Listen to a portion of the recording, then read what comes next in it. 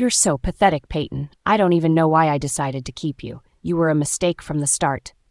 My mother spat at me as she gripped my hair, pulled back, and kicked me in the arm.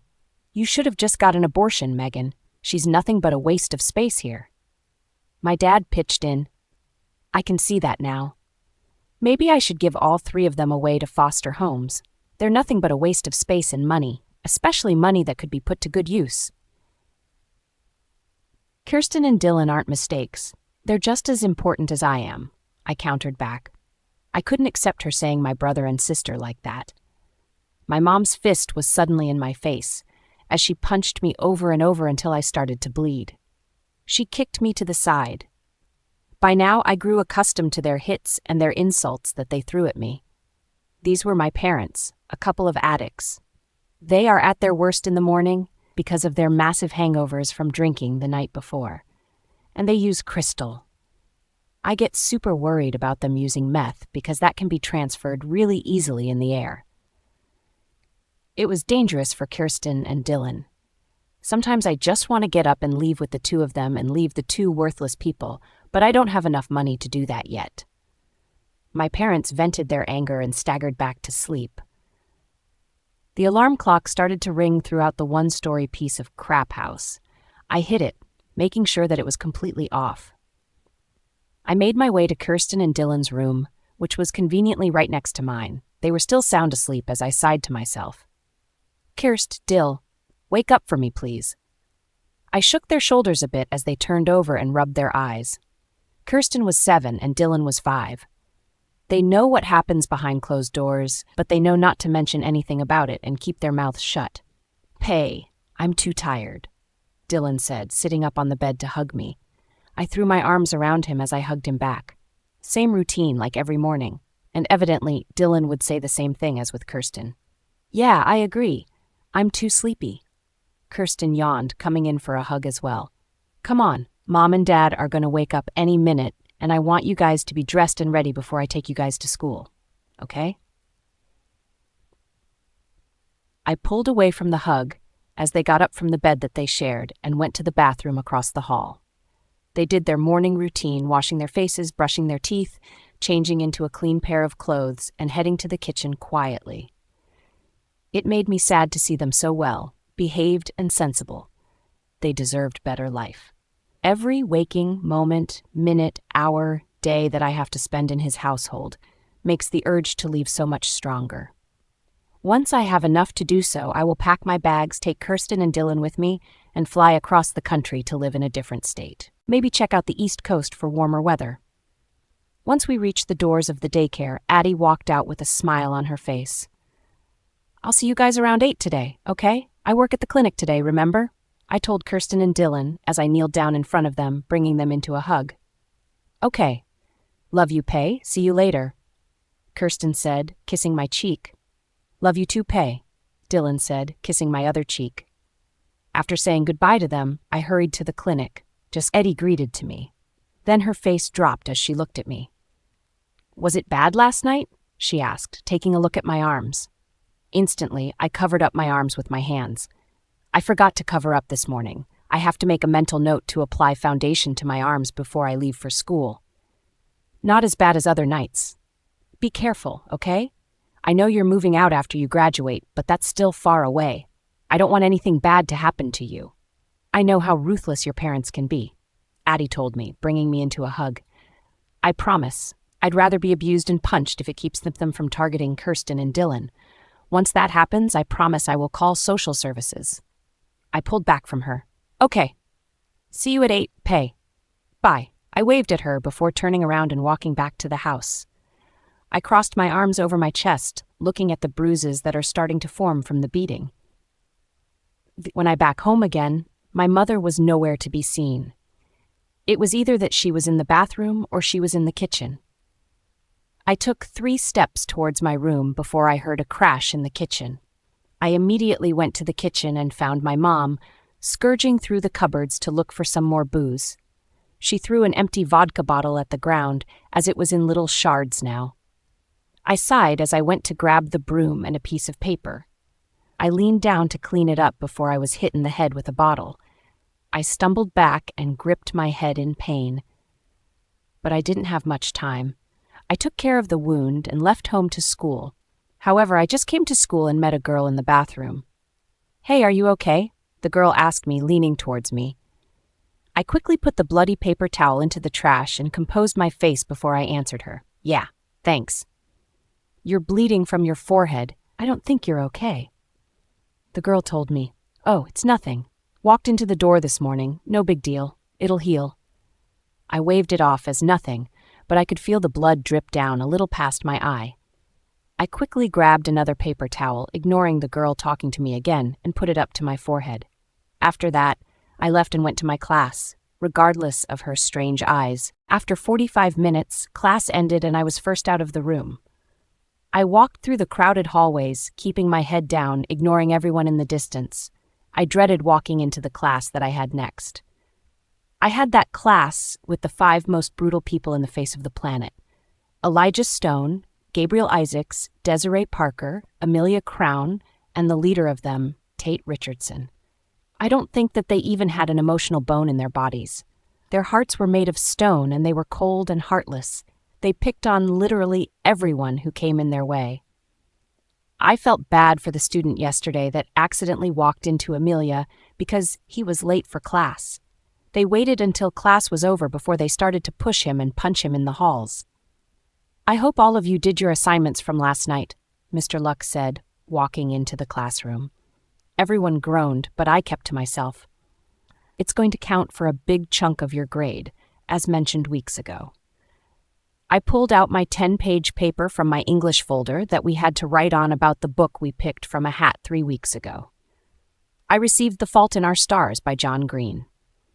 Once we had all of the books picked out, she handed us respective papers that go along with our story that we had to answer in the paper. "Pass them up," Mr. Luck called as I passed up my paper. Gabriel was sitting in front of me as I tapped him on the shoulder when he didn't get my paper right away. "Hold the fuck up, bitch. I'm getting my paper out." Gabriel turned around and snapped at me. I flinched at his tone and quickly pulled my paper back into my chest. People from behind me in the line passed theirs to me as I waited for Gabriel to turn back around to give him the papers. Mr. Luck went to our row of students as he impatiently waited for Gabriel. "Any time now, Mr. Isaacs." Gabriel turned around in his seat as he shot his hand out at me and quickly grabbed the stack of papers in my hand. Since he grabbed them too fast from my hands, he gave me multiple paper cuts as I winced in pain. "Here you go, Mr. Luck. Sorry for the holdup," Gabriel said as sweetly as he could. "Where's your paper, Mr. Isaacs?" Mr. Luck raised an eyebrow at him. "At the bottom of the stack, sir." I couldn't see his face, but I'm pretty sure that he had a smirk written across his face. Knowing that Gabriel was lying, Mr. Luck just smiled at him. "You're 5 months away from graduating, and at this point, I don't know if you can pass this class, nor graduate from high school with that attitude of yours. Detention." "For what?" Gabriel then stood up, slamming his hands on the table. I flinched at the sound that his hands made with the table. That sounded like it hurt. "For your attitude, and for giving Miss Daniels multiple paper cuts for the way that you snatched those papers out of her hand. Don't think that I didn't see what you did," Mr. Luck said as I fell into my chair deeper, trying to block out the stares that his friends were shooting at me right now. Gabriel gritted his teeth as he sat back down, but not before turning around and giving me a glare. I held my breath the entire class and finally released it as soon as class ended. I had math and Spanish my next 2 classes, and thankfully that no one from the 5 friends were in those 2 classes. Sadly, they were all in my next 3 classes after that: lunch, gym, and art. And then the 2 girls were in my anatomy class, and the 2 guys, except for Gabriel, were in my senior foods class. "Hey, Payton, how's your morning going?" One of my only friends, Blake, asked me. She met me at my locker as I was switching my morning books out for my afternoon books. "Paper cuts from Gabriel. I survived," I joked, showing her my hands. "Better than the punches that he usually throws his way." Blake joked back, "Yeah, let's go get lunch. I'm starving." My stomach was practically growling now. I didn't eat breakfast this morning with the incident with my mom and dad. I could go for a mashed potato bowl today. I'm starved too. Yum. Those mashed potato bowls are the life of this school. Literally, nothing else in this lunchroom is good enough to eat, except for that. Once we reached the lunchroom doors, we pushed through, and it was like a bee's nest. All of the chit-chat made a buzzing sound, and all of the students that were in the room were the bees. Blake and I made our way to the lunch line. Mashed potato bowl, please. I smiled up at the lunch lady. Sure thing, sweetie. She gave me extra chicken just how I liked it, and smiled back at her. That'd be $4.25. Do you want a drink? I shook my head no. I had a water bottle from my locker that I'd fill up during lunch. Then it's $4.25. I handed her my money as I waited for Blake to pay for hers. She grabbed chips, an ice cream cup, and a Coke to go along with her meal. As you can see, I'm hungry. She laughed it off as I joined her. We were walking before I accidentally made eye contact with Gabriel. He was smirking at me, and I knew that he was up to no good. I didn't want to make a big deal about it and just ignored it. But I should have listened to my guts as Gabriel stuck his foot out, causing me to trip, lose my balance, and sent my food flying. Straight to Tate's face. Everything felt like it was in slow motion right now. It's like someone has a remote to my life and used that remote to put everything in slow motion. Just like in that movie, Click. That mashed potato bowl hit Tate's face with a big swooshing sound. My mouth dropped open, taking in what just happened here. I looked at the crowd in front of me, looking at their faces that mimed mine. I started to worry because everyone had mixed facial expressions. Some were filled with fear, knowing what could happen with Tate. Some were looking at me with sorrow and sadness, and some were trying to keep in their laughter. Tate's eyes met mine, and once that happened, he looked taken aback, his gaze softening at me with awe, but then quickly composed his face. It was back to the hard stone glare that he always shoots down to other people, and somehow I couldn't look away from his eyes. No matter how much I wanted to look away, my body didn't want to budge. You're going to pay for that, you bitch. Tate Richardson sneered at me. If looks could kill, I would be 6 feet under right now. He was covered with my lunch that landed on him when I was tripped. He wiped his face off of the mashed potatoes and flung it towards me where it hit my face. The entire lunchroom was silent right about now. I'm sorry. I didn't know that would happen. I stuttered out, trying not to make eye contact. He was over 6 feet tall as he came towards me, towering. I wanted to take a gulp, but fearing that it would make a sound, I decided against it. I took a step back as he shoved me harshly in both shoulders, causing me to wince at the pain. There were healing bruises underneath my sweatshirt that were sure to resurface later tonight. Ah, is the poor baby going to cry? He taunted at me. He had a sly smirk on his face as he gripped my shoulders a little harder. I bit my lip to keep out a faint cry. These bruises were definitely going to come back. No. I pulled the best voice that I could muster to show that he isn't getting to me, even if I've already failed by stuttering. Desiree? Amelia? He called for them. Desiree and Amelia came up from the table, snickering as they walked past me, pushing me onto the ground. I bit my lip, biting back the tears that were threatening to spill from my eyes. I hung my head down in shame, hiding it. I put on my brave face, just like at the times at home when my parents would beat me. Blake came towards me as the three of them went back and sat at the table, acting like nothing has happened. Hey, let's go, all right? You're fine. I nodded my head at Blake as she helped me stand up. We left the lunchroom and made our way to the bathroom, away from everyone. Hey, what happened to your head?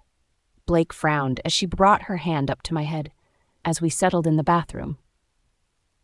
I guess she finally noticed the cut that I had on my forehead. I moved my head backwards, away from her prying hand. I walked into the door this morning when I was dropping Kirsten and Dylan off at daycare. I was being clumsy. I added a chuckle at the end, hoping that would seal the deal. She eyed me skeptically, but she let it go anyway. You want some of mine? She asked, shoving her bowl towards me as I sat against the bathroom wall. No thanks. Kind of lost my appetite. I told her honestly. She nodded as she finished eating her lunch. I just pulled out my notebook and started to do my psychology notes and math homework that I had due tomorrow. We talked about random stuff about the show Supernatural. It was how we became friends. We were at the library, renting out Supernatural discs to watch when I wanted the same one as hers. Since then, we were big on the Supernatural fandom and were obsessed. I looked up to the ceiling as I heard the bell ring. I groaned, throwing my backpack over my back, and headed off to gym, with all 5 of them being there. They hung out with other people. It was like they were all in a pack.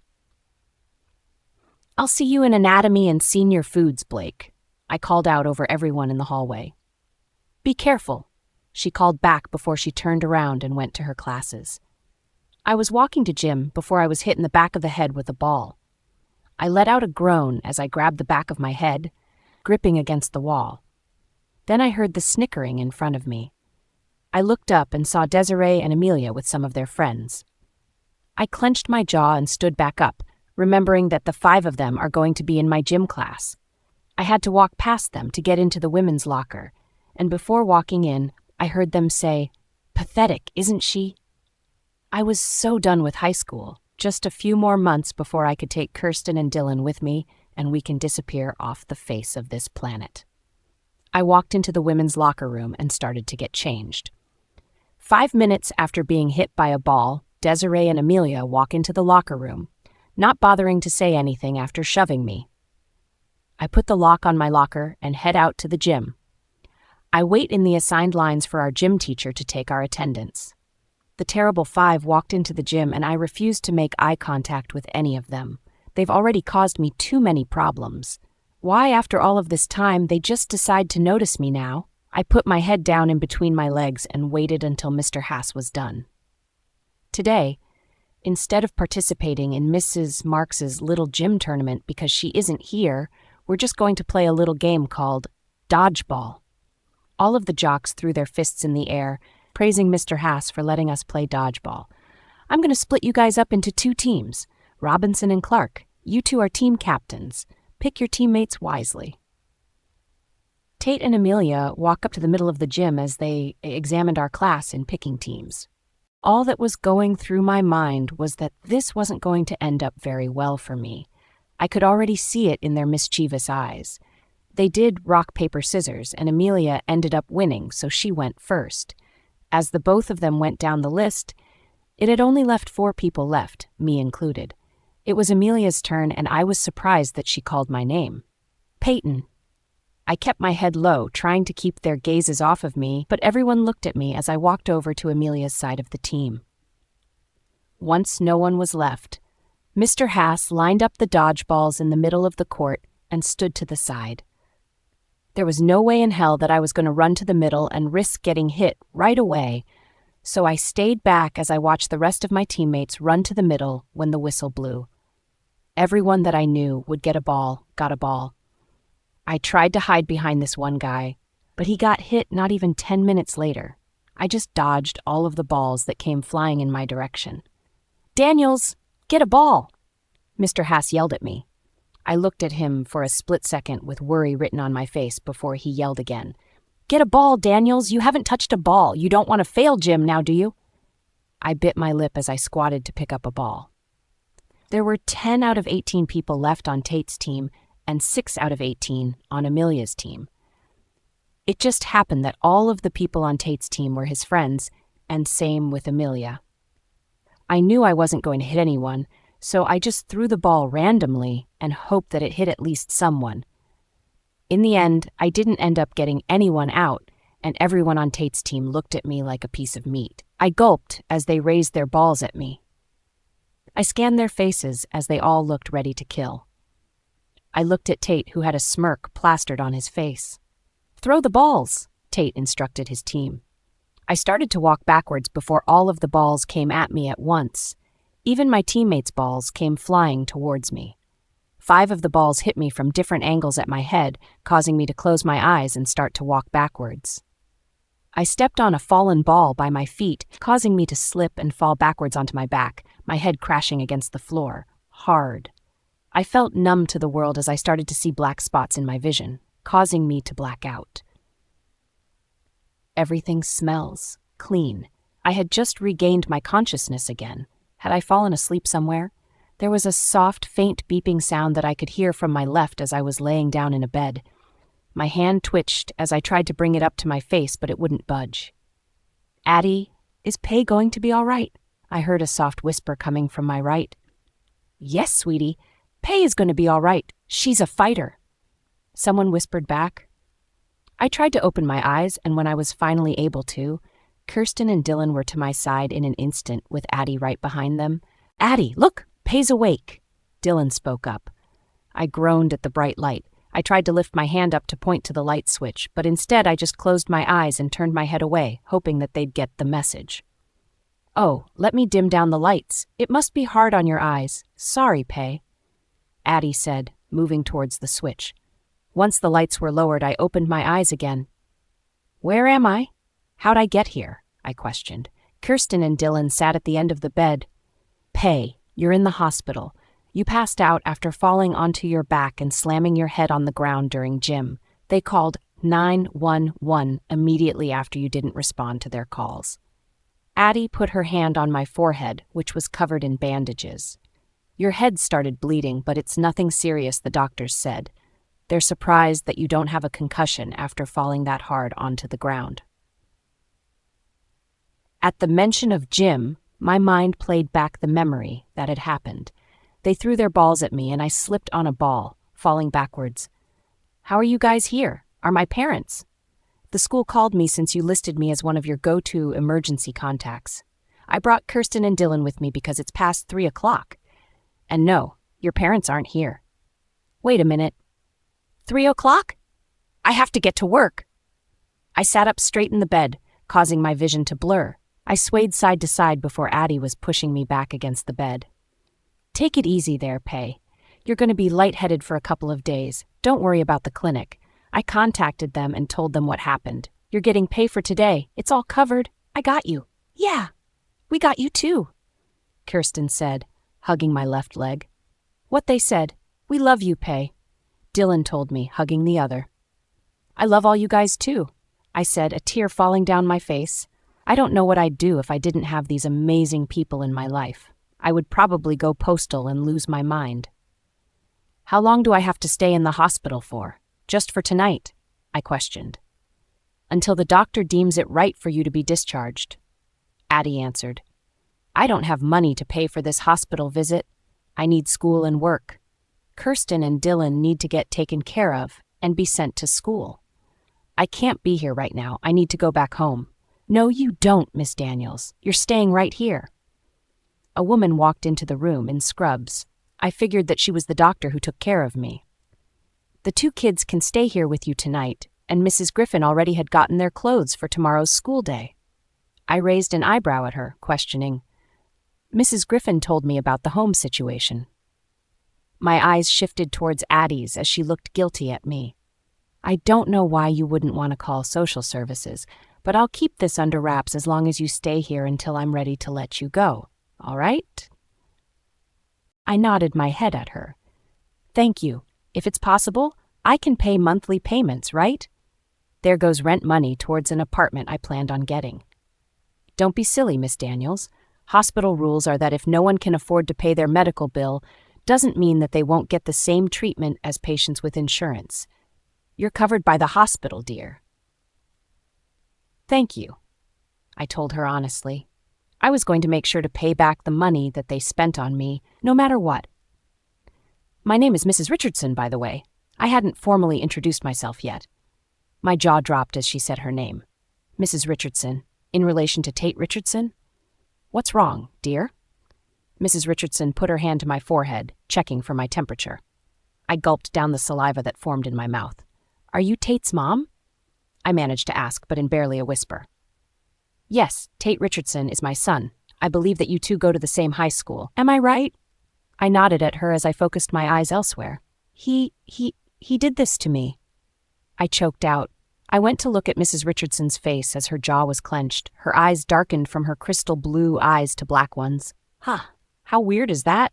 I wish my eye colors could change like that. Then I remembered that Tate's eyes did that too when he looked at me. Maybe it was a family trait. "I'm going to send a few nurses in to do some extra testing on you. Be prepared for the concussion test. We couldn't know for sure earlier because you were unresponsive, but we're going to try now." I'll see you in a few hours on my night shift." She started to walk away and walked out of the door. "Why would someone do this to you?" Addie asked me. "I accidentally spilled my food on him earlier when I got tripped by one of his friends. Ever since lunch, he's been acting cruel towards me. Everyone knows that once you get on the Terrible Five's bad list, you're in for trouble. Now I'm just waiting for this to pass and get on with my life." High school kids can be so ruthless sometimes. She sighed as she took a seat on the couch. "Go back to the daycare, Addie. You have other children to watch over." I told Addie as I saw Kirsten and Dylan's eyes drooping at the foot of my bed. They're falling asleep slowly. "What about you?" "I'm fine here. I have nurses and doctors at my beck and call. I'll be fine. We'll be fine. And thank you for bringing them here. What'd you say to the school administration if you took them out of school early?" "I told them that you were in the hospital and would be best to take the two out early to be here with you. And of course, you know I'd do anything for you. You sure you're okay? I can stay here too." I shook my head no, knowing that she had her own kids and husband to look after as well. "Nah, Addie, go home. Be with your kids and your husband. We'll be fine here. I promise." "All right. I'll stop by tomorrow to pick the two up for school, okay? See you." Addie told me, bringing me into a hug, and left shortly after. "Kirsten, Dylan, go sleep on the couch. I'll have the nurse come and help you guys get ready for bed, okay?" I sat up slowly, poking the two of them. Their faces frowned that I was waking them up, but they sat up and rubbed their eyes. "I love you, Pay," Kirsten said, hugging me. "I got scared when I saw you in the bed with a boo-boo on your head." "Yeah, Pay." "Does it hurt?" Dylan frowned. "You two know that I love you both so much, right?"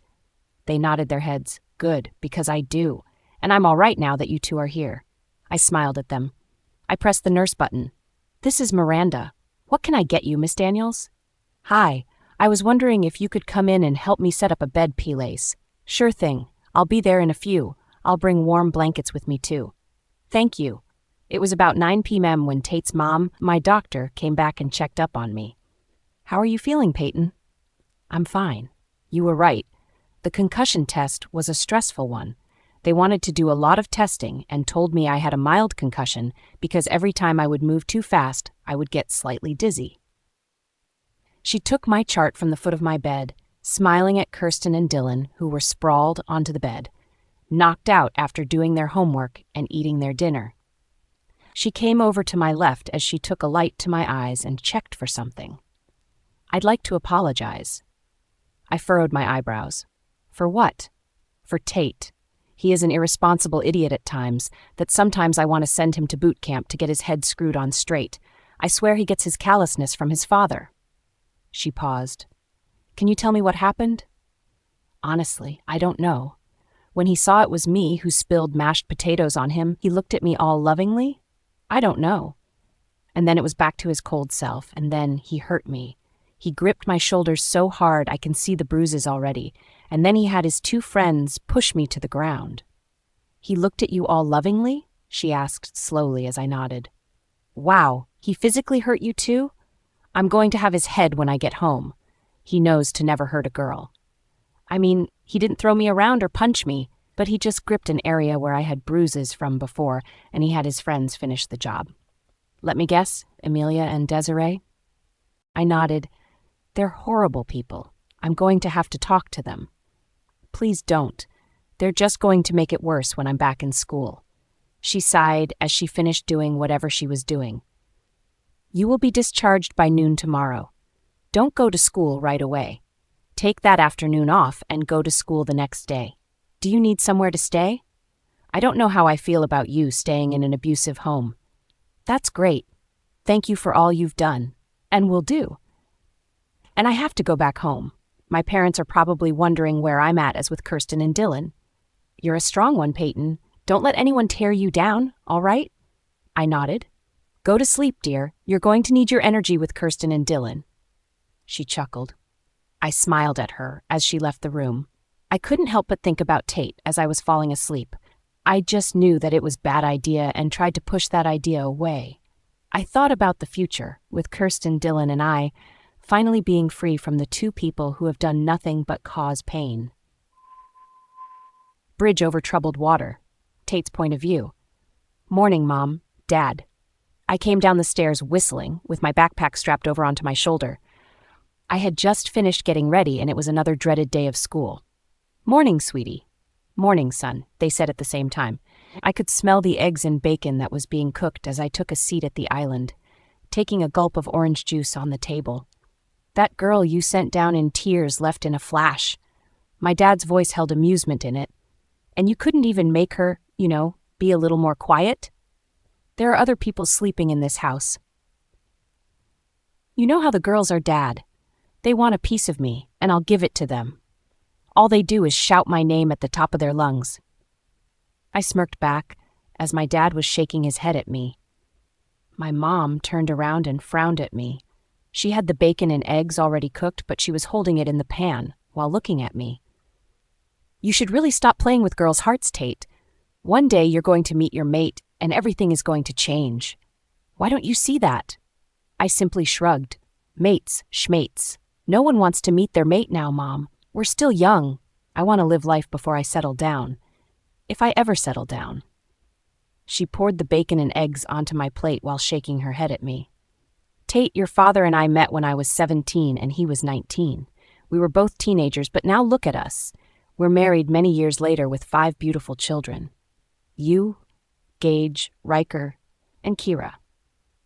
Gage and Riker are twins who are freshmen in high school with me, but they like to take the bus for some reason. Tatum and Kira are my 2 younger sisters, Kira being the youngest at 6, while Tatum is 9. That's different. You guys wanted a family. I don't think that I do. They're too much work. Flings are easier. One and done. My mom frowned at me as my dad slapped his hand onto his forehead. You'll change your mind when you meet your mate. You're going to be the future alpha after all. Can't resist your chosen mate even if you wanted to. My dad told me as he set down the newspaper. Okay, enough mate chit-chat shit, I'm going to school. Peace. I stood up from my chair, creating a screeching noise as I hopped into my Jeep Wrangler and left for school. My phone went off, alerting me that I've received a text message. I looked down at my phone right when I pulled into the school parking lot and turned off the engine of the car. It was a text from Gabriel. My beta. How were my leftovers? I smirked. I think her name was Camilla, not sure. All I know is that it started with a C, or was it an H? I don't give a damn. I've had better, which was true, to be honest. She was better than most virgins that I took to bed. I opened the car door of my Jeep and grabbed my backpack, going to the same spot where the 5 of meet up. Me, Gabriel, Amelia, Desiree, and Elijah. I hear that they call us the Terrible 5. Yeah, so that paper we had due today didn't do it. I decided to wait until I reached the area by the lockers when I answered him back. You could have just mind-linked me, I told Gabriel, who was looking at his phone. Hey, Tate. The gang acknowledged me. Gabriel was my beta and Elijah was my 3rd in command. While Desiree and Amelia are childhood friends, we all grew up together and found a common ground in inflicting pain onto others for fun. Hey, guys, I said back. I turned to Gabriel and raised my eyebrow, awaiting for an answer. Didn't want to interrupt your morning session if it was happening. We all know how you are when you get cock-blocked. Gabriel laughed as he put his phone back into his pocket. Yeah, let's get to class. I waved him off as I started in the other direction. Something was off today. I could sense and smell it. I couldn't pinpoint what exactly that smell was, but it was intriguing to my nose and to my wolf. My wolf was feeling a little bit too happy right at the moment, and I was racking my brain trying to find out what was happening and trying to settle him down. I finally had enough strength to push him back, but he whimpered back at me. I walked into my first class, which was honors chemistry, with the most boring teacher that could ever be placed on this planet. It was a nasty human being that I wondered if he was in another life form before he became a human. Then this one bitch decided that he wanted to spill water on me as it gotten all over my pants. Oh my God, I'm so sorry, Tate. I'm sorry, he told me as he was handing me a towel to pat myself dry. You better watch it, nerd. I'll just have to break those glasses of yours to give you an excuse to get a new pair. I gritted out. People in general pissed me off. What pissed me off more were humans. My dad and mom wanted to have a normal life living with humans in addition to being in a pack. It was to expand our views. I call bullshit. All these humans do is be clumsy and a pain in my ass. I shoved the nerd to the ground, his glasses shattering to the ground as Gabriel and Elijah stepped on them afterwards. The look on his face put a smile on his face. He was about to burst out into tears. I looked over to the teacher, who was completely clueless of what was happening right now. The ends of my mouth curved up into a smile, liking how we always got away with things like these. Then the bell rang, signaling it's time for English. The dreaded class with the big paper that was due. Who the fuck actually reads these kinds of books? I had fucking Anna Karenina written by... I don't fucking know. Once I reached the English hallway, my wolf resurfaced as he was searching for the answer of some sort of question. He caused me to involuntarily sniff around, and when I did, I smelt the most amazing scent ever. Chocolate and strawberries. Whoever this person was, smelt good enough to eat. I walked into English, the scent hitting me like getting splashed by water when you're walking down the sidewalk after a rain happened. It was like a rainbow from the Skittles commercial came and went in this room.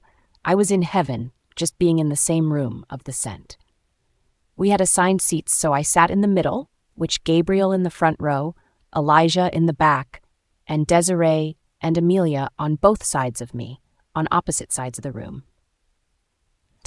I tried scanning the room to find the source of the scent, but I couldn't pinpoint which one held that. I hope all of you did your assignments from 3 weeks ago, Mr. Luck said, walking into the classroom. I pulled out the fucking 10-page paper that he made us write. It's going to count for a big chunk of your grade, as mentioned weeks ago. Mr. Luck started to write something on the board before he turned around and closed the dry erase marker, putting it down on his desk and walking towards us. Pass them up. I wonder how Gabriel is going to play this off. Hold the fuck up, bitch. I'm getting my paper out. I heard Gabriel's voice, and flicking my eyes towards him, I saw that he turned around to the stunned-looking girl as she pulled the student's paper, including hers, back into her chest. Mr. Luck went to their row of students as he was tapping his foot on the ground. Any time now, Mr. Essex. Gabriel then turned around in his seat as he shot his hand towards the girl and quickly grabbed the stack of papers and put them into the hands of Mr. Luck. The girl hissed in pain as she used the non-paper-cut injured hand in treating the other. Here you go, Mr. Luck. Sorry for the hold-up. I had to bite my lips back, trying to refrain from laughing at Gabriel's stuck-up voice. Where's your paper, Mr. Essex? Mr. Luck raised an eyebrow at him. At the bottom of the stack, sir. Knowing Gabriel, he had a smirk on his face. You're 5 months away from graduating, and at this point, I don't know if you can pass this class, nor graduate from high school with that attitude of yours. Detention. I heard people scoff as I turned around and glared at the people who did as they put their heads back down. I smirked to myself, loving the power that I have over these people. For what? Gabriel then stood up, slamming his hands on the table. Gabriel, cool it. I linked him. I told him sternly, we couldn't get suspended or anything before graduation rolls around the corner. For your attitude, and for giving Miss Daniels multiple paper cuts for the way that you snatched those papers out of her hand, don't think that I didn't see what you did, Mr. Luck said as he walked to his desk, setting the papers into a folder. I'm going to kill that human. Gabriel's voice came into my head. And that girl. That was funny, Gabe. Desiree was laughing at him in the mind, Link, causing all of us to laugh as well. Goddamn, was all Gabriel said before he cut himself from us as he focused on in class. Once class was over, 2 more class periods came and went, and before we knew it, it was lunchtime. I darted out of government as I made my way towards the cafeteria, wanting a huge slice of pizza and their mashed potato bowls. Desiree and Elijah were already there as their classes were closer to mine. I took a seat at the usual table that we sat in and started to eat, while Gabriel moped walking in and settling his food down on the table. What's up, Gabe? What's the matter? Desiree asked. That girl in English, she was the one who gave me a detention, and since I got a detention, my parents took my car away from me, starting when I get home for a whole month. A whole month? What am I ever going to do? That's no car sex for a good month. Amelia finally came and started laughing along with us, since we have super hearing powers. There were a lot of pack members there, probably more pack members than humans. But there were a fair share of humans that went to this high school. "Get over it, Gabe," Elijah said as he stuffed his face with food. "Hell no. I'm going to get her back." His eyes flickered behind me as a full-blown smirk came onto his face. I turned my face around, meeting his glance, as I was hit with chocolate and strawberries again. My wolf was scratching to get out. She walked by, probably trying to ignore that Gabriel was looking at her, but before I knew it, Gabriel's foot stuck out, causing her to trip, lose her balance, and sending her food flying. Straight to my face. I instinctively closed my eyes, not wanting for all of that food to hit my eyes. I heard a large gasp from the entire cafeteria as I slowly opened my eyes, taking a good look at this girl. Her mouth was dropped open, looking at me in fear. My eyes met hers when my wolf howled in my head. "Mate! She's our mate! Go to our mate! She looks afraid of you! Go comfort her!" My wolf was urging me to go on. My eyes softened that this girl in front of me was my mate. My eyes swiveled in different colors, fighting with my wolf. I won. And my eyes went back to the same cold stare that I gave everyone else. "You're gonna pay for that, you bitch!" My wolf growled at me, not liking how I was treating my mate. I sneered at her, trying to get her to be even more afraid of me. I then wiped my face off of the mashed potatoes and flung it towards her, where it hit her dead square on the face.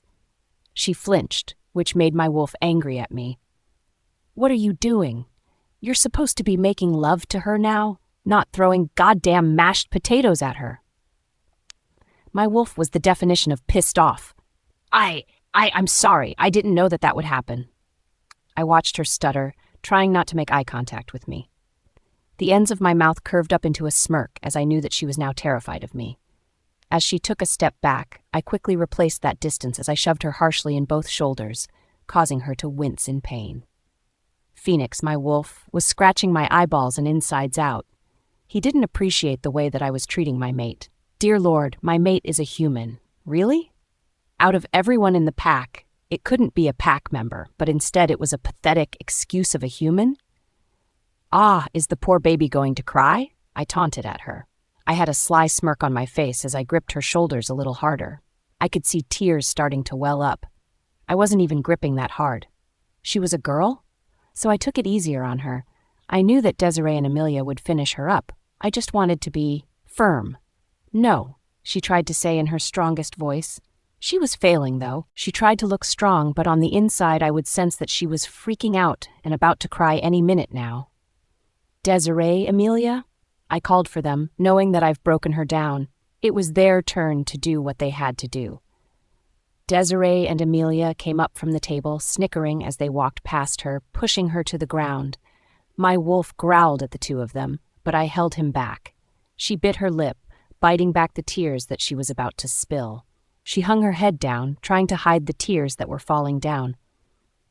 This girl came to her side as we walked back to our table, acting like nothing happened. As soon as we sat down, the whole cafeteria went back to normal. "Hey, let's go. All right? You're fine. You're fine," was the last I heard her friend say to her as they scurried off somewhere. I turned my attention towards Gabriel, who had a smile on her face. "You couldn't make her day miserable without getting my favorite shirt ruined?" "Sorry, bro, but that was hilarious." The look on her face the entire time was entertaining. It went from confused to scared to shaking to crying. Makes up for it, even though you were involved. Didn't know that she would just happen to have her food land on you. 2 for 1. Gabriel laughed, continuing to eat his food. Lunch went by quickly as it was time for gym. I quickly changed into my gym clothes and headed out towards the gym. The usual crew and a few pack members came together to talk before we split up to get into our attendance lines.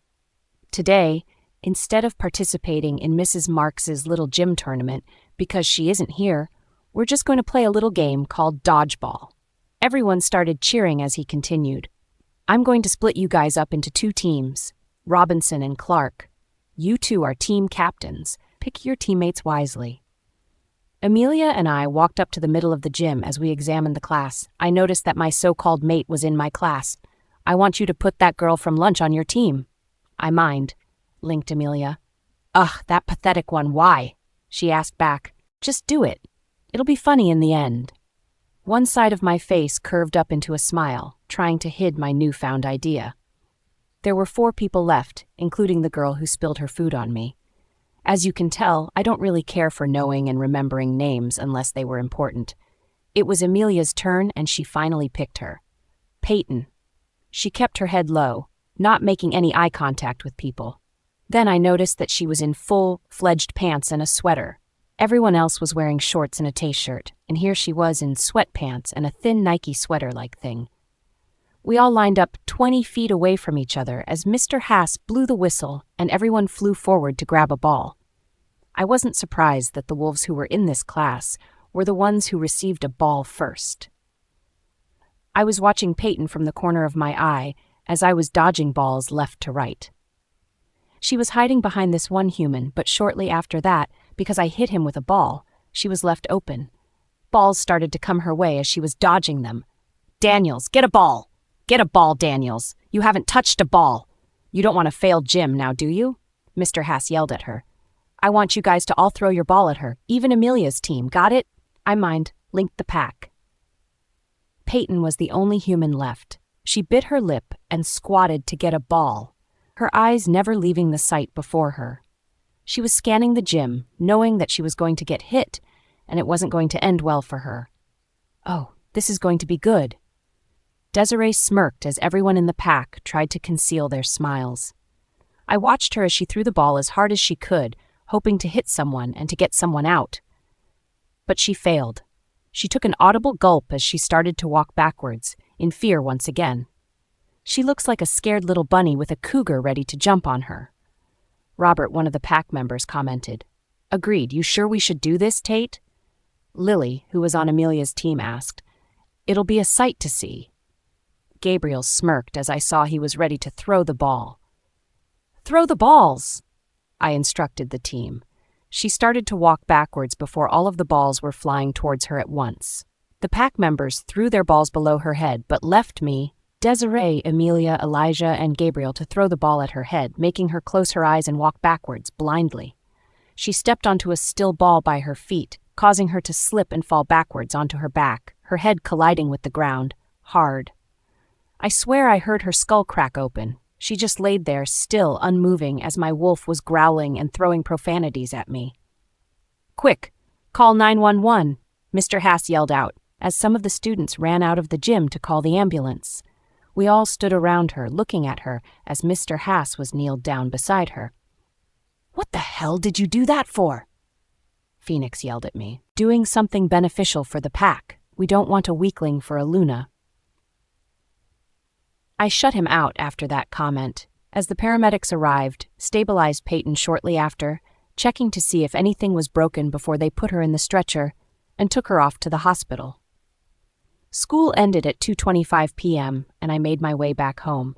Dad wasn't home yet. He was doing something with a neighboring pack. Gage and Riker were still in school for cross-country, and Tatum and Kira were still at school as well. They didn't get out until 3:35. "Tate Richardson! Come down here this instant!" My mother screamed at the top of her lungs, coming into the house, slamming the door. I rolled my eyes at her, probably pissed off at something, and then she'll get over it soon enough. I came down the stairs and met her in the family room. "Pipe it down, Mom. Now what is it?" She grabbed a pillow and chucked it at my head. It caught me off guard and hit me dead on the face. She glared at me as she was shaking. Her wolf was fighting with her to be let out. "I had a patient today. She seemed to know you." I gulped. She took a deep breath as she continued on. "You fucking put a girl in the hospital because you decided to throw dodgeballs at her? What the fuck, Tate? I thought your father and I taught you better than that. That girl has enough baggage than you could even imagine. She doesn't need your shit!" I shrugged, looking bored at my nails. I could honestly care less. She was a weakling little human being. First off, I don't want to have a mate because they do nothing but make you weak. And if I wanted a mate, I'd want someone that was strong, a natural leader, and whatnot to be my Luna. Hell no, I'm not going to make that human, be my mate for the rest of my life. That caused my mom to be even more fed up with me before she lunged towards my throat. It was Monday now. Mrs. Richardson came and checked on me in the morning when I was discharged to see how I was doing. She looked a little tense when she walked in, but quickly hid it away, and she put on a smile when she came over to me. She told me to be careful around the parents and try not to do anything too straining. I skipped school on Friday because Mrs. Richardson told me not to go to school, which had the three of us, Dylan, Kirsten, and I, at home. Even with a slight concussion, I had to face my drunkard parents when we got home from the hospital. I tried to keep Dylan and Kirsten at the daycare when I could. On Saturday, I went home in the afternoon after dropping Kirsten and Dylan off at daycare with Addie because at this time in the day, my parents' drug withdrawal and drunken state is at an all-time high. I couldn't let them get hurt when I'm already injured myself. Once they saw that I was done, they would make their moves on the two to get their anger out. "Where the hell have you been these past 2 days, you worthless piece of shit?" My mother screamed at me as I walked inside. My father came from behind me and decked me in the back of my head, causing me to fall down. "That's what you get for not coming home these past 2 days. Where were you? Were you fucking dudes left to right?" I gripped the back of my head in pain.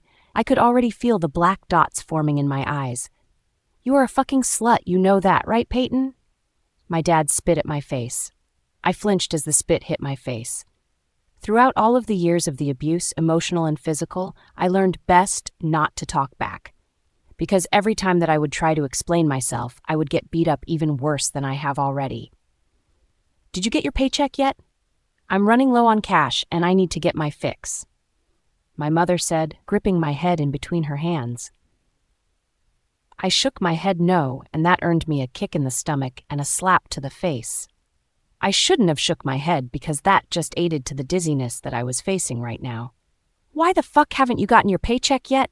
It's past fucking Friday. I need money," she screamed in my face. "I haven't picked it up yet," I said in a small voice. Not wanting to provoke them anymore, the room started to spin as I tried to concentrate on one thing, trying not to puke or pass out. I was clutching my stomach close to me, waiting for the pain from the kicking to pass and the stinging go away.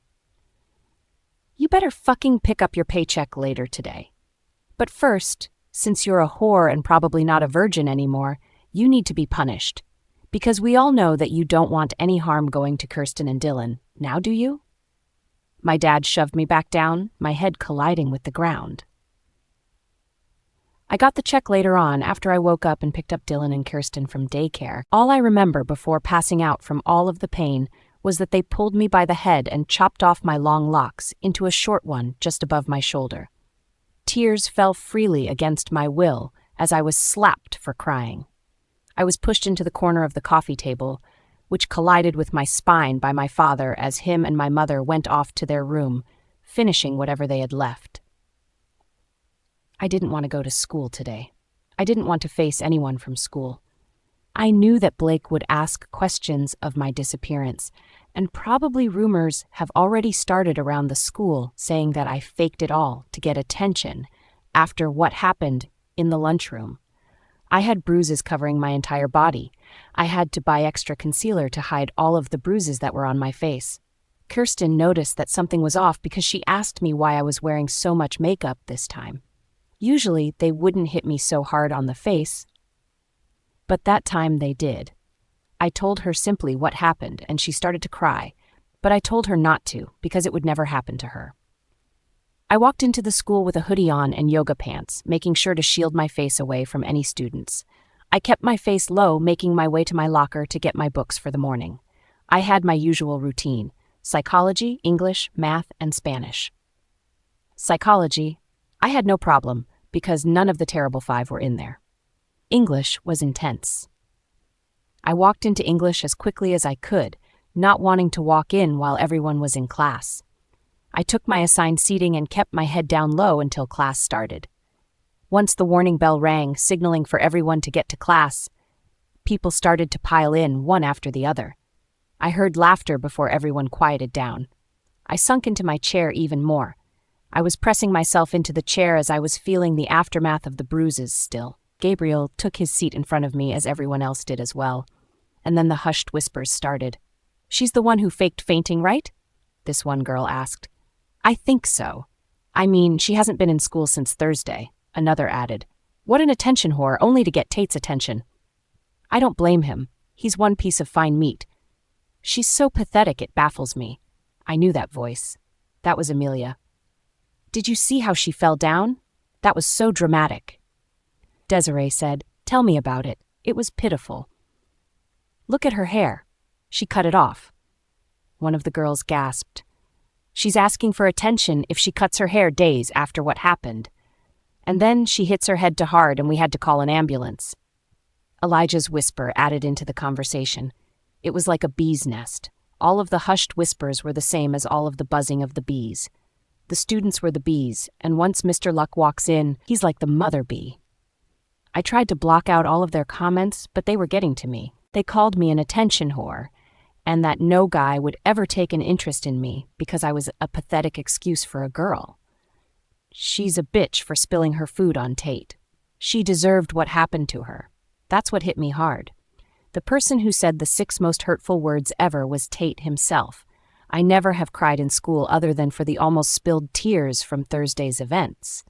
Once I was out of the lunchroom, my whole facade went right back up and the tears kept from spilling, but now I could burst into tears any moment.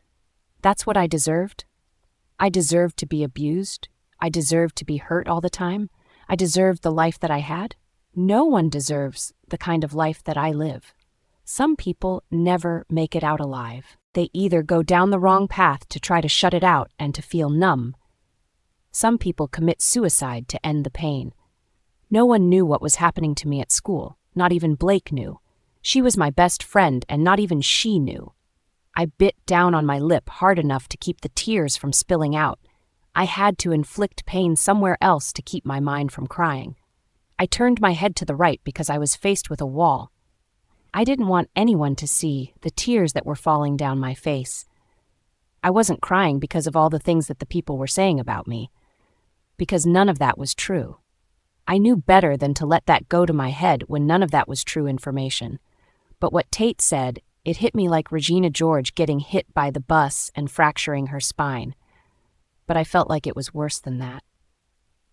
Mr. Luck walked in shortly after that comment had happened, and everyone just focused on him. I quickly wiped the fallen tears and tried to just focus on English. I hated math because I was never any good at it, and Spanish was fairly easy. I got accepted into the study abroad program for the summer, but reclined because I didn't want to leave Kirsten and Dylan home. The stares and the hushed whispers in my morning classes were just beyond ridiculous. Everyone was talking about me like I didn't have ears to hear them at all. How can people be this inconsiderate? Judging and talking about people behind their back, knowing that it'd get to them sometime? I heard that she was the one who threw the ball at them, and when they dodged the ball, it hit a wall, and it came coming back towards her. Oh yeah, I totally did that. I can't even throw a ball more than 20 feet away, and they expect me to throw a ball to the other side? Dumbasses. That's her. She's the one who apparently turned into a werewolf and went crazy attacking herself. A werewolf. Really? They don't even exist. And even if they did exist, I probably would just kill them all for being so damn mean. I kind of like the fact that she's innocent. Maybe I can take her to bed one night and show her what a real man can do to please her. If Tate doesn't to tap that, I surely will. I heard Marcus whisper to no one in particular, but he was sitting behind me in Spanish, so he knew I'd hear him. Who knows what she keeps under those clothes? She could have a banging hot body, but we wouldn't know. Boys are such pigs, and my body is no wonderland. All of the scars and bruises underneath will prove that. When lunch came around, Blake met up with me at my locker, and I suggested going to the library because I didn't want to go to the lunchroom. She raised an eyebrow at my recent hair change, but I shrugged it off, and nonetheless she insisted that she would bring me my food because I said I wasn't hungry, and she would force me to eat. I found a seat in between 2 book stands, and I've been waiting for her since. Excuse me, do you think you could help me find this book? I'm new here, and the librarians are a little busy at the moment. A voice came up to me. I looked up to see that it was a boy, holding a piece of paper with the call number of a book. I scanned him quickly, noticing that he was attractive. He looked like he was in a hurry and decided to help him. "Sure. What book are you looking for?" "The Crucible. I have to write an English paper on it by next week." "Do you by chance have Mr. Luck for English?" Mr. Luck was well known for this kind of assignment. "Yeah, I have him for honors English. I'm a senior. I just came into town on Friday and already I have a 10-page paper due. That dude is madness, but he's giving me a full week to write it, so I guess that's okay." "Yeah. He's a little bit crazy with the 10 pages. I can't even imagine being in his honors class. Follow me." I lead him to the English section where Mr. Luck would part away his books for class. Maybe that's why he couldn't find it. It was already put in this section, but he didn't know that. I ran my hand down the books, looking for the Crucible.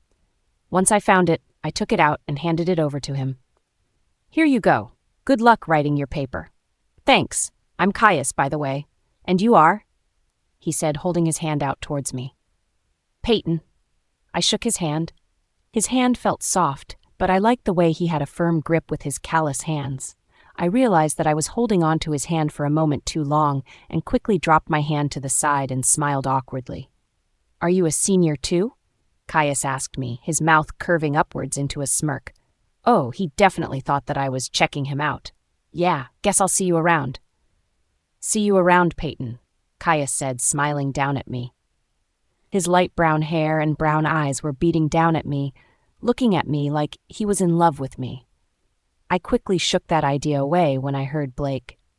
"Who was that?" Blake asked, as she was sipping on a smoothie. She handed me my food as we were walking towards back to the table where I had laid out our stuff. "Nothing. He's new to the school and he needed help finding a book. He's in one of Mr. Luck's English classes and didn't know that his books get put aside," I explained, taking a bite of a sandwich. "Didn't look like nothing to me," Blake sang. I playfully glared at her, knowing exactly what she was thinking. "It was nothing. He was just lost, okay? Even if he or I were interested, it would never work out. I have other obligations." I tried to tell her sternly. It was true, though. I had better things to do rather than just start dating someone. "All right, I'll let it go for now. But if you do like him, I want to know." Blake laughed, Ed. But we stopped laughing once the librarian came by and looked at us to stop talking. After lunch ended, Blake and I were walking towards the gym. "Do you have to participate in gym today?" Blake asked me. "No, my doctor gave me a pass to get off of gym for an entire week due to my slight concussion. She said normally she'd give her patients 3-4 days, but she's giving me an entire week. 7 school days. I get out of gym," I said, smiling. I was grateful that Mrs. Richardson gave me that. I think she felt bad that it was her son that helped put me in the hospital, and she wanted to repay me back for it.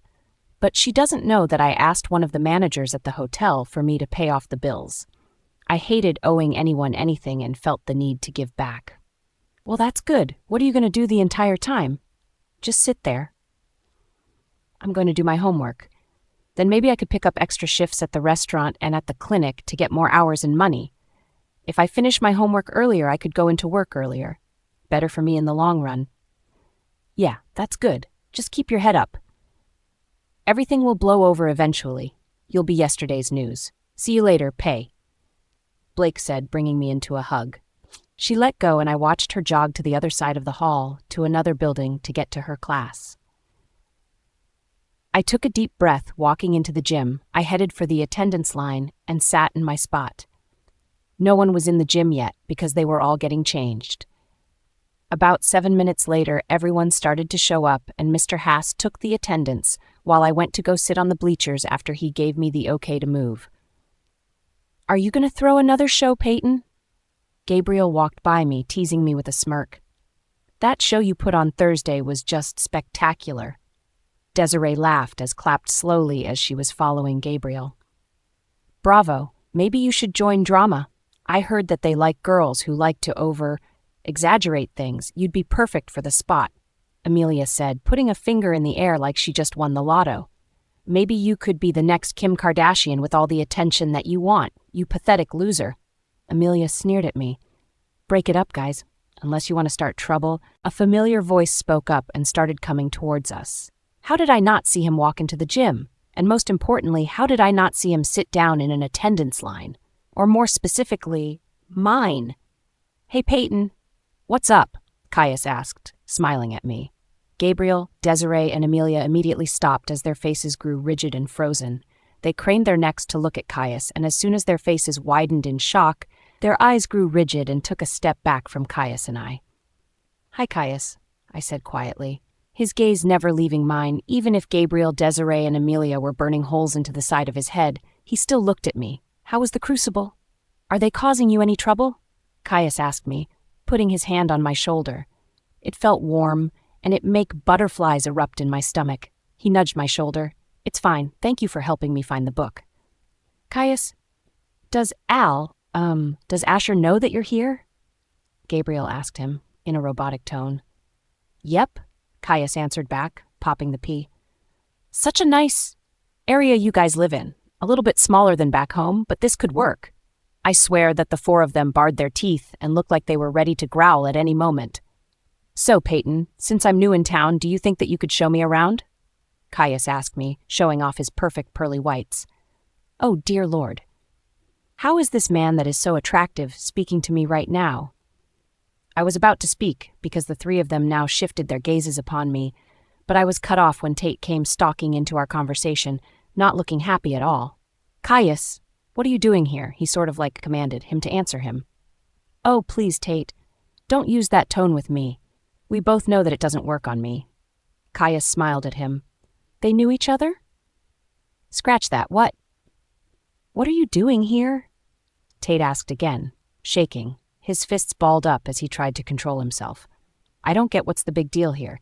Caius looks amused that Tate is getting all riled up. School burned down. All the students from my high school are getting transferred here. Isn't that just great, Tate? Caius sat down next to me on the bleachers with a smile on his hand, and he even put his arm around me and snuggled me close. "And look, I even made a new friend. Her name is Payton, and it seems like your friends were harassing her." If I could die right now, I think I would. Having the terrible five looking at me the way that they are, I could shrivel up and die. I could see that Tate's buddies behind us were on the defensive mode, just looking by their stance. Tate looked like he was ready to combust into flames. He was shaking so hard. Elijah, Gabriel, Desiree, and Amelia looked at him in a confused fashion, as did Caius and I. It was like he was actually a wolf. In those werewolves stories that I read about alphas losing their cool easily. "She's my," Tate started to say before he clamped his mouth shut, but opening and closing it, trying to think of words to say. "She's your what?" Caius asked, a little bit tauntingly. After a moment, it was like a silent, all of us watching Tate's face trying to come up with something. Elijah, Gabriel, Desiree, and Amelia were leaning towards Tate, waiting for him to say something. "Any time now, Richardson." Caius looked at his nails with a bored expression on his face before turning to face me, a smile evident on his face. I turned away, trying to hide my blushing face from him. He is literally like a Greek god. How could anyone look that attractive? Granted, he's probably just as hot as Tate. With his light brown hair and brown eyes, and his probably 6'3" stature, he's the first guy to even be this close to me. My whole life, I try to stray away from guys like Caius, the good-looking ones, the handsome ones, because I knew that it wouldn't work out. Heck, any relationship I would be in would never work out because of the complications from home. If they found out, they would just feel bad for me. And then slowly drift away from me like I'm going to be some charity chase. He nudged me in my shoulder as I turned my head back towards him and then locking eyes with Tate, as his voice spoke up and answered. My jaw dropped. She's my art partner for the project that's coming up in 2 weeks, and she's in my foods group for senior foods, and we have to come up with a pastry dish. That was such a lie. Well, half of it. There was an art project for art, but that was individual projects, not partner ones. And for foods, he was right as well about the pastry dish, but I wasn't even in his group. I looked over to Tate's 4 friends as their mouths were dropped as well. See, they didn't believe it either. But then Tate shot them a close, "Your mouth, or I'm going to kill you" look, and they immediately closed off their mouths, and it was back to their scornful glares. "Is that so?" Caius asked, raising an eyebrow.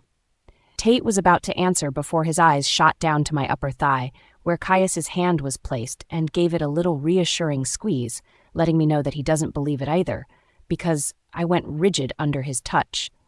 I don't even think it was even more possible for Tate to be riled up like he is right now, but I underestimated myself because he looks ready to kill on impact. Yes. Tate managed to grit through his clenched jaw. Caius turned to look over at me. Is that true, Payton? Is he your art partner and in your foods group? His eyes bore into mine, telling me that it's okay to state the truth before I looked over at the terrible five who were looking at me with heated glares. I focused my attention back to Caius. I saw staring into Caius's eyes, and he was looking at me with such intensity, I felt the need to look away, but then he would see me blush. Why is he looking at me like that? It was like how Tate looked at me at first when he saw me, but then his face went rigid. It didn't happen with Caius. He still kept looking at me like I was someone important. No, he's lying. The art project is individuals, and he's not in my foods group at all. I honestly told Caius. There was something about him that I could trust. Maybe from the first time we met, he let me trust him that easily. I didn't even want to look at the 10 pairs of eyes that were burning holes to the side of my face. I could feel their eyes on me, wanting to choke me until I breathe out my last breath. I immediately regretted saying anything at all because when Caius leaves, I'm automatically going to get it. When the terrible five want to set their goal to torment something, they will do anything in their power to do so. I cringe thinking about the last person who did something bad to one of the 5 of them. I could see Tate shaking from anger like I've betrayed him or something. But he's done more than to hurt me in the past few days that he deserved to be covered up for. I think I know exactly what you really meant. Caius smiled up at Tate as he pulled me into his shoulder. Caius, Tate warned. He took a step forward, his eyes boring into Caius's. What's he talking about, Tate? Gabriel asked Tate, his eyebrow raised. Caius chuckled. You guys are so blind. The 4 of them glared straight at Caius. I looked at him in confusion as well. He touched the back of my head as I flinched in pain. My hand immediately went towards the bump that was still present on my head. Oh shit, sorry, did I hurt you? Caius pulled back, examining the back of my head. It's fine. It's healing, I told him, waving his hand off. But he carefully took my head in between his hands. What happened to your head? It's a fresh wound. Why is there a huge-ass bump and scar? Caius carefully touched the wound in his hands as he hissed at Tate. Aye, aye, aye! I stuttered out, my eyes accidentally flicking over to where Tate was standing. Caius's eyes followed my direction and clenched his jaw. Did you do this to her? Caius immediately asked Tate as he stood up. Tate's face said it all, but it was too late before Caius's fist rammed into Tate's face. What the fuck is going on over here? Mr. Haas screamed, running over. He looked at Tate, who was sitting on the gym floor with Caius hovering over him. Richardson, get yourself cleaned up. Collins, care to explain why you punched the owl? I mean Tate. Mr. Haas put his hands on his hips, awaiting for an answer. Tate stood up abruptly as he quickly wiped his face clean of the blood that was dripping from his nose. He provoked me, that's all. Now, if you don't mind, Mr. Haas, I'm going to take Payton with me. My jaw dropped as Caius took my backpack into his hands as he dragged me out of the gymnasium. Once we were outside, I whispered to him, You probably shouldn't have done that. Why not? Caius frowned, holding my backpack still. I reached up to grab hold of it, but he put his shoulder back as he kept a grip on it. I'll hold it for you. Because Tate is the leader for the Terrible Five, and everyone who's anyone knows never to get onto their bad side or else it's game over for them. And you just made Tate mad as did I. Now we're both going to get it. My voice broke at the end. Caius started laughing as he bawled forward, holding in his stomach. I frowned, waiting for him to stop. Tate would never start anything with me. He knows better than that. Maybe with you, but with everyone else. He will hurt them, ruthlessly. He doesn't give a damn for anyone's feelings. Hell, I don't even think he has feelings. He's like a human robot. As long as you stick with me, he won't hurt you. He paused, putting his arm over my shoulder and dragging me along with him down the hallway. And if you don't mind me asking, what has he done to you? Well, I started to tell him what happened in the cafeteria and how he ended up grabbing me by the shoulders, causing his friends to push me around like a rag doll, and how they all tag-teamed and went against me, throwing dodgeballs at me, causing me to end up in the hospital with a minor concussion. And then he said, I deserved everything that happened to me. It felt good, telling someone what happened, other than Addie, Mrs. Richardson, and Blake about things happening in school. I already knew what they were going to tell me, but now having a new friend, I guess, like Caius said, especially a boy who's shown interest in me, is giving me new kinds of feelings. Wow, I heard things about Tate, but I never knew that he was that ruthless, especially towards his own mate, Tate said after a few minutes of silence. Mate? I raised an eyebrow at me. Caius rubbed the back of his neck. Yeah, you know, like slang for classmate. Come on, Payton. Know the slang. He bumped shoulders into me, causing me to laugh. You should smile more often. It looks good on you. I looked away from Caius, completely blushing at the compliment. Is someone blushing? I could tell that he was making fun of me. No. I tried to hide my smile but failed. I went to go rub my nose to hide my smile from him, but he spoke up again. Don't worry about Tate. This whole situation will be over soon enough, and then they'll move on to another victim of theirs. I pursed my lips. I doubt that. I was never on their radar before last Thursday, and now it's like they make it my mission to see me suffer. I made it a priority to never cross their path from 8th grade, and here I am, 5 months until I graduate, and getting victimized by a male Regina George. Caius laughed. You just compared Tate to Regina George. That's classic. I smiled back up at him. I guess it is. Come on, friend. Let's ditch the rest of the day and get some ice cream, and you can show me around the town. Caius led us out of the school as we hopped into his car and made our way towards an ice cream shop in town. Caius and I went everywhere in town. I showed him all of the fun shops to go to and all of the good restaurants, especially Bailey's Cafe. We had a fun day today, and I noticed that it was almost 3 p.m. in the afternoon. I had 30 minutes to get to work. So where to next, Pay? Sorry to burst your bubble, but I have work at 3:30. You can just drop me off here, and I could walk to work from here. Nonsense. I'm not letting a friend of mine walk to work when I am capable of driving them. Thanks, Kai. Where to? Bailey's. I didn't mention that I worked at Bailey's, but now I felt kind of bad having him drive me there since we're on the other side of town. Bailey's was near the school and my house while we were currently in the city. Best burgers there, hands down. Yeah, they have the best. I still can't believe that you had 4 burgers. 4 burgers? How the hell do you have that big of a stomach to eat all of that? I'd like to get 4 burgers, please. My mouth dropped, my eyes flicking up to Caius's, who was currently looking at the different types of burgers there were on the menu. 1 cheeseburger, 1 Baconator. Ooh, this one looks good. I'll get the avocado one and the Philly steak burger with 2 large fries, a large Coke, and this cheesecake for good measures. I looked over at Bianca, who was furiously writing down all of Caius's order as she stuck her tongue out, concentrating. She was new here, working part-time from the community college a few miles up from here. Hey, Payton, what'd you like? Bianca smiled at me as I closed the menu and looked up at her. I'll get the usual. Thanks, B. Sure thing. Your order will be up in a few. She hopped on over to the next table. The usual, huh? Let's just say that I come here a lot. So you weren't a regular. You work there. Caius's voice snapped me out of my memory. Want to tell me the secret to the great burgers? No. I'd get fired, I laughed. All day we were making jokes, acting like we have been friends for a long time. I'm kidding, Pay. Haha, okay, we're here. I looked out the window as I saw Bailey's Cafe come into view. Thanks, Kai. I'll see you tomorrow. I unclicked my seatbelt as I reached for the back to grab my backpack and my change of clothes to change into. Bye! I got out of the car as I waved when he left the parking lot.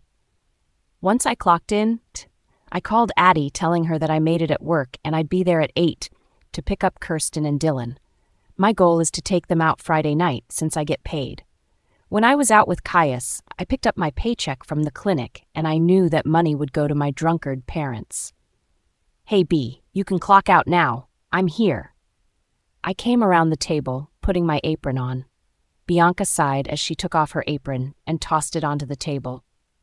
Thank God you're here. There's a group of about 15 people that just walked in, and I'm drained out of energy. See you Wednesday. Pay. Damn, 15 people? Yeah. I think they're from your school, too. I gulped as I turned my head around to face the group of people that were already seated at the back of the restaurant with seats cushioned together. Yep, definitely people from our school, all right. And that consisted of the terrible 5 that were with them.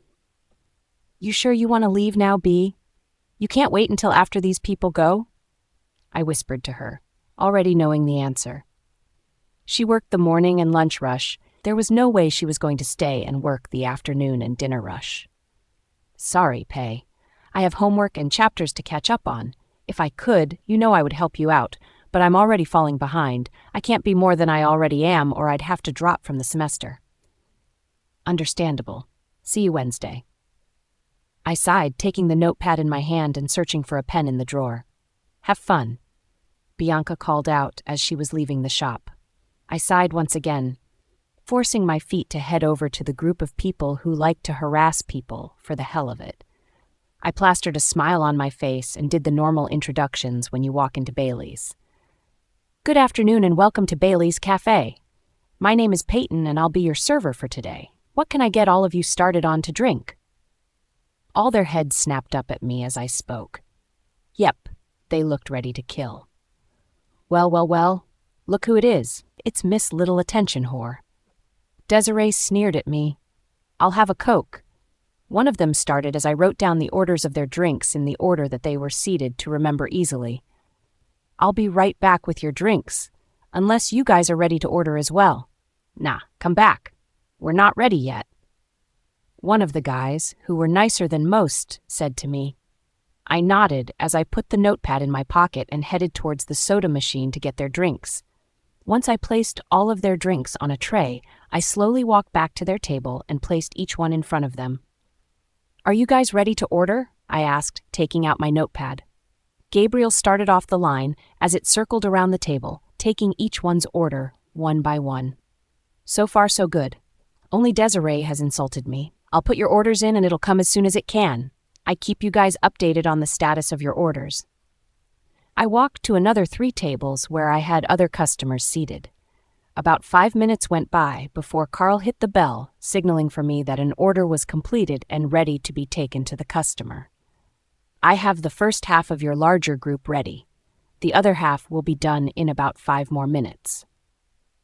Thanks, Carl. I grabbed about 8 plates and put it onto the larger tray and heading over to the table. I placed all of the people's orders in front of them when Tate spoke up. When's my food going to come, whore? Excuse me? I asked, a little taken aback by the intensity of his tone. It was so bitter, almost jealous. You heard me. After you left with Caius, we all expected you to be the whore you are known to be. Tate took a sip of his Sprite as he acted like he was above everyone else. I don't know how people could be surrounded by people who liked him, but then I remembered that they were the same as Tate. I'll be back to check on your order. I gritted out. I walked over to Carl, who was about to hit the bell but stopped when I walked over. They giving you trouble, Payton? I shook my head, not wanting to start anything. 5 more months, and then I'm out of here. Keep your head up, Pay. You deserve better than this. Soon you'll be out of here. Thanks, Carl. Anytime, Princess. I took the remainder of the orders, placed them onto the tray, and headed over to Tate's table. Here you go. Orders up. I placed each of their orders in front of them. Tate had a smirk on his face as he stood up, along with the rest of his friends. You know what? Tate asked me. What? I asked, cautiously. All 15 of them put their hands underneath their plates and tossed up their orders. Food was spilled everywhere as I stared at them in shock. People in the restaurant gasped at the scene in front of me. Do you actually think that I'd want to eat food served by a whore? Tate taunted as he came up in front of me. I'd rather chop all of my hair off than to eat your food. Payton, who knows where your hands have been? In someone's pants with herpes? Amelia stood next to Tate. There's nothing wrong with the food, I told them, suddenly getting angry. Nothing wrong with the food? Then here, you try it, and you tell me. Tate turned around and piled up food together, putting it onto a plate and turned towards me. He smirked at me as he smashed the plate into my face, causing me to lose my balance once again and fall backwards. The chimes of the doors went off, signaling me that someone has walked into the restaurant. I looked over and saw an angry-looking Mrs. Richardson and a furious Mr. Richardson, along with 4 more kids, probably Tate's siblings. "Tate!" Mrs. Richardson shrieked as everyone in the room became drop-dead silent. You could hear Tate gulp as he faced his mom. "Hey, Addie. Sorry that I'm 15 minutes late. Got caught up at work with a little fiasco." I was breathless as I ran to the door with a very sleepy-looking Kirsten and Dylan leaning against the door frame. "It's okay. They just woke up from a nap. All their homework is finished," Addie said, handing me their backpacks. "Thanks. You're the best." I went in for a hug as she hugged me back. "See you bright and early tomorrow." I motioned for Kirsten and Dylan to come along, closing the daycare door from behind me and heading towards the house. I looked inside the house before letting Kirsten and Dylan in. Parents were knocked out. I opened the door wider for the 2 of them to walk in as they immediately went to their rooms to sleep. I followed shortly behind them, taking off their shoes as they were already laid onto the bed. I pulled a blanket to cover them as I kissed their foreheads. I headed out of their room and into mine, changing into sleepwear. I walked into the family room where my parents were knocked out, sprawled out on 2 couches. I sighed, carefully picking up the broken pieces of beer glass and tossing them into the trash. I put a blanket over my mother and father as I set my clinic checks where they could see it, under their sack of crack. Once I finished tidying up the family room, I crashed on my bed, thinking of the time when everything will finally go my way. Thinking of the time when there is no more abuse, no more horrible parents, and to a life where I can follow my dream. And to the time in 5 months when Kirsten, Dylan, and I can finally have a fresh start. And to finally be free. I tell them, Foo. 1. The 3 of us sat in the living room looking at each other, glaring. Mom and Dad were glaring at me while I was glaring right back at them. After the whole incident between me and my mom when she got home, we've been sitting like this for the past 3 hours, just staring at each other. Dad walked in the midst of Mom hitting me over and over with a pillow. After Mom lunged towards me, she sent us both flying against the wall, causing an indentation to form. I groaned at the pain, but all I could feel was my mother's anger towards me. "Tate, what the hell? Why do you have to act like a fucking douchebag all of the fucking time? Why can't you be more like your siblings?" My mom yelled at me. I had my arms in a Z formation in front of my face, trying to block her hits, but she was stronger than me and got a few in. She's a pathetic little human. She got in my face and I decided to get in her face. I tried to yell over her. "She's not a pathetic little human you mistake her for, Tate. She's so much stronger than you ever will be, let me tell you that." "No, I'm pretty sure that she is." I tried to get up, but to no avail. My mother kept me pinned down. "She has done nothing wrong to deserve all of the shit that you give her, Tate. Actually, she did. She spilled food on me. But that doesn't give you the reason to put her in a goddamn hospital, Tate. Like I said, she already has a lot on her plate and doesn't need to add you to her list of problems. What problems could be possible have? Oh, I broke a nail. Oh, I forgot my homework at school. Oh, my period came. Boo. You." And she hit me with pillow. Hit, going, hit, apologize, hit to her when she comes back to school, hit after hit after hit after hit. Yes, it's with a pillow, but it still counts as a hit. Why should I apologize for something like that? Why should I feel sorry for someone like that? If I had anyone to feel sorry for, it should be her parents for having her. There was a huge slap to my face, a knowing already that that would leave a mark, since my mother is a Luna, and then she started to repeatedly hit me over and over again with a pillow before Dad walked in. "Lana, what's going on? And why are you hitting Tate with a pillow?" Mom got off of me, still fuming with anger as she let me get up from the ground, before knocking me over with the pillow again. And that's how we'd end up here, in the middle of a staring competition, wondering who's going to break the silence first. Obviously, Dad sided with Mom because that is his mate. I groaned internally, knowing that this isn't going to end up going my way at all. Tate, Dad spoke up first. Care to explain why your mother over here says you deserve getting hit with a pillow? I looked at my mother, who was burning holes into my face. Oh, she was still furious, let me tell you that. It's no big deal. She just needed to let her anger out. Mom stood up and pointed at me. Now you listen here, Tate. I don't appreciate it that you think it's no big deal. She used air quotes, but I certainly do not like that kind of tone that you're using with me. You want to be future alpha? You're going to have to earn it. I tell them, foo. 02. Mom, alpha goes to me automatically. I told her, rolling my eyes. I had no worries about it because I am the firstborn. It goes straight to me, whether they like it or not. Nope. I am Luna of this pack, and I, along with your father, can pick any one of my children to give the alpha title to. And you are at the end of my list. You do not deserve to be alpha. There she goes again. Be all melodramatic. Now do you see why I don't like having girlfriends stay for that long? They all go batshit crazy. Stop being so dramatic, Mom. You're giving me a migraine. Why do you hate that poor girl so much? You've never noticed her until now. Why now? She gritted out. Dad put his hand on her waist to try to get her to sit down and calm herself. I could see the colors changing in Mom's eyes as she's fighting with her wolf. I shrugged. I never planned to tell them that Payton was my mate. I don't know. Tate, I command you to tell me your reason for harassing this girl. Dad's alpha tone came out. I tried to fight it. I really did, but lost in the end because he was the current alpha, which means he has power over me. I gritted my teeth because I didn't want them to know, and now they're going to find out that she's my mate. She's my mate. I didn't even have to say it loud enough for them both to hear because we're all werewolves with great super hearing. I beg your pardon.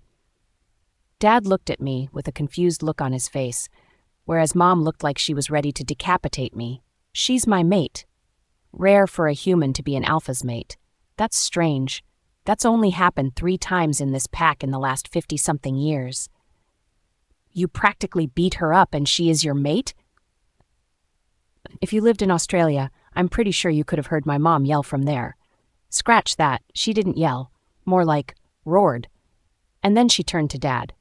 And you, how can you be so calm about this? All he did was talk her down in the lunchroom, honey. Don't you think you're going a little, overboard? He put her in the hospital, Asher. He turned to face me. This is the same girl? He asked me. I nodded my head slowly, suddenly being cautious, looking at my mom. She wanted to rip my throat out. If there's anything she hates more than abuse, is that mates rejecting mates. And in her eyes, I basically committed both crimes. Lana, love, I think it'd be best if you went for a run right now.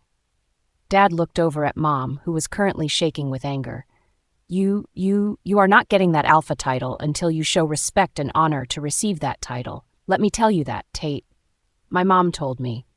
Before she ran out of the house, slamming the door. You could hear the shreds of clothing being torn apart as she shifted and ran off to the forest. I agree with your mother. At this rate, you will never have the alpha position. They both left me in the family room where I was just moments from shifting. Friday came by after a very tense dinner Thursday night. When everyone came home, no one knew what was going on except for the 3 of us. And let's just say that it was eerily quiet as we all were looking at our food. I sighed, pushing a girl off of my lap for a quickie in the back of my car. What's wrong, baby? She purred at me. What was her name again? Nothing, just tired, sorry. I shrugged her off as I pulled off the condom, grew it to the ground, and pulled up my pants. Same time Monday, Tate? She ran her pointer finger down my chest, down to the hem of my jeans. Just by the look of her eyes, she wanted to go again. I groaned, already thinking about it caused a constriction in my pants. Yeah, same time, baby. It's Mandy. Right. She puffed out her chest as she fixed up her face and hopped out of my truck. Shortly after, I got out of my car and met up with my pack. Hey guys, I greeted. There was a chorus of hey Tates to go around. I waved to them as I held onto the strap of my backpack, sniffing around for any human scents. More specifically, Payton's. Hey Tate, what's up with the sniffing? Gabriel asked me. Oh, nothing. Just taking in a deep breath, I lied smoothly. Yeah, okay, Gabriel scoffed.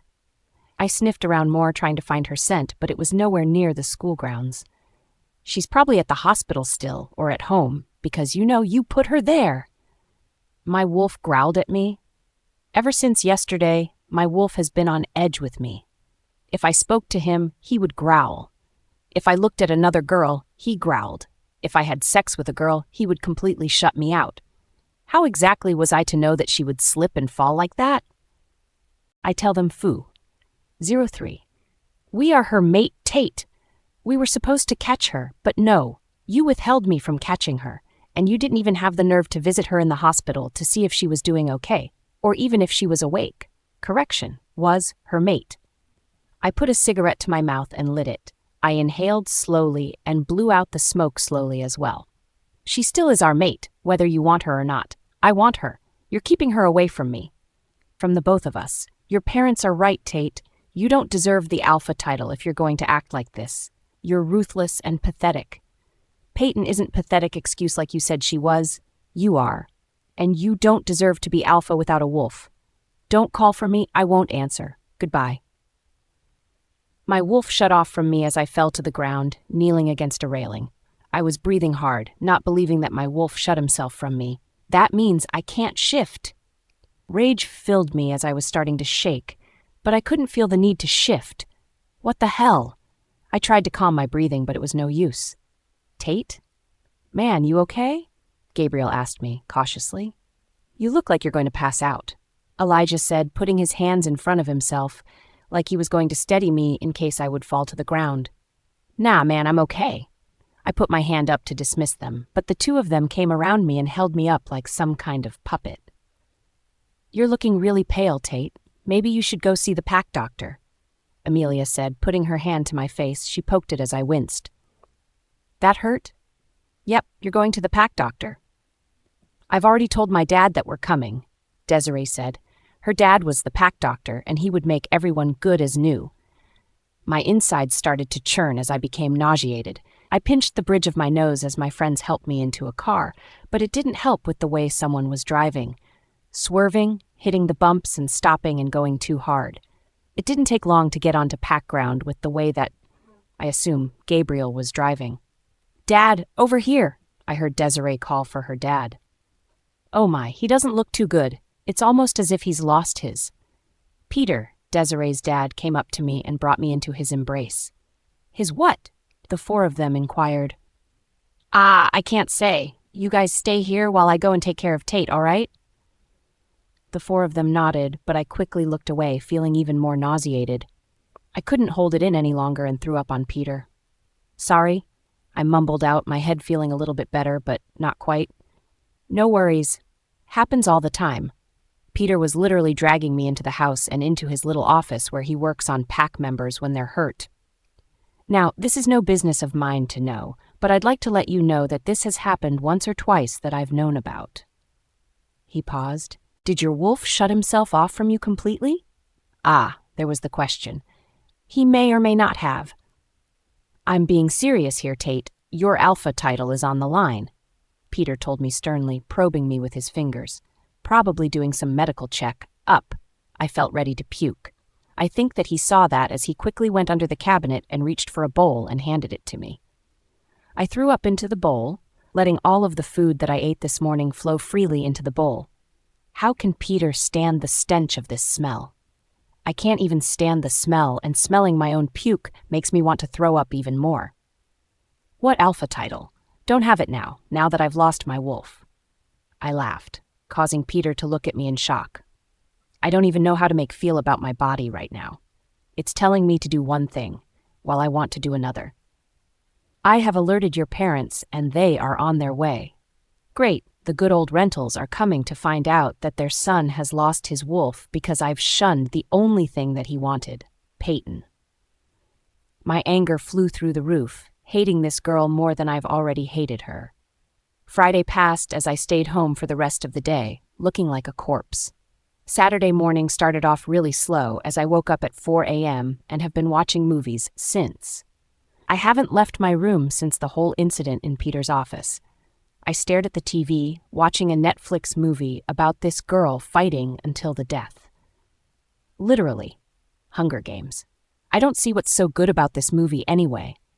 I lost interest in it as soon as the camera became wobbly, making me dizzy. I was feeling a little bit hungry when I made my way downstairs, hearing a conversation between Mom and Dad. How are we going to tell the pack, Ash? I could hear the sadness in Mom's voice. I tell them, foo. 04.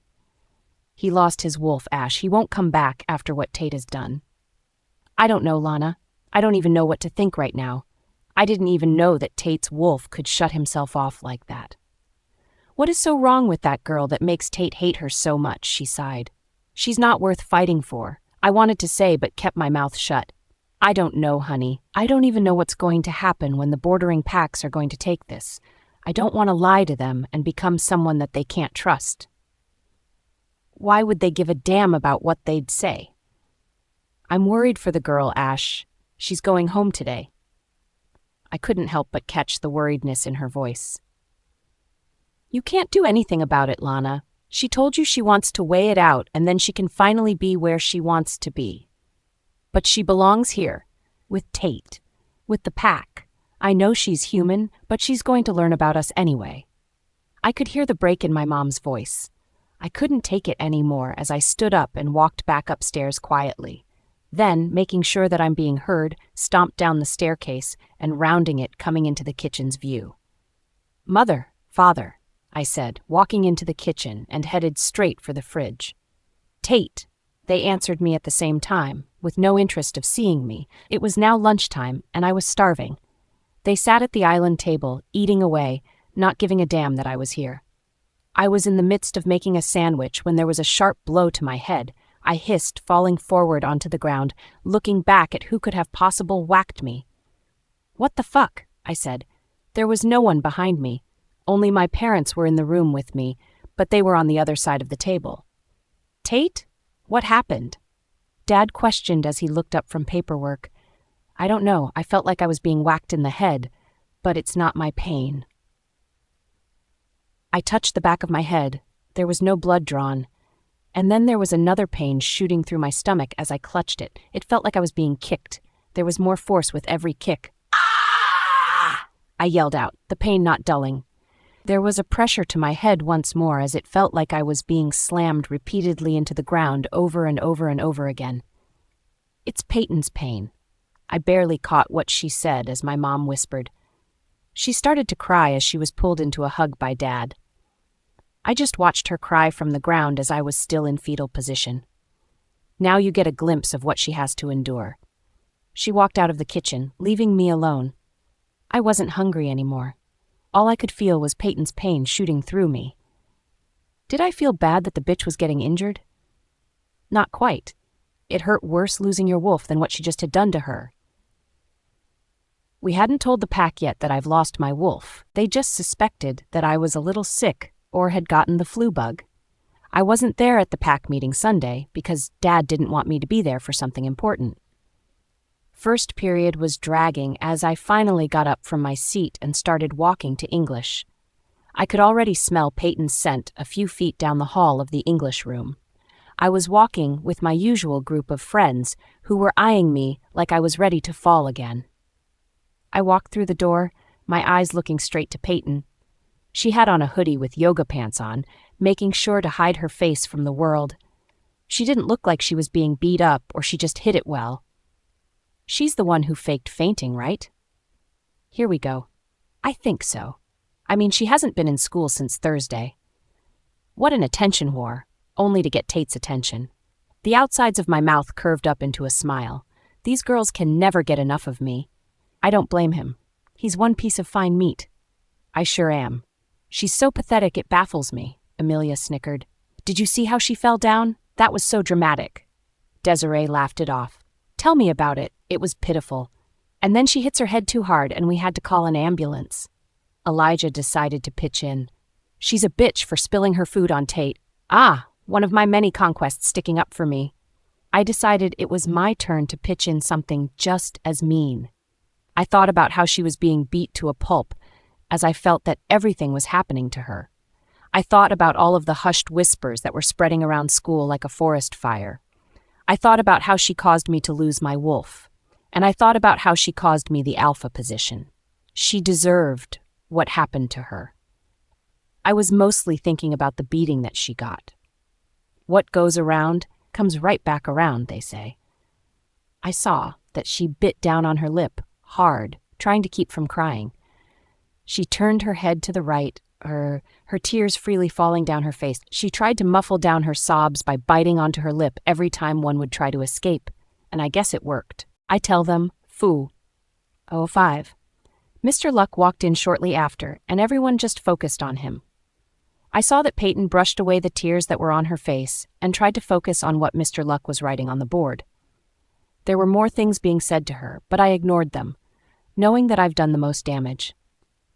Class went by quickly. She was out of the door first, probably heading off to the cafe to get her food first before anyone does, and then go and hide out in the bathroom. How pathetic. Can't even stomach it. Ha! Ha! Get it? Stomach it? To sit at a table with very mean students like myself. She didn't come into the lunchroom. I figured that by not being able to smell her scent, but I did smell it on her friend. What was her name? Blake, I think it was. She was grabbing food for two, so either she's eating for two or getting the other for Payton. I went with the latter. Tate, you're acting like a zombie ever since Friday, and you didn't even go to the PAC meeting on Sunday. Everything all right? Of course Gabriel would say something. He's beta. Yeah, not feeling too hot. Still tired. I played the part perfectly. I saw that Gabriel, Desiree, Amelia, and Elijah were making their way towards Payton. I smirked to myself as I was surrounded with half of my pack and half of human girls trying to get my attention to be focused on them. Tate? Gabriel's worried voice came into my head. I was holding a girl in my arms, looking at her as she was looking back at me. What, Gabe? I'm kind of busy here. I ran my finger down the girl's neck as she withered from the touch. The side of my mouth curved up into a smile. Did you sniff the air? No. I kissed the side of her face oh so lightly. You probably should. I pulled away from the girl and took a whiff of the air. My eyes widened as I put a face to that voice, Caius.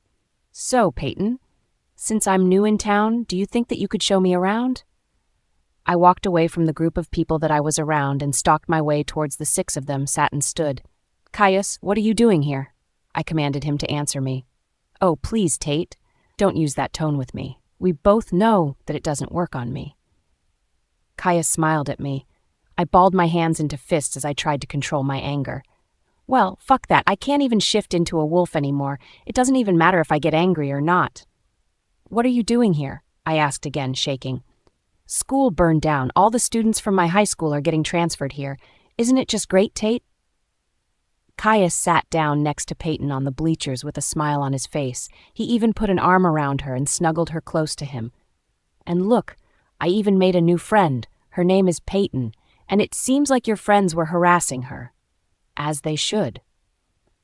I looked at Payton's face as she looked ready to die any moment. The way that we were looking at her, if she was a wolf, would make her cower back in fear and run off into the woods and become a rogue.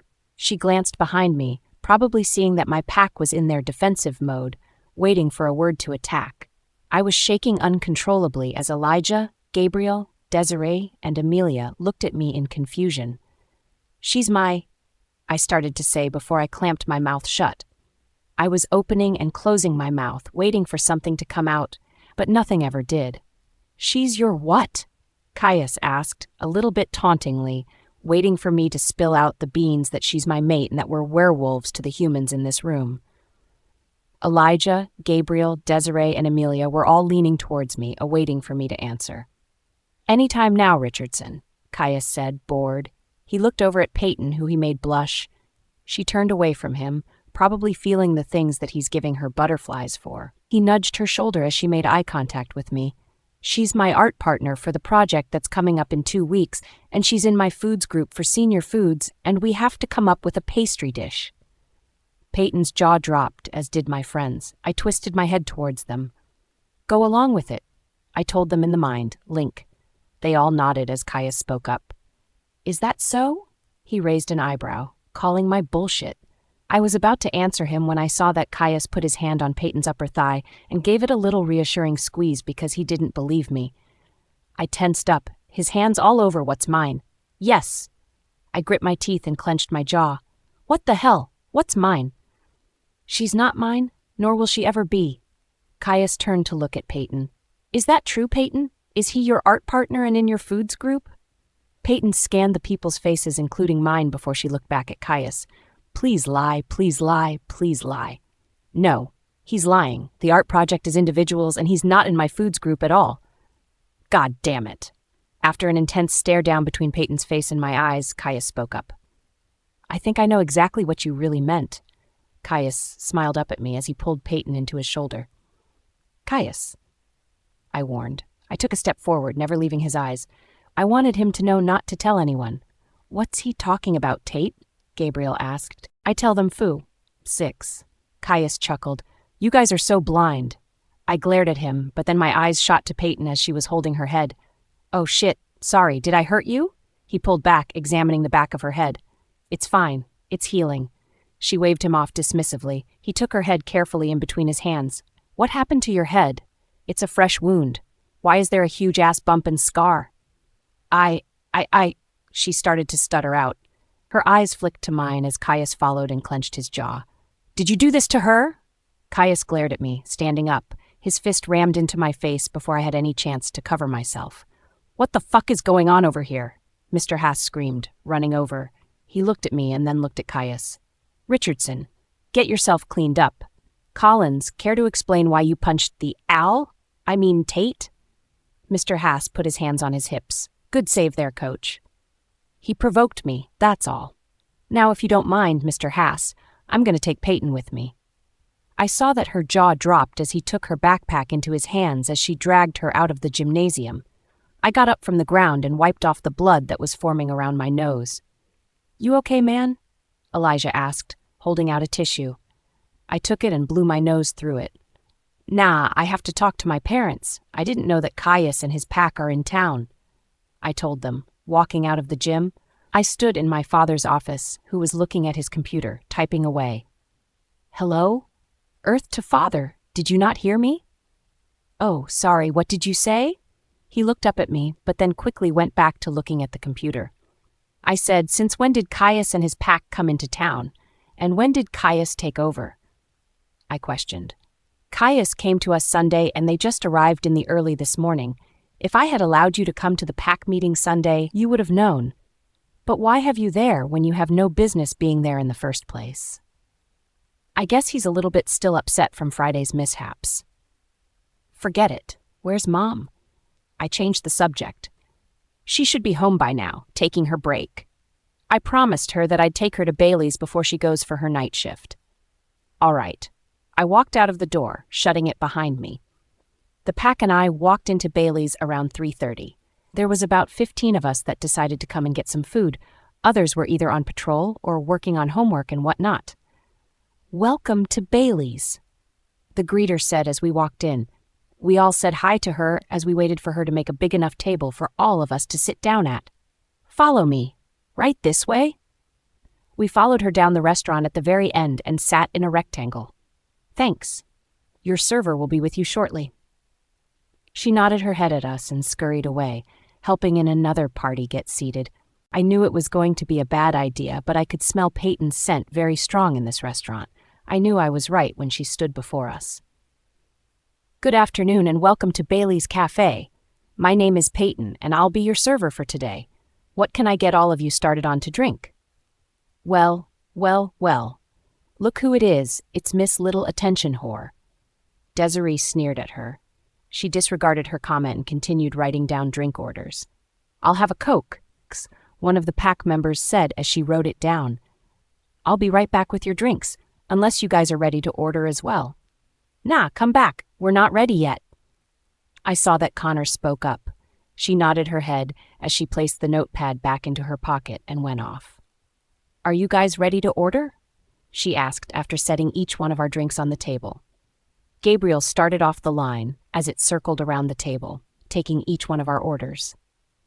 I'll put your orders in and it'll come as soon as it can. I'll keep you guys updated on the status of your orders. She came back about 5 minutes later during an intense conversation whether The Fault in Our Stars or My Sister's Keeper is the sadder book. Stupid Mr. Luck, assigning these kinds of homework and projects. I noticed that when she was handing out the food, she hasn't put mine down yet and felt the need to get something going. When's my food going to come? Or? Excuse me? She actually spoke back. You heard me. After you left with Caius, we all expected you to be the whore you are known to be. I took a sip of my drink. I'll be back to check on your order, she said through clenched teeth. Careful, Tate. It almost sounds like you were jealous. Amelia teased me. I shrugged it off as Payton came back between another 5 minutes and finally placed the rest of our food on the table. I want to throw a fit and get her fired. We're going to throw our food up and make a mess and complain. I told them through MindLink. Some were with me and some were against me, but they knew to never disobey an alpha. Well, that they know of that I still am. Here you go. Order's up. I had a smirk on my face along with the rest of my friends. You what? I asked her. What? She said slowly. All 15 of us put our hands underneath our plates as we tossed them up into the air. Food was spilled everywhere as she stared at us in shock. There were gasps from around the restaurant. Do you actually think that I'd want to eat food served by a whore? I taunted as I went in front of her. I'd rather chop off all of my hair than to eat your food, Payton. Who knows where your hands have been? In someone's pants with herpes? Amelia stood next to me. There's nothing wrong with the good, she told us, herself shaking. Nothing wrong with the food? Then here, try it, and you tell me. I turned around and piled food together, putting it onto a plate and turning back towards her. I smirk as I smashed the plate onto her face, causing her to fall once again, backwards. The chimes of the doors went off, signaling me that someone has walked into the restaurant. I looked over and saw my 2 very angry parents with the rest of my siblings. Tate! My mom yelled as everyone in the room became silent. I gulped as I faced her. The school week passed on by quickly, thanks to Caius becoming my own little personal bodyguard. He eats with me and Blake now at lunch, and surprisingly, they get along just well. The whole thing at the diner, I thought that I was going to lose my job, but Mrs. Richardson, who she told me to call her Lana, talked to my boss and made Tate confess that he did it in spite of me. You are grounded, Tate. Mrs. Richardson came stalking up to her son, grabbing him by the ear and tugging him towards the door. His friends started to snicker, but sobered up when Mrs. Richardson turned to face them. And don't think that you're getting a pass on this. I'm alerting your parents right now, and you will be getting the same punishment as Tate over here. What's going on over here? Bailey, the owner, came out from her office and looked at the mess that was in front of her. I was covered head to toe in food that slightly burned my skin, but not enough for damage to be done. I apologize on the behalf of my immature and reckless son, Bailey. I will make sure that these kids clean up this mess and pay you back by volunteering to be dishwashers for a whole month. Payton had nothing to do with this. She turned to face Tate. They looked like they were having an internal battle before Tate spoke up. It's true. Payton did nothing wrong. I'm just a stupid kid, and I did it to spite her. I will, along with the rest of my friends, will clean up this mess and wash dishes and tables. Tate told Bailey. I could tell that he didn't want to, but his mom's grip on him, which made me wince just looking at how she was gripping him. Very well, Bailey said, crossing her arms over her chest. And they will pay for this food. Mr. Richardson spoke up. And they will pay for the remaining customers that walk in for the rest of the week. Oh, they don't have to do that. Just pay for theirs today, Bailey told him. No, they need to learn a lesson. Mr. Richardson waved her off. She nodded as she went back to her office. Start cleaning, you guys. Mrs. Richardson let go of Tate's ear as he walked back to the spot and, along with his friends, started to clean. I walked up to her. Thank you. I don't know how to repay you, Mrs. Richardson. I told her sincerely. Please call me Lana. Mrs. Richardson is for the hospital. She smiled down at me. Hey, guys. Caius came to our table and sat down across Blake and I. Hey, Caius. Blake and I chimed at the same time. Any plans for the weekend, ladies? Caius asked us. Yeah, I have this family party to go to. I think I'm a little too old to be tagging along to a family birthday party, but nope. Blake sighed as she stuffed a fry in her mouth. Asian problems, I asked. Yeah, family Asian problems. She pursed her lips and took a bite of her sandwich. What about you, Payton? Caius asked. I think I'm going to take the kiddos out. We haven't hung out in a while, and I have the weekend off from work, so I was thinking of taking them to the aquarium and the museum. I started to peel an orange. That sounds fun. I wish I could join. Blake sighed as I laughed lightly at her. Maybe next time, I told her with a smile as she nodded. What about you, Mr. Popular? I asked Caius. What about me? What are you doing this weekend? Got a lucky girl to take out?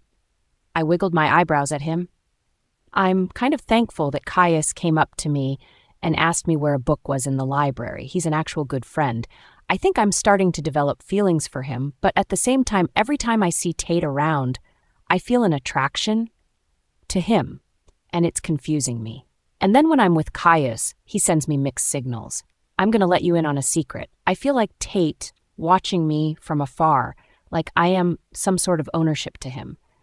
Whenever Caius is in the picture, I can feel his gaze intensify. I don't know why I have these kinds of feelings for Tate, because he does nothing but cause me hurt. But something just draws me to him.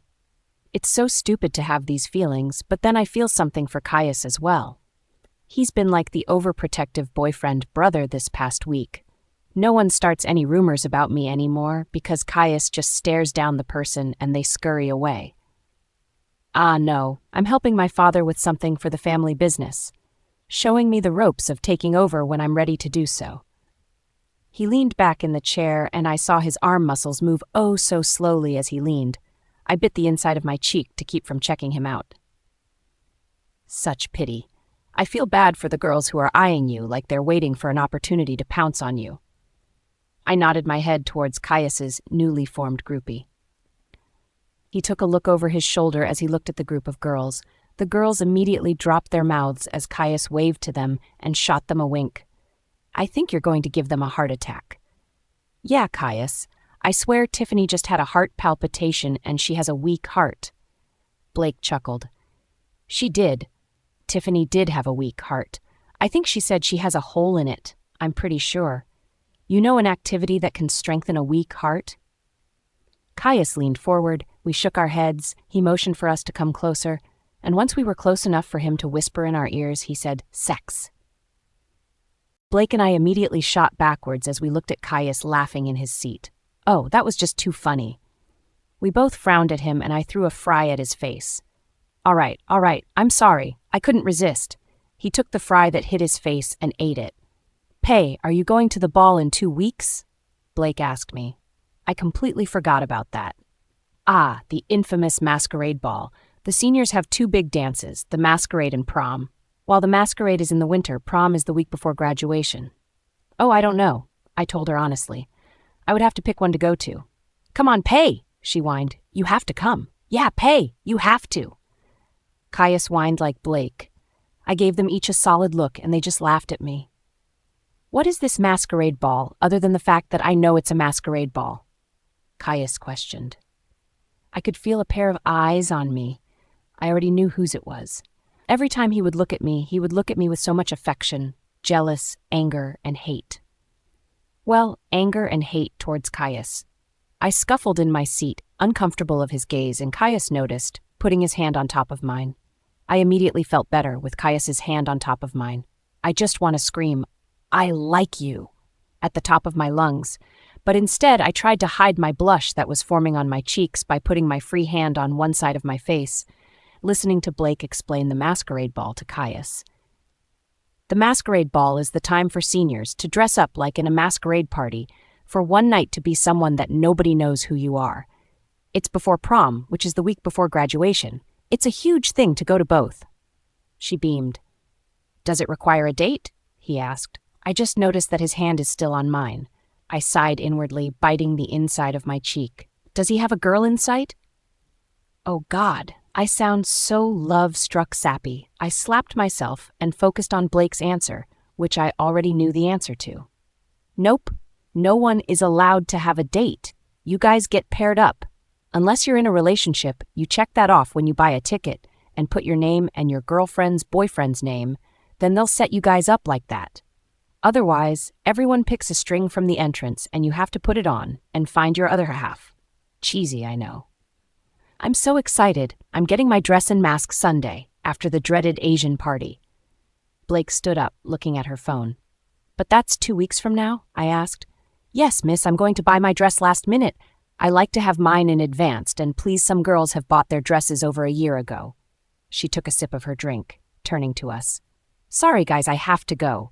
Meeting up with Rodrigo for our chemistry project. She scurried away and left the lunchroom. Are you going? I asked Caius, taking my hand away from under his. He frowned and took my hand back into his. Are you? He didn't answer my question. I frowned. I asked you first. Childish, I know. I just want to know if you're going so I can put our names down on the ticket. I immediately froze. My eyes bulged out of my eye sockets and the drink that I was drinking spit out in front of him. I looked up at him, figuring that he would be mad, but he was smiling down at me. I hammered. I didn't know what to say. I was choked up. But we're not together? Unless I missed something? He laughed. I just don't like the idea of you being paired up with someone else. My heart warmed up to his comment, making me pull back my hand sweating up like a hurricane storm. I cursed myself for not knowing how to flirt back, except for come up with, but we're not together? Unless I missed something? Really? I kicked myself in my head. It's fine. I shouldn't have asked. Caius waved me off. I immediately felt bad with the hurt look plastered on his face. No, Caius, I'll go with you. I went to grab his hand and squeezed it in mine. Caius and I were smiling at each other when Tate growled, slamming his hands on the table, scattering his food onto the ground, storming out of the lunchroom. Wait, did he just growl? And it wasn't a normal human being growl, but an animalistic growl. But before he left the lunchroom, he looks at Caius. You're pushing it, Collins. That was weird. What does he mean that you're pushing it? And that growl. What was up with that? It was almost like he was an animal, I commented. Caius stiffened up in my hand, his eyes unreadable. Caius, you okay? He snapped back out of his trance and looked back at me. So, I'm going to buy those tickets. He changed the subject. I pouted at him before he smiled at me. I smiled at him softly. I would only be able to go to the masquerade, not to prom. I wouldn't have enough money to buy 2 dresses. It's okay, though. I'll probably be focused on school then. It'll be my first dance. I'm going to. Really? You're so beautiful. How could you not have any guys asking you to dances? My cheeks lit up like the New Year's Eve Times Square's ball, falling down the countdown. Simple. I'm just me. I smiled at him. And I have a lot of baggage. I wouldn't mind that. He slyly smiled at me, my eyes never leaving his. And I like how you're closed off, like you're not like these girls staring at me. He pointed to the girls behind him. You're something else, Payton. What do you mean? I asked, curious. You're classic. In a world filled with plastic, you're nothing but classic. He smiled at me, my cheeks heating up in embarrassment. Hey, Addie, I smiled, walking into the daycare after school, picking up Kirsten and Dylan. Hey, Payton, how are you feeling? Anything happen lately with the parents? A little something last Saturday afternoon, but you already knew that when I picked up Kirsten and Dylan. Other than that, I just gave them what they wanted, and they've left me alone. That's good. She paused. Kirsten's looking pretty tired. She was out of it during school today, her teachers noted. I frowned. She's been sleeping a lot lately. She should have energy at school. I make sure they have their breakfast and dinner before they go to sleep. Maybe she's just tired from all of the schoolwork she has to do? She did have 2 projects this week to do. Yeah, maybe. I've been noticing lately that Kirsten always seems so tired. The 2 of them walked up to me, their backpacks on their back. Hey guys, I have a surprise for you, I told them excitedly. What is it, Pay? Dylan was jumping up and down while Kirsten forced a smile. I lowered down to Dylan's level. Me, you, and Kirsten are going to the aquarium and the museum today. Kirsten's face lit up, the museum being her favorite place in the world. Really? We're going? She asked, and I nodded. Dylan was just jumping up and down, yelling, Yay! Over and over and over, making me smile. Well, we have to get a move on. I led them out of the daycare, and Caius was waiting for us. Who's that? Pay? Dylan tugged on my shirt. Kirsten pursed her lips, examining a smiling Caius. Once Caius found out that I didn't have a car to get to the aquarium and the museum, he volunteered. But then I asked him about the business ordeal that he has with his dad. He said that it's scheduled for tomorrow and that he's free today. Kirst, Dill, this is my friend Caius. He's here to drive us to the aquarium and the museum. You know we'd take a train because we don't own a car, but he was really persistent in driving us because he wanted to go too. I explained to them. Cool beans, I always wanted an older brother. I looked at Dylan. I mean, not that because you're not cool, Paul. Pay you are and I love you, but you're tugged for me to lower down and his mouth went to my ear. He whispered into my ear, a girl. I laughed, causing him to laugh too. Hi, Dylan. Kirsten. I'm Caius, Payton's friend. Caius pushed himself off of his car and went to meet them. Cool name, Dylan said. Caius? Kirsten said, pronouncing his name. Never heard it before. I'm one of a kind. He boasted. I hit him on the shoulder. Okay. Before Payton decapitates me, let's go. He opened the door for the three of us to get into his car as he circled around to get to the driver's seat. Aquarium first? He asked, and we nodded. Let the fun begin. I told Caius to drop the three of us back at the daycare because I didn't want him to see where we lived. It would just cause suspicion, and I wouldn't want him to get hurt from my parents or see the way that they treat us. Well, me. Kirst, Dill, go to your room. I'll be there to tuck you guys in, okay? Get ready for bed, and I'll be there after I do something. I instructed them as I watched them leave for the bathroom. I turned around to go to my parents' bedroom because they weren't in the family room when we walked in. They were passed out on the bed. They were doing drugs tonight. I thought to myself. I sighed as I carefully placed their drugs onto the lamp table. I draped a blanket over their bodies. I walked over to the drawer set where there was an attached mirror.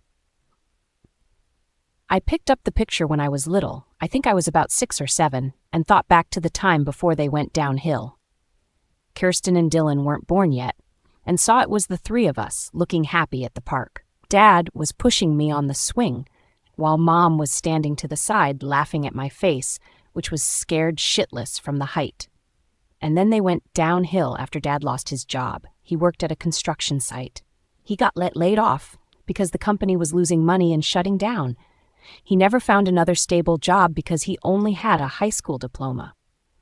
Mom had some college degree, but dropped out before she could finish her bachelor's degree to start working.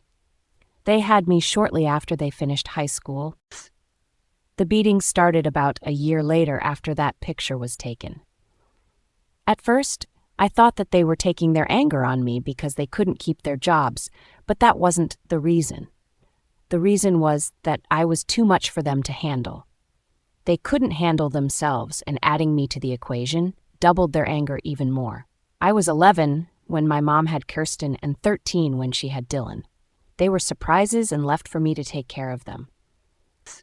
They told me that children cost too much, especially when the two of them couldn't even keep a job for more than a month before getting fired. They worked at countless numbers of restaurant bars, but they'd get fired for stealing.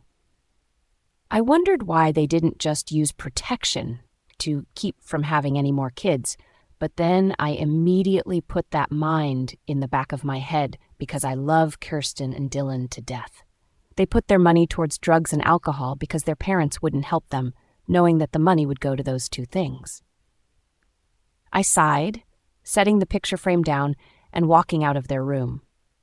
One day, I told myself, one day that I'd finally be able to walk out of this house and never come back. Monday came around as I received more beatings over the weekend. One was for taking Kirsten and Dylan out without their permission to the aquarium and the museum. My black eye is just starting to fade from that incident. My bruised ribs were healing from Sunday's event when I bought beef instead of turkey because they ran out of beef at the store. I'll see you later, guys. I waved to Caius and Blake as we all went separate ways to go to class. I just came out from English and now going to my 3rd period class before I was dragged into a room with Tate. I want you to stay away from Caius. You hear me? Tate growled out at me. I tried to ignore the tingles that he sent through my skin with our contact. I pulled my hand away from his. Excuse me. Who exactly do you think you are? I retorted. I folded my hands over my chest, glaring at him. You're mine, Payton, he told me, putting his hands on my face. Ignore the butterflies. Ah! Why do I feel like this? Tate isn't supposed to make me crave his touch. The electricity that was flowing through our touch made me forget about my feelings for Caius. I don't like you hanging with Caius. He pisses me off every time you're with him, and you are not going to the masquerade ball with him. I put my hands on top of his, trying to get his hands off of me, ignoring the sparks that were surrounding my hands when I touched his, and pushed them off. What the hell? Tate, I am not yours. You are a dumbass thinking I'd leave you for Caius. He has been nothing but sweet to me. You're an asshole, and I am going to the ball with him. I don't need you to tell me. I started to walk out, but he grabbed my wrist, pulling me back into his chest. You're mine, Payton. Keep that in that mind of yours. He let go as he left the room, leaving me there, fuming with anger. My phone started to ring as I looked at it. Addie's calling. Oh, did I mention that Caius basically forced me with a phone when we were out with him on Friday? No? Well, he did. He didn't let us go home until I agreed that he'd buy me a phone. Hello? I answered it. Payton. She sounded frantic. I immediately started to worry. What's wrong, Addie? It's Kirsten. She wailed into the phone. My body immediately froze when she said that it was about Kirsten. She's hurt. I'm driving over to the hospital right now as we speak. She was crying. I immediately stalked out of the classroom, making my way towards the exit. What happened? I started to cry, knowing that she's hurt. I burst through the doors, putting my backpack on my back, and started to run towards the hospital's direction. The school called me saying that she didn't attend class, so I thought that she would be at home, and I immediately started to freak out because I know how your parents are, and when I walked into your house, I saw that they were beating Kirsten to a pulp, screaming at her, yelling your name. So I knew that they're hallucinating, and I'm at the hospital now. Oh, Payton, I don't know if she's okay or not. She's unconscious. I'll be there soon, Addie. Please watch over her. I told Addie and hung up. Fuck! I yelled at myself after she told me that she wouldn't leave Kirsten's side until I got there. I had to get Dylan from school, too. Anger fueled through my veins as I ran faster to the hospital. I'd have Addie go pick up Dylan. I don't have time to get him, and I'd have to walk back to the hospital. 5 minutes passed before I was in front of my hospital. I burst through the doors thinking, I hope you're okay, Kirst. I hope you are okay. Hi, my name is Payton Daniels, and I'm here for Kirsten Marie Daniels. She came in with Addie McDonald just about 10 minutes ago, I said quickly to the receptionist with scrubs on. Ah, yes, Addie said that you'd be here. Follow the red squares down Hall A, and it will take you to the emergency hall. I doubt that they have put her into a room yet. I hope everything is well. I immediately took off running when she said, red squares, Hall A. Thank you. I yelled over my shoulder and followed the directions that I needed to take when I saw Addie. Addie, I yelled. Her body turned towards me with tears streaming down her face. You didn't see her, Pay. She looked dead. She came into my arms as my face was tear-stricken. She's going to be okay. She's a fighter, just like me, okay? Who am I kidding? I'm scared shitless right now, but I have to put up a front because it's true I didn't see her, Addie did. She looked so broken and helpless. I had to call the police. She whispered the last part slowly. I looked at her with wide eyes. I couldn't believe that she called the cops. Addie, you know what's going to happen. My head had different things running through it right now. Addie McDonald? We both turned our heads to the source. It was Mrs. Richardson. Oh, hi, Payton. Realization came through her face. Kristen is your sister? I nodded. How is she, Lana? I croaked. Not so good. She's in surgery right now. We've stopped the internal bleeding. She's got about 3 broken ribs, a broken fibula. She's very bruised up, and she's got a gash on the right side of her head. As she was describing what happened to Kirsten, I couldn't help but feel like the air was being sucked out of them. Are you okay, Payton? Lana asked me. The hospital started to look hazy, and it began to circle. Do you need to sit down? Addie asked, but I didn't answer. I felt like Hazel Grace Lancaster from The Fault in Our Stars. My lungs suck at being lungs. I didn't know what to make of this whole situation. This was only supposed to happen to me. That was the whole situation worked. They would beat me instead of Kirsten and Dylan, but then this happened. Payton, if you hear me, answer me, please, sweetie. Lana pleaded. Pay, she caught me in her arms. Did I just fall? Oh God, she's going to faint. Someone please get her water and a wheelchair. Breathe. Okay? Breathe in and out. Was I breathing in harshly? Stupid lungs. I could hear faint voices calling out to me, but I just disregarded everything that was coming out of their voices. My world was crashing down from around me. Kirsten was in surgery. She's only 7 years old. A 7-year-old should not have to endure this kind of situation. Payton, you're sitting down now. Here, take this water cup. Someone took my hand and put something in my hand. Drink. I didn't even have the energy to muster to bring the rim of the cup to my mouth, and I have to take in that possibility that she won't make it. I know I shouldn't even be thinking about that slight chance, but it's in the back of my head. If she doesn't make it, I don't know what I would do. I've been there for her since she was born, and same with Dylan. Dylan. He needs to be here with me right now. Addie, can you get Dylan out of school? I snapped out of my thoughts for a moment for her to say yes and run out of the waiting room. Payton, I have to get back to the OR. I will be coming in to see you for updates on how she's doing, okay? Mrs. Richardson told me. She placed her hand on my shoulder for reassurance. My head snapped towards her, my eyes filled with tears. She's going to be okay, right? She smiled at me softly. If she's a fighter like I know you are, Payton, then I know for sure she will be okay. 6. Agonizing. Hours. Sitting here in the waiting room with Dylan and Addie. Dylan hasn't stopped crying, but it changed from being loud sobs to quiet sobs. Addie sat there with me, holding on to Dylan as they cried together. Mrs. Richardson came out 3 times, once every 2 hours to let us know what was happening. After the 6th hours, Mrs. Richardson said that there was a lot of damage and there would be no possibility that she would be waking up anytime soon. I cried after she told me that and went to the bathroom to compose myself before facing Addie and Dylan, telling them the news. We were now sitting in Kirsten's room. She's currently hooked up to a breathing tube because she couldn't breathe on her own. Dylan was holding her hand, his face on her bed, crying. Addie was standing at the foot of her bed, touching her feet, as I was to the other side of Dylan, holding her hand as well. I watched her chest rise up and down with the help of the breathing generator. Tears didn't want to stop falling as I took in her appearance. She looked so broken and damaged. Her head was bandaged up, her eyes swollen from the punches. Her arms were bruised as she had a chest piece wrapped around her chest, taking care of her broken ribs. She had a cast on her left leg where her broken fibula was. Her whole body was black and blue.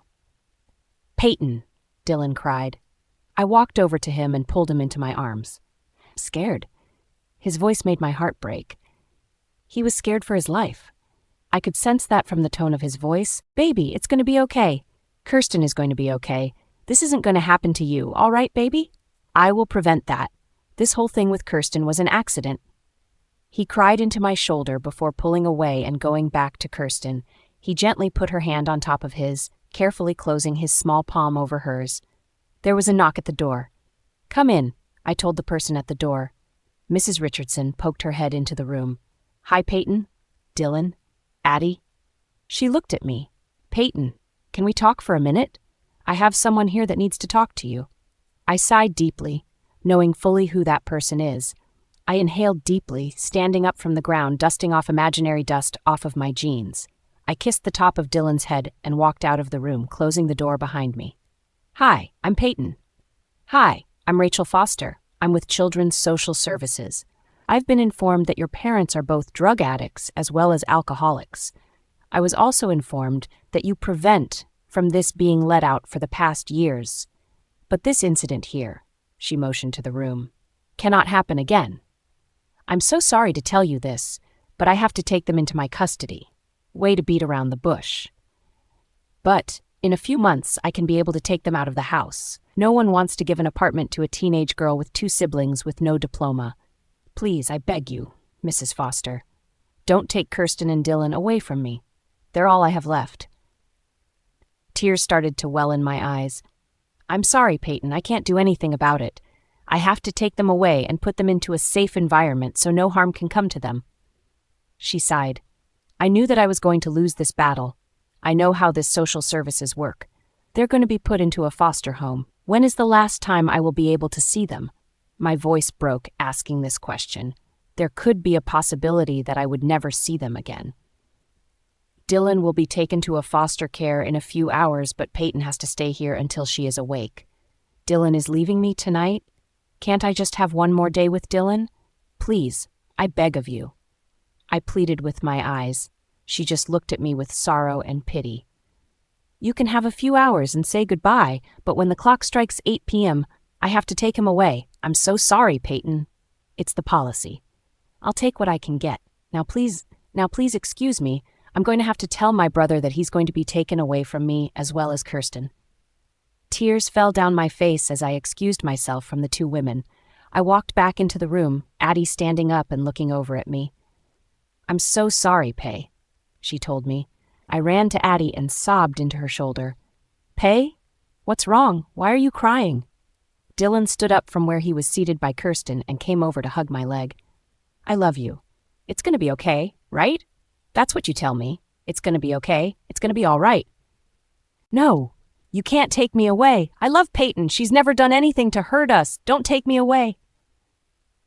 Dylan was sobbing, tears everywhere. Two men who were part of Rachel's company came to take Dylan at 8 p.m. It's about 8:45 p.m. now, and Dylan refuses to leave. He's kicking and screaming, making my heart break all the more. Come on, sweetie, we have to go. Rachel decided to try to talk Dylan into leaving, but he refuses to leave my side. I tried to pry him off of me to make it easier, but he grips right on back. Dylan, you have to go with Rachel. I told him, but he dug his nails into my jeans. No. He shook his head. You need me, Kirsten needs me, and I need you. We need each other. But baby, it's going to be safer if you go with her, I promise. What about Lilo and Stitch? They ended up together. They fought to keep Stitch and they saved him. I have to fight to keep Kirsten and save you. I know you hurt. Pay, I can see your arms. Holy hell, for a 5-year-old, he sure knows how to talk like a grown man. That's different, Dill. They're experiments. We're humans. No, Payton, no. We're a family. Ohana means family. If I leave you, then you're going to be alone, and I'm going to be alone, and who's going to love me? He looked up at me with his beautiful brown eyes, with tears rimming his eyes. I promise that we'll be together again, but just for right now, we have to be separated. I pulled his face into my hands and kissed the top of his forehead. Baby, I'll always love you. You know that. I motioned for the two men to come and get a hold of Dylan while I have him still and calm. Once one of the guys had a hold on him, Dylan opened his eyes to look up at me. And I'll never forget the way that he looked at me. He looked at me with so much anger and hurt that a 5-year-old could muster up. He started to scream and kick for me, but the men had him already out of the door. Rachel, put him in a home that will love him, okay? And when I'm ready, I'm going to come back for him, okay? He's my brother, my family, my blood. He'll be waiting for you. Rachel looked at me with a sad smile and shortly left the room thereafter. I burst into the police station where they were holding my parents captive. After saying goodnight to Kirsten and Addie, I ran towards the police station. I hadn't showered. I hadn't eaten anything. I hadn't slept.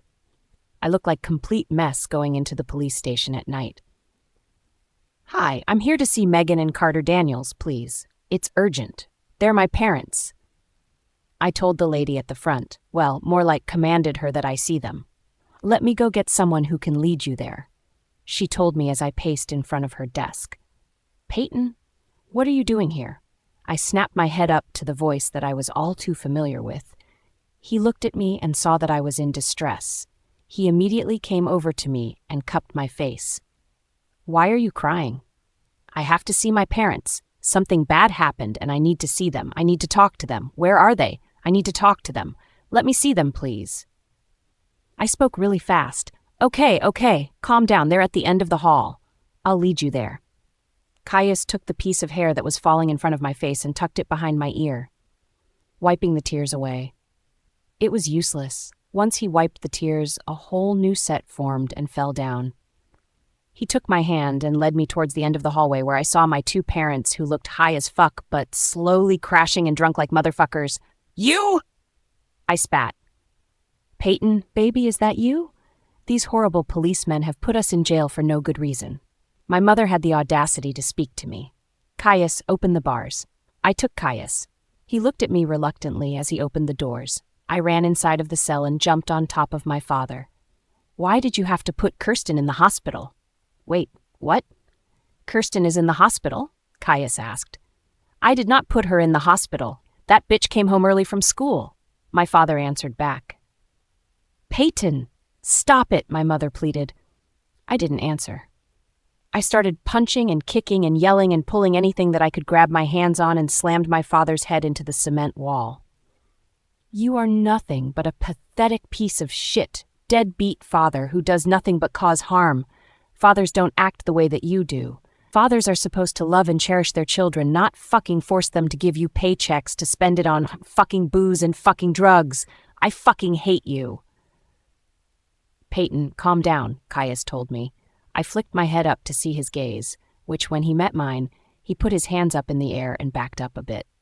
That's right. Don't get me angry right now, Caius. Yes, please, Payton, calm down. My mother instructed me. I started to laugh as I started to walk over to her.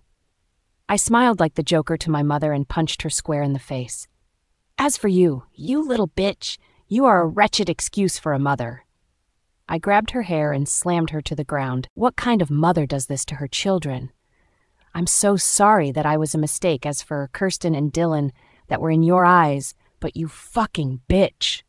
I sat on top of her, switching punches from left and right. I don't even know what to say to you other than that I hate you. I kicked her in the back of the head, giving her a taste what she's done to me. Payton, I think you've knocked them unconscious. Caius took a hold of both of my arms and pushed me against the wall. I shoved Caius off of me, sending him backwards before he caught his footing. I wiped the blood that was on my hands from beating my parents up and ran for the exit. Payton, come back! I heard Caius scream at me. I didn't listen to him as I ran out of the police station and bolted to my house. I wanted to see the damage that they made. I wanted to see what they caused. Payton, Caius growled at me. Fuck off, Caius. I don't need you to come and play knight in shining armor, okay? I yelled back, not looking back at him. I flicked him the middle finger.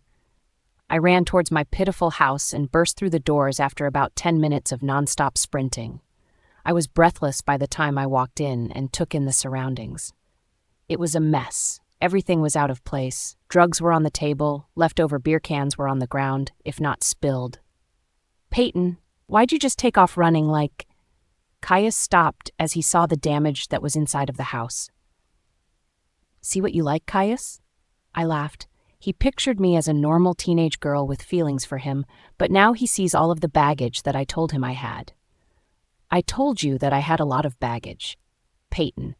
The way that he said my name made me want to jump him as well and start throwing punches. Don't Payton me, Caius. This is who I am. I am a fucked up girl with fucked up parents, and now I've fucked up and lost my fucking siblings. One's in a coma and one's being taken away from me. Well, he already was taken away from me. I laughed with no humor in my voice. Want to see the real me? The real me who has been dying to let out her feelings? Payton, come on, let's go and get you checked out. He took a step towards me. I took one step back. I'm not some crazy lunatic, Caius. This is who I am. I tried to ignore my future that was already placed in front of me, but I guess I can't get past this. I'm going to be just like my parents. I'm going to become an alcoholic and drug addict starting right now. I took a canned beer and chugged it down my throat, enjoying the burn feeling of it. Payton, put that down. Or what? I taunted. This is not you. You're not thinking straight. He tried to reassure me. I laughed again. This is me. I just needed something to wake me up, I guess. I grabbed the chair closest to me and started to throw it down, causing wooden splinters to shatter everywhere. I grabbed the lamp and threw it against the wall, causing it to shatter as well. I kicked things over, grunting and screaming out my anger. I threw things off of the cabinets, off the tables, and even threw a beer bottle at the TV. I took the beers and started to chug them down, along with throwing them, causing splashes on the wall. I had my sights on the crack that was sitting on the kitchen table, and went for it. I grabbed the bag in my hands, ready to sniff it and put it in my mouth, but Caius smacked it out of my hands, gripping my hands and crossing them over my body. I started to break down and cry. knowing well what I was just about to do. Caius was saying soothing things into my ear as I held on to him for dear life. "It's going to be okay, Payton. It's going to be all right." I cried even more, knowing fully well that was what Dylan told me before I told him the news. "I don't want you to leave too, Caius. I don't want you to leave." Sobbing, I gripped onto his shirt and brought him closer to me as he held on to me. "I'm not going anywhere. I'm here for you. I've been drinking nonstop.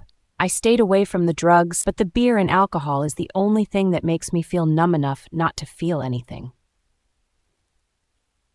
It's been 4 days since I've last seen Dylan. It's been 4 days still that Kirsten hadn't woken up from a coma. I made sure to visit her every morning. I haven't gone to school. I can't face those people. Each day after I've seen Kirsten in that kind of form, I would come home and just drink my sorrows away. Caius has tried hard to keep an eye on me, coming by every once in a while to check up, but I just lock my doors and close my windows so he would get the hint and leave me alone. I didn't want to be with anyone right now. I didn't want to be with anyone except for Dylan and Kirsten, but Dylan is gone and Kirsten is fighting for her life.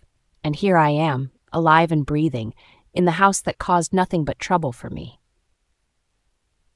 I finished my last beer just now and needed more. Food doesn't stay down. I just throw it back up. The only thing that seems to stick and stay down is drinking. So, I stood up from the couch wearing nothing but pajama shorts and a light V-neck sweater. I grabbed the money that I had and headed outside. There was a convenience store around the block, the cashier knowing me pretty well the past few days. I told him my situation and even agreed with me that I needed to drink.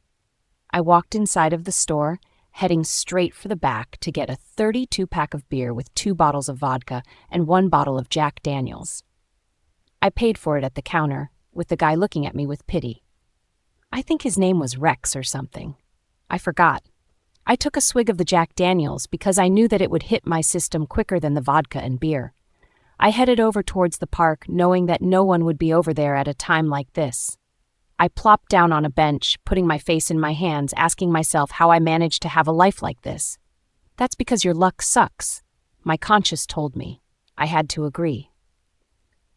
Look, boys, we have a pretty girl joining us today. I could barely keep my head up to see who was coming towards me. I could faintly see about 6 bodies coming towards me, all male. Why? Such a beauty to be left here all alone. Looks like she has been drinking. This is going to be easier than I thought. I called dibs on going first. I felt someone lifting me up and setting me down. I tried to fight back at whoever was on top of me, but I was too drunk to move an inch. The person started to pull down my shorts and lift up my shirt. Beautiful, inside and out. "Stop, please, stop." I pleaded with them. "Don't worry, baby, this won't hurt. I'll make it feel extra good." I didn't even know what happened next as everything started to move. My eyesight was becoming foggy as I heard punches being thrown and a voice calling out to me to try to stay awake. Who am I kidding? I can barely keep my eyes open now that I've had way too much to drink. "Payton, stay awake. I've got you." Someone picked me up, sending tingles down my spine as I curled up into that embrace. Blackness overtook me as I closed my eyes, breathing in a woodsy scent. I stormed into the house, completely furious that my mother and father would embarrass me like that in front of my future pack, and to top it all off, they even included them in the whole ordeal. "Tate River, come back down here this instant, young man."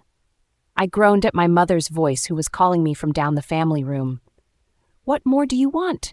You've already taken away my alpha status, made a fool of me in front of my pack, and I lost my wolf temporarily."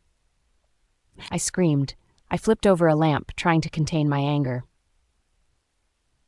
"First, you do not deserve that alpha status, Tate. To be an alpha is to put others before you, and you clearly haven't done that. I don't know what you have going on in your head of yours thinking that you could run a pack like that, but that is not the meaning to be an alpha. You made yourself a fool in putting yourself in that situation.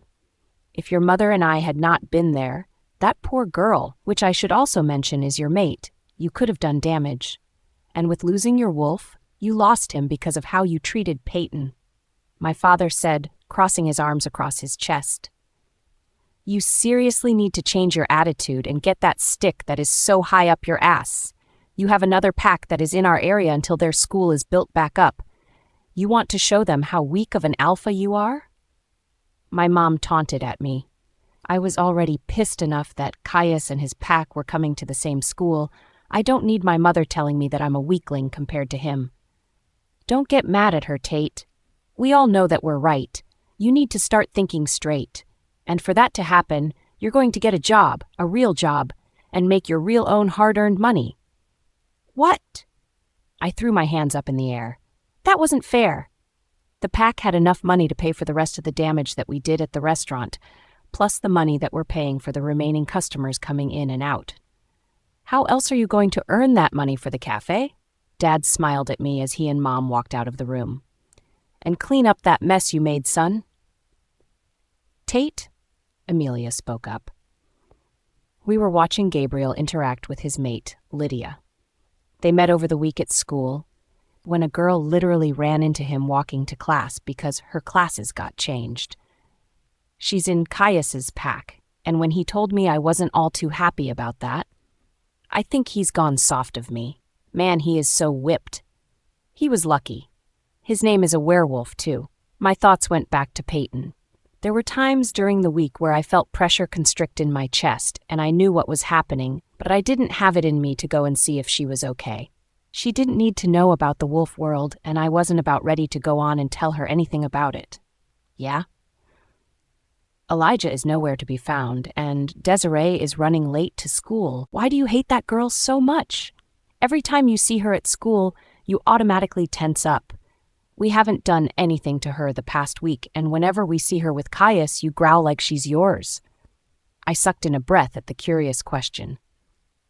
"Why do you want to know?" I looked over at her, but her focus was on the happy couple 10 feet from us. "I have this idea in my head that you're not telling us something, and what Caius said in the gym." She paused. She looked over at me, expecting an answer. "She's my mate, Em," I said bluntly. She sucked in a breath that she didn't believe me. "And you told us to treat her like that? She's our future Luna and your mate?" she shrieked. "You know that we take mates seriously, Tate." "But you see her. She's a pathetic human." I glared at her. "She's still your mate regardless." She paused and murmured to herself, "Even if she's a human." What happened to being the most terrified people in school? I was talking about the 5 of us. I know our reputation. We're the most feared people in school because of how we treat people. We disregard their feelings as we shake them up. We put them down and stomp all over them, and we're not supposed to care. "Come on, Tate. Don't you get tired of being so ruthless and mean all the time?" "I know I do." She sighed, running her hands through her hair. "What's got your panties up in a twist?" I raised an eyebrow at her. "I thought you don't care what people think." She looked at me with her eyes brimming with tears. "My mate," she whispered. "You found your mate?" I asked, happy for her. "Yeah, but there's a problem. If it weren't for wolf ears, I probably would have heard her. My mate, he's human."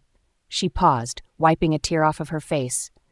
"And he doesn't want me because he sees me as some sort of monster." "You told him that you are a wolf already?" She shook her head no. "It's been 2 months. I met him 2 months ago. He hates me. He avoids me. It was that day when you pushed him in the hallways, fractured his wrist, and told me to taunt him and shit. I tried to be nice to him after that happened, but he would just push me away, saying that I'm a monster because all I do is inflict pain on people." She put her face in her hands, crying softly. "Em," I started, but she cut me off. "Save it, Tate. I don't want to hear your bullshit answer. Your parents are right. You need to take your head out of your ass and start to be more of a human." She pushed herself off of my truck and made her way towards the entrance of the school. But before she went in, she turned to face me, knowing that I can hear her. "But we're all monsters." The first 4 periods, all I could think about was how Amelia said that we're all monsters. I scanned the faces and body languages of the people that we've passed in the halls, and they all seemed to cringe every time one of us walked by. I lowered my head, staring at the ground while I walked and where I was seated, ignoring the people around me. Maybe we are monsters. I thought back to all of the people that we've pestered with, and all of the tears that were shed, and all of the bruises that we caused. The 5 of us have been completely and utterly ruthless. We thought it was funny to see someone cry because they never fought back. It made us want to keep going. But they never did. It all started when we were the first 5 to shift in our generation. Being part of the higher rank lines were part of it. First, it started with just the pack members because we knew that they'd heal quickly if we were a little rough with them. But then it escalated to humans because we knew that we wouldn't get in trouble for it. Amelia is never one to shed tears, and watching her cry hit hard. All 5 of us are fucked up, and I'm the number 1 fucked up person on the list because I was the one who started it all. My eyes fell on my mate, Payton. She was sitting with her friend, Blake. I think that was her name, and they were chit-chatting about something that was a blur to me. She was laughing, throwing her head back while eating a French fry, and then Caius had to go and ruin it. He sat down at their table. When Payton looked up at him, I couldn't help but feel my dormant wolf become jealous that she was looking at him the way that she was supposed to be looking at me. I knew she felt something because every time I would stare at her from a distance, she would become all uneasy and uncomfortable. "What about you, Payton?" Ugh, the way that Caius said her name makes me think that she's his mate as well. He's so lovey-dovey with her, and it makes my skin boil. "I think I'm going to take the kiddos out. We haven't hung out in a while, and I have the weekend off from work, so I was thinking of taking them to the aquarium and the museum." Her voice was music to my ears. I curled my hands into a fist as she asked him what he was doing. "What about me? Can I just punch you now, Caius? What are you doing this weekend?" "Not you, Payton, not you. Got a lucky girl to take out? For the love of God, if he takes her out, I'm going to go ape shit on him." "Ah, no, I'm helping my father with something for the family business, showing me the ropes of taking over when I'm ready to do so." She was checking him out. I growled lowly, Desiree looking at me with curiosity. I forced a smile and looked back down at my food. "Such pity. I feel bad for the girls who are eyeing you like they're waiting for an opportunity to pounce on you." "You better not do that, Payton. You're mine, you hear me?" "Oh, Lord, she can't hear me." Her friend said something, but I didn't catch it because I don't care much for her. "You know an activity that can strengthen a weak heart?" "Don't you fucking say it, Caius. I will rip your balls off of and staple it to your forehead. Sex!" I snapped the fork that was in my hand and threw it to the side. "Yeah, pay! You have to!" "Is that bastard whining?" I actually turned my head fully towards their direction, and I saw Payton scuffle in her seat. And then that bastard had the nerve to put his hand on hers, and caused her to blush. Does it require a date?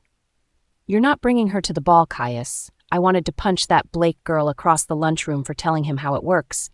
Now he's going to buy the tickets and take her." Finally, that girl left.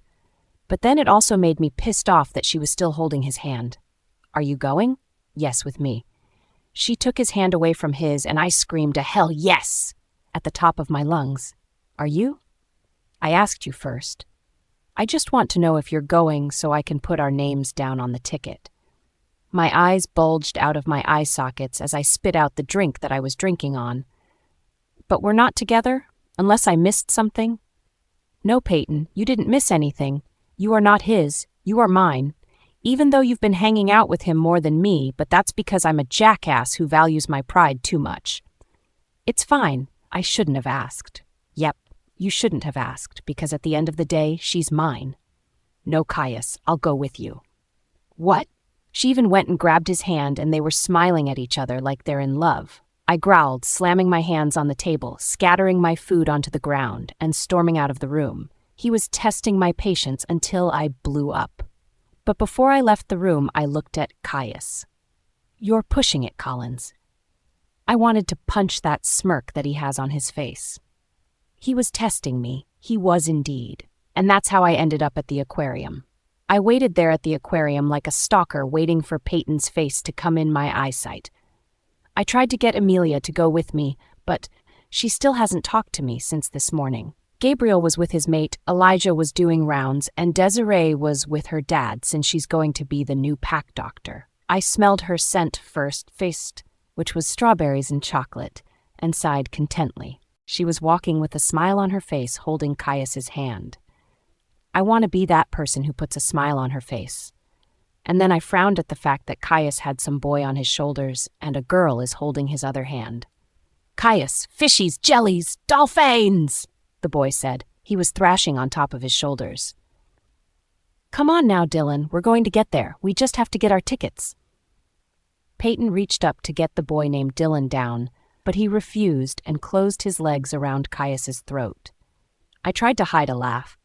No need, Pay. I already got the tickets. He got the tickets already? That bastard, trying to make himself look good. You already got the tickets? Payton questioned. Yep.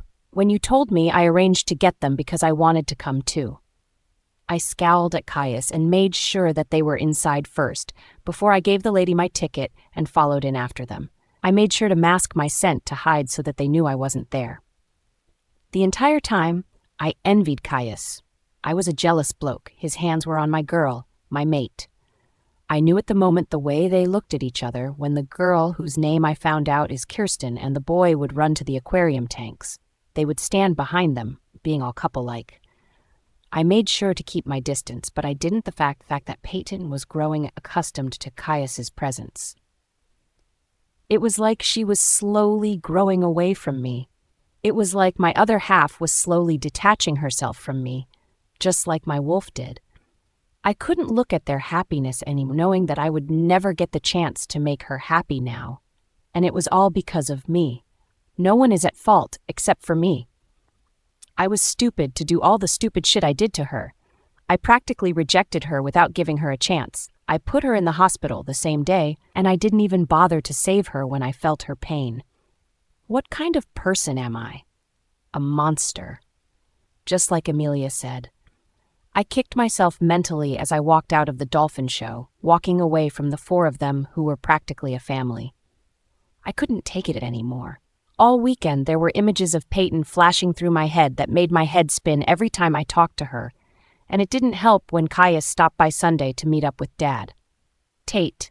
Caius said my name like he had won the ultimate prize. Caius, I said his name as a warning. Tate, you don't have to be here. My dad turned his head towards me. He pinched the bridge of his nose. Nah, I think I'll stay here. I planted my ass into a seat across from Caius. Very well. He turned into his serious face. I've called you here, Caius, for a meeting because there has been a problem with rogues. Rogues? Caius piped up. Yes, I've been warned by other packs that group of rogues could stop by unannounced and attack us. It's happened to one of my good friends, but it was a good thing that there were only a few fatalities. I just wanted to inform you so you could inform your pack. I will certainly alert my pack about rogues. Thank you, Asher, for informing me. I do have an idea, though, to be better prepared for any surprise attacks. What would that be? We form packs. I know it might be a long shot, but we have a lot of room on my land to accommodate your pack. You don't have to agree now or at all, but it's just an idea. My dad shrugged his shoulders as I was fuming to the side because he didn't even talk to me about this. I didn't want to be in the same pack as him. I will suggest that idea to my pack, and I will get back to you. On the other hand, I think that it's a great idea. But we would work as separate packs, yes? My pack and your pack? We're not combining to become one big one? Oh, no. It would be still the two separate packs, but we're just going to be living on the same land. You will be in control of your pack, and I will be in control of mine, until I give Alpha position to Tate over here. Once the meeting was done and over with, I pulled Caius to the side. What do you think you're doing, hanging out with Payton? I sneered at him. Ah, Payton.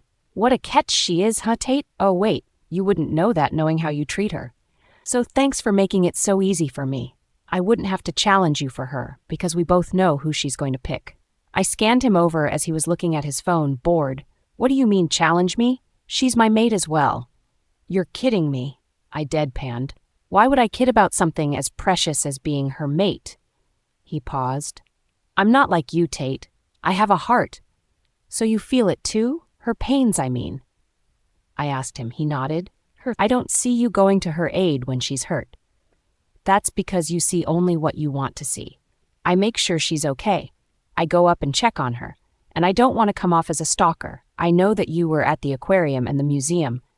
I saw you, and I see where she lives, and it's not so pretty.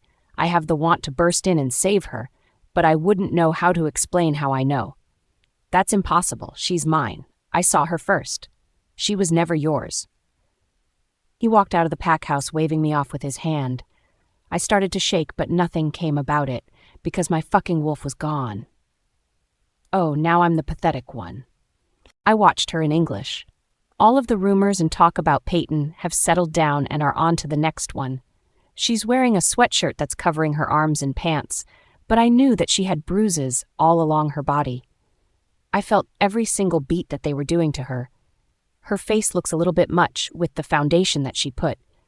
I had to let her know she was mine. I saw her first. She's my mate, not Caius's. All weekend, I've just thought about all of the things that everyone's been telling me. How my head is so far up my ass I don't even know what I'm doing. How I'm such an asshole and a jackass. How I'm the reason for all of the things that's happened to me. Once class ended, I saw that Payton quickly got up from her seat and headed out of the classroom, only to meet up with Blake and fucking Caius. Caius shot me a wink and placed his hand on the small of her back before waving goodbye and heading the other direction.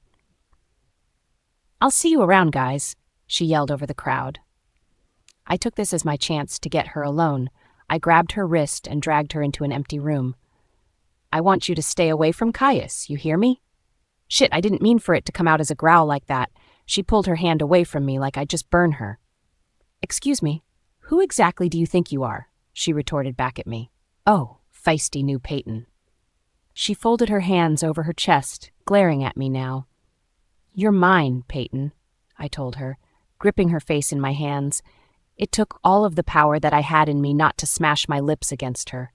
If I did, she would hate me more than she already does. I saw the confusion on her face. I knew that she could feel the electricity between us. It wasn't as strong as before, but it was still there, and that's all that matters. "I don't like you hanging with Caius. He pisses me off every time you're with him, and you are not going to the masquerade ball with him." She put her hands on top of me, trying to pry my hands off of her face, and pushed mine off. "What the hell, Tate? I am not yours." Ouch. Okay, I deserve that one. "You are a dumbass thinking I'd leave you for Caius." Yep, that one too. "He has been nothing but sweet to me. You're an asshole." Fucking Caius. And I am going to the ball with him. I don't need you to tell me. Over my dead body, you aren't. She started to walk out of the room, but I grabbed her wrist, pulling her back into my chest. "You're mine, Payton. Keep that in that mind of yours." I let go of her, leaving her in anger.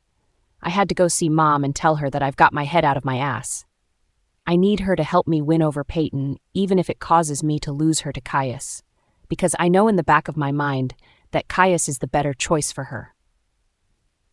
I come bearing gifts. I walked up to my mom. Finding her in the hospital, I held up her favorite snack while she's at work, pretzels with a Hershey's Kiss melted on top with an M&M to top it off. She looked me over and then ignored me, going back to whatever she was doing. "I'm not in the mood to deal with your stupidity, Tate." "Geez, Mom, I'm starting to think that you hate me," I said sarcastically. I set the bag of treats on the table. "Spit it out, Tate. I don't have all day." "What do you want?" she sighed and turned to face me. "I want Payton. But I have a problem." She scoffed at me, running her hands through her hair. "And that problem is?" she asked. "Caius claims that she's his mate as well. There's no way she's going to you with open arms, Tate, and if she really is Caius's mate as well, then he's going to have her."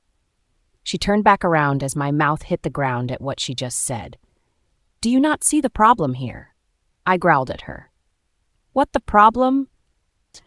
"The problem including Payton having 2 werewolf mates?" "Yes, I saw her first. She's mine."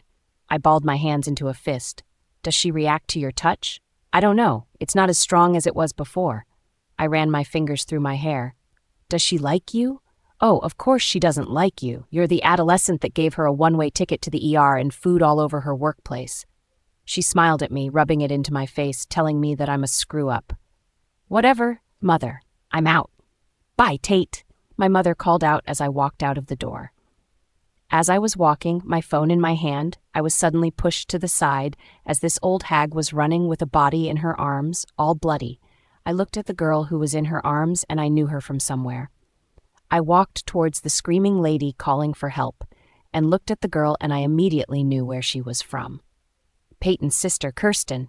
"Help me, please. Oh God, I don't think she's breathing. Help me, help!" The lady was freaking out like none other. "Where's Peyton? You know Peyton?" She turned towards me and I kicked myself in the head. I said that out loud. Yeah, I go to school with her." Stupid Tate. She caught me off guard. Why'd I have to stutter like that? "Hello, my name is Dr. Lana Richardson. What happened?" Mom came bursting into the scene with a stretcher and a pool of guys right behind her, ready to do what they had to do. "Oh, thank you. Her name is Kirsten Marie Daniels. I found her at home, beaten by her parents. I got a call from school saying that she ditched, and I went to go check on her, and I found them beating her up, claiming to be someone else," she said in a hurried voice. The guys behind Mom already took Kirsten from the lady and placed her in the stretcher and started to run away. Okay, I'm going to take care of her. By chance, is she related to Payton Daniels?" Mom asked. I realized that I've been standing here the entire time. Yes, she is.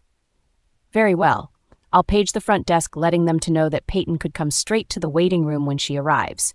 You called her, yes? Yes. About 15 minutes ago. She's probably running because she doesn't have a car, so she's trying to get here as fast as she can. Tate, leave. This is none of your business. She told me through MindLink. She's my mate, and that girl is her sister. I have to be here for her. I said back. Correction, Tate. She's Caius's. Now leave. She cut me off of the MindLink, and I turned around furious that she used her Luna command on me. I stood outside of that hospital until nighttime. I sat on the bench, far from the entrance of the hospital. The moment I saw Payton run into the hospital, I knew I couldn't leave. I had to be there just in case anything happened to her. Even if the bond was slowly weakening, I can still feel the numbness that's flowing through her veins right now. She's been crying. I could hear her. But the statement that got to me was when my mom said, "If she's a fighter like I know you are, Payton, then I know for sure she will be okay." Why that statement got to me? I don't know. It just did. I was also so wrong on so many levels. Payton wasn't a weak, pathetic human. She was so much more than that. She's the strongest person that I know that would take anything that her parents threw at her just to protect her siblings. And I was wrong about the fact that she's not worth fighting for, because she is worth fighting for. I don't deserve a girl like her. I don't deserve anything nice in life because I don't deserve it. But I'm going to keep fighting for her from now until the day I die, because in my eyes, she is definitely worth it. She's so worth it. The way that she acts with her family makes my heart constrict. I said that she would never be a good Luna, and I was so wrong about that. She has a heart like gold. Mom would do anything for the pack. Dad also would. As Alpha and Luna, they put themselves and their family first. But the pack always comes to a close second. That's what families do. They sacrifice things and their happiness to make someone else happy. Families take risks on everyday things, like what if there was a rogue attack? Dad would be first front and center to take down the rogues, even if it may cost him his life. Mom works at a hospital in the emergency room and risks herself getting injured. And Payton. She's done everything she could for her family. I see the bruises that are covering her body. She didn't deserve anything that happened to her. I watched her try to compose herself in front of me, knowing that I've completely broken her just by one sentence, and now seeing it happen to her sister, I feel like a complete jackass. But I know one thing for sure. Payton can overcome it. She's like what Mom said, she's a fighter. Tate, I need you to prepare 2 bedrooms in the main house, please. Mom's voice came into my head. For what? I looked over at the hospital entrance doors and saw her looking at me. We have 2 guests that are going to be staying with us. She crossed her arms over her chest. And they are? I raised an eyebrow at her. 1 for a girl and 1 for a boy. Make it quick. The boy is coming in about 2 hours. So you're telling me that you're going to put 2 werewolves into the house that we don't even know anything about? They're not werewolves, Tate. They're humans. More specifically, Kirsten and Dylan Daniels. They're going to be staying with us. Rachel had to come and take them into her custody, but I told her that I could take them in for the sake of Payton. She's already gone through so much in her life. I had to watch her break down when they were taking Dylan away. Does she know? I got up from the bench that I was sitting on and started to walk away towards the pack house. And you're going to allow 2 humans living in a pack with werewolves. How exactly do you think that's going to go? We're going to treat them with respect, Tate, and I mean it, and no, she doesn't. I'd like to keep it that way, so don't mention this to her. She paused. Not like she's going to give you a chance anyway with Caius around. I didn't like the fact that Caius was with Payton all the damn time. Like, how did he end up at the house with her? Dad had alerted me that Payton came barging into the police department, leaving a trail of 2 unconscious bloodied bodies, aka her parents, in a cell with Caius chasing after her. I was pissed off to the core when I couldn't shift to get Payton's scent better, because whenever she's with Caius, her scent is completely engulfed with Caius's, and it makes me harder to sniff where she is, in human form. I had to have Dad mind link me where Payton lived and ran off in that direction. I heard yelling and banging of objects when I reached the house. I quickly hid behind a bush and tried to get a glimpse of what was happening through the window that was a few feet in front of me. I'm not some crazy lunatic, Caius. This is who I am. I tried to ignore my future that was already placed in front of me, but I guess I can't get past this bump. I'm going to be just like my parents. I'm going to become an alcoholic and a drug addict starting right now.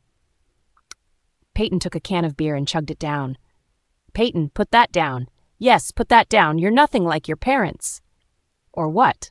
Quit being stupid, Payton, and listen to Caius.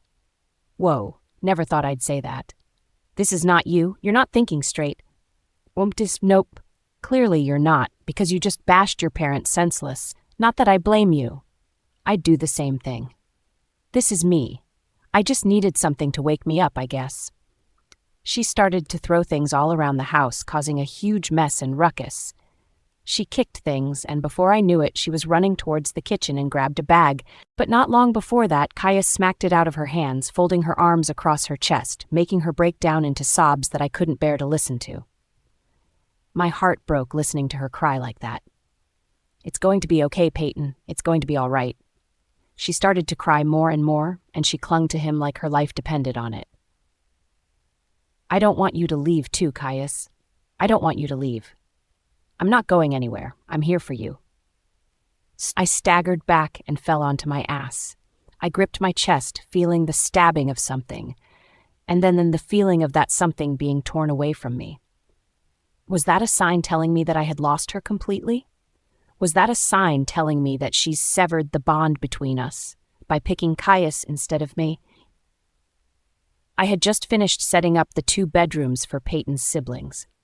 Her brother Dylan came in with Mom around 10:30 p.m. and headed straight to sleep, crying his eyes out. He was calling out for Payton. Mom decided that she was going to sleep with him in his room until he was comfortable. Dad didn't like that very much, so he decided to sleep on the rocking chair that was in the room across the bed from Mom and Dylan.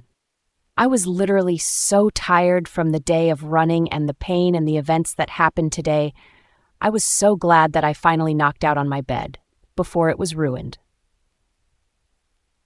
The entire week, I've managed to hide away from Dylan. I just wasn't ready to face him yet. I didn't know how to introduce myself to him. Hi, I'm Tate. I beat up your sister. Well, not literally, but she ended up in the hospital because of me. Yeah, no. He was sent to school every day with my mom in tow, crying every day. I knew how he felt, being stripped away from someone who meant a great deal to you. And for being 5 years old, I give him credit. He's just like Payton, strong. Every day, I would just go straight to my room and hide out there for the remainder. My food was brought up to me because I knew that Dylan would be at the dinner table. I just had to man up and go downstairs and face him. I'll take a nap before I go down. Yeah. That's a good idea. Wake the fuck up, Tate! Someone roared at me. I quickly got up from my bed, sweating like a fish. I looked around the room, finding that no one was in my room except for me. What the fuck? I growled out. I gripped my head because I felt something being stirred up in me. I fell over in pain at the sudden changes that was flowing through my body like a heat wave. Something's happening to Payton. Something bad. I can feel it. You're back? I was shocked. I thought that he would never come back. Yes, you dumb fuck. I couldn't ignore this pain for her. She's being taken advantage of, and I can't let that happen. Now shift so we can fucking save Payton from being attacked. Where were you all the times that I needed you? I roared at him in my head. Where did you get that line? A soap opera. I gritted my teeth and mumbled something I hope he didn't hear, and stripped off my clothes. I shifted for the first time in a long time, and it hurt like a motherfucker, let me tell you that. I let my wolf take control, running towards wherever my wolf let me go. I just got to the edge of the park before I was rammed into a tree by another wolf. I got back on all fours and I faced the stupid idiot who dared to attack me while I was going to save my mate. The wolf, who was probably the same size as me, probably a little bit bigger, growled at me, and I immediately knew who it was. Caius. I lunged toward him, slamming him into a tree, the same he did to me. He got back up on all fours as well as I shifted. What do you think you're doing, Caius? I'm trying to save my mate here, and her name is Payton. He shifted as well. Fuck off, Tate. She's not your mate. She's mine. No, you dick twat. She's mine. Now if you'd excuse me, I'm going to go save her from being attacked, as you can see. Don't you dare lay a hand on her. Fuck off, Collins. And then he was attacked by my pack as he was on my land. He was pinned to the tree as the rest of my pack was coming. Richardson, if you dare take her away from me, I will challenge you for her. Caius roared from the woods as he was being dragged away by my pack. I ran towards the fight as I flicked the guy who was on top of Payton, twisting his neck enough to cause his death. No one, and I mean no one, is going to do whatever he was trying to do, that to my mate. I covered her chest and pulled her shorts back on, hissing at the bruises that took up most of her skin. I was about to pick her up and bring her back to the pack house to get her looked at by Mom or by Desiree's dad, but it was all short-lived as I heard footsteps coming quickly at me. You jackass! Caius roared, heading straight for me. It's going to take more than 2 of your men to hold me down. Richardson, now hand her back! Once he reached me, he tackled me to the ground, rolling around in the grass before he got on top of me, and punched me in the face, causing me to grip my face in pain. I was pissed off at my wolf for not fighting back. Why aren't you fighting back? She's ours, remember? I said, pissed off. Just because I came back doesn't mean that I'll stay. I just had to make sure she was okay, and I can see that she's perfectly being taken care of. He turned himself off from me once again as I felt the pain from him doing so. Payton, stay awake. I've got you. Caius picked her up, being completely careful of her. I gritted my teeth together when she curled up into his embrace. How about we both take her to the pack doctor and get her checked out? I gritted out. I need to be near Payton right now, even if I have to resort to sharing with Caius. Fine, he agreed. But since you have her in your arms, we're going to my mom to get her checked out. He glared at me, but nodded after looking down at Payton. He kissed her forehead and I turned around, my canines poking through my teeth. My wolf didn't like it one bit that our mate was being handled by another man. But I knew already in the back of my mind who she would pick. Caius's POV. Alpha. My beta, Drew, came into my office with his arms behind his back. Yes?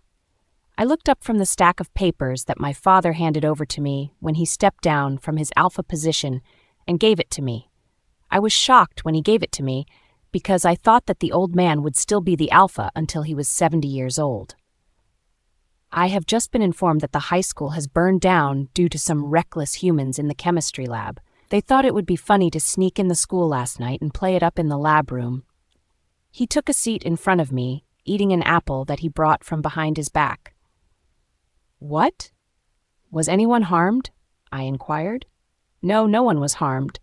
The pitiful humans made it out alive and called the fire department. Now, we either don't go to school until the school builds back, which none of the mothers would approve of, or we call Alpha Asher and see if we could come onto his land and join the high school there. You're right, my mother would not approve of the pack not going to school. It's her rule that everyone who is of age is to go to school, so that definitely is not an option. However, I will call Alpha Asher and see if we can go to their school for the time being. I pulled out my phone and dialed in Asher's phone number. He answered on the first ring. Tate Richardson. Alpha. This is Alpha Caius from Moonlight Pack. Caius, your old man finally stepped down? He laughed on the other side of the phone line. Haha, yes he did. Mom forced him to spend more time with the younger siblings, and she wanted to travel more. That's good. How are you guys doing? That's why I'm calling. There's a problem with the high school. It burned down, and our high school students, including myself, have no other high school to go to around here. So I'm calling to see if my pack members and I, who are in high school, could come onto your land and see if we could go there for the time being. Of course, it wouldn't be a problem. I'd just like to have a list of all of your pack members' names and basic information to check you guys in. It wouldn't be a problem as far as I can tell. Maybe you can do some good to teach my son in how to be an alpha at a young age. Ah, Tate giving you problems? The last time I saw Tate was when we were about 15 years old. Our dads are best friends and we were too, until the point where he slept with my ex-girlfriend. When is he not giving me problems? He chuckled as I did too. We'll see you Monday. I'll fax over the information within the next day or so. Sounds good, Caius. It'll be nice to see how you've grown. Who's that, honey? I heard a female voice on Asher's line. Oh, baby, it's Caius. He's the new alpha now. His old man, Frank, finally stepped down. Caius? Oh, I haven't seen him in ages. Tell him to pass on by. Good thing that his pack and himself are coming over. Their high school burnt down. Tell Lana I said hi? I laughed a bit. Lana, Caius says hi? Hi, Caius. Miss you. All right, I'll let you guys go. See you Monday, I told them. They said their goodbyes and hung up the phone. It's a done deal. Going to head over to their lands Monday for the remainder of the time being until the school is built. I told Drew. Should I tell the pack or are you going to? I'll tell them. I sent the entire pack a message that all of the high school students in the pack will be able to go to Midnight Pack with Alpha Asher's pack. Hi, my name is Caius, and I need a list of schedules for me and my friends. We just transferred here from James Madison High. Our school burnt down, so the administrative staff sent us here for the time being. I told the lady at the office. Ah, yes, I've heard about that. Give me a moment to go fetch them. I'll be right back. Sure thing. Drew nudged me in the shoulder. Have you seen Tate yet? I shook my head. Nah, he's going to be shocked when he sees us. Here you go. The lady came back with a handful of schedules and handed them to me, which I ended up handing to the rest of my pack. Behave, you guys. Alpha Asher and Luna Lana have informed me of their son and his friends. I do not, and I repeat, do not want you to follow in their footsteps. We are a pack, and we are only strong if we stay true to our motto. Got it? I firmly told them. They nodded their heads at me as I handed them a map, and they went their ways. I walked into my first period class, an English class. Hi, I'm Caius Collins. I'm new. I heard all of the sighs of the females in the room as they looked at me. I winked at them as they all turned their heads, red in color. Welcome, Caius. I'm Mr. Luck, and here is the assignment due in 1 week. It's originally due this Friday, but since you're new, I'm giving you an extra week to catch up on all of the necessary components in this class. Take a seat. I looked at the packet that he handed me and saw that I had to write a 10-page paper on the crucible. Great. 5 classes went by as I headed to the library to get the book that I need for this English class. I sighed, walking in, but suddenly my ears perked up and my nose was tingling with these sensations I haven't experienced before. I took a quick sniff of the air and was hit with strawberries and chocolate. My wolf was urging me to go find that scent. I walked around the library, ending up at the back when I saw the most beautiful girl I've ever seen, reading a book on a couch with her legs behind her. She was furrowing her eyebrows as she was reading, and she was pursing her lips. I wanted to go up to her and see what about her made me want her. I got the idea of asking her to help me find this book. Yeah, that's it. I slowly walked up to her and stood in front. Excuse me, do you think you could help me find this book? I'm new here and the librarians are a little busy at the moment. She looked up at me as I was holding a piece of paper with the call number on it. She probably didn't know it, but I knew that she was checking me out. And then, when her eyes met mine, I felt like an explosion erupted in my body. "Mate," my wolf told me. "Sure. What book are you looking for?" That voice, that beautiful voice coming from my mate, was the most melodic tune I've ever heard. Just hearing her voice made me already wrapped around her finger. Fuck, I'm so whipped right now, and I've only said a sentence to her. The Crucible. I have to write an English paper on it by next week. She's so gorgeous, she doesn't even know it. She's hiding away in those thick clothes of hers, but I'm betting she has a beautiful figure underneath. I like how she doesn't dress like other girls in this school. She's just perfect. "Do you by chance have Mr. Luck for English?" she asked me.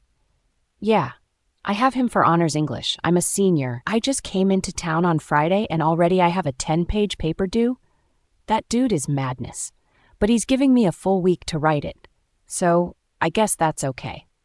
I think I just rambled on and on. I mentally slapped myself. Making a fool of myself was not how I planned to go. Yeah, he's a little bit crazy with the 10 pages. I can't even imagine being in his honors class. Follow me. I would follow you anywhere, I wanted to say. But I bit back my tongue and followed her. She ran her hand down the books, and once she did, she turned around and handed it over to me. "Here you go. Good luck writing your paper."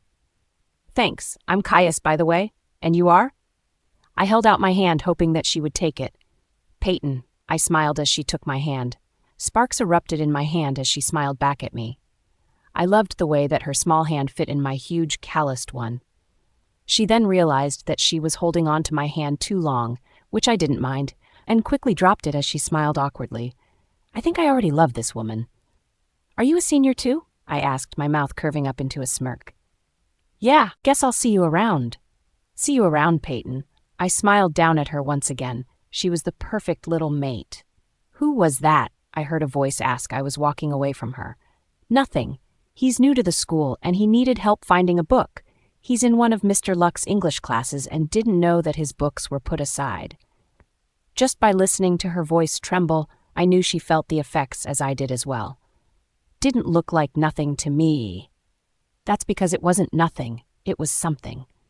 I just found my mate, and it was the most wonderful thing that has ever happened to me, other than getting my baby when I turned 16. But my baby is a close second. Payton was definitely the first. "Are you going to throw another show, Payton?" I watched Payton as she winced when Gabriel said that. "Come on, Gabriel. We both know that you're not as strong as you think you are. That show you put on Thursday was just spectacular. Desiree is lucky that I don't hit girls. Bravo. Maybe you should join drama. I heard that they like girls who like to over-exaggerate things. You'd be perfect for the spot. As for Amelia, I would gladly punch her throat. Maybe you could be the next Kim Kardashian with all the attention that you want, you pathetic loser. Fucking Elijah. Do not compare my mate to that worthless reality whore." I was furious when I saw Tate's minions cornering my mate in gym. I was so pissed off that they were talking her down, I almost shifted and decapitated all of them. I stalked over as I spoke up in the most calm and collected voice that I could muster up. "Break it up, guys, unless you want to start trouble." Her eyes met mine, and immediately her eyes were grateful that I stepped in and saved her. I bit my wolf down, wanting to claim her almost immediately. "Hey, Payton." "What's up?" I asked her, smiling down at her breathtaking face. "Hi, Caius," she said quietly. I loved the way that my name rolled off of her tongue. It made my insides burn with passion. "How is the Crucible? Are they causing you any trouble?" I put my hand onto her shoulder. I heard her heartbeat quicken at my touch. "It's fine. Thank you for helping me find the book." "Caius, does Asher know that you're here?" Gabriel asked me. "Yep," I answered back. "Such a nice area you guys live in. A little bit smaller than back home, but this could work." They looked at me like they were ready to pounce. Too bad that it's never going to happen. My pack is stronger than theirs by far. "So, Payton, since I'm new in town, do you think that you could show me around?" I asked, showing off my pearly whites. Her mouth separated a bit, and correct me if I'm wrong. Was that a little bit of saliva running out of her mouth? "Caius, what are you doing here?" I laughed inwardly, knowing that Tate found out that I was here. He should have smelled me the foot I stepped in here. Such a horrible future alpha. "Oh, please, Tate." Don't use that tone with me. We both know that it doesn't work on me. I smiled over at him. What are you doing there? I smiled that he was shaking. His fists were balled up as he was trying to control himself. School burned down. All the students from my high school are getting transferred here. Isn't that great, Tate? I sat down next to Payton on the bleachers. I put an arm around her and snuggled her close. And look, I even made a new friend. Her name is Payton, and it seems like your friends were harassing her. I hit a nerve with Tate. He was shaking so hard, and then something hit me in the back of my mind. This is impossible. How can Payton, a human, have two fully grown werewolves as mates? She's my... He started to say before he clamped his mouth shut. She's your what? I taunted. But there is no way in hell that I'm just going to willingly hand over Payton to Tate. He's going to have to go through me first. I know one thing for sure. Payton is mine and mine only. Any time now, Richardson. I put a bored expression on my face, even if I had a smile. I knew that Payton was checking me out. I could feel her eyes on me as I wasn't looking and her heartbeat quickening as she looked away when I caught her. She's my art partner for the project that's coming up in 2 weeks, and she's in my foods group for senior foods, and we have to come up with a pastry dish. His friends looked over at him with their mouths dropped as they quickly composed themselves. Come on now, Tate. If you're going to lie, at least make it believable. How can you ever be an alpha with horrific lying skills? Not that I condone lying, but this one was horrible at it. I raised an eyebrow. Is that so? Yes, he said through a clenched jaw. I turned to look at Payton. Is that true, Payton? Is he your art partner and in your foods group? She gulped as I squeezed her thigh for reassurance. No, he's lying. The art project is individuals and he's not in my foods group at all. I knew for a fact after that Payton would never ever lie to me. Just looking at her, she was filled with innocence. I think I know exactly what you really meant. I smiled up at Tate, bringing Payton into my shoulder. Caius, he warned me as he took a step forward. What's he talking about? Tate? Wow, an alpha that doesn't tell his pack that he has found his Luna? What a joke. I'm telling my pack as soon as we get back to the pack house. I laughed. You guys are so blind. I touched the back of Payton's head, bringing her closer to me, but she flinched in pain. Oh shit, sorry. Did I hurt you? I pulled back, examining her head. It's fine. It's healing. I took her head in between my hands carefully. What happened to your head? It's a fresh wound. Why is there a huge ass bump and scar? I kicked myself for not noticing earlier in the library. Some mate, I am. I. Her eyes went over to Tate as realization kicked through me. Did you do this to her? I beamed up at Tate. His face said it all as I rammed my fist into his face. Shit went down as I brought Payton with me out of the room. You probably shouldn't have done that. Why not? I frowned. I was defending her and she was telling me that I shouldn't have done that? She reached up to grab her backpack, but I kept a grip on it. I'll hold it for you. Because Tate is the leader for the Terrible Five, and everyone who's anyone knows never to get onto their bad side or else it's game over for them. And you just made Tate mad, as did I. Now we're both going to get it. As her voice broke in the end, my heart broke. He has tortured her enough. I wasn't going to let fucking Tate Richardson ruin the life of my beautiful mate. And then I started laughing. Tate would never start anything with me. He knows better than that.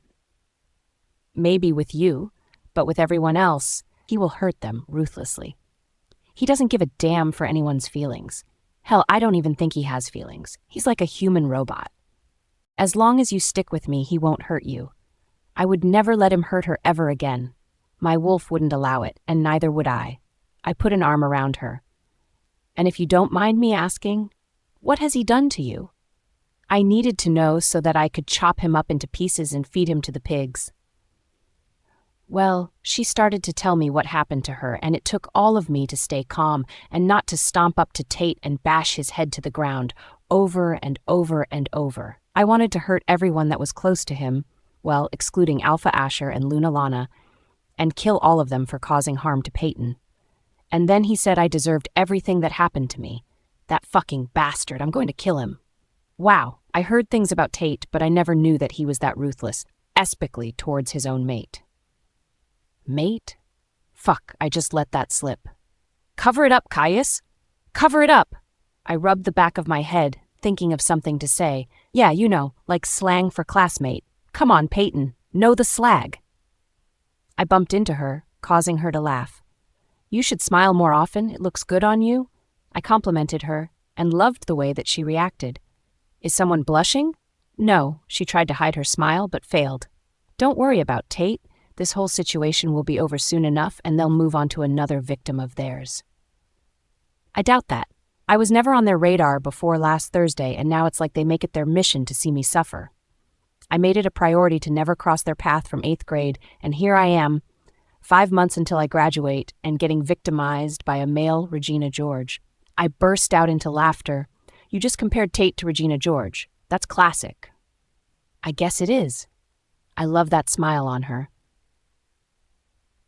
Come on, friend. Let's ditch the rest of the day and get some ice cream, and you can show me around the town. I led her out of school and hopefully out of Tate's heart, which, by the way, he doesn't even have. Mom, I'm home. I called out into the pack house as I entered in.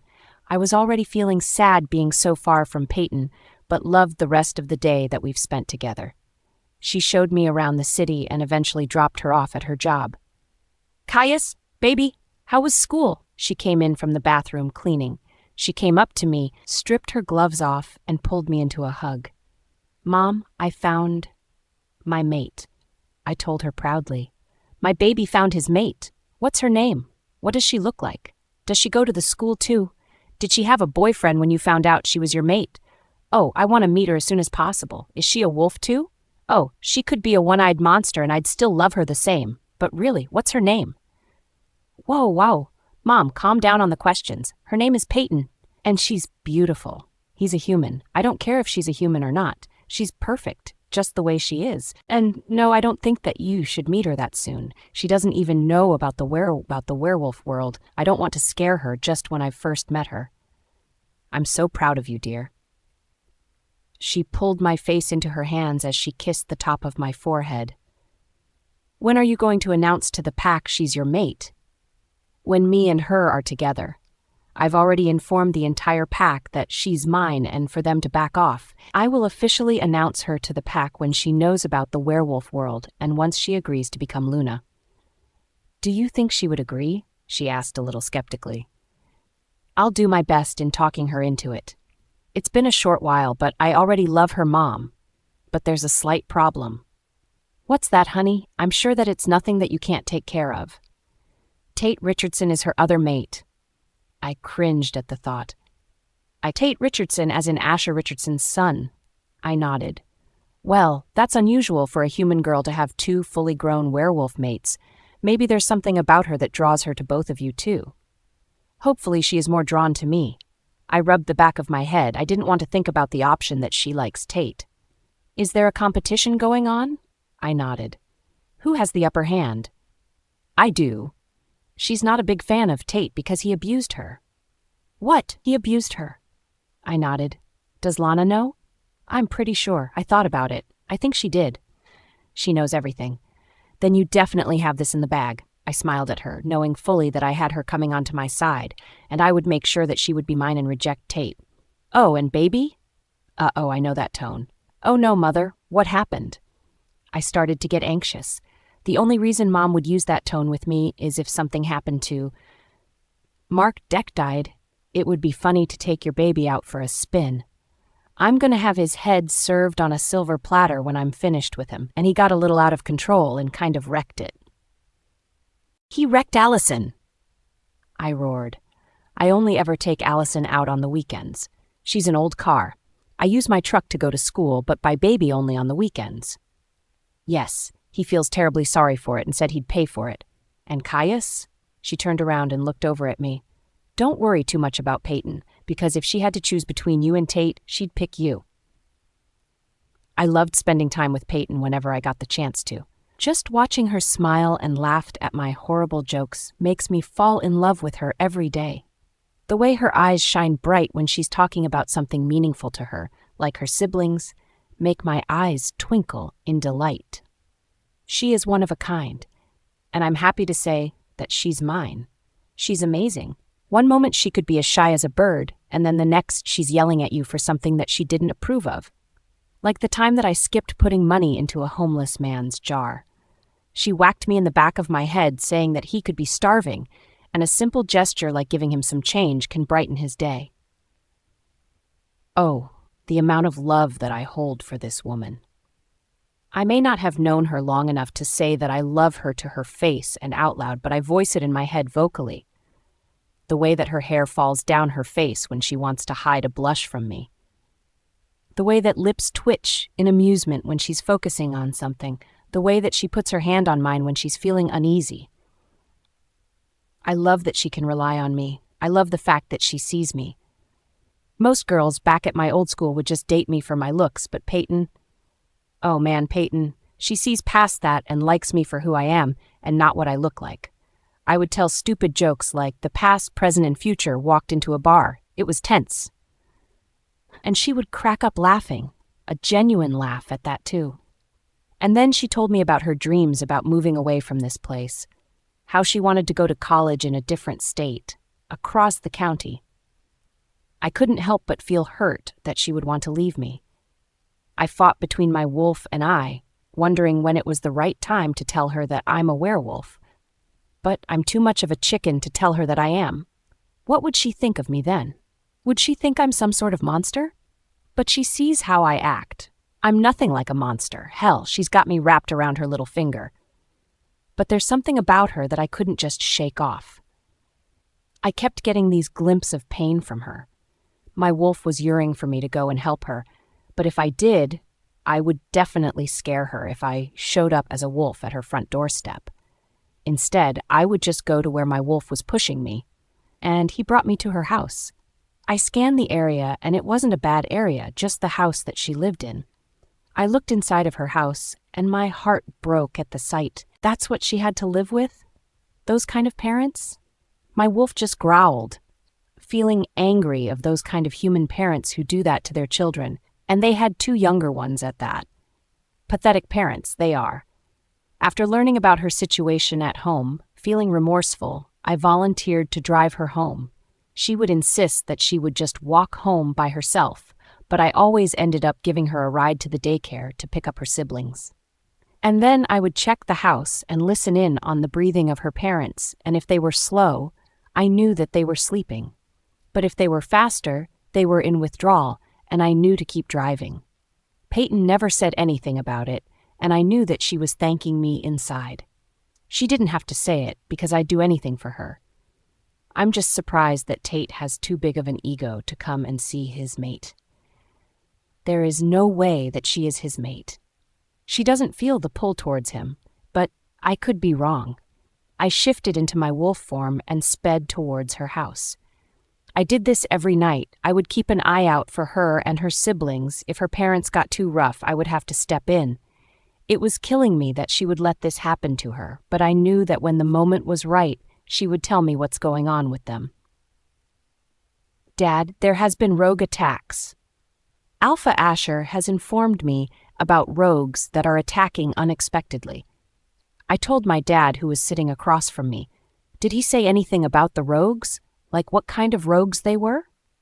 He didn't know what kind of rogues they were, just that one of his good friends was attacked, and there were a few fatalities. They went in and went right back out with no one looking at their faces. Which rogue pack do you think they could be? I'm not sure. I'm going to have to show you how to use the tracking device on rogues. I'll go get it, show you, Drew, and the others, so you guys can go and search for them. I want any possible names of the rogues, and with the names alone, I can find which rogue pack that they belong in. Okay, I'll call up Asher and tell him to head on over here to discuss this whole ordeal. Good deal. Dad got up from his chair as he made his way out of the office. And oh, Caius? I raised an eyebrow. You're going to be a great alpha, son. I smiled at him as he shut the door behind him. Alpha Caius. Molly knocked on my door moments later.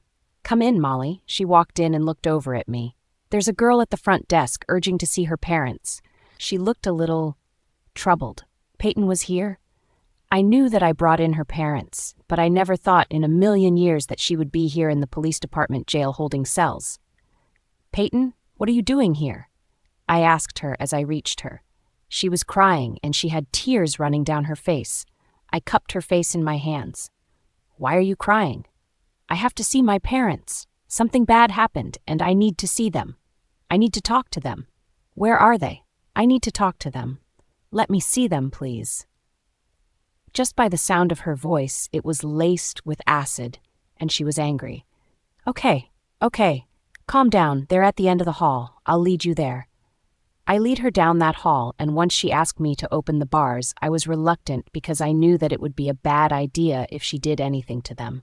She could get in trouble for it. But my wolf urged me to open the bars because it would give her the feeling of revenge. It was hard for me to watch her attack her parents, it really was, but they deserved everything that Payton did to her. Payton, I think you've knocked them unconscious. I took a hold of both her arms and gently pushed her away from them, against the walls. She shoved me away, my wolf a little hurt at her actions, but I knew she didn't mean it. She ran out of the room and I called after her. Payton, come back! Payton! I growled, chasing after her. Fuck!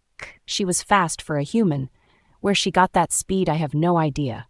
Fuck off, Caius. I don't need you to come and play knight in shining armor, okay? She yelled back as she flipped me off. Yep, definitely not herself. She would never tell me to fuck off.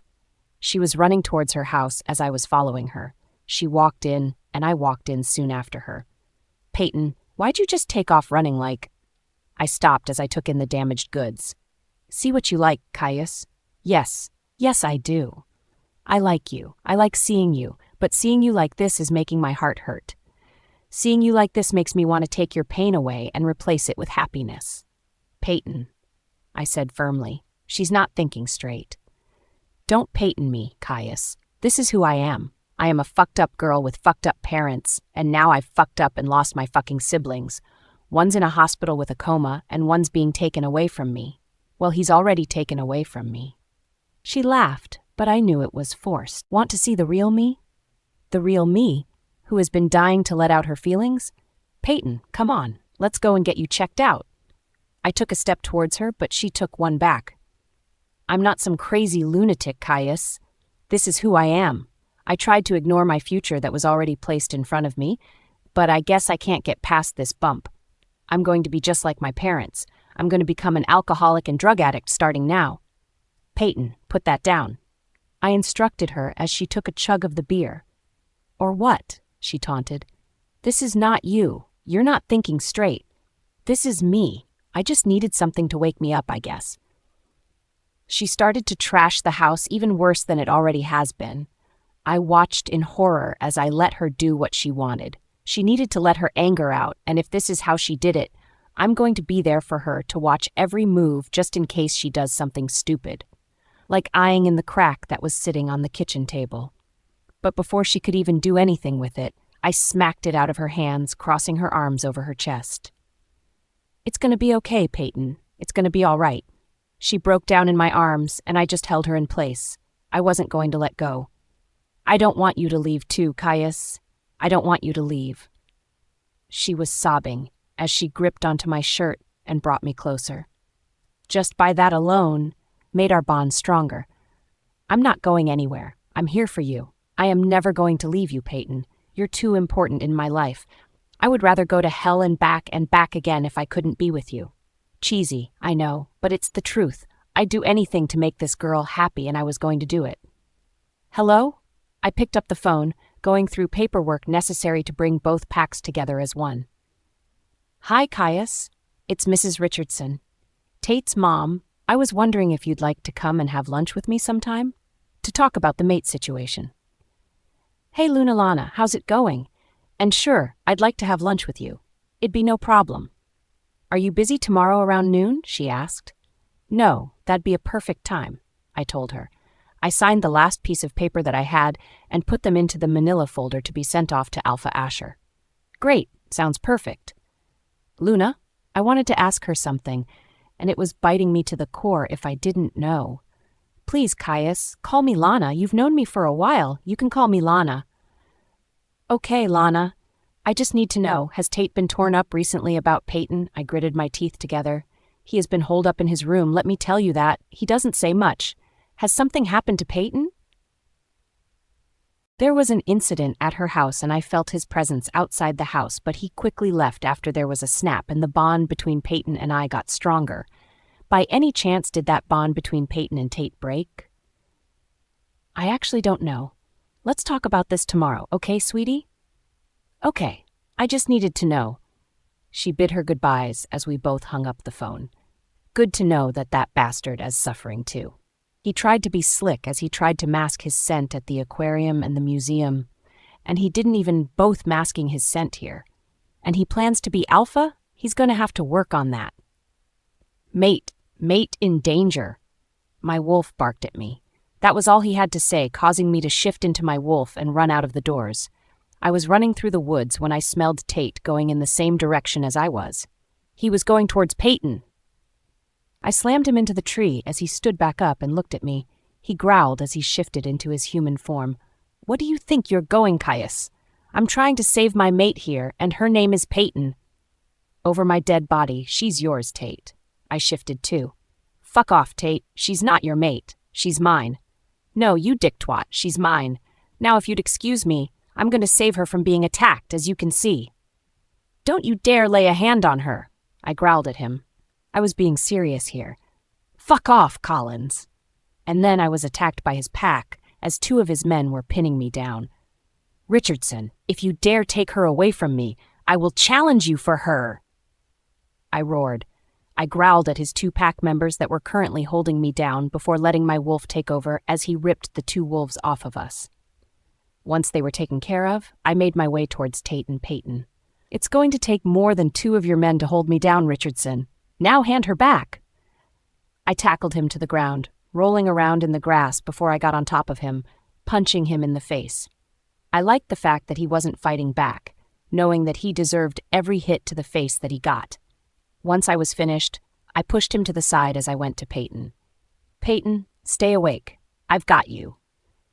I picked her up carefully, loving the way that her body curled up against mine. How about we both take her to the pack doctor and get her checked out? Tate gritted. I knew his wolf was on the edge as he needed to be around Payton to calm him down. Fine. I wasn't happy about agreeing, but I had to. I had a heart. But since you have her in your arms, we're going to my mom to get her checked out. I glared at him, but nodded after looking at Payton. I personally liked Mrs. Richardson because she was funny. She was strict too, but she knew when to be. She reminded me of my own mother. I kissed her forehead and followed Tate to his pack house in a quick fashion. Mom, quick, Payton's unconscious. Tate screamed as we made it to the pack hozu. Luna Lana came quickly, running down the stairs. Tate! Caius, what happened? She was being attacked and we both felt it and came to her rescue. Tate quickly said, Caius, please come and follow me. I immediately did. Was she asked and followed her into a room. Place her carefully on the bed and step back. I know she's your mate, as well as Tate's, but right now this is not the time to be overbearing and overprotective. I will take care of her, I promise. About 30 minutes passed before Luna Lana came out from the room. Tate and I quickly stood up, waiting for her to speak. She's fine, boys. She's just a little shaken up. She's sleeping right now, and I'd like to keep it that way. Tate, since you know that Dylan is staying here, I already informed the pack to keep Dylan away from Payton. She's in a vulnerable state right now. She won't be able to handle it, okay? Can I see her? I asked her with hopeful eyes. Of course. I know that your wolves are on edge right now, so go on ahead and sit next to her. Just don't get into bed with her. The bed is a little too small for the three of you. Tate and I immediately went to Payton's room and took in her appearance. I sucked in a breath as she looked physically fine, but I saw all of the bruises that her parents gave her. They were starting to fade, but I knew that they still hurt. I went over to her and placed a small kiss on her forehead, climbing in next to her. What are you doing, Caius? You heard her. She said not to get in bed with her. Tate firmly told me, my wolf needs her right now. I put my head in the crook of her neck, inhaling her scent, calming my wolf down. My wolf needs her too. He hopped in from the other side of her as we cuddled with her. I grabbed her hand as Tate grabbed her other. It was late at night as my eyes started to droop. Just before I fell asleep, I heard Mrs. Richardson walk into the room. Damn, boys, what did I tell them? poor Payton. How is she ever going to have to choose a mate? I could hear the humor in her voice as she placed a thin blanket over us. This is obviously a filler chapter. I know, it's an okay chapter, and I'm sorry that it sucks. I literally don't know what to say other than it sucks. I know. Believe me, I'm going to delete this chapter and post the real chapter 10 when I have it completed. Okay? Sorry, and the masquerade. Era 1. Have you ever held a burger in your hands, and that one moment where you take that chance to stare at it thinking this is going to be so good, and then squeeze it a bit before going down on it and feeling satisfied at the taste of it? That's how I feel right now. I refused to open my eyes even if I'm awake because I feel two bodies being pressed up against me as well as my hands being held. I feel like that burger I'm about to eat and the electricity that's flowing through me right now, it's making me a little bit nauseated. I probably shouldn't because it could be a bad idea, but I slowly opened my eyes to look at where I'm at. All I remember from last night was going to the convenience store to buy booze, and then I was being attacked and subconsciously being brought into a pair of warm arms that I snuggled into. I flicked my eyes to the right, and I saw that Tate was lying right next to me, sleeping soundly. I gulped, looking at the closeness of his face and the intertwinement of our fingers. This was seeing a whole different Tate. He looked so calm, and even his facial features are softened. At school, he's always got a hard face on, never to be looked at. So seeing him sleeping next to me made me very afraid of being that close. The things I wanted to know was, 1, how the fuck did Tate end up next to me? And 2, why the fuck am I in a bed with him? I wanted to pull away, but I feared that he would do something cruel. And then I slowly turned my head to my left and saw the person who has been nothing but caring to me this past week. He made sure that I was okay.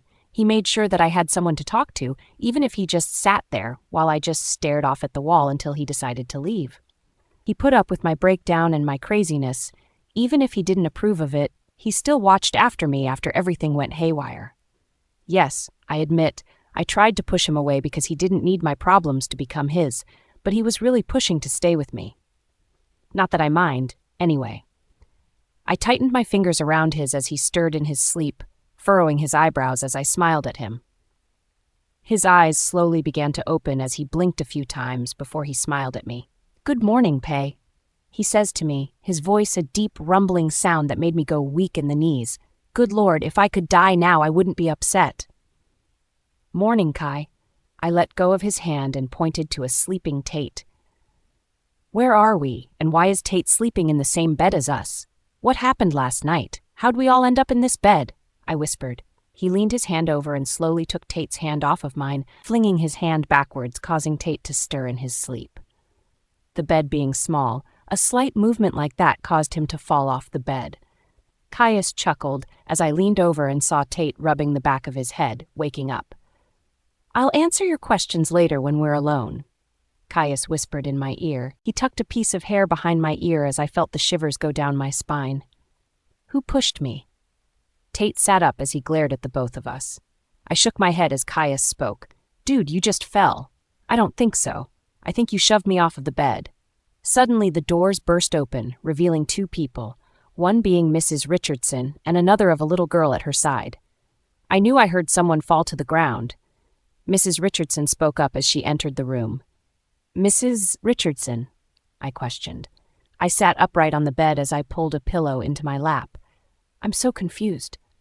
"Oh, Payton, sweetie, Caius brought you in because you were attacked last night. You passed out. Nothing serious. You are just fine. Just a little shaken up, I assure you." Tate coughed from the side as my head went to look at him, who was glaring at his mother. "Oh, and Tate helped you too." "Tate helped me too?" I knew that Caius would, but I didn't expect that the bad boy Tate Richardson would come to my rescue. That is so unbelievable. "Yeah, so I think I should get going." I started to feel awkward at the 4 pairs of eyes that were watching me. "Nonsense, Payton. Why don't you stay for lunch?" "Lunch? What time is it?" "I wouldn't want to be a bother, Lana," I told her honestly. I felt Caius's hands wrap around my stomach as I leaned back into his embrace. I heard a growl coming from Tate, but shook it to the side. I didn't want to think about him at a time like this. "Payton, Have I ever told you that you were a bother? I shook my head no. Then it's settled then. You're going to eat lunch. She turned her attention to the boys. Would you like lunch too? Yes, they said at the same time. Caius looked over at Tate, and Tate looked over at Caius. Well, more like glared. I pulled the blanket off of me and stood up, as Caius quickly shielded me from whatever he was shielding me from. And the masquerade, too. What is it, Caius? I questioned him. He had his body shielding me from the 3 onlooking humans in the room. He closed his eyes, resting his head on mine. You're half naked, he said as I looked down in horror at myself. I literally was half naked, with my booty shorts and my shirt rose up to expose my stomach. I saw all of the bruises that were fading away slowly as I felt the intensified looks from the people around. Mom, get Payton some clothes, please. Tate grunted out, stalking out of the room. His fists were balled up at his sides as the little girl looked at him leave. Come with me, Payton. You can borrow some of my clothes. Mrs. Richardson came towards me, grabbing the blanket from the bed and covering my body with it. Caius, wait downstairs. We'll be down in a minute. Okay. He kissed the top of my forehead before exiting the room. Mrs. Richardson led me down the hallway into her room. She went towards her closet, leaving me and the girl behind. Hi, I'm Payton. And you are? I asked the little girl. Hi, Payton, I'm Tatum. She smiled up at me. She looked like a younger version, but a girl version of Tate.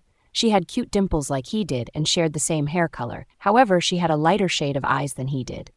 Hey, that rhymes. Payton? Tatum? Kind of. I laughed as she joined me as well. Here you go. The bathroom is down the hall to the left. Get dressed and meet us downstairs. I have made rotisserie chicken with mashed potatoes and chips. Mrs. Richardson came back with a handful of clothes as she handed them to me. Thank you so much. I don't know how I'd ever repay you. I told her genuinely. No, but really, I had to think of a way to pay her back. She's done so much for me. Lana? I asked, before I exited her room. Yes? She looked up at me as she got something from her drawers. Is Kirsten awake? I asked quietly. I remembered that I haven't seen her in about 2 days now. I had work 2 days ago at the clinic, and I was too messed up to go yesterday. She nodded her head at me. She woke up early this morning. She was asking for you. I believe that the hospital called your cell phone, but you don't have it with you. I was going to wake you up, but you really needed to rest after what happened. After lunch, you don't mind if I could see her? I asked hopefully. Maybe before social services came and picked her up.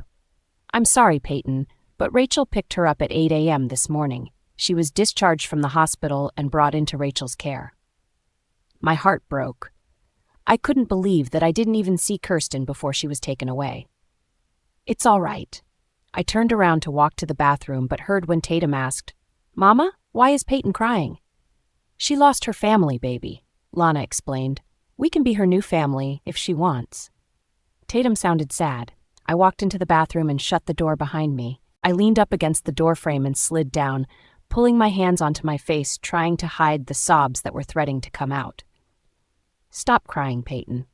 Kirsten and Dylan are safe from any abuse now, and once you're ready, they're going to be waiting for you, I told myself. After a few minutes of trying to compose myself, I stood up from the floor and got changed into the clothes that Lana gave me. I sucked in a deep breath, motivating myself not to cry, and opened the door, walking out. Caius, no, that's not how you play. You're not playing it right. This is how you play. Oh man, what has Caius gotten into? Come on, that's so how you play. You're allowed to climb up the slide. Caius tried to reason, and that voice, so familiar. It's a slide, Caius, not a ladder. It doesn't have rims, okay? Slides you go down. Ladders you go up. Read the instructions. I went to go to where that voice was coming from and stood in front of a door which was only 2 down from Lana's room. I opened the door slightly, looking at the sight in front of me. Caius was currently playing chutes and ladders with Dylan. Caius turned his head over his shoulder as he looked at me, and Dylan looked up from the game board. Payton! He screamed, pushing over Caius onto the floor and jumping into my arms. Once he started crying, I started crying as well. Payton, I've missed you so much. I love you, but I'm mad at you for tricking me, like Stitch tricked Lilo. But I love you still, like Stitch loves Lilo. Dylan, I've missed you so much too. You don't even know how much I missed you, baby. What are you doing here? Lala said that I could stay with her until you've graduated from school. I miss you so much. He buried his head into my neck as I wiped the tears off of my face. I started to pull away to compose myself, but Dylan wasn't having it. Don't pull away, Payton. I don't want you to leave. I just got you back. I pulled him in closer to me as Caius came and hugged us as well. Dill, you know I'm going to have to leave after today, but if it's okay with Lana, I'll try to visit you as often as I can, okay? And the Masquerade, 03. Okay, as long as you still love me. He paused. Caius, you know I like you and all, but you cheated on chutes and ladders so you can't get a hug. He pushed Caius off of us and jumped back into my arms. I heard Caius laugh and put his arms around us again. Don't be silly, Dill. You know I'd always love you, and I'd always put you and Kirsten above anything else, right? Yeah, I know. Lana's still waiting for us downstairs. We should get going. Caius said, Ready for lunch, bud? I asked Dylan, who nodded at me. He held his arms out for me to carry him. I don't care if he's 5 years old. I'm going to hug Dylan and not let go until I have to leave. As we made our way downstairs, Caius, Dylan, and I came face to face with a whole lot of good-looking people in the kitchen. How can so many people in one room be so damn good-looking? Caius would be by far the most attractive one of the group, and hate to say it, Tate is a close second. I took a seat at the island table with Dylan to my right and Caius to my left. What took you guys so long? Lana asked, her back face to me. My buddy over here was cheating on a game of chutes and ladders. Caius spoke up, looking over at Dylan with a stanky eye. Dylan looked back over and stuck out his tongue. Did not! You did! Who goes up a slide? Dylan fired back, laughing. Lana immediately turned around with her eyes wide and her mouth agape. Her mouth opened and shut, trying to figure out what to say, but instead I hopped off of the table and went to hug her. Thank you so much, Lana, for everything. She wrapped her arms around me. I guess I should let you know that Kirsten is with me, too. She chuckled to lighten up the mood. I figured if you had one, you had the other. But really, thank you. I squeezed her again. I don't know what I would do if I never met Lana or Caius. Both have impacted my life in a huge way in the past 2 to 3 weeks. I'll call Asher now to bring back Kirsten so you could see her. She wanted to go for a walk, but Asher refused to let her walk, so he took her out in the garden in a wheelchair, pushing her around. That's so sweet of him. I smiled at Lana again before returning to my seat. I don't think I've ever told you this, Caius, but thank you for being there for me for the past few days. And last night, thank you. I kissed the side of his face, watching how he turned a deep shade of red before rubbing the back of his head in embarrassment. Hey, don't mention it. I'd do anything for you, Pay. I wrapped my arms around his one arm and leaned my head against his shoulder. Ew. Gross. Cooties. Dylan spoke up, causing the people in the kitchen to laugh. I smiled down at him in a teasing way and kissed the side of his face too. Love you too, Dylan, I told him after he made a face at me. My eyes couldn't help but fall onto Tate's as he was leaning against the fridge across from me. He looked like he was in pain. Lana did mention that he did help save me too. Hey, Tate, I called out. He stood up straight right when I said his name, his head leaning forward, making sure that he heard me right. Yeah, thanks too for the help from last night. I smiled warmly at him. His face softened up as he smiled back at me. A real, genuine smile from Tate Richardson. No problem, he said back. He stuffed his hands in his pockets and walked out of the room with a smile on his face. Payton? A voice called me from behind. I turned my head and saw that Kirsten was being pushed in by Tate's dad. Kirsten! I squealed and shot up from my seat, going over to Kirsten. I hugged her in her wheelchair, being careful of all of the prominent bruises on her skin that were fading away slowly. Kirsten started crying. I'm sorry, Payton. I'm so sorry. If I didn't go home, none of this would have happened, and we would all still be all together. I apologized to Dylan for breaking up our family. I'm so sorry. I'm so sorry. She cried into my shoulder. I pulled back and wiped the tears that were streaming down her face. Listen to me, Kirsten. This is not your fault, okay? None of this was your fault. Do you want to tell me why you left school and went home? She sniffled.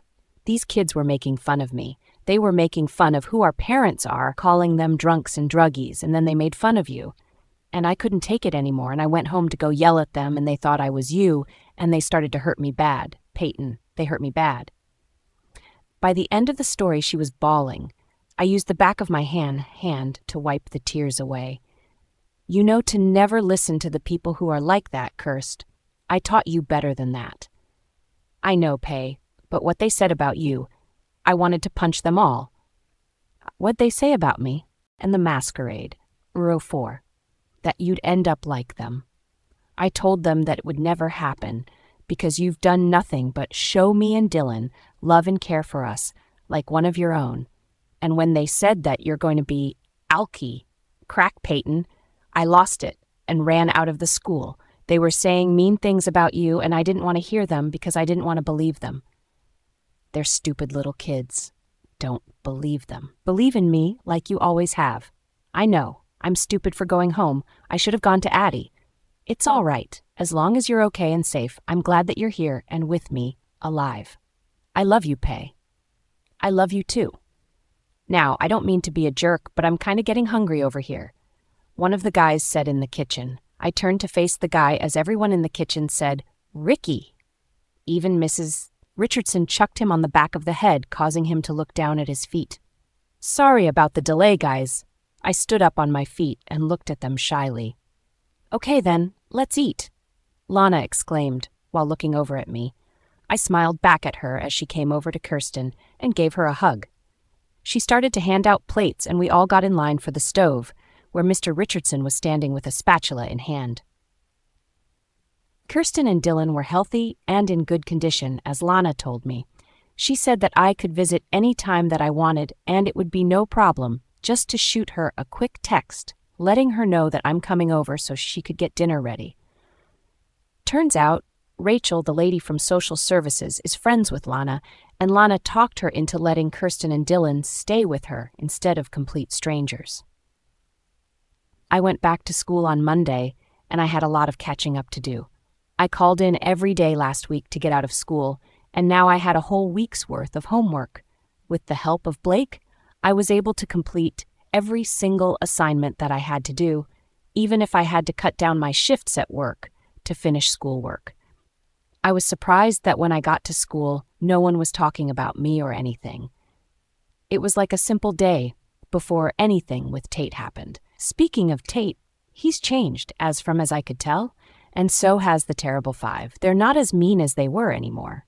Yeah, they can be mean from here and there, but they didn't make it their mission to be cold and merciless. Every day I was with Caius. He's like my rock now. I could tell him anything that I wanted and he would be right there to listen to me. Like when I confided in him about my parents, he listened to every word I had to say and said everything to make me feel better. Kai? I put down the pen that I was holding, ignoring the math problem I had to answer, and looked up at him. Yeah? He answered, looking at me. My parents, are they still in that jail cell? I haven't received a call or anything about an arraignment or anything like that, or a trial of some sort. He looked at me, biting his lip, thinking whether he wanted to tell me or not. Come on, tell me, please. I don't think you're going to like it if I tell you, he said with an honest tone to his voice. I'm a big girl. I think I can handle myself. Your parents are on arraignment, waiting for the judge to rule if they are psychologically inclined to what they did, meaning that they didn't know what they were doing because of their mental state, or if they did it out of spite. If they knew what they were doing, tests and their arraignment is Monday at 10 a.m.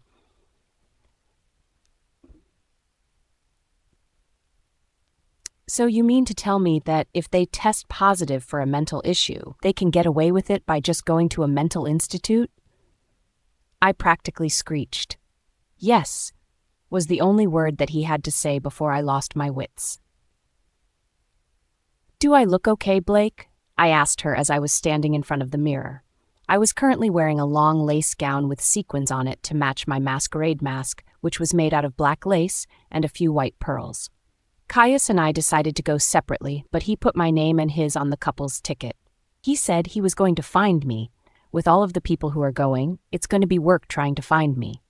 If by okay you mean beautiful, then yes, you're okay. Blake came into the room with her outfit on. She was wearing a black and gold dress with a gold sequin mask with tints of black in it. "You look really pretty, Pay," Dylan said, bouncing up and down on the bed.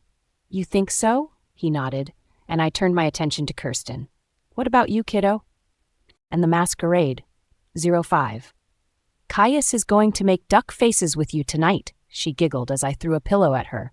She caught it, hit Dylan with it, causing him to fall onto the bed in laughter. "She's right, Payton. Caius is going to make duck faces with you."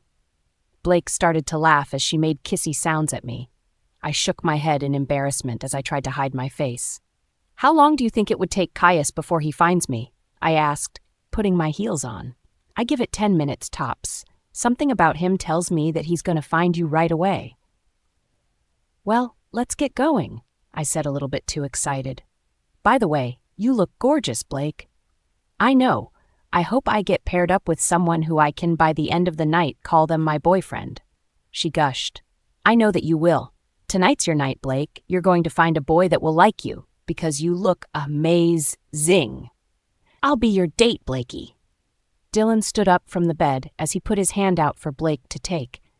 "Thank you, kind sir, Dylan," she said in a formal voice as she picked Dylan up and carried him in her arms, twirling him around in circles as he giggled. 20 minutes later, Blake and I made our way towards the school, where we pulled into a parking space and headed for the doors. We saw a bunch of people walk in as well, in their dresses and tuxes. We waited in line for our turn to get our special bracelet to wear. Blake Nguyen. One of the art teachers handed Blake her bracelet as she helped her put it on. "Peyton Daniels," I said. "Ah, you're with Caius Collins, right?" I nodded my head. "He said that he's waiting for you inside." She put the bracelet around my wrist as Blake and I squealed in delight walking into the gym. It was a gorgeous sight to see the gym decorated for a masquerade theme. Everyone was walking around trying to look for their partner with the matching bracelet, but I already knew who I was partnered with. I just had to find him before he found me. I'm scared to see who my partner is. What if I totally hate them? What am I going to do? Blake asked me. "You're going to be fine. It's just the starting jitters. Watch, whoever you're going to get is someone so dreamy and heavenly you're going to fall in love at first sight." This isn't some Nicholas Sparks movie, Pay. It's real life. It doesn't happen that easily. It happened in Gossip Girl, didn't it? Still a show. Come on, channel your inner Blair Waldorf. "I'll try," she pouted. "That's the spirit. Okay, I think I'm going to walk around and try to find who I have. Do you think you'll be okay by yourself?" I waved her off. "Yeah, I'll be fine." "Caius is already here, and I bet he's just waiting for you to leave and find your lover boy so he could swoop in and claim he found me."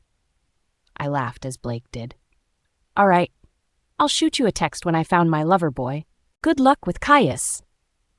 I said thanks as I watched her venture off into finding her partner. I headed over to the punch bowl and poured myself a drink when I felt a presence behind me. I turned around and felt the tingles that ran through my body whenever I saw Caius. "I guess you found me, Caius. I guess I owe Blake $20 since you found me within the first 10 minutes. I smiled hugely at him. He nodded and leaned forward and kissed me on the cheek, erupted with tingling sensation. I tried to keep from smiling so big, but I failed. The lights shut off as someone walked up onto the stage. "Welcome to the Senior Masquerade Ball. Here is the opening act for the night, MKTO." Cheers erupted as MKTO walked out on stage. I couldn't believe that the school got MKTO to perform. They're one of my favorite bands as of right now. "Hello guys, I'm Tony," Tony introduced himself. "And I'm Malcolm, and we're MK. Toe." Here's our song, Classic. The music started to play as everyone surrounded the stage and started to dance along. "Ooh, girl, you're shining like a Fifth Avenue diamond, and they don't make you like they used to. You're never going out of style. Ooh, pretty baby, this might have gone crazy. The way you save me, who can blame me when I just want to make you smile? I want to thrill you like Michael. I want to kiss you like Prince. Let's get it on like Marvin Gaye, like Hathaway. Write a song for you like this." Tony sang as Malcolm danced around getting pumped. I sang along to the chorus, and before it ended, Malcolm spoke up.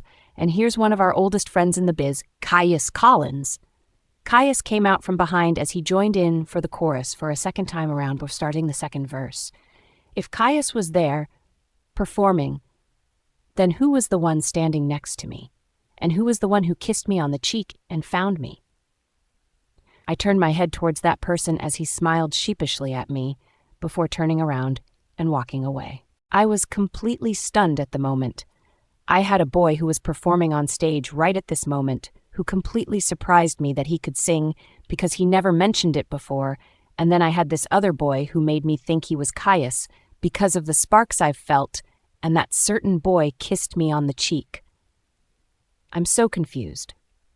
I furrowed my eyebrows as I looked to the ground, but immediately looked up when I heard Caius call out my name. And this is for my beautiful date for the night, Payton Daniels. He pulled out a rose from his back as he started to sing to me. 4 dozen roses, do anything for you to notice. 4 dancers stepped down from the side as each one had a dozen roses in their hands. They handed me each bouquet, all the way to serenade you, doing it Sinatra style. He hopped off of the stage as he came to me, grabbing my hand and setting it to his chest. He smiled down at me while he was singing, as I completely forgot about the mystery guy and smiled up at the real Caius. "I'ma pick you up in a Cadillac, like a gentleman, bringing glamour back." At that moment, the dancers who handed me the flowers, they came with a cardboard Cadillac as Caius brought me behind the car. "Keep it real to real in the way I feel. I could walk you down the aisle." Rose petals fell down from the ceiling as I looked up to see them falling down on me. Tony and Malcolm of MKTO started to sing the bridge as Caius kissed me on the lips unexpectedly, leaving me in shock. It took me a few seconds to respond, but I brought his face in my hands as I kissed him back. He pulled away from me, making me frown, but he kissed me quickly again and winking before jumping back onto the stage and completed the song. I touched my lips that Caius had just kissed for the first time. I could still feel the electricity that was flowing through my lips. I didn't think that a kiss could feel like this. It's surreal. My first kiss. He stole my first kiss. And it was in the sweetest way possible. No one has ever gone over the mountain for me like Caius had. Give it up for MKTO. The principal came out into the stage as the song finished. The audience applauded them as they waved into the crowd and disappeared behind the stage. Now that the party has started, have fun, class of 2014. He walked off of the stage as I saw Caius walking towards me with a smile on his face that was so huge I thought he was going to have a cramp. "You look absolutely stunning, Payton." He brought me into his arms and I couldn't help but melt into him. "You don't look so bad yourself, Caius. I didn't know that you could sing," he murmured against my ear. I feel like that there was an underlining in his words. "You want to know a secret?" I pulled away from him as he looked at me with such intensity. I felt like he was burning holes into my retinas. That's how strongly he was looking at me. He nodded his head, yes, and waited for me to continue on. "You stole my first kiss." He pulled back and looked at me. He brought his hands up to the side of my face, removing the mask that I had on. "Well, let me kiss you properly, without the mask." He smirked at me, leaning towards me. I closed my eyes as his lips closed in on the distance and placed his on mine. He wrapped his arm around my waist and brought me closer to him while his other hand was on my face, bringing me closer. He started sweet and gentle at first, but then it turned into want, into need, into lust. "Payton, I heard Blake's voice call through the crowd. Caius and I pulled apart from each other as I looked at Caius, who currently had red lipstick smeared on his face. I chuckled as I used my hand to wipe it off of his face. "Oh, shit, sorry. Payton, I found my partner. Hi, Caius, you sang good," she said as she was hand in hand with a boy. I'm guessing it's her partner. "So, Blake, you going to introduce us?" I motioned towards her partner, who was standing there awkwardly. I have to say, he is pretty attractive, too. "Ah! Okay, Payton, Caius, this is Jeremy. Jeremy, this is Payton, and Caius." Blake introduced us. I held my hand out for Jeremy to take, and he reached forward and shook hands. "Hi, Jeremy," I said as he smiled at me. "Jer?" Caius nodded as he nodded back. Caius," Jeremy stuttered. What are with these people thinking their names are Al when they obviously know their names?" "You guys know each other?" Blake asked. Caius nodded. "He's one of my classmates from our old high school." "Oh, gotcha," Blake said. I suddenly felt a pressure in my bladder, crossed my legs, and I knew I had to go to the bathroom. If you'd excuse me, I have to go to the bathroom. I'll be right back. I walked away from the group who were chatting away and made my way towards the bathroom. I was about to turn the corner when I heard people talking. I leaned forward to see who it was, and it was Gabriel, Amelia, and Tate. But what I was shocked to see was that Tate was crying. He had tears running down his face. I turned back in the direction that I came from and listened in on the conversation. "He kissed her! Caius fucking kissed her!" "I don't even know what to do anymore," Tate cried. "They're talking about me and Caius?" "Why? When?" Gabriel asked. "I saw that. When he was performing with MKTO, he kissed her." Amelia chipped in. "Yeah, he fucking kissed her, in front of me. Once I saw Peyton's face with realization that it wasn't her precious Caius, I walked away, and when I manned up and decided to go back to her, Caius pops down the fucking stage and kisses her." "Tate, calm down. You're not rational right now," Amelia told him. "Me? Not rational?" I heard Tate laugh, an emotionless laugh. "I'm never rational. I guess I do act with my ass rather than my brain, and look what it got me." "Listen to Amelia, Tate. Maybe you're just seeing things." Gabriel agreed. "But you don't understand," Tate said, exasperated. "I screwed up. If I wasn't such a fucking dick, everything would be okay. But no, everything that has happened has been my fault. We all make mistakes, Tate. But my mistakes caused me her. My mistakes caused you, yours. And as far as I know, you're still not with him. Because of me. You should hate me for that. Everyone else already does. My own mother hates me. My father agrees with my mother. I don't hate you, Tate. You're going to be future alpha. We can never hate you." "Alpha? And I'm going to be your beta. We're just kids right now. It's going to be okay later on." "Beta? How can I even be an alpha when I don't even have my wolf anymore?" Tate questioned. "Wolf? Like a pet wolf? Where the fuck are these people from? I've been going to school with them since I was little, and I just realized that they talk all weird.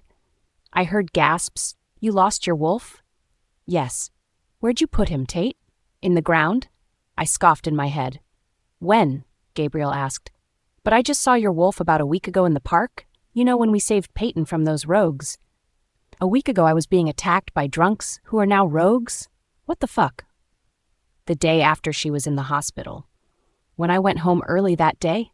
When I looked like I was ready to pass out and die?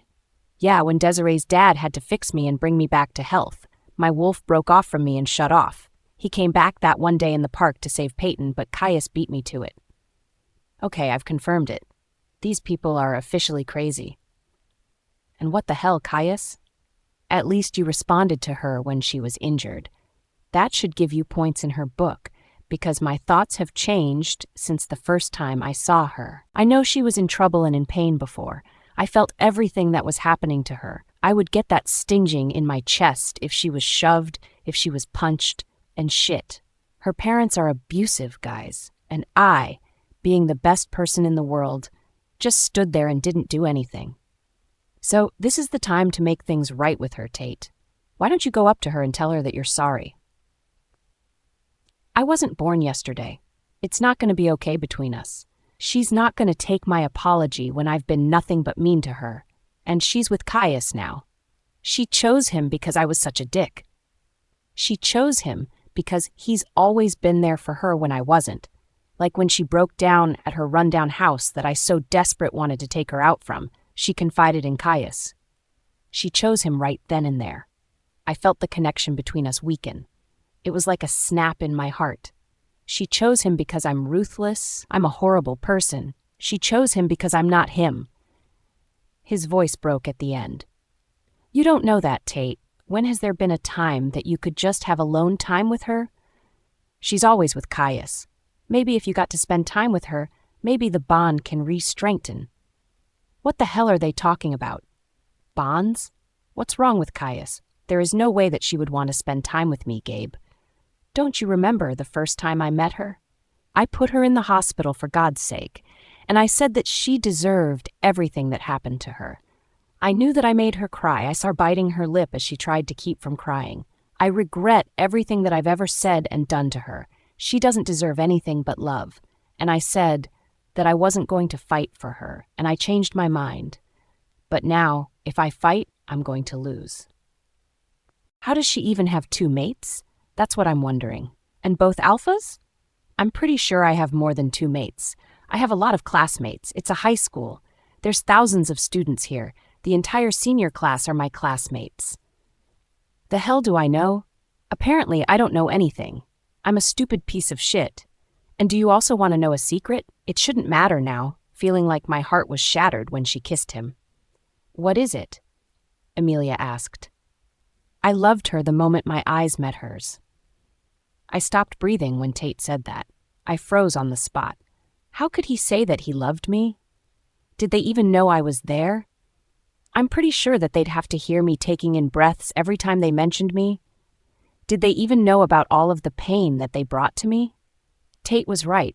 I don't think that I'd ever go to him and leave Caius. He can't just suddenly change his mind over me when he had the first chance to make things right. He had every opportunity to make things better with me, but he didn't. And then the universe gave me Caius. He walked into my life, and I have been happy since I've met him. He was my first kiss, and my second, and my third. I touched my lips, thinking about Caius again. Fuck! I forgot why I left them in the first place. And then I remembered why.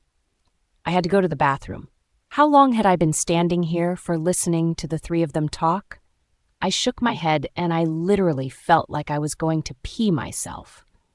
And already having a full bladder made the feeling even worse. I couldn't go to the bathroom over here. I'd have to go to the bathrooms upstairs.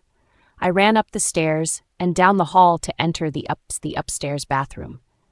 I walked out of the bathroom stall, washed my hands, and walked out. I was walking down the hall when someone spoke up. I know that you were listening. I gulped and turned around, coming face to face with Amelia. I don't know what you're talking about. Really, Payton? You could lie better than that. You lie about the abuse to outsiders and they believe you. Why couldn't you make that one sound believable? Don't play that card with me, Payton. I heard you walk away, more like run away. Your footsteps aren't very quiet. She came towards me as I took a step back. She saw and spoke again. Don't worry, I'm not going to hurt you. I just want to talk. Talk about what? I questioned, feeling the hairs on the back of my neck stand up. About what you've heard. I know you heard everything. I could hear your breathing. What the fuck is she? She could hear my breathing from far away? Granted, it wasn't that far away, but if I was in her spot and there was a person standing behind a hall, I wouldn't be able to hear them breathing because of the people talking really loud. Okay, but right now, I have to get back to my friends, I told her. Payton, there you are. I've been looking for you. You've been gone for more than 15 minutes. Caius came running down the hall. I thought someone kidnapped you or something. No, I just had a little detour to the bathroom, I explained. I'll talk to you later, Payton. Remember what I said. She warned at me. I nodded my head as I let Caius lead me down the stairs, walking back to the masquerade. What was she talking about? Caius questioned. I overheard her saying something in the bathroom and she didn't know that I was there, and I guess she just wants to talk to me about not telling anyone. Oh, God. Starting a relationship with a lie. Nice going, Payton. All right. Just be careful with Amelia. I know she's a mean one. I don't think that he believed me, but he let it go, because I know he's not the type to force out information on me like that because I eventually tell him what happened. I will. I promised, smiling up at him. He kissed my temple as we continued walking towards the gym filled with people. So, about MKTO, how do you know them? I questioned. Tony, he's dating my cousin's friend, and I kind of paid him to come perform a few songs, and I knew that you liked them. Remember, you did sing and dance along to classic and scream thank you at the top of your lungs when you were venting. We turned the corner when I rammed into someone. Oh, sorry, didn't see you around the corner. It's all right. That voice I just heard moments ago made me freeze in my tracks and grip onto Caius a little bit. I looked up and I saw that it was Tate that I ran into. My eyes widened as he spoke. Payton, can we talk? Tate's POV. I could faintly feel the mate bond between Payton and I. Every day I feel it disappear little by little, every minute that she's with Caius. Every day I feel my body start to weaken every time that I'm not near her. It makes my senses weaken, my mind weakens, and everything slows down. My wolf hates me so much he would rather die than be in my body. That just shows you how wretched I am. I didn't want to admit it before, thinking that I was just tired and shit, but now I think I am slowly dying. I don't want to tell my parents that I'm weakening every day. It's better if I don't say anything. But then I felt guilt ride up in me. Losing another child would just hurt them more. Maybe one of the twins would make a better alpha than me. I should just let the death take over and it would be so much easier for everyone. My parents wouldn't look at me with so much disappointment. The people that I bully won't look at me anymore in fear. And Payton wouldn't look at me with so much hate. Hell, Brody should have been alpha if it wasn't for his cancer. It was rare for a werewolf to have cancer, but it happens when your wolf doesn't accept your body. He died shortly after his first shift. I was 10 when he died, and his death hurt me hard. We were really close. He had my back, and I had his whim. I cursed the werewolf world because Brody had 100% werewolf blood, and his wolf rejected him? I guess I channeled my hurt into putting hurt into others, so I couldn't feel the hurt in my chest. When I saw Caius getting into bed with her, I knew that I had to do the same. I had to cherish every moment that I had with her to keep my wolf alive at least. A simple little touch from her soft skin can do wonders to me. A simple inhalation of her strawberry and chocolate scent can last me the night. I couldn't fall asleep when I got into that bed. Caius went to sleep almost immediately, but I just laid there, thinking about things. I thought about the first time that I saw her in that lunchroom. She's been going to the same school as I for multiple years now, and only now I've come to notice her. She never looked me in the eye, nor was she ever around me to feel the mate bond. It was the eye contact. It's always the eye contact. It was full of panic and fear when she saw that it was me. I was horrible back then, but I'd like to think that I was better than before. I thought about when I watched her fall onto the gym floor when she hit her head. I felt a moment of regret, but it washed away quickly when I got over it.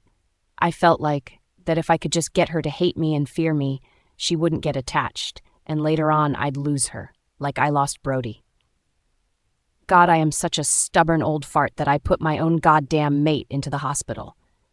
My pride and arrogance got the best of me. And look what it has cost me. It could have cost me happiness. It cost me her.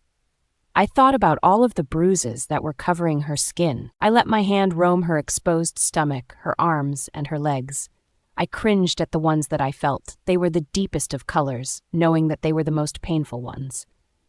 I bit my lip, my hand trailing to the back of her head, where there was little bump present that was from me. I tried to keep the tears in as I kissed the side of her head, mumbling how sorry I was. I see how she looks at Caius. She looks at him with love and adoration. I could only wish that she would look at me like that, but I knew that it wasn't going to happen. She's too invested into Caius now because I've screwed up my chance. If only I manned up and swallowed my pride, it would just be me and her in this bed, but hopefully in a different circumstance. Hell, Caius would still end up coming into town, but at least I'd have her at my side. I closed my eyes, leaning into Payton for her warmth, feeling the burning sensation hit my skin as energy of the mate bond slowly but surely gave me more strength. I fell asleep, holding her hand in mine, dreaming that I could stay like this forever. I'd die a happy man if I could. I felt someone push me off of the bed, rubbing the back of my head as the pain didn't go away. It was going to bruise later. That's what you get for not rescuing Payton when she felt the same, my subconscious told me. I turned my head and glared straight at Caius, knowing the answer to my question. Who pushed me? Payton shook her head as Caius smirked at me. Dude, you just fell. Yeah, right? I don't think so. I think you shoved me off the bed. I retorted. This dude just wants to piss me off. I groaned at the sudden loud noise when Mom walked in through the doors. I knew I heard someone fall to the ground. She looked down at me with a look that asked me how on earth I ended up on the ground. Mrs. Richardson? I'm so confused. Of course, you kind of were attacked by rogues and I, along with Caius, kind of saved you. Oh, Payton, sweetie, Caius brought you in because you were attacked last night. You passed out. Nothing serious. You are just fine. Just a little shaken up, I assure you. I glared daggers at my mom as I coughed, trying to get her attention. Oh, and Tate helped you too. Thanks, Mom. for making it sound like you were disappointed that I was there too." Payton looked a little conflicted as we were all looking at her. "Yeah, so I think I should get going." "No, don't leave yet. I need to tell you something." "Nonsense, Payton. Why don't you stay for lunch?" I internally thanked my mom for letting Payton stay. I wanted to talk to her. "I wouldn't want to be a bother, Lana." I was surprised that I kept my growl in when Caius's hands wrapped around her stomach as I watched Payton lean into his embrace, but I couldn't hold it in when Caius made eye contact with me and smirked. "Payton, have I ever told you that you were a bother?" She shook her head no. "Then it's settled then. You're going to eat lunch." Then she turned her eyes to me and Caius. "Would you like lunch too?" "Yes." I looked at Caius and Caius looked at me. Payton decided to stand up, clearly forgetting what she was wearing, and just when I was going to shield her, I cursed my deteriorating state at the moment. Caius beat me to it as he covered her from me. "What is it, Caius?" "You're half naked, Payton." I turned my gaze away from her body, feeling bubbles build up inside of me. "You're half naked." She looked at herself as she gasped in horror. I saw the bruises already from last night and wasn't surprised this time. "Mom, get Payton some clothes, please." I grunted out, stalking out of the room. I couldn't take it anymore. I couldn't even shield her from the oogling stares. I watched Tatum with a worry in her face, watch me leave, and quickly mind-linked her saying that I was fine. I walked into my dad, who was currently wheeling Kirsten in a wheelchair. "Hi, I'm Kirsten." She introduced herself to me. She had the same facial structure as Payton, but had lighter hair and fairer skin. "I'm Tate." I smiled down at her. I looked up at Dad. "Son." He nodded his head at me. "Any new news on the rogue pack?" I asked him through the mind link. I knew he didn't want to tell me anything about what's going on with the pack and stuff, but I had the right to know. "Yes. After lunch, let's chat about it. One of my friends whose pack was attacked, he thinks he's found a pattern in when the rogue pack are going to attack again." I nodded my head. "And Tate, you're looking a little gaunt. Are you okay?" "No, not really. I think I'm dying." "Yeah, just a little tired from last night. You know, had to transform into my wolf last night, and it's taking a toll on me again because he shut himself off again." "You changed into your wolf?" "Yeah, he woke me up to save Payton." "And you did." I nodded as he smiled softly. I felt a tug at my shirt. I looked down at Kirsten. "Yes." "Are you coming on the walk too, Tate? We're going to the garden," she asked me as she was holding onto her blanket. "Maybe next time I have some homework to do." I didn't want to ruin her day knowing I could screw things up easily. I knew how much she meant to Payton. And same with Dylan. I tried to keep my distance from him. They say that little kids are known to make better judgments on people. "Okay." She smiled down at her hands. "Can we go now, Ashi? You promised that I'd see fishies, just like my sister liked to show me fishies." I flinched when she said her sister. Payton didn't know that Mom took them in. "Well then, let's go see the fishies," Dad exclaimed as she carried her down the stairs as she started to giggle. I wonder how for the past week of how we've kept the wolf secret down on a minimal from Dylan, and now, I guess, from Kirsten. Mom created a rule that no one should speak of werewolves in the house when the kiddos are in their presence. I smiled to myself as I walked to my room, discharging my clothes onto the floor as I hopped into the shower, washing away. I sat down in the shower, putting my hands over my face as I tried to think of a time where I won't be here anymore. My body aches. It hurts. It hurts whenever I'm far from Payton. Just last night has been good enough for me. But now, I don't even know anymore. I got out of the shower 15 minutes later, got changed and walked down the stairs, greeting pack members who loved to stop by to eat breakfast made by Mom. I walked over to the fridge and leaned on the side when Caius, Payton, and Dylan walked into the kitchen.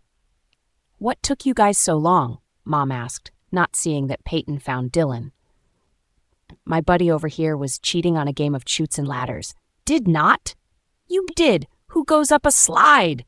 Dylan shrieked. Mom immediately turned around with a shocked expression on her face. I watched as Payton quickly made her way towards Mom and engulfed her into a hug. "Thank you so much, Lana, for everything. I guess I should let you know that Kirsten is with me too. I figured if you had one, you had the other. But really, thank you. I'll call Asher now to bring back Kirsten so you could see her. She wanted to go for a walk, but Asher refused to let her walk, so he took her out in the garden in a wheelchair, pushing her around. That's so sweet of him. I don't think I've ever told you this, Caius, but thank you for being there for me for the past few days and last night.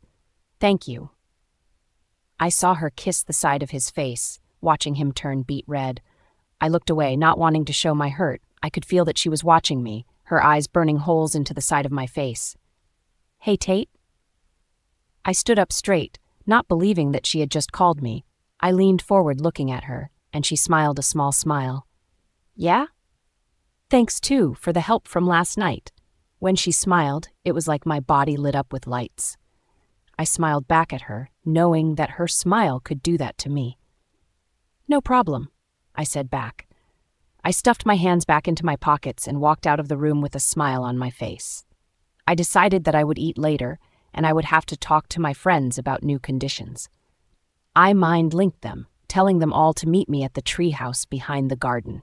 We always go there when something serious happens, when we want to be alone, when we want to talk and vent. Just by telling them to meet me at the treehouse, it means real business.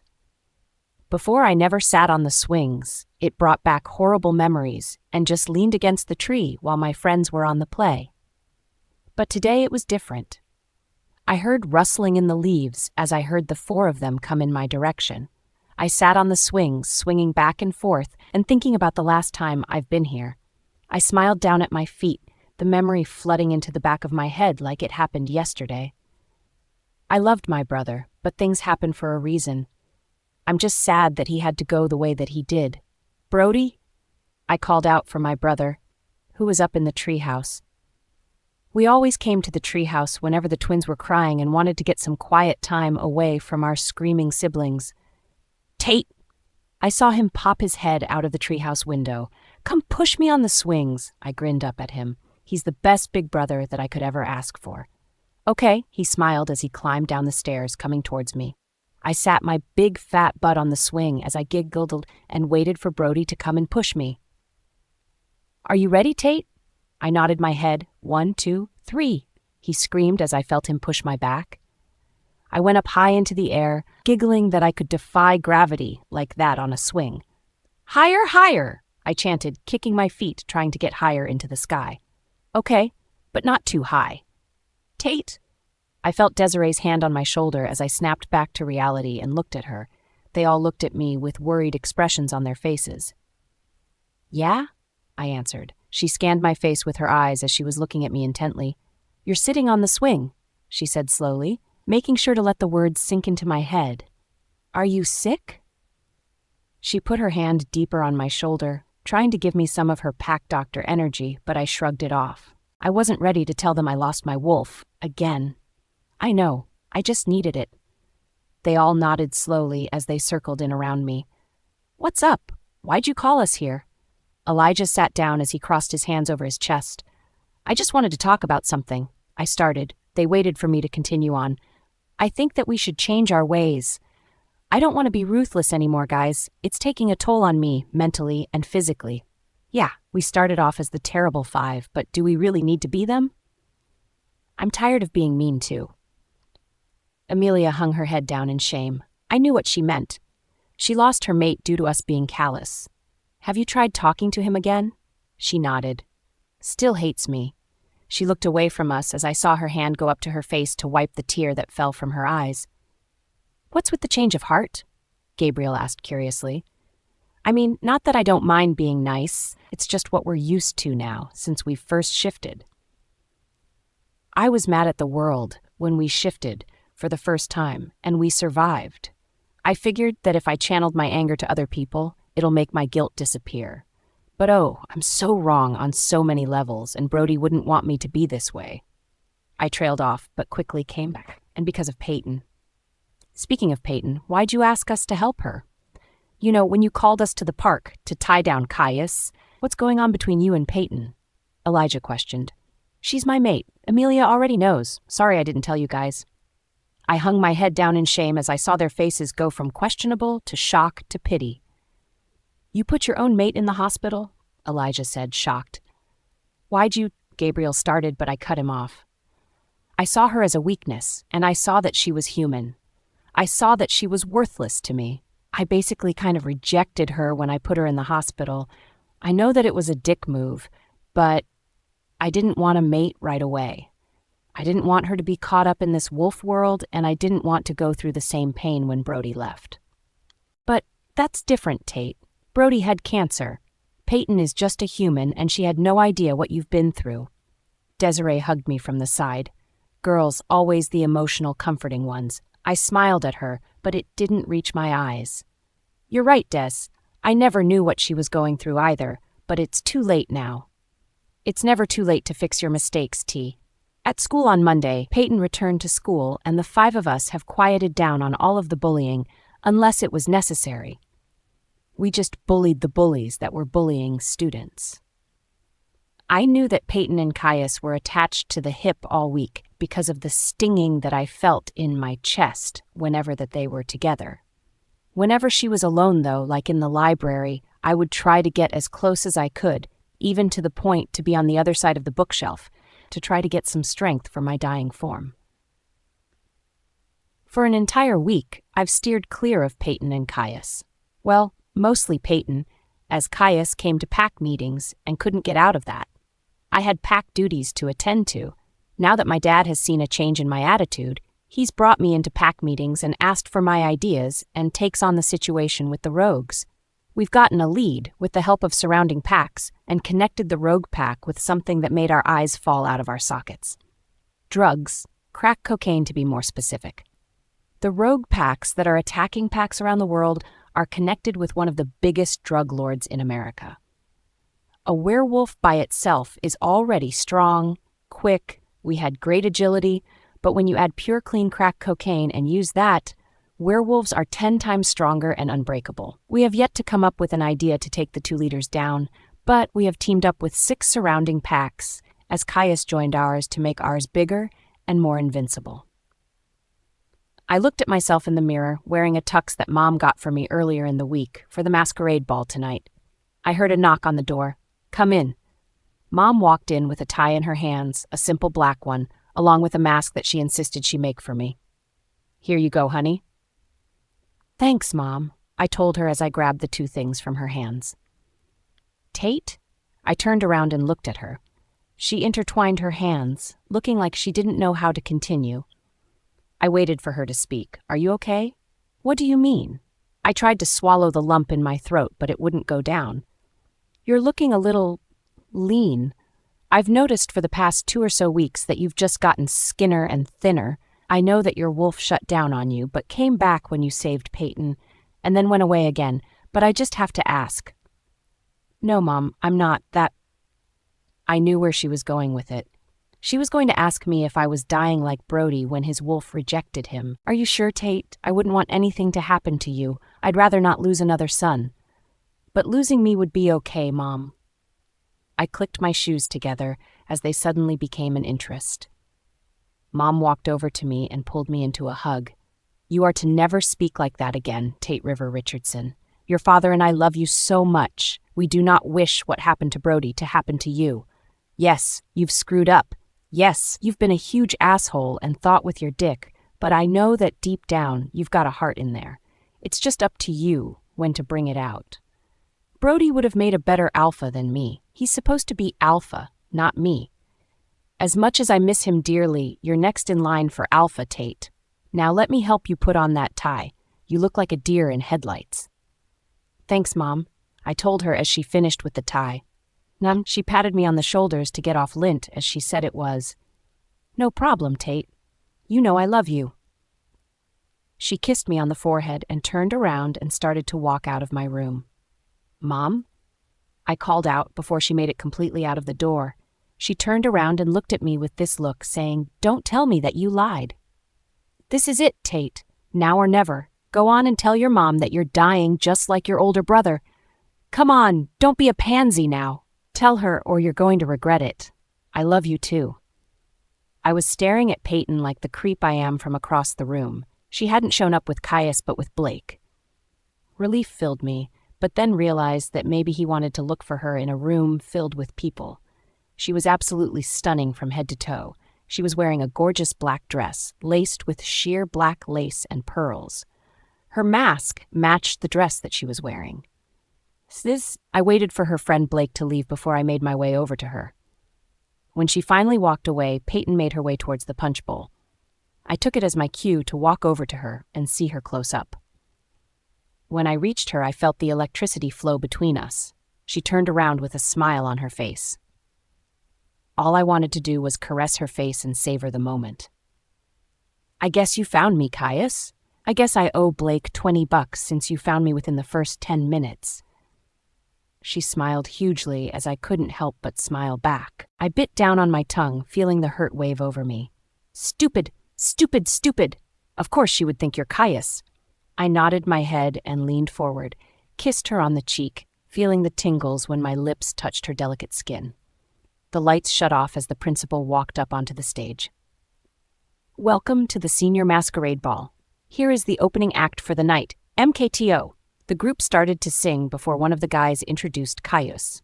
I let out a string of curse words in my head, knowing that Payton put 2 and 2 together. Before she could turn her head towards me in confusion, I walked away from her as I felt her eyes burning holes into the back of my head. All I could think was how stupid I could be, posing to be her favorite little boy, Caius fucking Collins. I kicked myself in the head as I walked back to the punch bowl, grabbing a huge cup of the punch and chugging down the whiskey I had in a flask and chasing it down with the punch. The burning in my throat just added to the stupidness that I felt within me. This is not how I wanted to be. But the drinking help aided with the pain in my chest. "Come on, Tate, man up already. Your gorgeous mate is waiting for you in the middle of the dance floor. Come on, make your move and steal her away from Caius. Do it. You can do it." I straightened up, fixed my tie, and removed my mask, walking towards where I had Payton last.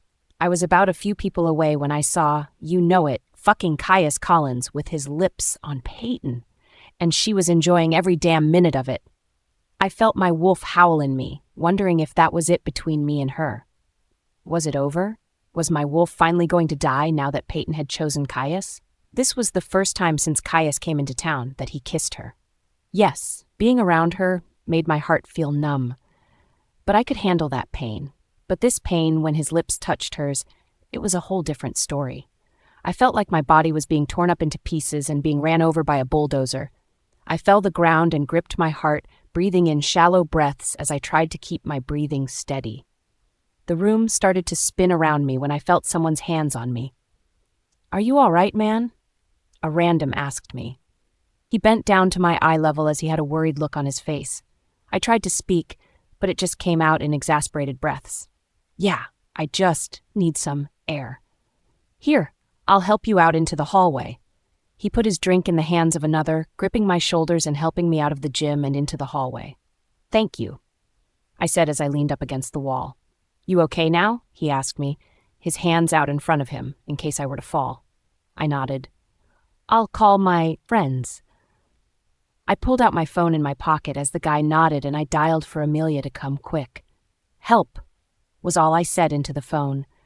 I fell to the ground, gasping for air when I saw that Amelia brought along Gabriel with her. "Tate, what happened?" I had tears in my eyes as I gripped my heart. The bond. How could you be okay after feeling like this?" I asked her with tears flowing down my face. This is the most intense pain that I've felt in a long time. "What happened, Tate? Do I need to get Des? She helped me when I went through this." I nodded my head at her. "Tate, you look sick. Are you okay?" Gabriel asked me. He put his hand on my forehead. "And you're burning hot." "I'm fine. I just need air." I waved them off as I controlled my breathing by closing my eyes and thinking of happy things. "What happened exactly to cause this to happen?" Amelia asked. "He kissed her. Caius fucking kissed her. I don't even know what to do anymore," I cried. "When?" Gabe asked me. "I saw that. When he was performing with MKTO, he kissed her." Amelia chipped in. "Yeah, he fucking pissed her. In front of me." Once I saw Payton's face with realization that it wasn't her precious Caius, I walked away. And when I manned up and decided to go back to her, Caius pops down the fucking stage and kisses her. I suddenly had a burst of energy soar through me as I stood up from the ground. "Tate, calm down. You're not rational right now." Amelia tried to reason with me. "Me? Not rational? I laughed with no emotion. I'm never rational. I guess I do act with my ass rather than my brain. And look what it got me. Listen to Amelia, Tate. Maybe you're just seeing things. Gabriel agreed. Seeing things? How could I unsee Payton's lips on Caius's? But you don't understand. I threw my hands up in the air. I screwed up. If I wasn't such a fucking dick, everything would be okay. But no, everything that has happened has been my fault. We all make mistakes, Tate. But my mistakes caused me her. My mistakes caused you yours.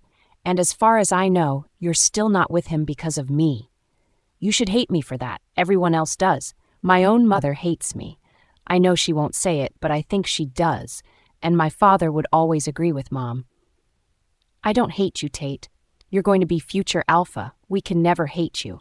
Might as well hate me so I could die. And I'm going to be your beta. We're just kids right now. It's going to be okay later on. Do you not see it, Gabe? Can you not see what I see? How can I even be an alpha when I don't even have my wolf anymore? I asked them smugly. Gasps filled the air as they looked at me with wide eyes. You lost your wolf? Yes, I told them. I scanned their faces, but it was just filled with shock. When? Gabe asked me. But I just saw your wolf about a week ago in the park. You know, when we saved Payton from those rogues. The day after she was in the hospital, when I went home early that day, when I looked like I was ready to pass out and die. Yeah. When Desiree's dad had to fix me and bring me back to health.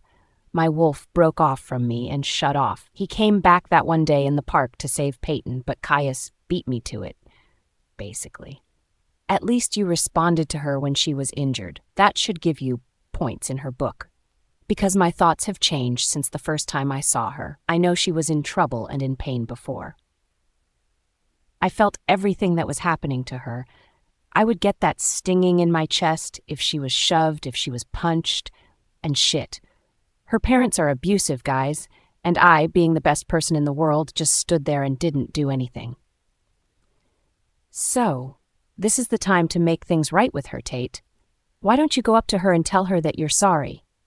I wasn't born yesterday. It's not going to be okay between us. She's not going to take my apology when I've been nothing but mean to her.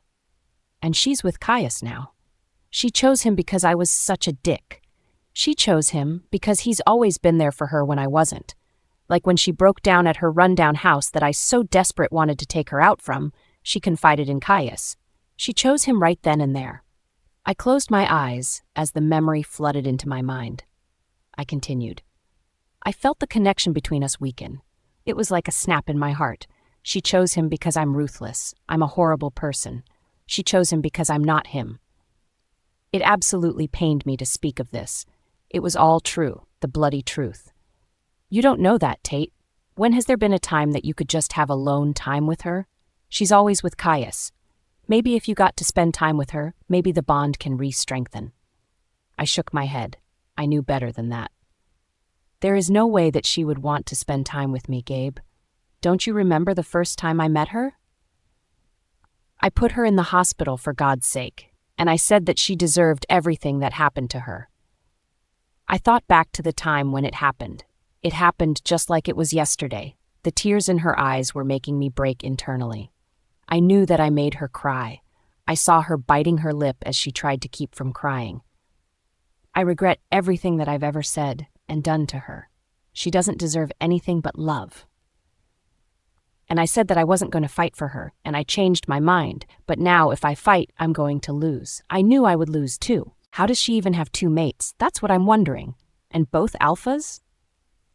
I have no idea how she has Caius and I as mates. How does that even happen? It's rare for an alpha werewolf to have a human mate, let alone the human have two alpha mates. The hell do I know? Apparently I don't know anything. I'm a stupid piece of shit. And do you also want to know a secret? It shouldn't matter now, feeling like my heart was shattered when she kissed him. What is it? Amelia asked. I loved her the moment my eyes met hers. I honestly did love her. I meant everything that I said, and I knew that she was listening. She wasn't so quiet when she made it known that she was behind the wall. I'm sort of glad that she heard everything I've said, and I don't regret it one bit. She was there, you know, Gabriel said, looking at me. She was here the entire time. I could smell her from a mile away. I know, that's why I said it. I hope she knows that I mean all of it. I really do love her, even if all I've done is caused her pain. I'll go after her, Amelia said, walking away. I nodded my head as she went down the hallway. What are you going to do, man? I'm going to talk to her. Well, at least try if I could talk to her. Yeah, but clean your face up before you talk to her. You kind of look scary. Gabriel nudged me in my shoulder, cracking a smile. Thanks, bud. I wiped off my face as I linked Amelia where she was at. Did you find her? Yeah, Hall C, upstairs. She's with Caius, though. Of course she is. When is Caius not with her? Thanks, I'll go to her. Good. Luck, T. Thanks, M. I'll need it. I was making my way down the hallway when I felt Sparks bump into me. I knew it had to be Payton. I didn't even look at Caius or spare him a glance. I kept my eyes focused on Payton as she spoke. Oh, sorry. Didn't see you around the corner. It's all right. I paused, watching her squeeze onto Caius. Payton, can we talk? I prayed to God that she would say yes. I was awaiting the rejection from her, but she was opening and closing her mouth as she was thinking about it. Come on, Pay. You saw me cry and heard me confess my love for you. Talk to me, please. It felt like millenniums had passed before she spoke again, and it took all of me not to rejoice and throw a party. Caius, I'll be fine. Go back to the ball. I'll come find you after, okay? Payton turned her head towards Caius as he furrowed his eyebrows and kissed her lips. I bit the inside of my mouth to keep from growling and scaring her, to which she could possibly change her answer. I'll be waiting, he said as he walked away from her. She nodded and turned her head to face me. What'd you need to, talk about? I could tell that she was nervous. Let's go outside for more privacy, I suggested. She nodded her head, and I turned around in the direction of the doors and lead her outside. It was a little chilly out, so once I saw her put her arms around herself, I shrugged off my jacket, and before she could protest, I shook my head and put my jacket over her body. She turned around and faced me, looking at me with these eyes I couldn't read. Listen, Payton, I started, thinking of the right words to say. I just wanted to start off by telling you how deeply sorry that I am for everything that I've done to you. I'm sorry for embarrassing you in the library. I'm sorry for putting you in the hospital. I'm sorry for not coming to your rescue with the situation of your parents. I'm sorry for never being there. Oh, was all she said back. I took that to keep going. I'm such a jackass asshole for ever doing what I did to you. I know that it's unforgivable, my actions toward you, but you being with Caius all the more just makes me feel so much guiltier because you found someone better than me. I walked towards her, closing the distance between us and resting my forehead on hers, loving the warmth that was there. Tate, I don't know what to say, she said, pulling back a little to look at me. I was about to open my mouth, say something, but she cut me off. Wait, what are you trying to do? Do you believe in soulmates? I asked her, tucking a piece of hair behind her ear. She shivered at my touch. I smiled softly at her reaction. What do you mean? She furrowed her eyebrows in confusion. Soulmates are people who are destined to be together. Soulmates are joined by two people who love each other conditionally, through thick and thin. Soulmates are people who want to be together, who love each other. I paused as I let her sink in all of the information. Do you have a soulmate, Payton? She ripped herself from me as she tore my jacket off of her and threw it at my face. She turned around and I saw that her fists were in balls at her sides. My eyebrows came together at her sudden change in moods. Who do you think you are, telling me all of this shit, when you're Tate Richardson? Do you even have a soul? I don't think that you do, because if you had a soul, you wouldn't be the person that you are today. What happened? Did you fall down and no one saved you? Is that what happened? To become the bad boy, the abuser, the butzno? I don't know, you're Tate Richardson. I let her finish what she had to say. Why do you do that? Do what? I asked. She turned around and pointed a finger at me in accusation. This! You're mean and restless at first, and then you're suddenly all nice and shit! She threw her hands up in the air. What's with the sudden change in moods, Tate? For most of my school life, you've been nothing but a terrorizer in this school and outside of school. What's with the impulsive bipolarness? Do you not like the fact that I'm with Caius? That's what you basically just admitted. All the more just makes me feel so much guiltier because you found someone better than me. She quoted me. That's about Caius being better than you. Do you feel tingles when you're with him? I asked her, stalking over to her, gripping her angry shoulders. Yes, and he makes me feel like I'm the only girl in the world. And if you're trying to get in my pants, well, good luck, buddy, because you don't stand a chance with Caius. He's been nothing but loving and caring towards me while you went and put me in the hospital, she shrieked. And I said that I'm sorry. Why can't you just give me a second chance? I yelled, exasperated. That's the thing. You don't deserve a second chance, Tate. You've done nothing to earn a second chance. It's for people who are worthy of second chances who get a second chance. You're still the same Tate that everyone knows, ruthless, merciless, and cold-blooded. I knew that I was everything that she listed, and I knew that she was right about second chances. I'm sorry. I shouldn't have said anything. I promise that I won't bother you ever again. You won't see me anymore. I'll make sure of it. You can come whenever you want to the house to see Dylan and Kirsten, and I promise I won't be there. I started to walk away when I heard her faint voice. Did you mean it? She asked, looking down at the ground. I knew what she was talking about. Yes, I did. I still do. I didn't face her when I said it. I didn't want to see the pity that she was going to show me because I knew that she was in love with Caius. I saved myself the hurt from looking at her when I answered. I feel the tingles when I'm with you too. And I don't know why. I'm so confused. Her voice was a little louder, and all I could hear in the area was the faint whistling of the leaves that were flying on by. I know you do. You're keeping me alive. I turned around and looked at her in the eyes. I didn't notice that she walked closer to me until she was a good 3 feet away. Alive? She questioned. I shook my head and waved her off. Nothing.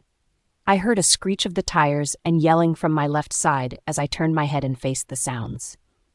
It was a big black SUV, and they were rolling down the windows as I heard gunshots start to go off, and one of the people who were dressed in black from head to toe came out and started running towards us.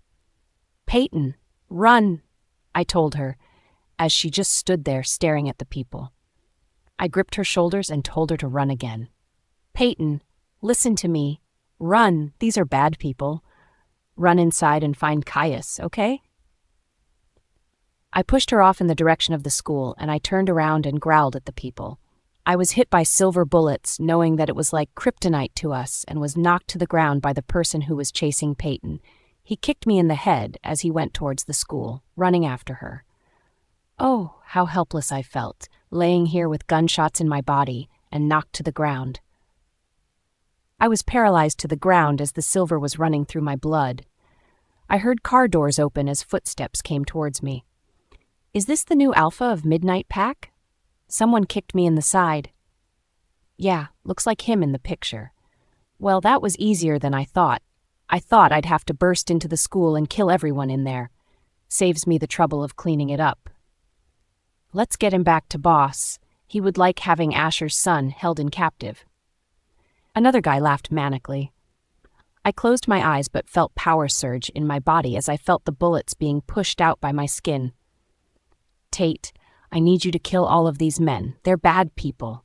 They work for the 2 packs that you're trying to look for. Remember their faces in the car that they're using and report back to Dad, okay? I heard my wolf's voice in my head. Are you staying for good this time? This wasn't a time for joking around, but last time he just left me with no warning. Yes, because you've admitted your feelings for Payton, even if she didn't want to be with you. It hurts me knowing that our mate doesn't want to be with us, but I will deal with just being her friend. And good. Because I missed you. I opened my eyes as I felt my wolf take over. Being dormant for so long, he had stored up his power as I looked at the 3 guys who were hunched over me, remembering every single detail that I could remember. I shifted into my wolf, loving the feeling of my bones cracking as I ripped off the heads of the 3 guys. I ran to the SUV and found that it was empty, knowing that there were 4 guys that came on this mission. I remembered the license plate and the car details and making my way back to the school in my human form. I cursed that I was naked, running to my locker, which was conveniently in the same hallway where Gabriel, Amelia, and I were in, and put on the pair of shorts that I had. I ran into the gymnasium when I heard a gunshot go off. I looked around the room to see who the victim was and sniffed out for Payton. I made my way towards Payton as she looked at me in horror. "Tate, oh my God, are you okay? Someone call 911 for him," Payton screamed out into the crowd. "Why do I need an ambulance?" I questioned her. She came over to me as she started to cry. "You've been shot," she told me, putting her hands on my chest wound. I looked down at her hands, which were covered in blood, my blood. I fell to my knees as I felt the silver spreading through my veins once more. I groaned in pain, gripping onto Payton's small hands. "I'm going to be okay, Payton." "No, you're bleeding." She pushed her hands deeper into my chest, causing the blood to stop bleeding out too fast. I looked over to Caius, who was standing over the guy who knocked me down, his head twisted off of his body. "I contacted Asher and I killed this motherfucker the moment that he fired a bullet from the gun. Sorry that it had to be you," Caius told me, kicking the dead body away from me. "I'd rather it me than someone innocent. Thank you," was all I said, before I couldn't see them anymore because it started to fade to black. I started to dream and I dreamt of Payton. She was pretty. Scratch that, she was beautiful. No, scratch that too. She was more beautiful than anything that I've encountered in life. She was more beautiful than a flower that breaks through the cracks of the ground and brings color to life. She was beautiful. Scratch that, she still is. I froze when he asked me if we could talk. What could he want to talk about? His confession of love for me? He doesn't know that I was listening, so I'm going to have to pretend that I didn't catch any of that conversation earlier. How can he say that he loves me? I'm just so confused. But then I had a million questions in my head too, like what are alphas and betas? And are rogues the same as drunks, like slang? And talking about wolves and mates? Like wolves can't be pets.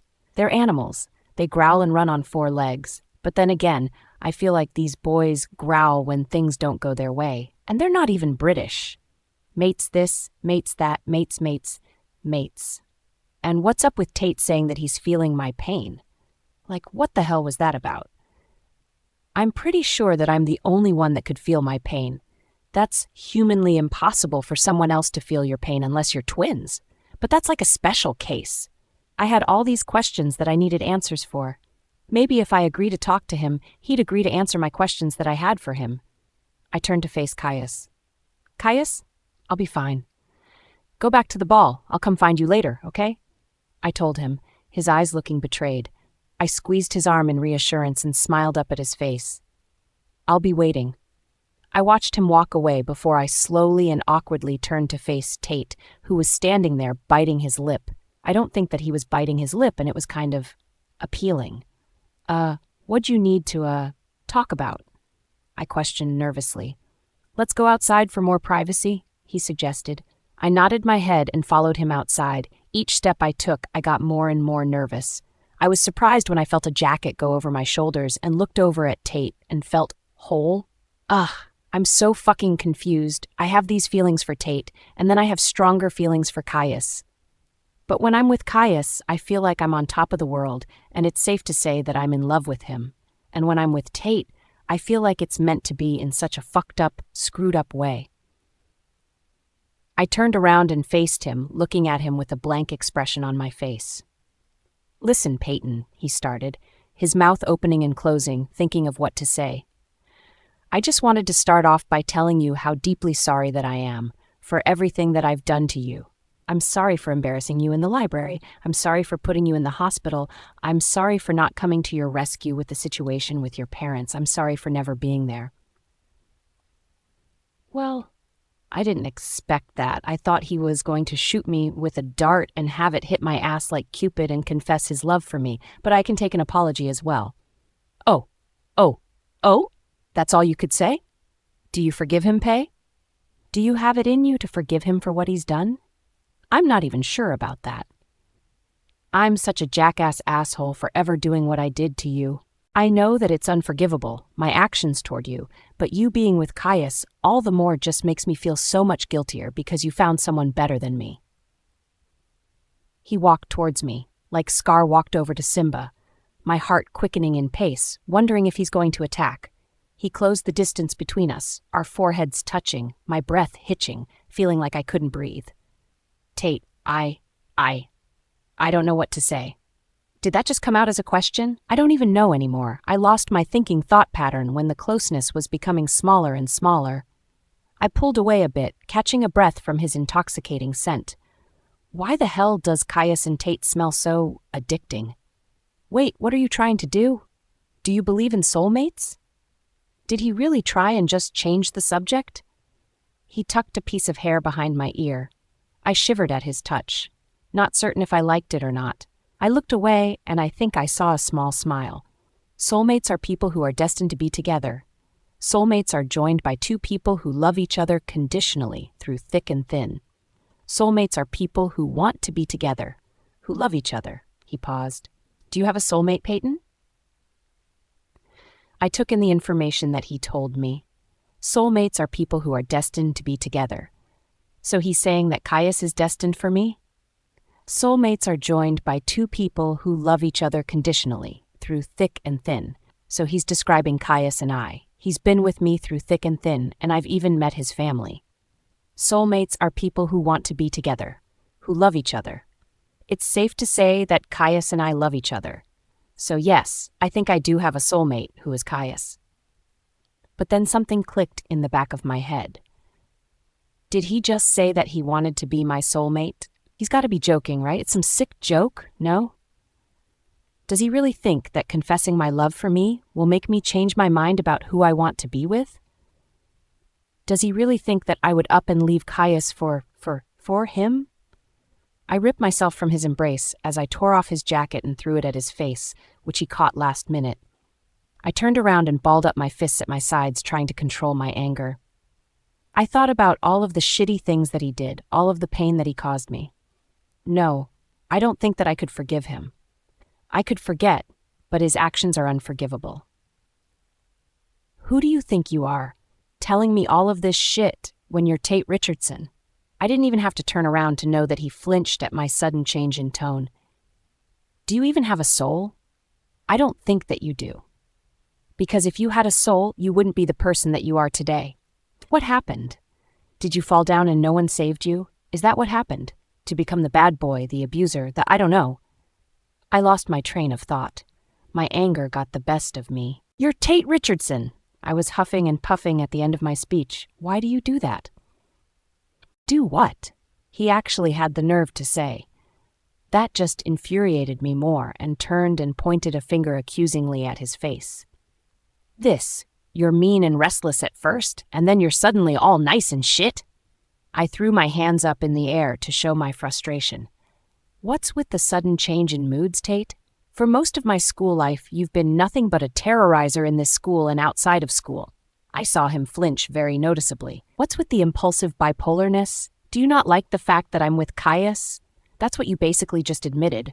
All the more just makes me feel so much guiltier because you found someone better than me. That's about Caius being better than you. Do you feel tingles when you're with him? He stalked over to me, gripping my shoulders, feeling the electrify between us as well. Yes, I said honestly. And he makes me feel like I'm the only girl in the world. And if you're trying to get in my pants, well, good luck, buddy, because you don't stand a chance with Caius. He's been nothing but loving and caring towards me while you went and put me in the hospital. I shrieked at the end. Stupid Tate, thinking that I'd take him just like that with the snap of my fingers. And I said that I'm sorry. Why can't you just give me a second chance? He yelled at me.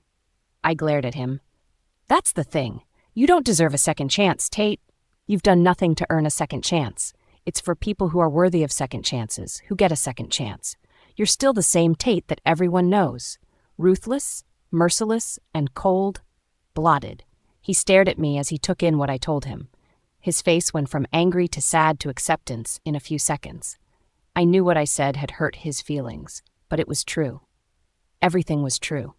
He didn't deserve a second chance from me because he never gave me one. He never gave me anything to give him a second chance.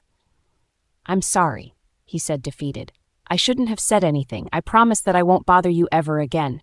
You won't see me anymore. I'll make sure of it. You can come whenever you want to the house to see Dylan and Kirsten, and I promise I won't be there. He started to walk away. Ask him, Payton. This is now or never. Ask him if he means what he said. You heard him anyway. Did you mean it? I saw him stop in his tracks.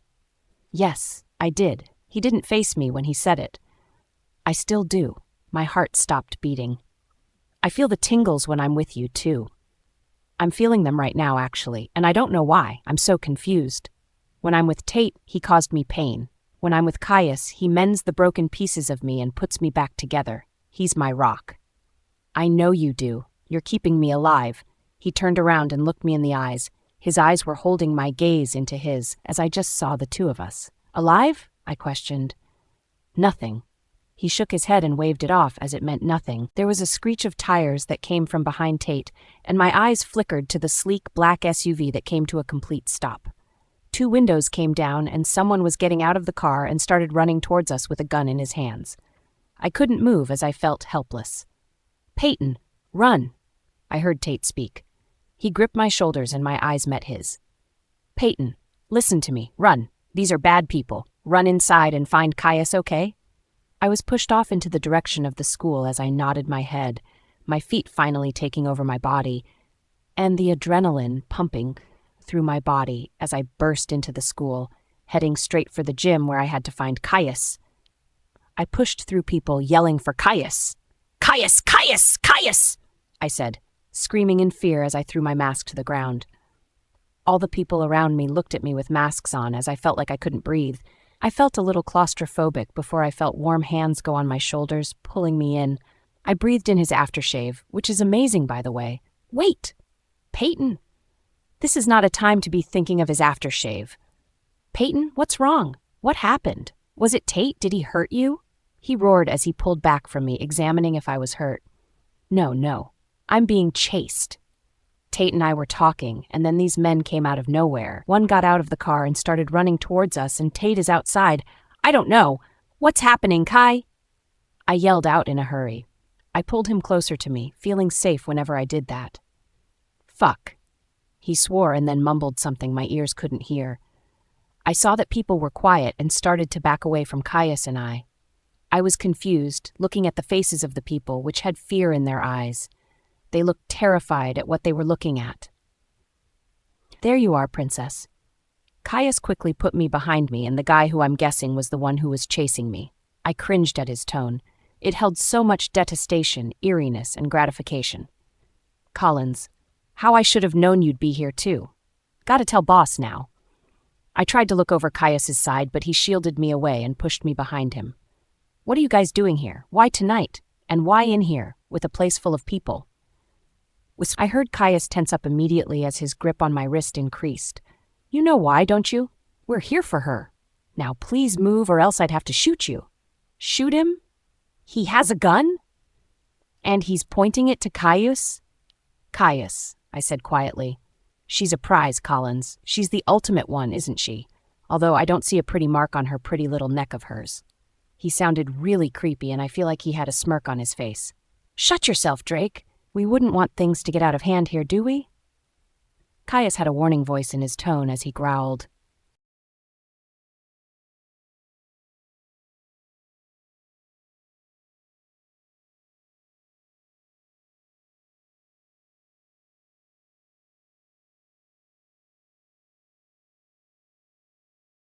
Don't tell me she doesn't know. He laughed evilly. Not yet. Not yet. Caius, what are you hiding from me? Such a shame. She would probably hate you when she finds out, huh? He paused. If you don't hand her over right now, I'm going to put this pretty silver bullet straight through your head, and then when I put that bullet through your head, I'm going to take your girl and make her feel good. Make her mine. I gasped as I tightened my grip on Caius's back. I felt an uneasy feeling go through my bones as he said that he was going to make me feel good. I could only just imagine what he meant by that. Over my dead body. Caius launched forward at him as I heard gunshots go off. I immediately fell to the ground, covering my ears, the gunshots loud as a rocket ship going off for blastoff. I uncovered my face as I looked at Caius as he was on top of the guy, throwing punches and kicking the gun out of his reach. I saw that Tate walked into the gym as the guy punched Caius in the face and grabbed the gun and aimed it for Tate. My heart dropped when I heard that horrid sound of the gun go off again, hitting Tate in the chest. I looked back at Caius, who was getting up and charging for the man. I looked back at Tate, and he was coming towards me, but I couldn't help but look at his bleeding chest. "Tate! Oh my God! Are you okay? Someone call 911 for him." Payton screamed out into the crowd. "Why do I need an ambulance?" he asked, an eyebrow raised. I went over to him, wanting to stop the bleeding as I started to cry. "You've been shot," I told him, pressing my hands further into his chest. He looked down at my hands before he groaned as he realized he'd been shot. "I'm going to be okay, Payton," he said as he gripped my hands. "No, you're bleeding," I protested. He looked over my shoulder, probably looking at Caius. I heard a deafening crack of a neck after the gunshot went off, but I didn't believe it. But now I did as I turned around and saw that Caius had killed that horrid man. I contacted Asher and I killed his motherfuck the moment that he fired a bullet from the gun. Sorry that it had to be you. I'd rather it be me than someone innocent. Thank you," was all Tate said before I saw his eyes roll back as he fell onto the ground unconscious. "Oh, fuck. We need to get him to Mrs. Richardson." Caius spoke up as Tate's friends came and started to freak out. "What the hell happened?" Desiree asked, as she took off her mask and put her hands over his bleeding wound. She started to dig her fingers through his chest as she flinched away from the pain. "Silver," she said to herself. "He was shot," I answered her. She dug her fingers through his chest once more as she took out the bullet and chugged it across the room. "We need to get him to Dad ASAP," she said as Gabriel and Elijah picked him up. "I'm coming with. I have to talk to Asher. Drake said some things and I want to talk to him about that." Caius spoke up as he gripped the dead man's body in his hands. "What about me?" I spoke up, looking at Caius. "You can come. I think it's time for her to know, Caius." Amelia spoke up with honesty. "What are you guys keeping from me? I overhead you guys, and you know that Amelia and I demand to know what you guys are talking about." I suddenly became angry and wanted to know what people were talking about. "Here is not the time to talk about things, babe. I will explain everything when we get to Tate's place and when he wakes up, okay? You have to trust me." Caius brought my face into his hands as he kissed my forehead. Just by that simple gesture, it sent my body into shock. "You five go ahead. Des and I will take care of the people here, okay?" Amelia said, motioning towards the crowd of people who were looking at us with curiosity. "Meet you guys there. I'll take Payton and myself." Elijah and Gabriel nodded as Caius led me through the school and out of the doors to his car. "Caius?" I said his name as I was watching him get into the driver's seat of the car. He looked over at me as his eyes were swirling with his hazel eyes and blackness. "Payton, I know that you're confused and probably have a lot of questions to ask, and I promise that I will answer them one by one, but this is a very serious matter and it's life or death," he said with sincerity. "Okay," I said, not coming up with anything better. We drove in silence all the way to Tate's house as it wasn't uncomfortable, just Caius gripping the steering wheel as his knuckles went white every now and then and him murmuring things to himself. He pulled up into the driveway with Gabriel's car already parked there.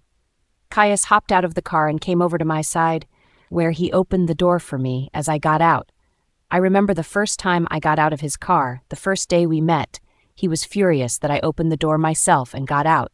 He threw a fit until I got back into the car and he opened the door for me. That memory brought a smile to my face as I walked hand in hand with Caius to the front door. Right before we were going to knock on the door, Mrs. Richardson opened the door and pulled me into her arms. "Are you okay, Payton?" she asked me.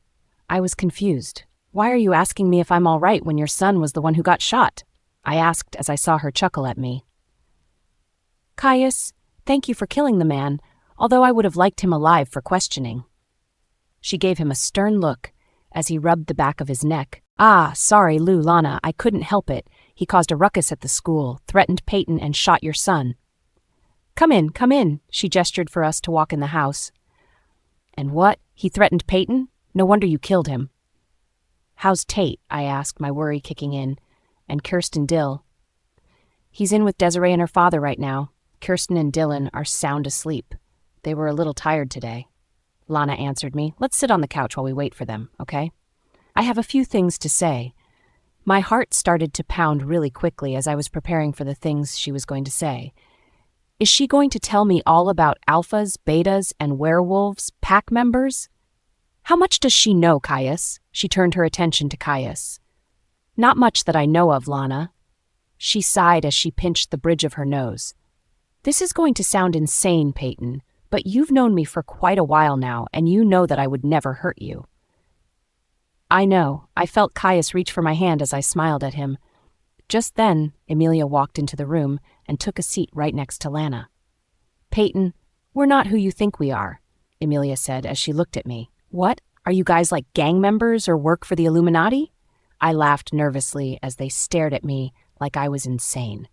Technically, we're in a gang, and no, we don't work for the Illuminati, Caius said. I stood up and raised my eyebrows at Caius as I ripped my hand from his. You're in a gang, I shrieked. More like a pack, he said, standing up alongside me. A pack, I repeated, not believing him. We're werewolves, Payton, Lana said as I turned my head to look at her. I looked at her. She has seriousness in her voice that I couldn't shake off. But, me being me, I burst out into laughter as I hunched over, clutching my stomach. You're lying. I'm a human and you're a human too. Werewolves are animals that live in forests. Payton, we are werewolves. Everyone in this house besides you, Kirsten, and Dylan are werewolves. Remember in the hallway when you heard Gabe, Tate, and I talking? When we were talking about alphas, betas, wolves, rogues, Tate being able to feel your pain, and most importantly, mates? So she does have a basic knowledge about what we are, but she doesn't know the full details about it. Lana asked Emilia as she nodded. Emilia turned back to me, waiting for an answer. Yes, I do. Then you must have questions, I nodded my head. Go on, ask them. I shuffled in nervousness as I wanted to ask a million questions. What are alphas and betas? I'm an alpha. I whipped my head towards Caius as he looked at me with a small smile. Drew's my beta. Right now, Tate is next in line for the alpha title. My husband, Tate's father, is the current alpha, and his beta is Gabriel's father, and Gabriel is the next in line for beta. So, alphas and betas are leaders of the gang, pack. They nodded. Are rouges the same as drunk people? They chuckled lightly at me as Caius answered me. No, rogues aren't the same as drunk people. The people who attacked you were rogues. They weren't drunk, but they seemed to be under the influence of something. Werewolves who don't like the pack life, so they venture out of their pack and become rogues. That's weird. Why can Tate feel my pain? I can feel your pain too. If I just showed up out of nowhere in my wolf form, you'd be running for the hills. Do you believe in soulmates? Lana asked me. Tate asked me the same thing. Well, soulmates are mates. What did Tate say about mates? I racked my brain for the things that Tate said about soulmates. He said that soulmates are joined by two people who love each other, like they're destined to be together and are going to be together forever. And it so happens that you have two soulmates, Payton, Emilia told me. Two? I questioned. And we don't know why you have two alphas as mates. What, so my mates, I used air quotes around mates. Caius and Tate? I said, not believing it. Is that why they both give me tingles down my spine? Is that why Tate claimed that I was his and only his? Is that why I feel so safe near Caius and I feel complete when I'm with him? Yes. Caius put his hand on top of mine as I looked at his hand. I felt the tingles go through me as my face reddened. I don't get it. Why do I have two mates? I questioned. So, if I have Caius and Tate as mates, does that mean Tate is my real mate because I met him first? I didn't want to hear the answer if it was right. Not exactly. See, when Tate found out that you were his mate, he basically kind of rejected you. And once Caius came into the picture, Caius saw you as his mate as well, and you've chosen Caius. Emilia spoke. So I have the right to choose who I want to be with? I squeezed Caius's hand in mine. Yes, Caius said. Then I choose you, Caius. I turned to face him as I leaned forward and placed my lips onto his. I choose you too, Ash. Caius laughed at me. It took me a moment to have it register in my mind that I referenced it to Pokemon, and he came back with one. My anger towards the name game disappeared as I laughed too. So you're all werewolves? I asked them, turning away from Caius to hide my blush. Yes, they chorused. Do you guys look like Jacob from Twilight, or Tyler from Vampire Diaries, or Scott, Isaac, Derek, the twins, and more from Teen Wolf? I asked them seriously. After the laughter subsided, Tate walks into the room with a smile on his face. Someone's feeling better. Elijah and Gabe follow in behind as Desiree comes and joins from the other side of the room. More like Jacob from Twilight. We actually look like wolves. Prove it. I challenged. Prove it. I challenged. Eric smirked at me as he came towards me. He crossed his arms across his chest, and it took all of me to not let my eyes trail down from this face to his vein-popping arms. Are you sure about it, Pay? Caius asked me with an eyebrow raised. I nodded my head eagerly at him as I smiled. It might scare you. Gabriel scoffed. Wouldn't want you running for the hills now, would we? I'm not a baby, Gabriel. I can handle myself. Don't forget, I did grow up with abusive parents. Throw something at me, and I will take it like I'm a brick wall. I said with my voice filled with seriousness. His face went from a smirk to guilt in a few seconds and felt triumphant as he backed down.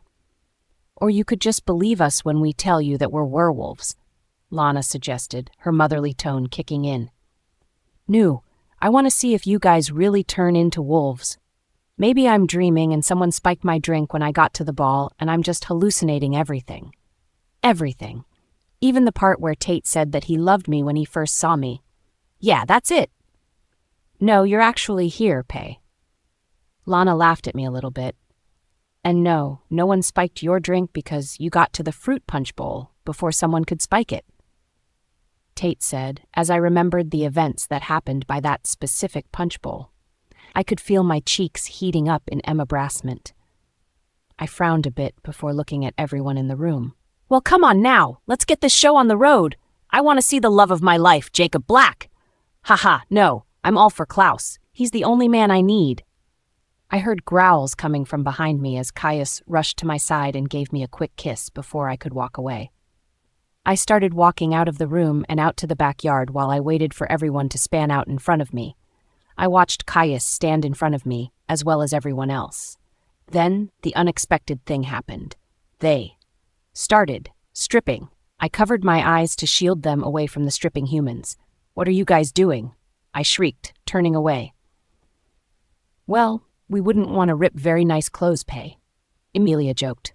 Neither would I, because clothes are very expensive, but why are you guys stripping? I still hand my hands over my face. Because when we shift back, we're going to stark naked, so I'd rather not let you see a whole pack of wolves naked but me.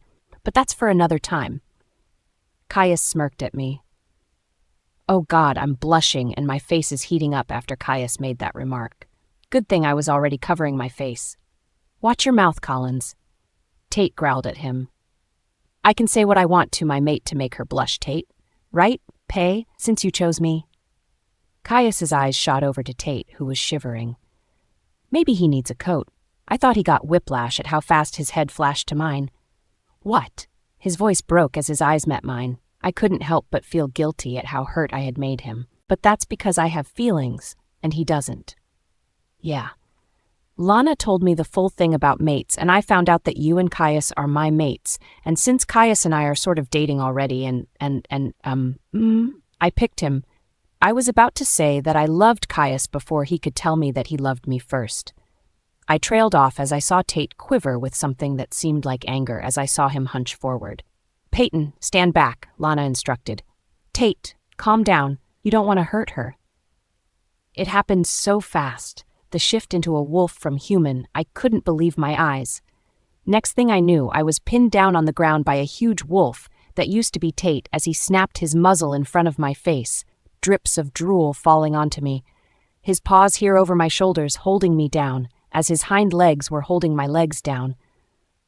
The last thing I remember was another person shifting and coming towards me as I drifted off into blackness. You know that feeling you get, you don't believe someone, and you feel like you've just been whacked with a brick in the face, realizing that it was true? Maybe that was a really bad idea. A really bad idea. But no, stupid, stubborn me didn't actually believe that they really turned into wolves. Maybe I thought that they were just shitting at me first, and I played along, but how could I be so totally wrong? You're a dumbass, Tate. You should have controlled your anger. I heard a female voice say, Shut up, I know. It's just, ugh. Tate's voice sounded defeated. I said I was sorry. You could have really hurt her. That's my mate you just attacked. Caius's voice sang through my ears as I heard him. "She's my mate too," Tate mumbled. "Enough, Tate, she has chosen. Don't make it more complicated than it already is. Maybe there's another girl out there for you," Lana stated. "Doubt it," he mumbled once again. "Oh God, my head," I said, waking up in a room full of people looking down at me. I saw Desiree was the closest to me to my right, while Caius was to my left, and Tate in front of me. "Payton?" Caius said with a hopeful tone in his voice. "I believe you guys now," I said to lighten up the tension that was currently suffocating the room. "Does that mean since I'm the mate of a werewolf that I turn into a werewolf too?" I heard laughs fill the air as I smiled. "That's good to hear. And no, you'll remain human." Lana smiled down at me. "How you feeling?" "Well, a lot of things happened tonight. I get kissed on the cheek by a stranger, I got serenaded by my boyfriend, then I proceeded to get bullets shot at me and being chased.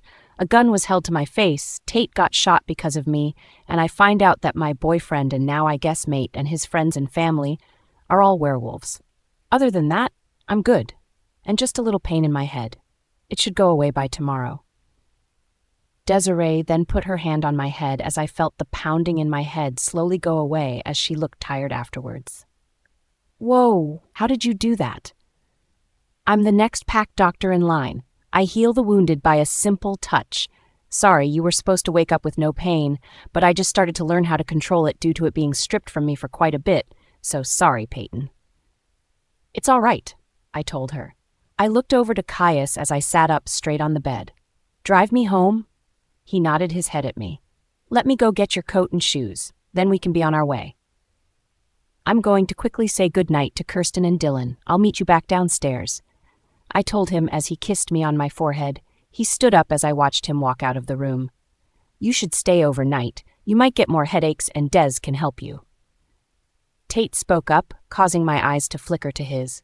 Looking at his eyes, he wanted me to stay, I could tell by his pleading eyes, but I honestly just wanted to go home.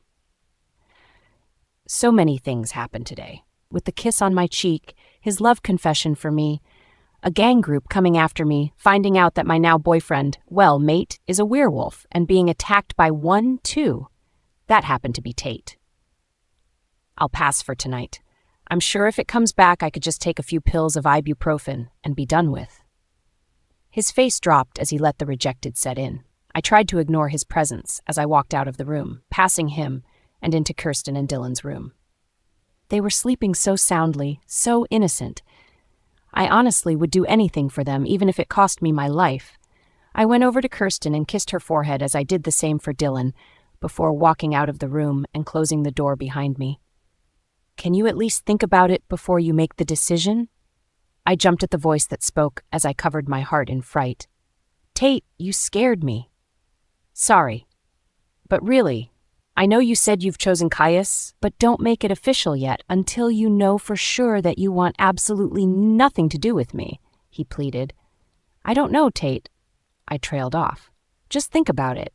He came over towards me, closing the distance as I stood there frozen, as he gave me a quick, chaste kiss on my forehead. He walked away and into his bedroom as I walked down the stairs and met up with Caius, who was beaming at me. "I'm so glad that you know now, even if you had gotten hurt in the end." He frowned, but I quickly put my hand on his arm, letting him know that it was all right. "It's all right, as long as I know the truth. You know, for a second, I thought that you were hiding the fact that you had a secret girlfriend and you were cheating on me. But I'm so glad that it's not that." I nudged him in the ribs as he held the door open for me to walk through. I yelled a quick goodbye to Lana as she waved back, and Caius closed the door. "Never," Caius said as he pulled me into his arms and planted his lips onto mine. "I would never get used to that feeling that he gives me when he does that." "Tell him you love him? You idiot!" I felt his hands trail down to my hips as he squeezed them. I couldn't help but moan at the feeling that was shooting through me. "You shouldn't do that, Pay. I won't be able to stop if you do." He whispered into my ear. I felt the shivers go down my spine as his lips lightly touched my earlobe. I pulled away from him, blushing, of course, as I quickly got into the car and hiding my fire hydrant face. I saw him smiling as he came around the car and hopped into the driver's seat. He started the car and pulled out of the driveway. That's not that only thing he can start and pull out and then drive in. Oh my God! I face-palmed myself as I was thinking these dirty thoughts. Oh my God, what is wrong with me? You okay there, Pay? Caius tried to hide his amusement as he kept his gaze on the road, but every once in a while he would gaze at me. Did I just face-palm myself in real life? I mumbled. Yes. And this time he burst out into laughter. Oh my God, okay, I'm just going to die now. I hunched in my seat, my face beaming with mortification. Thinking about me? He asked slyly as I just turned my head away from him, can't stop the smile that was forming on my face. No, I'm thinking about Klaus from Vampire Diaries. You know, for a vampire, he's pretty sexy as fuck, and how Caroline is so stupid for not noticing the sexual tension between them. I would so become an actress and be Caroline just to make love with Klaus. Maybe that was a bad thing to say as Caius sped up the car, and by the time you knew it, we pulled up to my house. He didn't even let me open the door as he used his inhumane speed and ripped the door open, pulling me into his arms and barging into my rundown house and pushing me up against the wall, spreading my legs with his legs. What was that, love? He said in Klaus's voice. My eyes widened as he literally sounded just like Klaus. Klaus. I coughed. I mean Caius. My name is Klaus, Caroline, not some weird name like Caius. What the hell is a Caius anyway? He mocked me. I couldn't keep the stupid grin off my face as I looked at him with so much awe. Now, Caroline, I'm going to say this thing and I want you to listen well, all right? Oh, how I am loving this Vampire Diaries reference. Yes. I nodded. Could you just be a vampire instead? I think you'd be more of a badass if he was a vampire, but I still love him nevertheless. I love you. My heart stopped beating as the words I've been dying to hear finally came out of his soft lips. I reeled in that moment, embedding it into my head. I love you too, Caius. Do you mean that you love Caroline, or do you love Payton too? I smirked at him as his lips were trailing down my jawline. Both, Caius said before his lips finally touched down onto mine.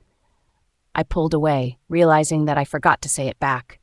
I heard him groan as I pulled away, but I planted a quick kiss before I continued on. I love you too, Kai. Moments passed after a heated make-out session as we were breathing heavily on my bed. It was probably 4 a.m. by now, my eyes drooping to a close, but didn't want to sleep. Payton? Caius called me. Yeah? I said, my finger tracing the outline of his pectorals. I have something to tell you. He started, but trailed off. I know, you love me. I said cockily. I kissed his shoulder as he was twirling my hair in between his fingers. Not that. He pulled away from me before pulling me in front of him, pulling my hands into his as he started at me. I waited for him to go on as he continued. Your parents were let go from jail, being put into a rehabilitation facility for their addiction and their mental state. Oh my God, I said, stunned into place. They're just getting off that easy? Sadly, yes. They somehow proved that whenever they beat you, they were not themselves and in their mental state of mind where they couldn't control their actions. My dad was overlooking their case, and he informed me a day before yesterday that they were being released. And then they can be free afterwards, I said, with no emotions etched onto my face. That was the worst news ever. Just thinking about the possibility that they could be free after a period of time caused my stomach to churn in uneasiness. I don't want them to hurt Kirsten and Dylan, Kai. I turned my head towards him, tears filling my eyes. I promise that they will never hurt you again, as long as I'm alive. I closed my eyes at his reassurance as I fell asleep on him, thus feeling his thumbs wipe away the tears falling freely down my face. Psst, psst. My phone was going. I woke up from the buzzing noise. Kai, get the phone. I'm sleeping, I told Caius, putting my face back into the pillow. Psst, psst. Kai, oh my God, I swear to God. Answer it. I'm too tired. Psst. No answer. I groaned, smacking my arm into where I thought Caius would be, but he wasn't. What the hell? I sat up in my bed and picked up my phone, and I've received 7 calls total from someone. Ugh, I'll look at that afterwards. All that was going through my mind was, I said as my hand touched a piece of paper that took over Caius's spot in my bed. I unfolded it, and it read, To my beautiful mate, sorry I had to leave you here to wake up by yourself. Got a lead on who was in charge of what happened last night? Went to meet up with Dad and Alpha Asher to talk strategies with them. I'll call you when I'm done. Love you. Caius. Ah! I hope he catches those bastards. I changed my attention back to the 7 missed calls and opened it up to see who called me. 4 calls from the hospital and 3 calls from Lana. Why would the hospital be calling me? And why would Lana call me? I started to freak out as I got another call from the hospital, right before I could call Lana. Hello? I answered, my heart quickening in pace. Hello, good morning. May I please speak to Miss Payton Daniels? The voice on the other line asked me. Oh, fuck. I couldn't help that someone was wrong. What was wrong? Was it the bills that I was supposed to pay off? Was it Caius? Did he get hurt by those people and they're calling to tell me he's dead? Is it about Dylan or Kirsten? Oh God, I couldn't help but think the worst. This is she. Is there a problem with anything? I believe that your sister was in the hospital not too long ago, correct? They asked as I nodded my head. I hit myself in the face as I realized that she wouldn't be able to see me. Oh God, this is about Kirsten. What more could possibly be wrong with her? She doesn't need this happening to her. She's too young. Yes, she was. Is she there again? My heart started palpitate and my blood went cold. There was a slight pause, but I'm just going to believe that the slight pause was the lagging in the phone. Yeah, that's a good idea to think. Not. No, she is not at the hospital again. I just wanted to talk to you about something abnormal that our doctors have found in regards to her blood work. What the hell is wrong with her blood? Oh, dear God, did my father do something? Something abnormal? I questioned, relieved that Kirsten isn't in the hospital. I couldn't help but think about if she got her period early or not. I'm pretty sure that she hasn't gotten her period, so that was crossed off the list. Would you like to be informed over the phone, or would you like to come in person to hear about the abnormalities? Depends. Would you want to watch an 18-year-old lose her grips and land myself in a mental ward? Would it be important for me to come in? Do I have to take in Kirsten? I think I should just come in, I mumbled at the end. It would be better for me if I was in the presence of someone, or else it would have been bad if I was by myself and did something stupid like run out into the streets and get hit by a car. Yes, it would ideal for you to come in to be informed about the illness. What time is best for you? Illness. I could come over in 20 minutes if possible. I hopped off of the bed and sprinted towards the bathroom, quickly shoving my toothbrush under the running water and applying toothpaste. Perfect. See you in about 20 minutes, Miss Daniels. Did she just sound sad? You're not supposed to sound sad, lady. You're supposed to be happy and have me be completely oblivious to what is happening. We bid our goodbyes as all that was going through my head was abnormalities and illness. What abnormalities does she have and what illness? I shot Caius a quick text that I was heading over to the hospital and called up Lana. Payton, I've been trying to contact you. Lana answered breathlessly. Oh God, she was starting to scare me. You know something is wrong when Lana is upset about something. Where have you been? I'm sorry, but I've been sleeping. What's wrong? Why does the hospital need me to come in and talk about Kirsten's illness and blood abnormalities? I said, quickly putting my jeans on and fixing up my bird's nest of a hair. Kirsten, she's not good, Payton. She's sick. Lana said, with a sad tone in her voice. I could hear faint beeping noises in the bathroom, telling me that she was at the hospital doing rounds. Tell me what's wrong with her, please. I shrieked into the phone, my voice breaking. I've already taken her to the hospital and we've been trying to contact you, and don't get mad, but since she's under my care, I didn't have to ask for your permission to put her in the cancer ward, and she's resting right now. But sorry again, Lana said in a rushed manner. What? Cancer ward? What kind of illness does she have? I was already out of my house and running towards the hospital. I'll be there to get you through it, Payton, after we've explained to you what she has, okay? Oh my God, why do these things happen to me? I cried into the phone. I've been feeling so overwhelmed lately. I've kept it inside, feeling that I could deal with it like I had so many times in the past before, but this time is different. It's going to be okay, Payton. You have a support system, okay? Everything will be all right. Lana tried to reassure me. I'll see you in a bit, Lana. I said into the phone as I hung up and cried even harder when I was running. Cancer. My baby sister has leukemia. I couldn't believe it that she had cancer. I looked at a sleeping Kirsten in her hospital bed, once again, as I cried to myself. I hadn't informed Dylan about his sister's illness yet, as he was still at Lana's house. Lana told me that he was sleeping when Kirsten had a seizure. They quickly went to the hospital after that, and the doctor diagnosed her with leukemia. I should have thought more of it. All of the warning signs were there. The tiredness and pale skin, shortness of breath, easily bruising, loss of appetite and weight loss. There was a small knock at the door. "Come in," I said, still crying as I held Kirsten's hand. "Payton, get something to eat. You haven't eaten anything all day. The doctors gave her a sedative, so she won't be waking up anytime soon. If you refuse to leave the hospital, get some food in the cafeteria. I will be with her the entire time until you get back. All right?" As much as I didn't want to leave, she was right. Caius texted me later in the day, telling me that everything would be all right, and he would be there for me no matter what. I told him to be careful when he's out looking for the people who shot Tate and stuff, because I wasn't ready to lose him. "Okay, I'll just be 10 minutes, I said, getting up from the chair and wrapping my arms around me. "Don't be ridiculous. Take as much time as you want," Lana said, putting her hands on my shoulder and bringing me into a hug. "Thank you," I told Lana. "Never a problem." She smiled down at me. I walked out of the room as I made my way towards the cafeteria, thinking about all the doctors had told me about treatment. So many things to learn about leukemia, so little time.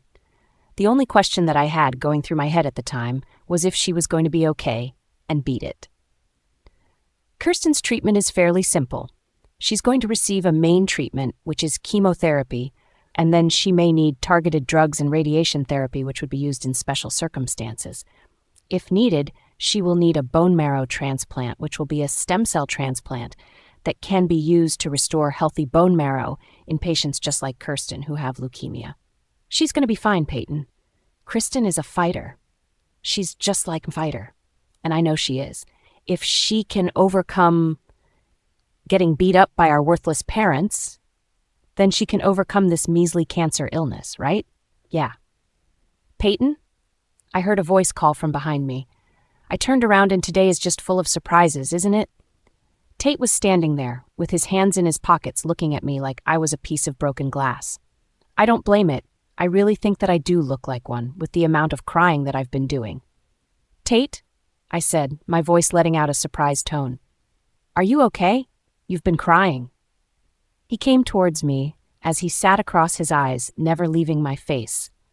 I couldn't help but shift uncomfortably under his gaze, so I just focused my gaze on my food in front of me. I picked up a fry and kept dipping it into the ketchup. "I know about Kirsten, and I'm sorry that she has to go through that." Tate spoke up after a long, awkward pause. It was just me and him, sitting at the table, talk about awkward after the events that happened last night. "Thanks," I said as I felt his hand go on my shoulder and gave me a reassuring squeeze. My eyes quickly went up and met his as he gave me a small smile, which I returned back. "Free smoothie?" A girl came up to Tate and I with a tray full of free smoothies. There was something about this girl. I just couldn't figure out what made the hairs stand up on my back. She seemed completely innocent, as she looked just about 16 years old. "Sure," Tate and I said at the same time.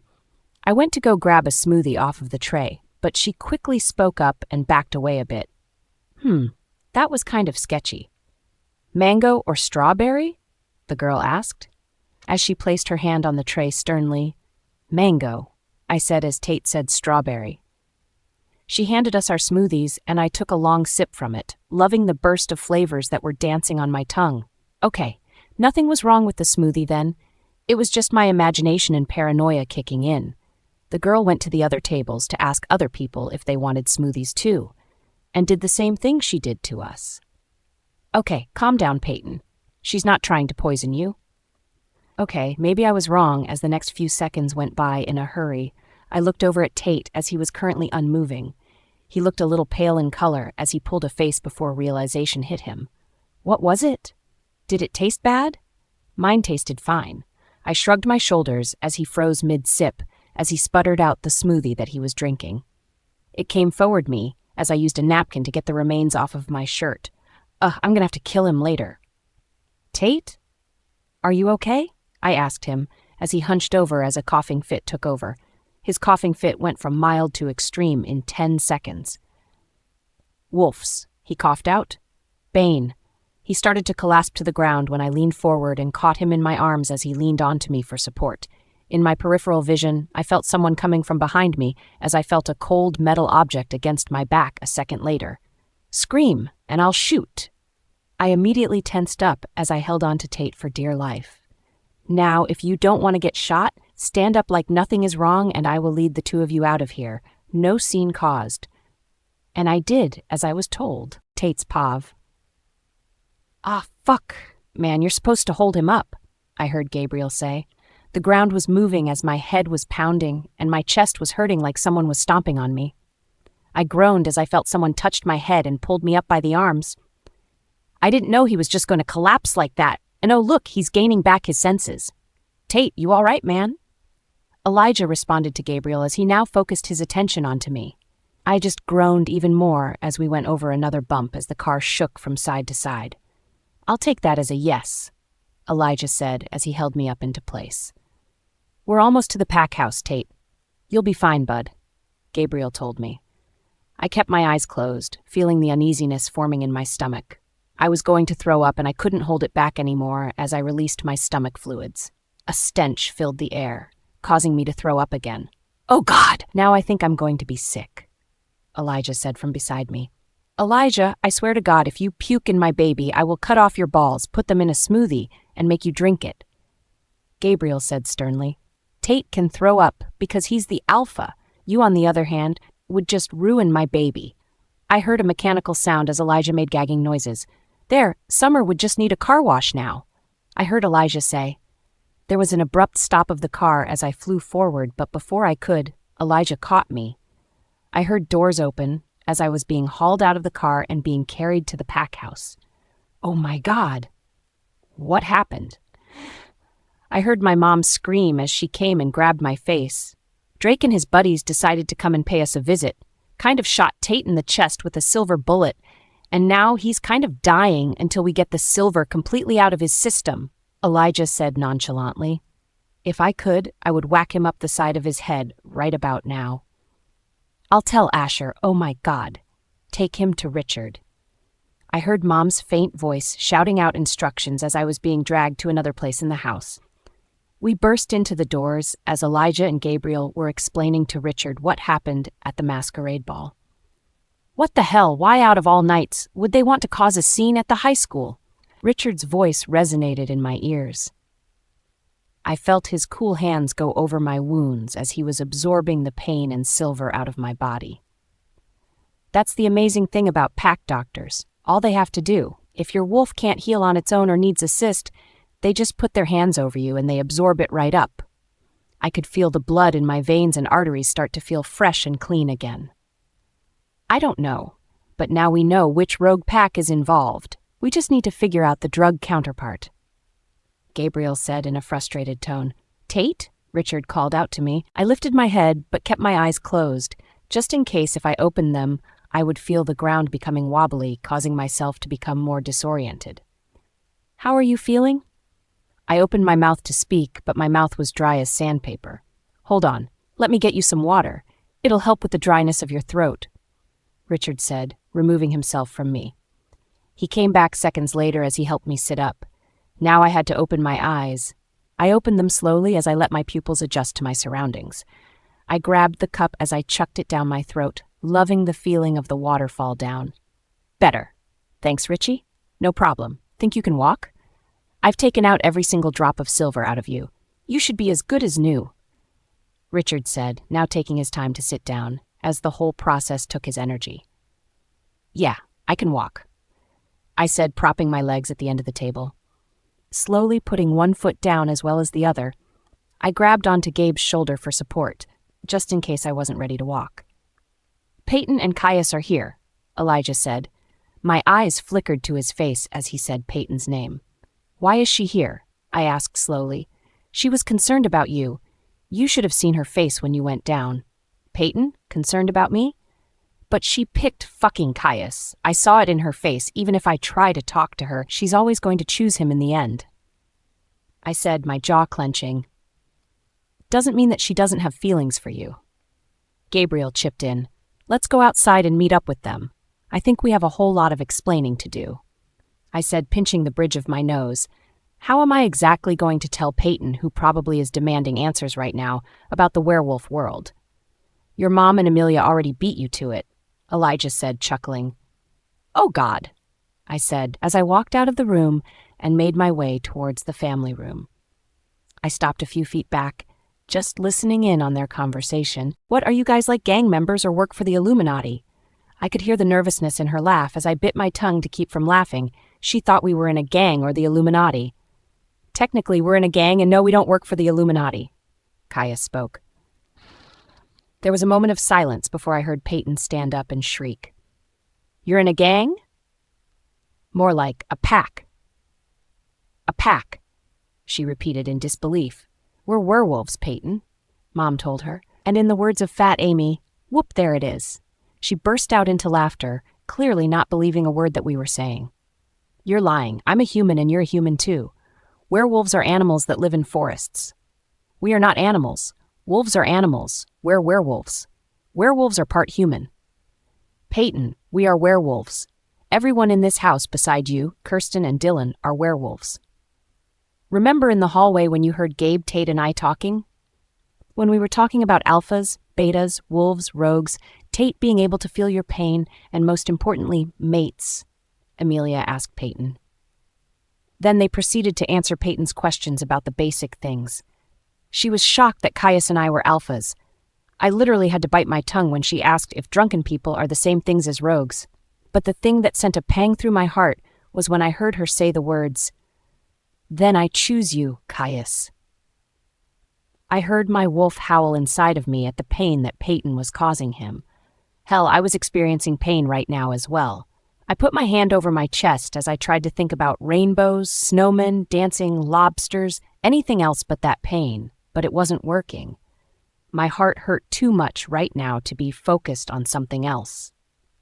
Do you guys look like Jacob from Twilight, or Tyler from Vampire Diaries, or Scott Isick, Derek the Twins, and more from Teen Wolf? I heard her ask seriously. Laughter broke out into the room as I put the best face that I could put on and walked into the room with Elijah and Gabriel following in from behind me. I saw that Desiree came into the room as well. More like Jacob from Twilight. We actually look like wolves. I answered with a smile on my face. I watched as her eyes were focused and trained on me when I walked into the room. She was fighting a smile that I knew wanted to break out. Prove it, she challenged me. One thing about Tate Richardson that you should know, I never back down from a challenge. What are you guys doing? Payton shrieked as we were taking off our clothes in front of her. Well, we wouldn't want to rip very nice clothes, Pay, Amelia joked. It was true. They were all still in their masquerade ball gowns and tuxes. Neither would I, because clothes are very expensive. But why are you guys stripping? It was muffled over her hands, but we still heard her because of our werewolf hearing capabilities. Because when we shift back, we're going to be stark naked, so I'd rather not let you see a whole pack of wolves naked but me. But that's for another time. This motherfucker must be joking. Can I staple his ballsack to his forehead yet? Watch your mouth, Collins, I growled at him. I can say what I want to my mate to make her blush. Tate? Right, Pay? Since you chose me? I knew he was already insinuating what he meant, but I couldn't help but shake furiously at him before I whipped my head towards Payton. What? Fuck, I wanted to sound stronger, but my heartbreak got the best of me. What happened to thinking about it, Payton? Did you not take in account of what I've asked of you? Who could blame me, though?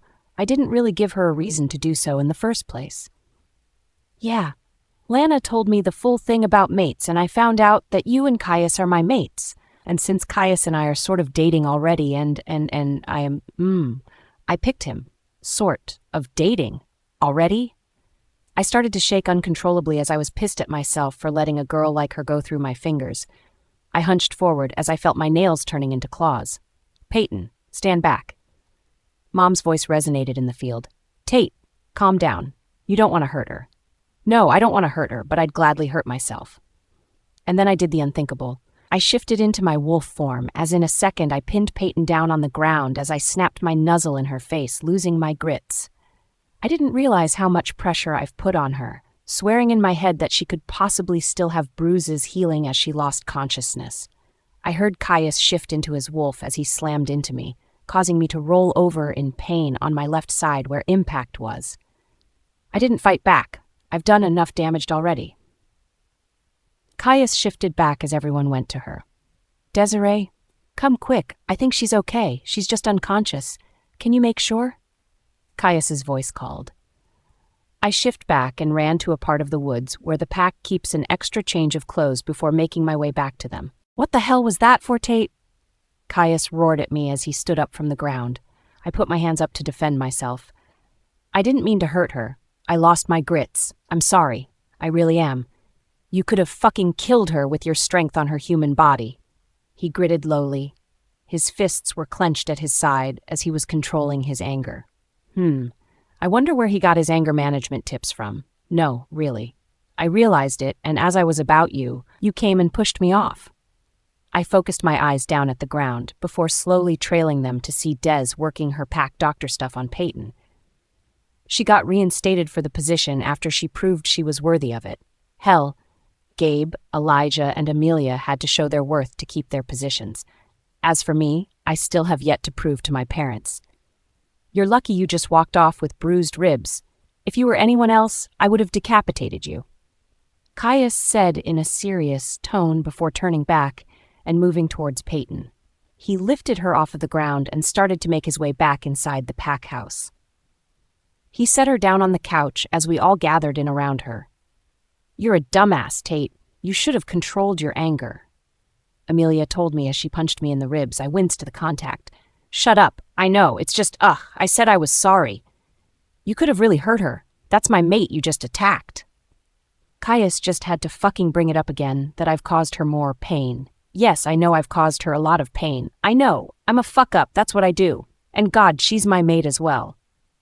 She's my mate too, I mumbled to myself. Enough, Tate. She has chosen. Don't make it more complicated than it already is. Maybe there's another girl out there for you. Mother dearest told me.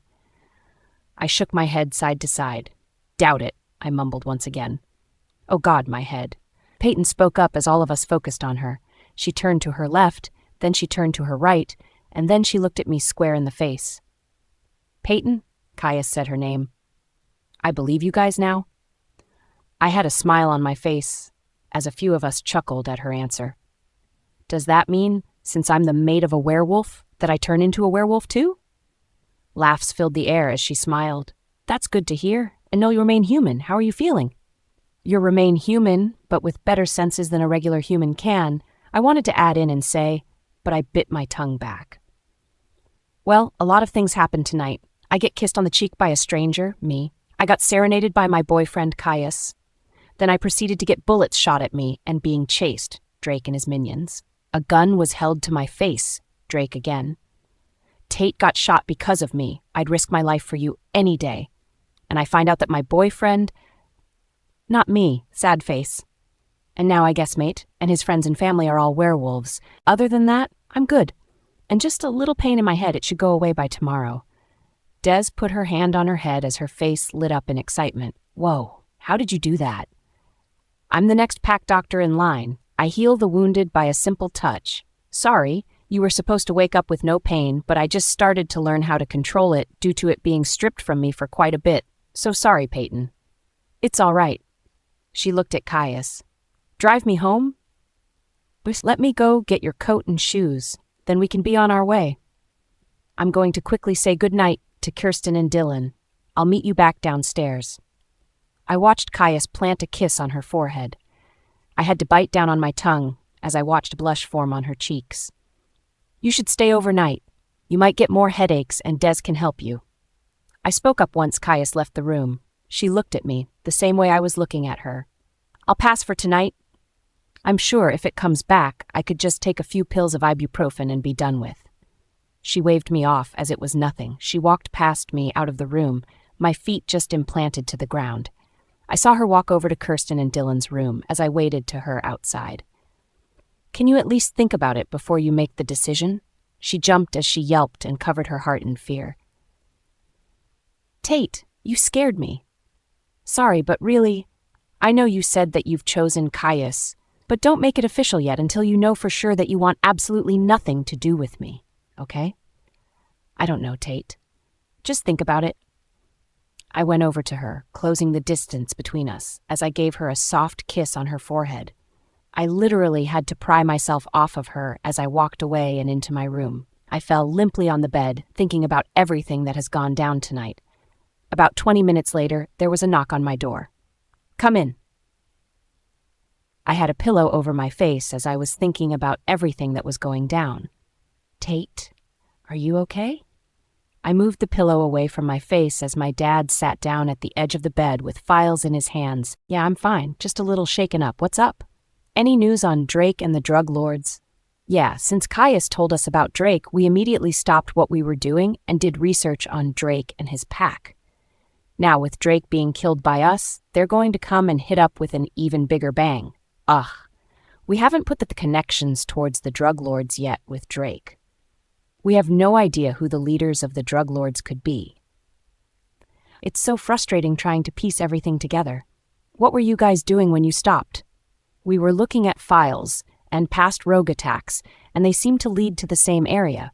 It's weird because it's completely out of range in my books personally, but it's like they have a vendetta against this down for the past 18 or so years. This area, this place, why? I was confused. Why the rogues were attacking just us and the packs surrounding us? I don't know. Maybe there's something we have of theirs that they want back, and I have no idea what it could be. Dad's hands went to massage his temples in stress. We'll figure it out, and once we do, we'll put an end to their lives. Think you'll be up for it tomorrow? We're going to do some runs and try to find out where Drake and his pack are located. We have this lead by one of our trackers, and we're going to see if it's legit or not. I think I'll stay for one more day. I'll join you guys after tomorrow. Give me a day to regain all my strength. Wouldn't want to go out into the field and then be ambushed with no strength. You've taught me that. You look sick, Tate, my dad bluntly told me. Wow, Dad, that was blunt. I looked the other way, not making eye contact with him, knowing that he's looking at me with scrutiny. You look like... I knew he was going to say Brody, but I quickly cut him off before continuing. I don't look like Brody, Dad, okay? I'm just not how I used to be, I sighed. But you are going to be like Brody. My wolf chimed in my head. I shut him off in my head, ignoring him. Brody started the same way, Tate, and look where it landed him. I don't want to lose you either. Look, Dad, we don't have to have this talk. Mom already beat you to it earlier. I sighed, running my hands through my hair. Maybe if I pretended to be tired, he'd get the hint and go away.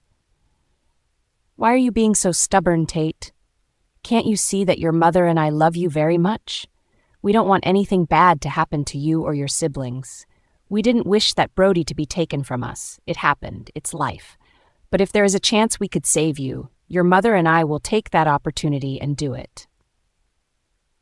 Then you better pray to the Greek gods that they can save me, because that's the end results when you lose your mate.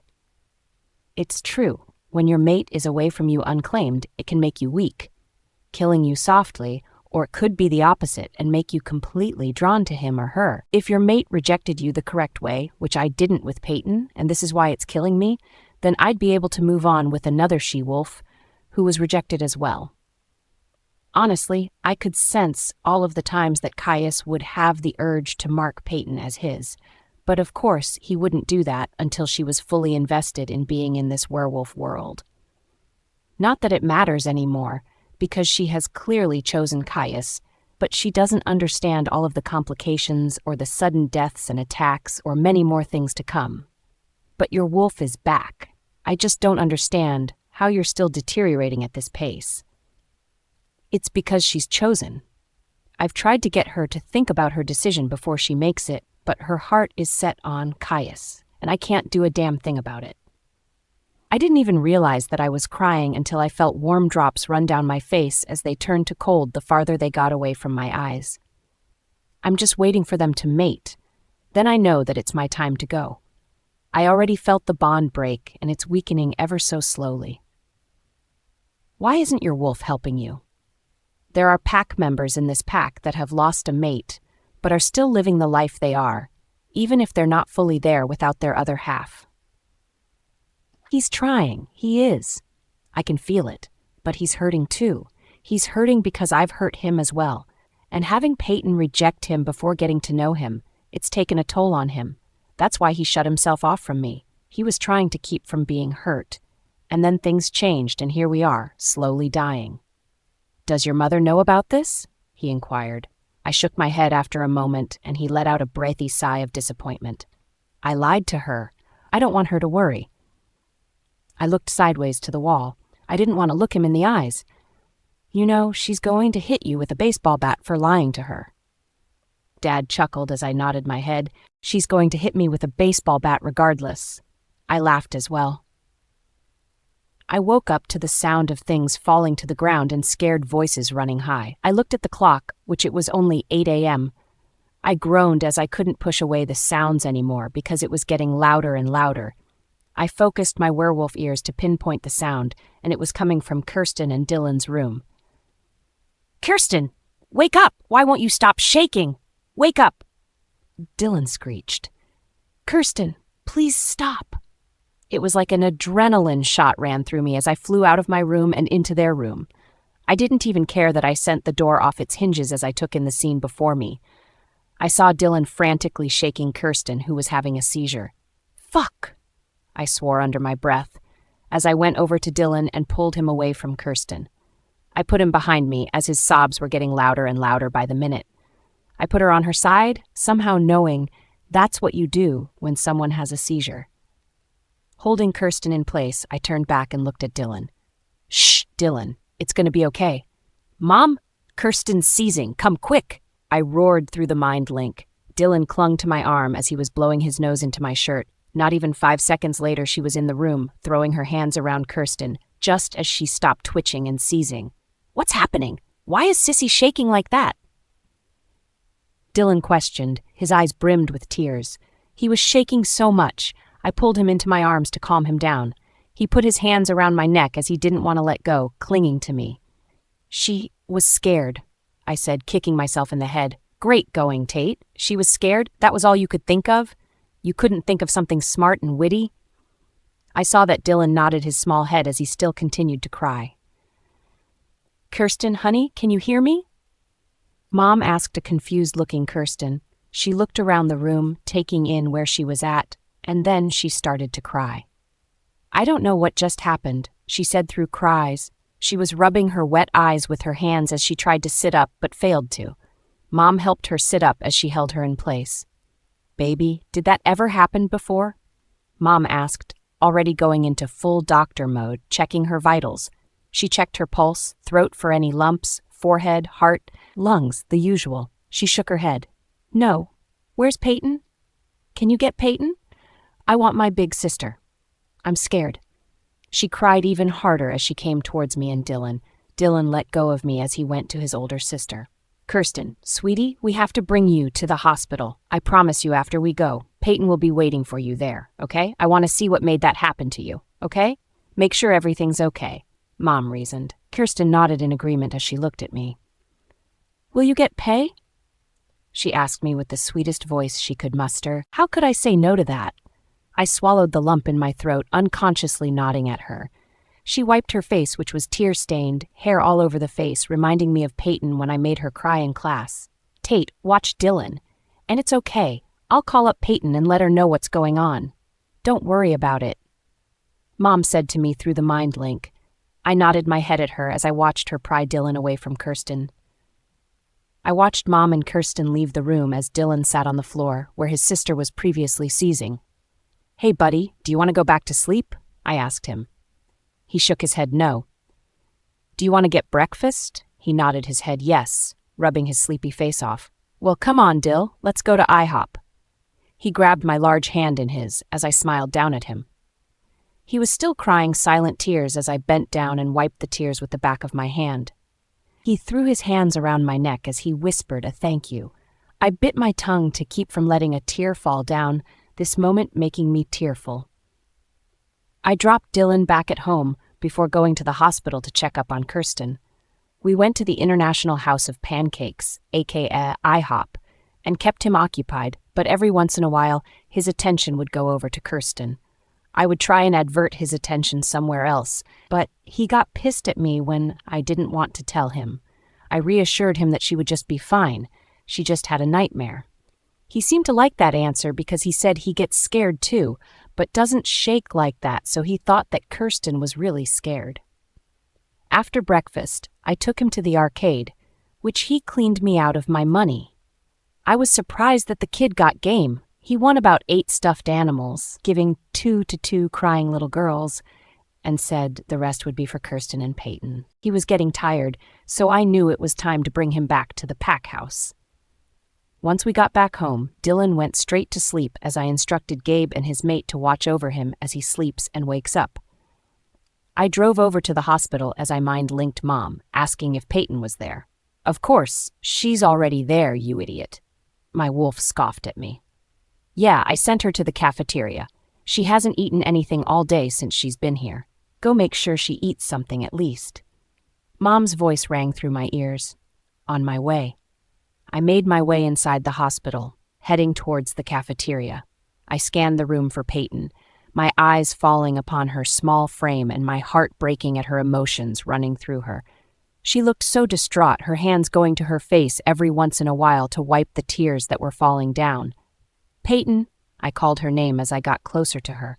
She turned around to see who called her as her eyes landed on my own. My phone rang in my pocket, but I ignored it, putting it on silent. "Tate?" she said, surprised. "Are you okay? You've been crying." I walked towards her table as I saw that she had gotten a sandwich and fries. She was just playing with her food, staring at nothing in particular. It had been an awkward string of moments of silence, so I spoke up again. "I know about Kirsten, and I'm sorry that she had to go through that." "Thanks." I put my hand on her shoulder as I gave her a reassuring squeeze. Her eyes quickly went up to meet him as I gave her a small smile, which she returned back. "Free smoothie?" a girl in a uniform asked us. "Sure," the both of us said at the same time. Payton went to go grab a smoothie off the tray before the girl pulled away. "Company policy, probably." "Mango or strawberry?" the girl asked us. "Strawberry," I said as Payton said mango. She handed us our smoothies and chugged it down, loving the taste of flavors that were bursting through my senses. I paled and pulled a face, thinking that this is tasting so weird as I sputtered out the smoothie, unknowingly that it hit Payton square in the shirt. And then the taste started to go bad, as my throat started to close up, knowing this taste so well from the earlier stages of training when we were younger. I hunched over as a coughing fit took over me. "Tate, are you okay?" Payton asked me as she put her hand on top of my shoulder. "Wolfsbane," I coughed out. I collapsed to the ground, but before I hit the floor, Payton caught me as I leaned onto her for support. My vision started to go awry as I felt Payton tense up against me. "Scream, and I'll shoot. Now, if you don't want to get shot, stand up like nothing is wrong, and I will lead the 2 of you out of here. No scene caused." Fuck, we were getting kidnapped by the rogues or the drug lords, and the worst thing about it was that I couldn't even mind-link my pack because of the wolfsbane that was currently running through my veins. I felt Payton tug us in the direction of where they were leading her. I felt another presence on my back, the cold, metal feeling of a gun pushing me forward. I turned around, trying to get a good look at who the shooters are, but everything was blurry. After about 10 minutes of walking, we were blindfolded and shoved into the back of a van. "Take them to boss." They slammed the back doors as I heard them walk around the van and into the front, and soon we were moving. "Payton, are you all right?" I said, my voice not as strong as I hoped that it would come out to be. "What's happening, Tate? Who are those people? Are they the drunk people?" Her voice quivered in fear from what I could hear. "No, the drunk people who attacked you, we killed on spot. These are new rogues, I believe. I can't see that well because of the wolfsbane." I heard her take a sharp breath in as she moved closer to me. I could feel the heat radiating off of her shaking frame and teeth chattering. We will protect her, even if we have to die to do so, my wolf told me sternly. I nodded at him as I wrapped my arms around Payton, encaging her in them. She leaned her head against my shoulder as her heart rate slowed down. Even if she was still scared shitless, at least she knew she could be safe in my arms. It's the least that we could do. Save her life, for it was also us to cause pain in her. It's all I have left to do, I responded. They're going to find us, right? Payton asked, her voice small. Yeah, they're going to find us, don't worry about it. There's cameras in every inch of the hospital. They're going to see who took us. It'll be all right, I promise. Then I remembered something. My phone. It was on silent this entire time. My phone, I yelled. I fumbled with getting my phone out of my pocket, and once I did, I asked Payton to read me who sent me a message that I received earlier. What does it say and who's it from? It says it's from an unknown number, and it says... She gulped as I heard her stop breathing. Payton, what does it say? I asked. My heart started to quicken in pace. It says that they're coming for us, she whispered. Fuck. I swore. I let out a string of curse words in my head as I tried to come up with an idea to get us out of this fucked up situation. But that's not the only thing that it says, Payton continued. What else does it say? I asked slowly, my heart stopping in my chest as I waited for her to answer. They're going to kill you, Payton said softly. If it weren't for my werewolf hearing, I probably wouldn't have heard her. I'd like to see them try, I said, hoping my voice sounded strong. Tate, we're going to die. She started to cry, which immediately made me want to kick the faces of the people who are behind all of this. I pulled her close to me, telling her everything is going to be okay. I soothed her as she calmed down, and I told her to go to sleep, not knowing how long we're going to be in this van for. Wake up, you two. Boss is waiting for you. Sunlight hit my face as I opened my eyes slowly, letting my eyes adjust to the light. I shook Payton softly awake as she did the same. I could see the fear in her eyes, but I squeezed her hand, reassuring her. One of the men pulled Payton out of the van, and the other took me. We were going separate ways, which made the hairs on the back of my neck spike up. Tate! Payton called for me, as she was being dragged away from me. I tried to make a move, but the wolfsbane that was coursing through me was still in my veins. Be careful. I mouthed to her as the guy who was pulling me away tugged on me harder, causing me to lose my footing and fall to the ground. I fell to the ground with a thump before being dragged by the collar into a building. Who the fuck do you think you are? And who the hell is behind all of this shit? I growled through my teeth, shaking with anger. Cool it, doggy. So, he's part of the drug lords. I'd take your own advice you gave to your girlfriend and be careful with what you say. It might get you killed. He taunted at me. So you're the one behind the drug lords then, huh? I said meekly. Nah, you'll meet the bosses in just a bit. They're doing something else right now, if you know what I mean. He wiggled his eyebrows at me. Realization hit my brain as he was referring to Patyan. If you and your men ever defile her or lay a finger on her, I'm going to... I was cut off by a punch to the face. What are you going to do about it, pup? It's not likely you can fight back right now. He smirked at me. I bet even if I push you a little bit, you'll topple right on over. I glared at him as he held up his finger, mocking me. You're going to wish that you were never born after I'm through with you. I gritted through my teeth. You probably should reanalyze that statement that you just made there, Tate. This is a different situation right now. As you see, you're the one who's weak and pathetic right now.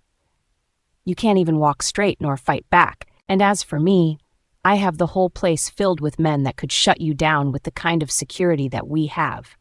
Don't you see how hard it is to find us?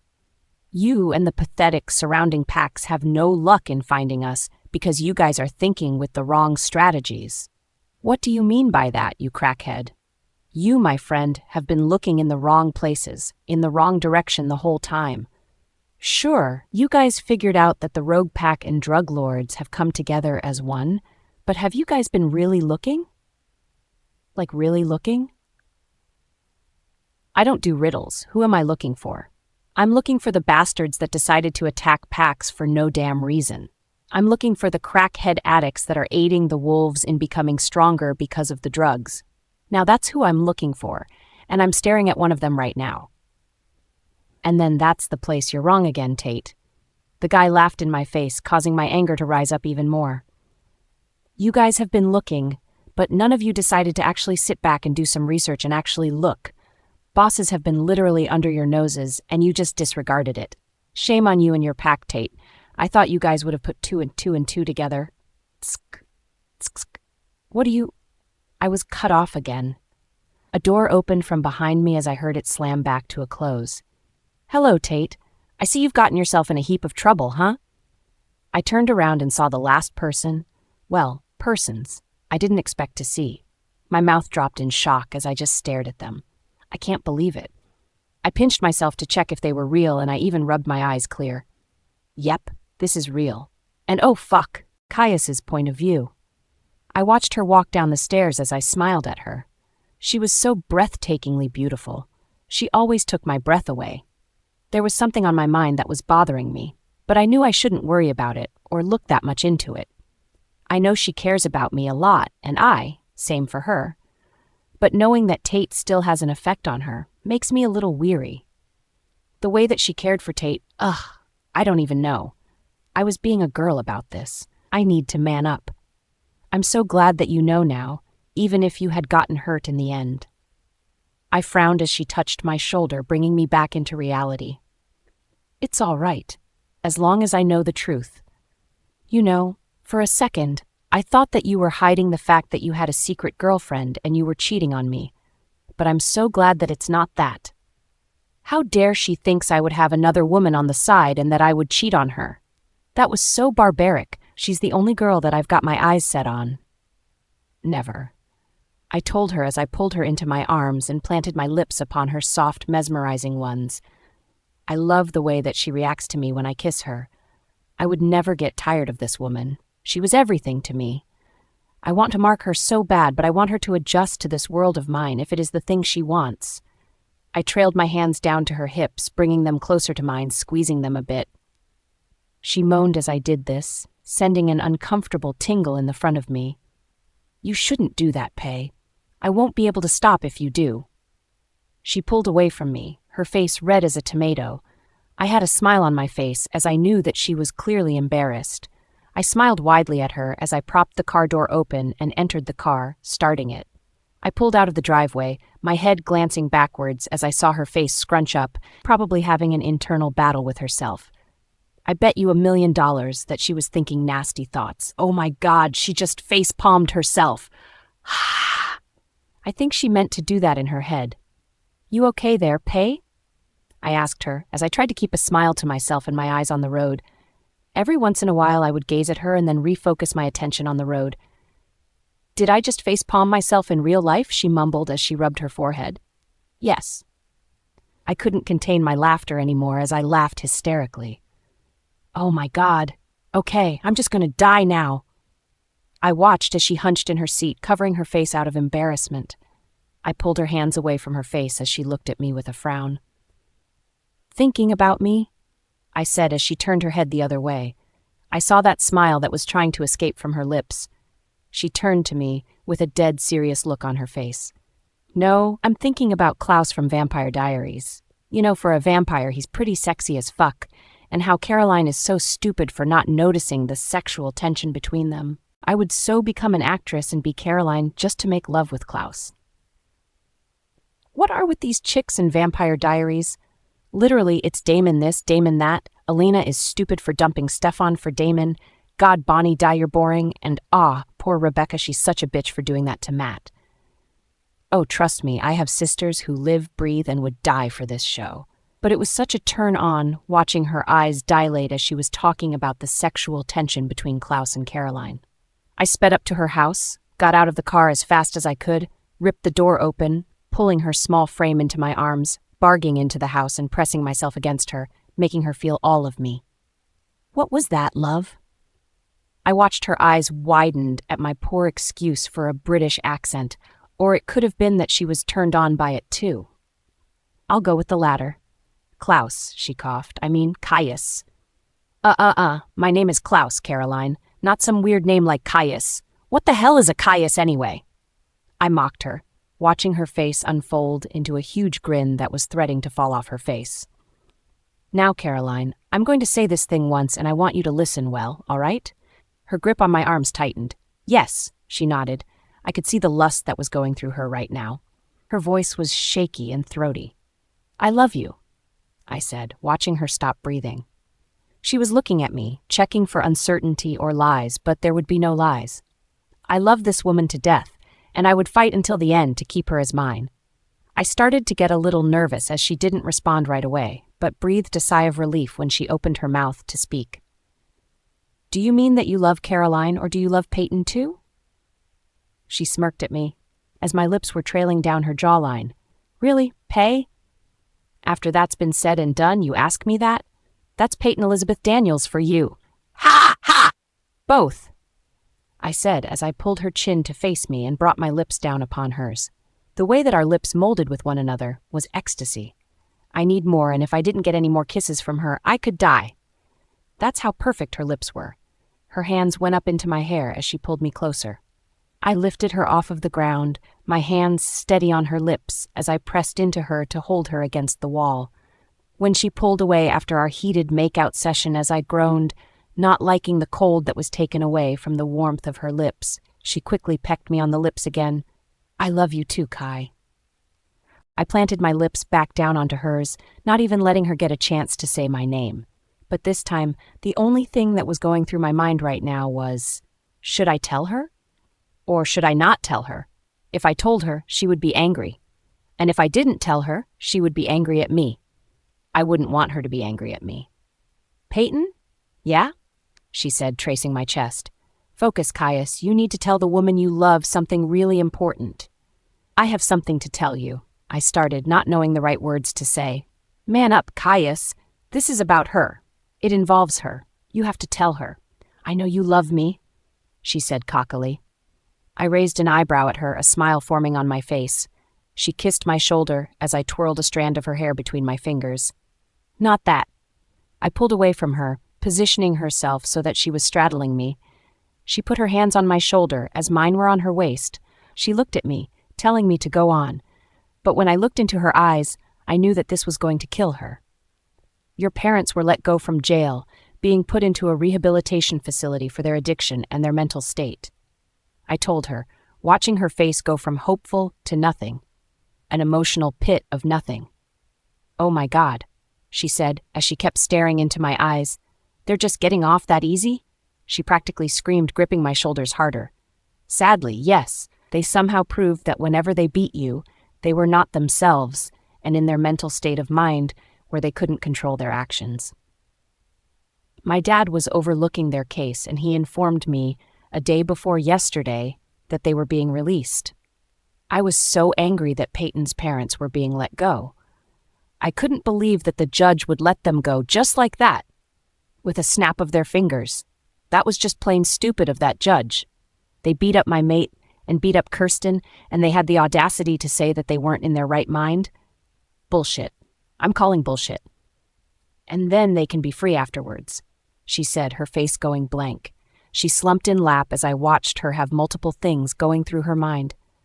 "I don't want them to hurt Kirsten and Dylan, Kai." She lifted her head up as my senses picked up her tears. I quickly put my hand to her face and brought it to mine, kissing away her tears. "I promise that they will never hurt you again as long as I'm alive." She closed her eyes as I laid the both of us down, facing each other. I whispered to her to go to sleep and that everything will be okay. I wiped the stray tears that were falling down her face as I watched her fall asleep. "Caius, where are you?" My dad mind-linked me. "With Payton. Why? What's up?" I stroked her cheek as she leaned into my hand. "Is she sleeping? I've got a lead on who's behind all of this mess." My ears perked up, my senses on full alert. "Yeah, she's sleeping. Eventful night, all of us hand." "Who could be behind this?" I inquired. "Yeah, I've heard. It'll be best if you could come here. I have everything in place. Alpha Asher has joined. We will be waiting." Fuck. I didn't want to leave her like this. "Okay, give me 10 minutes. I closed off the mind link as I slowly got out of the bed and fetched for a piece of paper and pencil. Once I got the paper and pencil, I scribbled down what was happening and that I would call her when I was finished. I quickly kissed her on the lips as I tucked her into bed and made my way out of her house, double-checking that no one can get in from the outside. Once I was satisfied, I shifted into my wolf and ran for the pack hosu. I shifted back into human form when I got in front of the door. I put my shorts on as I walked right on it. "Caius, glad you can make it," Alpha Asher said, sending me a nod. "Where's Tate?" I asked, since it is his pack house. "Sleeping. He's not up for it tonight. I'm going to let him rest and then inform him about it when he's healed and ready," he replied. I looked around the room, noticing that there were a lot of papers scattered throughout the wall and the floor. But the one thing that caught my eyes were the mural on the wall. It had red yarn that were connecting people together. And what shocked me was the people in the middle of the wall. What the hell were Payton's parents doing on the wall? "Dad, what have you guys figured out?" My eyes never leaving the picture of Payton's parents. "We have come to conclusion why the drug lords and the rogue pack are after us," Dad told me. And then his voice faltered at the end of his next sentence.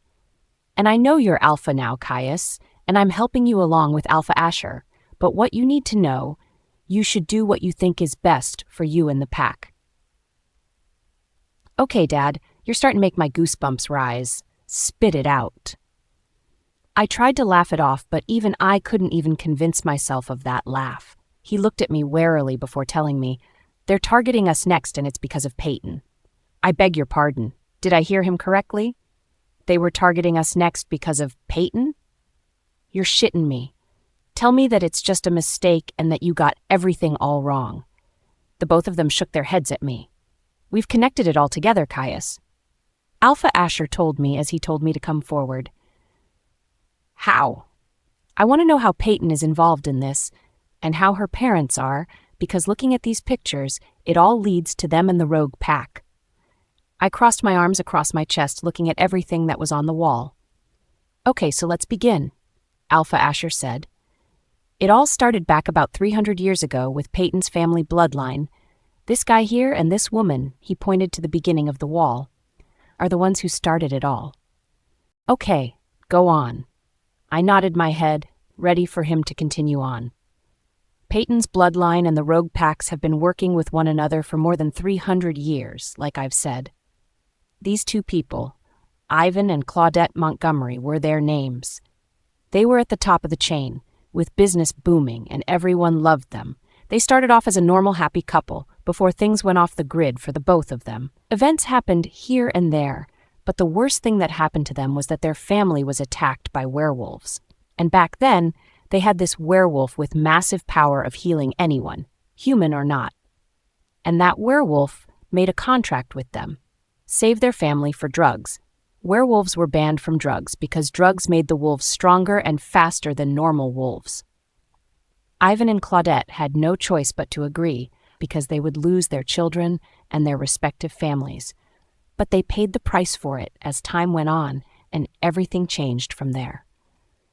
The Montgomerys would start their own drug cartel in exchange to save the lives of their loved ones. The family members that were born into the family had no choice but to continue this legacy on, for it was known to be fatal if not followed through. It went on like this for about 100 years, when everything that seemed to right went left and took a drastic turn. They werewolves were getting tired of their regular drugs that the Montgomery family line has been providing them for the past 100 years and wanted something different, something stronger than imagined. The family drug cartel came up with a new drug that they got their hands on. I don't know how they did this, but they did. There are angels roaming the earth back then. Now, I'm not sure that they roam the earth now. I have no proof of that, nor have I ever seen one since I've been alive. But with the angels, they possess this kind of blood, which is absolutely perfect as a drug when crystallized. That specific angel, Raphael, fathered one of Payton's great-great-great-great-great-grandfather, 7 generations back. So you mean to tell me that there's angels? I questioned, pointing to a picture of Raphael. Alpha Asher nodded his head and continued down the wall list. When that person, his name was Henry, got into a fatal car accident, They went to the werewolf that saved their family members years ago. They went back to Drake Devereaux and saved Henry. But in the midst of that, Drake got his hands on Henry's blood when he was healing him. When he tasted that blood, it was heroin to them. It made them crave it, want it, breathe it, live it. They needed that blood to stay strong in their eyes. So Drake, the one that I killed, he was named after Drake Devereaux.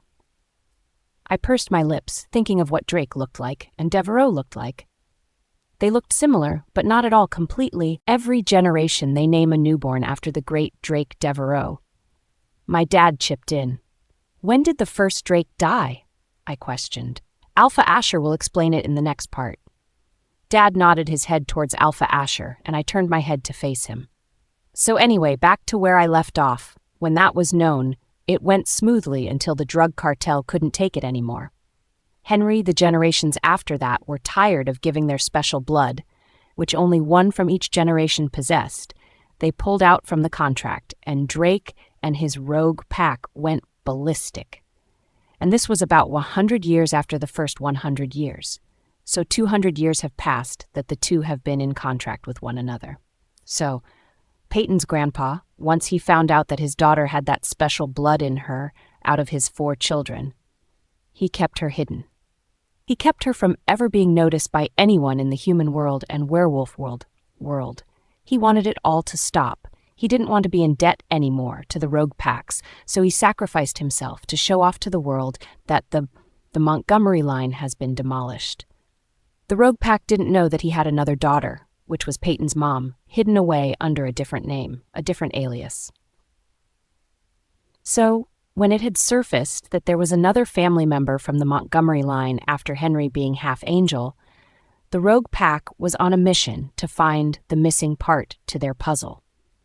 They searched and searched for the past 50 or so years before finding out that Payton and her family had been settling here, and that's why they have been targeting this place, our home, for the last 18 or so years. Once they found Payton and her family, the werewolves kept a watchful eye on them.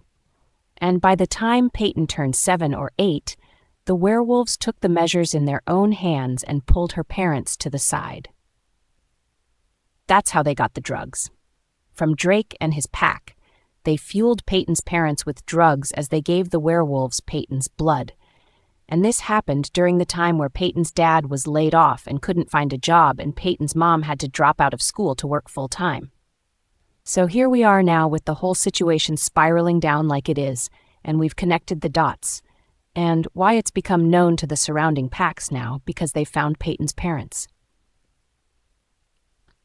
So what does Payton have to do with any of this? Wouldn't the bloodline be shot now? My head still trying to understand all of the information that was thrown and explained to me. I looked at all of the red ties that tied everything together, looking at each generation of Payton's family and the rogue pack. So technically they aren't rogues because they're all family. They just consider themselves rogues. Caius, what does Payton's name mean? My dad asked me. I looked at him confused, furrowing my eyebrows together. I don't know, I said. Her name means royal, Dad said. Then he took the pointer stick and pointed it to Henry. His name means power. Criselda means strong. Donovan means warrior. Elise means noble. And so on. Don't you see the connection to the names? I didn't want to admit it, but I did see the connection between the names.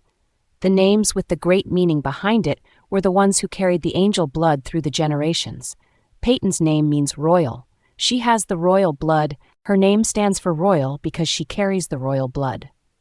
I said, feeling uneasy.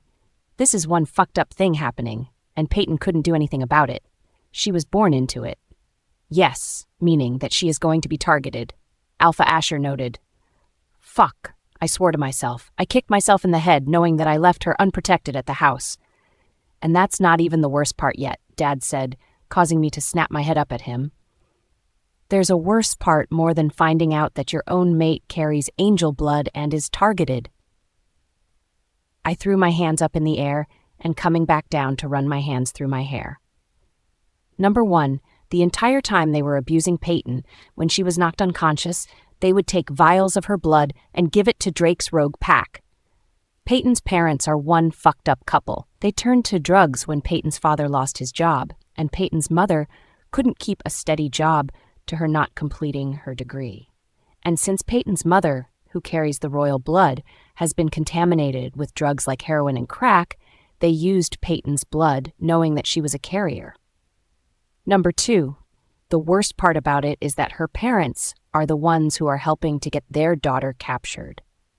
They're the leaders of the drug cartel, now that they've reopened it.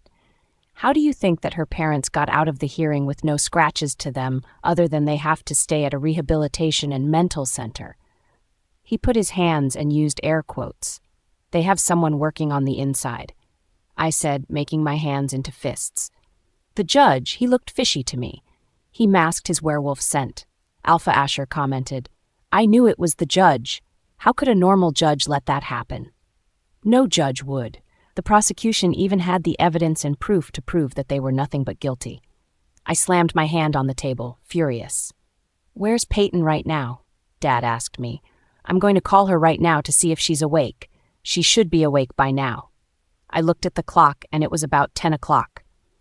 Yes, you should do so. You have to keep tabs on her. I nodded my head as I left the room and dialed up her number. She answered on the first ring. Caius. She sobbed my name out. I immediately went on defensive mode, ready to take off running. What happened, Payton? Are you all right? I yelled into the phone. Kirsten has cancer. She has leukemia. That's what the doctors told me about an hour ago. I don't know how I'm going to do it, Kai. I don't know how I'm going to be strong for her. She sobbed harder as it was hard to hear her speak. Kirsten has cancer? How do you know? And you've survived everything that has happened to you in the past. You can survive this. I know you can. Fuck. Now I had to worry about Kirsten too. What now, world? Is Dylan gonna die too now? Lana called me, and I'm with her at the hospital right now. She looks so fragile, Kai. I don't know what to do. I'm a messed up sister. I should have seen the signs. They were there. You saw how she was when we went to the aquarium in the museum. She looked sick, and I thought it was just a day thing. She cried and cried and cried. I tried to soothe her over the phone. At least she's with Lana. Lana would keep her safe. I'm sure that Alpha Asher informed her what was going on. She would be safe in her hands. And it was a hospital. Who would attack at a hospital? It's going to be okay, Payton. I'm sure of it. Kirsten is a fighter. She's going to make it through the treatment, and she will be okay. I know. It's just that she's so young. She has a full life ahead of her, and I want her to grow up and do the things that she's meant to do, not to sit on some bed and be sick. There was nothing more that I wanted to do but go and comfort her. But I had to get to the bottom of this whole ordeal with her and her family. She's got Lana and Dylan with her at the hospital. But I was going to ask, like the gentleman that I am, do you need me to come over there? I sincerely asked her. If she needed me, I would go in a heartbeat. No. You finish what you're doing with Asher and your dad. That's more important. I have Lana here with me. I'm fine. I'm just distraught over everything. Be safe, Kai. I don't want to lose you or anyone else for that matter. If you need me, give me a call. I'll be there in less than a minute. I love you, Payton, I told her. I walked back into the office where Dad and Asher were standing. They raised an eyebrow at me, and I nodded my head at them that everything was okay with Payton. I love you too, Caius. Be safe. I'll see you later. We both hung up on the phone as I put my phone in my back pocket. Everything's okay, except for the fact that Kirsten is in the hospital. She has cancer, leukemia to be exact. I told him, my dad's face faltering as Alpha Asher nodded his head. I know, my wife informed me this morning when they ran the blood tests, and she doesn't have the blood that's running through Payton's veins through hers. Alpha Asher commented, all I know for one thing is that I'm going to fight until my death to keep Payton from being taken away from me by Drake's family or being hurt. I'm done with her being abused, and I promised her that I would never let harm come to her ever again, or to Kirsten and Dylan, as long as I'm alive. I said sternly, that's what alphas do. At the end of the day, when you're stripped of everything, all you have is how you've dealt with people. Every else is rubbish. Put the lives of others before yourself. Alpha Asher spoke. Does Payton know that if it comes down to a war, that there's a possibility that you may not make it? Dad asked me, his eyebrow raised. She'll understand that I did it for her, I said, walking towards the wall, taking a red marker and circling Payton's parents' faces. I put a big X through their faces, letting the two of them know that I'm coming after them. I couldn't breathe. It was like my hypothalamus programmed my lungs to stop working. I was terrified. I haven't been this terrified in a long time. I tugged Tate with me as I kept a strong grip on his upper arm. I felt the coldness of the metal being shoved in the lower part of my back as I tried to get my lungs to keep on breathing and staying calm. I saw a black van come into view as the ones behind the both of Tate and I blindfolded us and shoved us in the back of the van. I hit the base of the car with a thump, groaning in the process as my elbow landed my fall. "Take them to boss." They slammed the back doors as they got into the front, and soon we were moving. "Payton, are you all right?" Tate asked me in a hushed whisper. I didn't answer him right away as I was trying to find my voice. My mouth opened and closed as it quivered from the fear that was running through my veins. My heartbeat was quickening in pace, my forehead and the palms of my hands becoming sweating from nervousness. There was an empty pit in my stomach, but it felt like it was churning. I wanted to throw up. I bit down on my tongue to keep from doing so. "What's happening, Tate? Who are those people? Are they the drunk people?" "No, the drunk people who attacked you. We killed on spot. These are new rogues, I believe. I can't see that well because of the wolfsbane." I took in a sharp inhalation of air as I scooted closer towards him, feeling safe in his embrace. Tate couldn't see, so now how is he going to survive this? I was shaking with fear and my teeth were chattering because my nerves were on the high. I felt him wrap his arms tighter around me, encaging me in them. It felt so wrong to be in the arms of another man except for Caius, but I knew I was safe with Tate as well. Something was telling me to shove his arms off of me, but something was telling me that it was okay. I don't even know how to act around Tate anymore. I leaned my head against his shoulder, trying to calm myself down, trying to rest my heart rate. "They're going to find us, right?" I asked softly, putting my hand over my face to keep from crying out. "Yeah, they're going to find us. Don't worry about it. There are cameras in every inch of the hospital. They're going to see who took us. It'll be all right, I promise." I didn't believe him. I didn't think that we'd make it out of this alive, but somehow I knew I could depend on him to get us out of here, somehow. Moments of silence passed as Tate yelled, "My phone!" My heart quickened in pace as he was fetching for his phone in the back of his pocket. He handed it to me as I swiped it open, reading a message. "What does it say and who's it from?" he asked. My eyes scanned the message as I immediately tensed up. They were coming for us, and they came for us.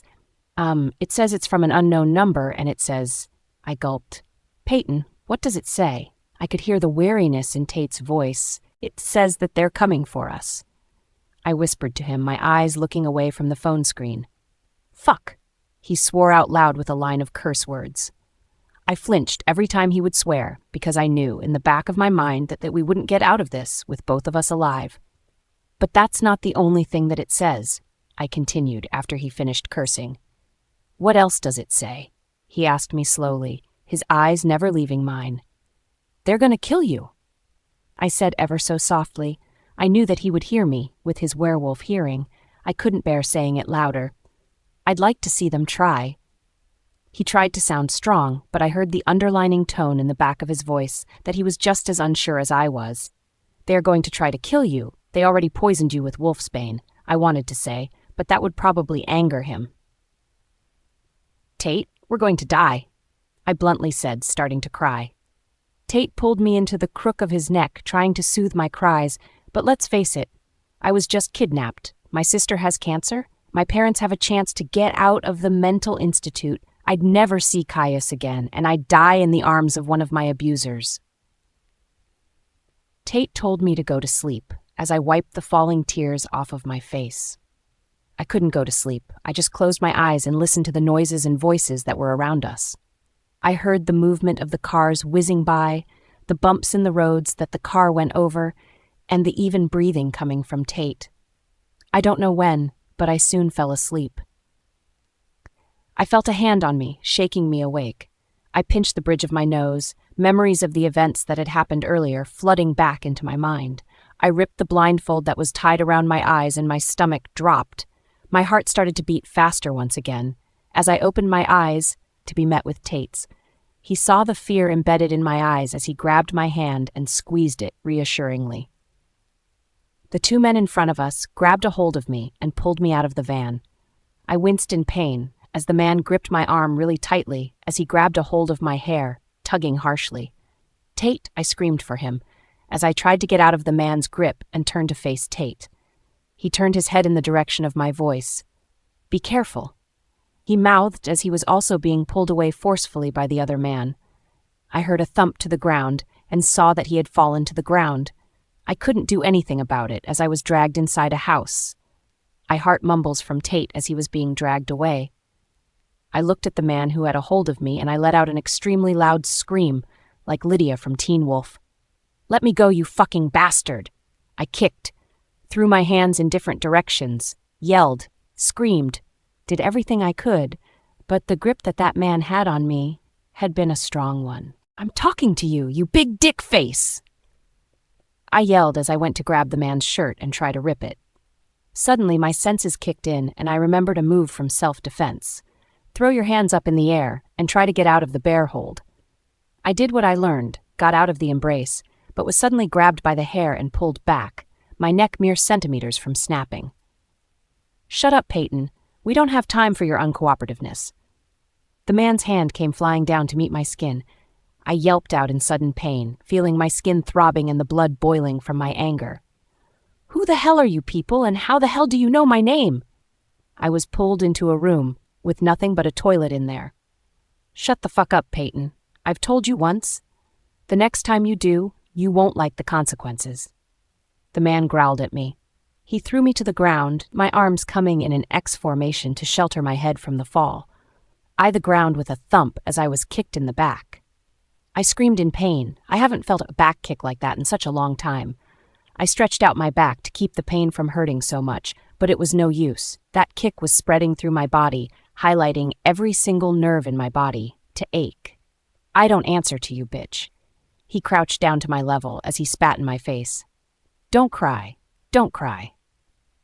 Don't let them see you cry, Payton." I narrowed my eyes at him, feeling his saliva roll down my face. He laughed in my face, saying how pitiful I was. He stood up as he gave me one more once-over, before adding another kick to my stomach. I curled into a ball, biting onto my tongue to keep from groaning out in pain. When I heard the lock of the door go off, that's when I started to cry. I let everything out.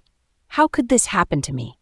I wiped the tears off my face, wanting to feel strong. I couldn't be weak Payton anymore if I wanted to survive. I had to plan to get out of here. I grabbed my stomach, feeling the bruises already starting to form. How could my life end up this way when it started off well? That's a life lesson for you folks. Nothing is always what it seems. Several hours passed, not knowing if it was daytime or nighttime anymore, by before I heard someone unlock the door. My eyes flashed to the perpetrator who was at the door, hoping that they brought food along. But who was I kidding? These people would let me starve to death. I was face to face with the same man who shoved me into this hellhole, as he had a wicked smile on his face. "How are you doing, Payton?"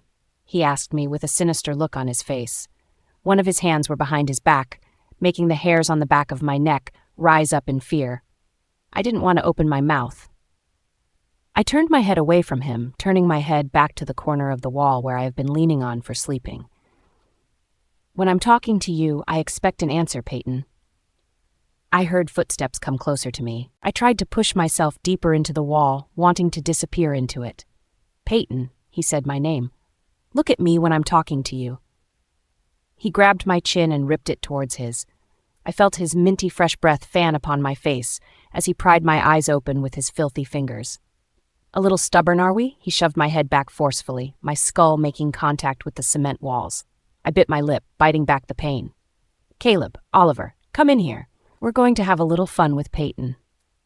He grabbed me by my throat, lifting me up from the ground. I gripped onto his hands, trying to pry them off so I could breathe. My eyes were becoming bloodshot due to the pressure that was around my neck. I kicked him, but he just pushed me up against the wall as I saw two more large figures walk into the room. The man from earlier threw me to the ground, like the piece of trash that he thought I was. The two men, Caleb and Oliver, came over to me and lifted me off of the ground. One of them put me into his embrace as the other one was looking at me, eyeing me up and down. "You're a pretty one, Payton, and you taste delicious too." The one behind me whispered into my ear. "What the fuck? How the hell do I taste delicious? This man is delirious." I still kept my mouth shut, refusing to say anything. "She doesn't want to speak, boys. Caleb, how do you think we should get her to speak?" The man from earlier asked. The one behind me spoke up. "I don't know, Danny, but I sure have an idea." I cringed at the way that he said that. One hand kept me in place, while one hand roamed up and down the side of my body. "And you, Oliver?" The man's name who now I could put a name to the face with, Danny asked the guy in front of me. Oliver in front of me licked his lips as he cupped the side of my face. I turned my head away to get his hands away from me. "She's feisty. I'd like to see what she can do on top." He bent down and kissed me on the cheek, cringing away. "Help! Help me! Anyone! Help me!" I screamed at the top of my lungs. I thrashed around in Caleb's hold as Oliver put his hands on my body, roaming. "No one is going to save you, Payton. No one is going to hear you yell. No one is going to hear you cry. No one is going to care that you're gone." Danny taunted at me, coming forwards. "Help me! Oh God, please help me!" I closed my eyes shut as I felt punches being thrown at my stomach, my hair being pulled, and my clothes being torn off of me. "Shut up, you whore. All you are is a blood bag and a piece of trade." Caleb slapped me in the face. I just kept screaming and screaming for the life of me, hoping that they'd get irritated and leave. "God, woman." Oliver took off his shirt, pried my mouth open, and wrapped his shirt around my mouth, preventing me from making any noises. Punch after punch, blow after blow, hit after hit, I was becoming numb. I was becoming unaware as to what was going on as I felt my body colliding with the floor. All I knew was that I was lying on my back, my head tilted to the side, as three men were invading my body. I couldn't even do anything as I felt a rip on my core, causing my legs to become even more numb. Tears were falling down my face, my hands lay lifeless to my sides. One of them punched me in the eye, and I didn't even react to it. All that was going through my head was, "This is it. This is where I finally die after all the years of abuse." I was utterly, completely broken now, as they took away the only thing that I wanted to keep for the right one who loved me. The voices that were floating around the room were nothing to my ears. I couldn't hear anything. I lost feeling in me, like I've lost myself and would never be found again. They all took their turns on me, leaving the room once they were finished, except for Daniel, who stayed in the room. "You know what, Payton?" My mouth was agape, feeling dirty after all that has happened. Dry tears were on my face, my eyes glossy. I moved my eyes to meet up with his. "Your parents were right." He threw a piece of cloth to the floor as he grabbed my arm. I saw empty vials and an IV needle. Tears fell more freely, watching the vials be filled up with my blood. He had about 10 to 15 of them before he put a Band-Aid on my arm, kissed my forehead, and upped and left the room. I closed my eyes, letting out a silent cry. I just wanted a time in my life where I could be happy. I just wanted a time in my life where I could be free and not worry about a single thing. I just wanted a time where I could be with Kirsten and Dylan, happy on a beach, living the life that we deserve. Where I am free from my parents, Kirsten is free from cancer, and where Dylan can grow up and not have to worry about anything. I will never see the both of them again. They're too young to understand what is going on. Does anyone know about Tate and I yet? It's been hours since we've been kidnapped. And then I thought about Caius, how he made me feel safe, how he made me feel things I've never felt before with a boy, how he was always there to comfort me and make me blush like an incompetent fool, and how he made me feel like I was at the top of the world. I cried for Caius. I cry for myself. I cry for how I'll never feel the reassuring warmth of his body against mine, how I'd never see him again. He's probably searching for me right now along with his pack and Tate's pack. I wanted to believe Tate as he said that we were going to be saved, but right now I don't think it would be possible. And then I thought about my parents. How they could be so cruel and not give a damn about anyone but themselves. Are they behind all of this? Your parents were right, was going through my head. Did they know my parents? What could they be planning? And if they're behind this, what does Tate have to do with anything? What did I have to do with anything? And what was up with him saying that I taste good? So many things were going through my head, confusion was at the top. But then I felt the lightheadedness kick in, after the vials of blood that were taken from me. Have you ever donated blood before and you felt lightheaded afterwards? That's how I feel, but more blood has been taken from me. I let the blackness take over me as I was met with darkness. Pay! I woke up to Dylan's voice. My senses immediately perked up as I opened my eyes and I was face to face with Dylan. Dylan? I rubbed my eyes, not believing that I'm seeing this correctly. Hi, Pay! Dylan came over and hugged me as I hugged him back. Where am I? I asked, looking around my surroundings, noticing that I wasn't in the room that I was in before. You're silly. We're at the beach house. Dylan held up his shovel and bucket as it swung from side to side. Beach house? I questioned, Dylan nodding his head. Where's Kirsten? She's outside with Caius. They're building a huge sandcastle. They told me to get you, wake you up and drag you to the beach. Dylan jumped on the bed as I sat up. How did we get here? I gripped under Dylan's underarms as I lifted him off of the bed. We live here, Pay. Are you okay? Why are you so confused all of a sudden? Oh, go on, go outside. I'm going to change into my bathing suit and I'll meet the three of you outside, I told him. He jumped in joy in front of me as I noticed that he had sand all over himself. I laughed as I brushed it off of him, knowing it was useless because he was just going to get sand back on him again. Go on, I'll be there. Don't be long, Pay. I watched him walk outside of the house from the window. I saw Kirsten and Caius were perched on the sand, building a sandcastle. Caius stood up and turned to my direction, his smile contagious as he waved his hand at me. I waved my hand back, showing him the same smile that he's shown me. Kirsten began to jump up and down, calling for me to come out. I motioned for them to give me 5 minutes, as they nodded. Dylan was now with them, but with a bucket filled with water as he spilled it onto Caius's head. I laughed a hearty laugh as I turned away from them, loving the feeling of the sun in my face, the warmth of everything, and the happiness of the people that I love. I walked to the bathroom, grabbing my bathing suit and putting my hair up into a messy bun. I looked at myself in the mirror, looking at my reflection. I moved to reach over the toilet to get a towel that was hanging off of the shower. One thing made me freeze in my spot.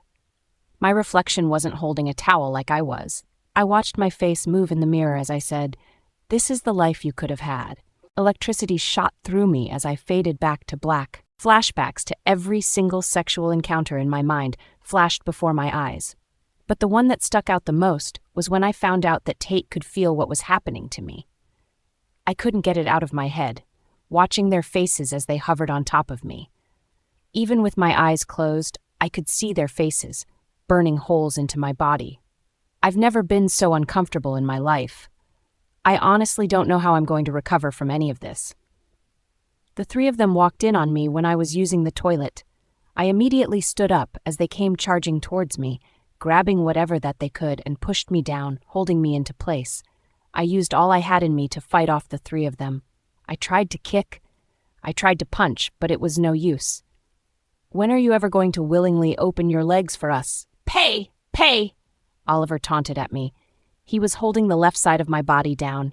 Yeah, Pay, Pay. It's not like we haven't seen your body before. Which is beautiful, I may add. Such a shame that you want to hide it from us. Danny said, who was holding my right side down. Payton, be a good girl and open your legs wider, please, for me. Caleb said, pushing my legs down to the sides and positioning himself between my legs. I closed my eyes, thinking how sick these men were, watching each other have sexual encounters with a girl, and then after they're done, they'd take their turn. I hoped that they'd burn in hell for this. I shook my head no, not being able to scream or speak because of the duct tape that was put over my mouth. It hurt like none other when they would rip it off of my face. I learned to pull my lips in because the first time they used it, they put it on when I was in the middle of screaming. And once they ripped it off, my lips were bleeding from the wreckage. Too bad. Caleb paused. He trailed his hand down my stomach and to my upper thigh before he rested his hands between my legs. I gulped as he touched me there, closing my eyes and clenching my fists. He looked up at his two friends. "Do you ever wonder if Tate feels it whenever we fuck her like this?" He tilted his head to the side. "They must be mates, right? That's what Boss said, and when he protected her at the school party. But then she ran to another wolfie. I forgot his name. I think it was Papayas? Cassius? I don't know." He gasped. "What if the other wolf is her mate and we got the wrong guy, but Tate is going to be alpha of his pack, so he has to be the one since we're going after them?" He turned to look down at me. Pay, you're a whore." From my peripheral vision, I could see that Danny was gleaming and Oliver was smirking.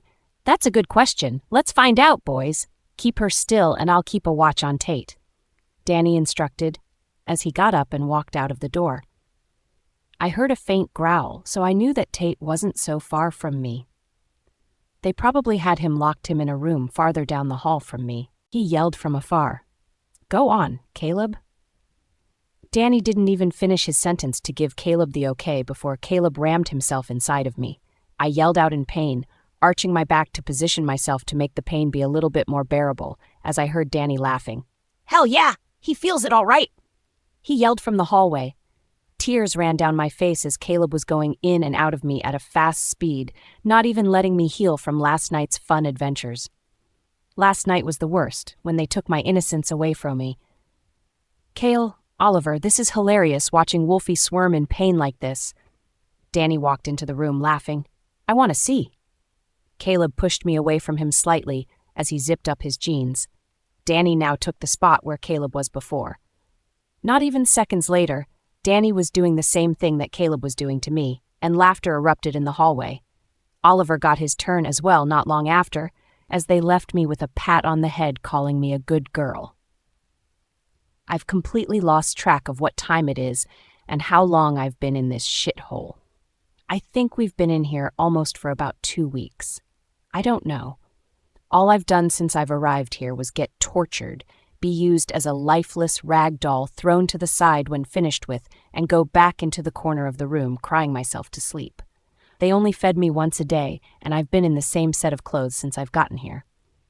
My dream that I had the first night I was here, where it showed me what could have been my life, I knew that it was never going to happen. No ifs, ands, or buts. From the start of all of the abuse, I knew my life would never end up in a happy one. That dream was a pathetic excuse for a glimpse into my future. I was sure it was life's way of telling me that I was never going to be free and my life sucks. My body was sore from all of the times where my body was being violated. Speaking of being violated, have any of them been using condoms? My mind was out of synchronization. I haven't been fed correctly. I was getting blood taken away from me every day. Don't those idiots know that they have to wait for me to regenerate blood cells? I just sit here in a fucking cell, numb to my toes and getting taken advantage of. I wanted out of this place, but I knew for a fact that I'd be here for a long time. I wondered if Tate was dead or alive. I just wanted to kick him in the face. Why, you ask? Because he promised me that Caius and his pack and Tate's pack would find us. And what happens? Nothing. Absolutely nothing. I don't want to sound like a bitch, but it's true. Where are Caius, his pack, and Tate's pack? I was going to die here, and I wasn't even allowed a proper goodbye from the world. My craziness is kicking in. Sue me. But today is apparently the day where I finally get to meet the bosses. I hear hushed whispers from people who walk by my room, talking to each other about me and when I'm meeting the bosses. And even Caleb, Oliver, and Danny told me that I have to be extra nice to the bosses or else I would get a rougher fuck. I cringed when they told me to be on my best behavior in front of them. All morning I kept thinking who the bosses are. Chills went up my spine as the hairs on the back of my neck and my arms rose up, hearing the maniacal laugh that belonged to Danny. I sat up straighter by the corner, knowing that they hate when I cower when they come and pay me a visit. Boss, how do you think she's going to take the surprise? I had to open my ears wider and squint at the door, trying to enhance my hearing, but it was to no avail. The voices were quiet, and all I could hear is Caleb, Oliver, and Danny's laughter booming in the halls. We already took care of that stupid mutt that was taken in with her. Did I hear what Danny said correctly? They took care of that stupid mutt? Oh my God, the funny feeling in my stomach dropped to the bottom of the floor. What did they do to Tate? My heartbeat started to quicken as my palms were becoming sweaty. Oh my God, am I next? Am I next to die? This is the end of my life, isn't it? She's going in to be in for a treat. Hell yeah, she is. Let's go in. I stayed upright, my back straight and my chin high, but facing the wall.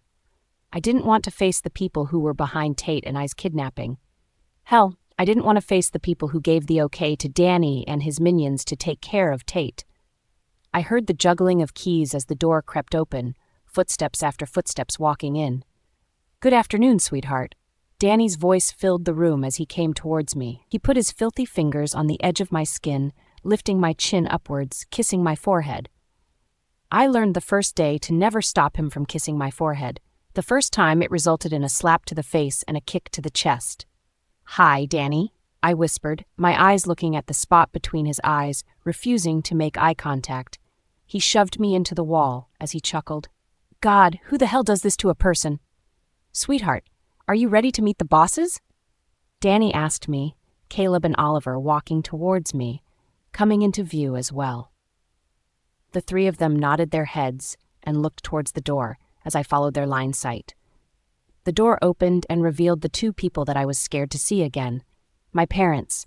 My whole body stopped working as I stared at them in surprise. So it was true. They were the ones that were behind this whole ordeal. They were both smirking at me. Hello, sweetheart. My mother sneered at me. She walked towards me, lifted her hand up in the air, and smacked me across the face. You could hear the sound of the slap ricochets off of the walls. Her slap was so powerful and hurtful. You really hate me that much, don't you? I laughed, a non-humorous laugh. I could feel the throbbing of her handprint starting to emerge and redden from the brutal contact. Baby, Father's voice answered me, the nerve of my father to call me that. If we hated you, you'd be dead right now. But since you're so valuable to us, we just can't get rid of you. But in a sense, yes, we do hate you. I don't know why, but that kind of stung my heart a little bit. Knowing that I was hated by my very own parents hurt like a bitch. I always thought that they would somehow turn around and fight the addiction and be normal, loving parents again that a young girl or boy could ever dream of having. My heart breaks for the children who go day by day with neglectful, hateful parents from the beginning, as I have only gone through that when I was around 8 or 9.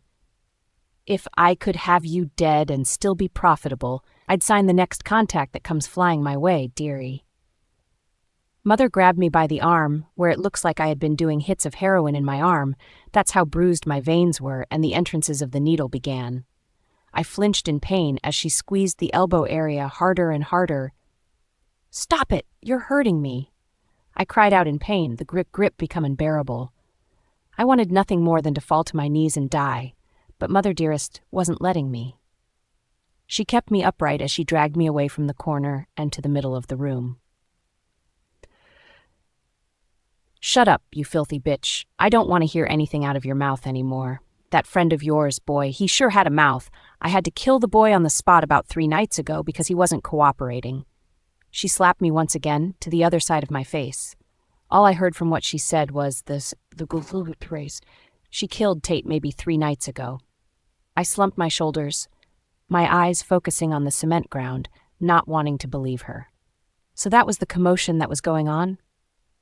I knew that there were more people holed up in this place. I didn't know that it was Tate. My stomach dropped, the numbing feeling coming back again. I couldn't help but feel responsible for his death. If it wasn't for me, he'd still be alive, and he'd be the alpha of his pack. But I got him involved. I got him involved the first day that I was tripped and spilled my food all over him. If Gabriel hadn't have tripped me, we would have never ended up the way that we are right now.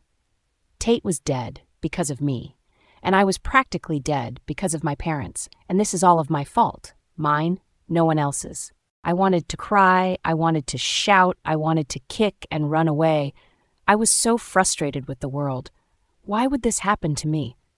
Never in a million years did I expect that this was going to be my life.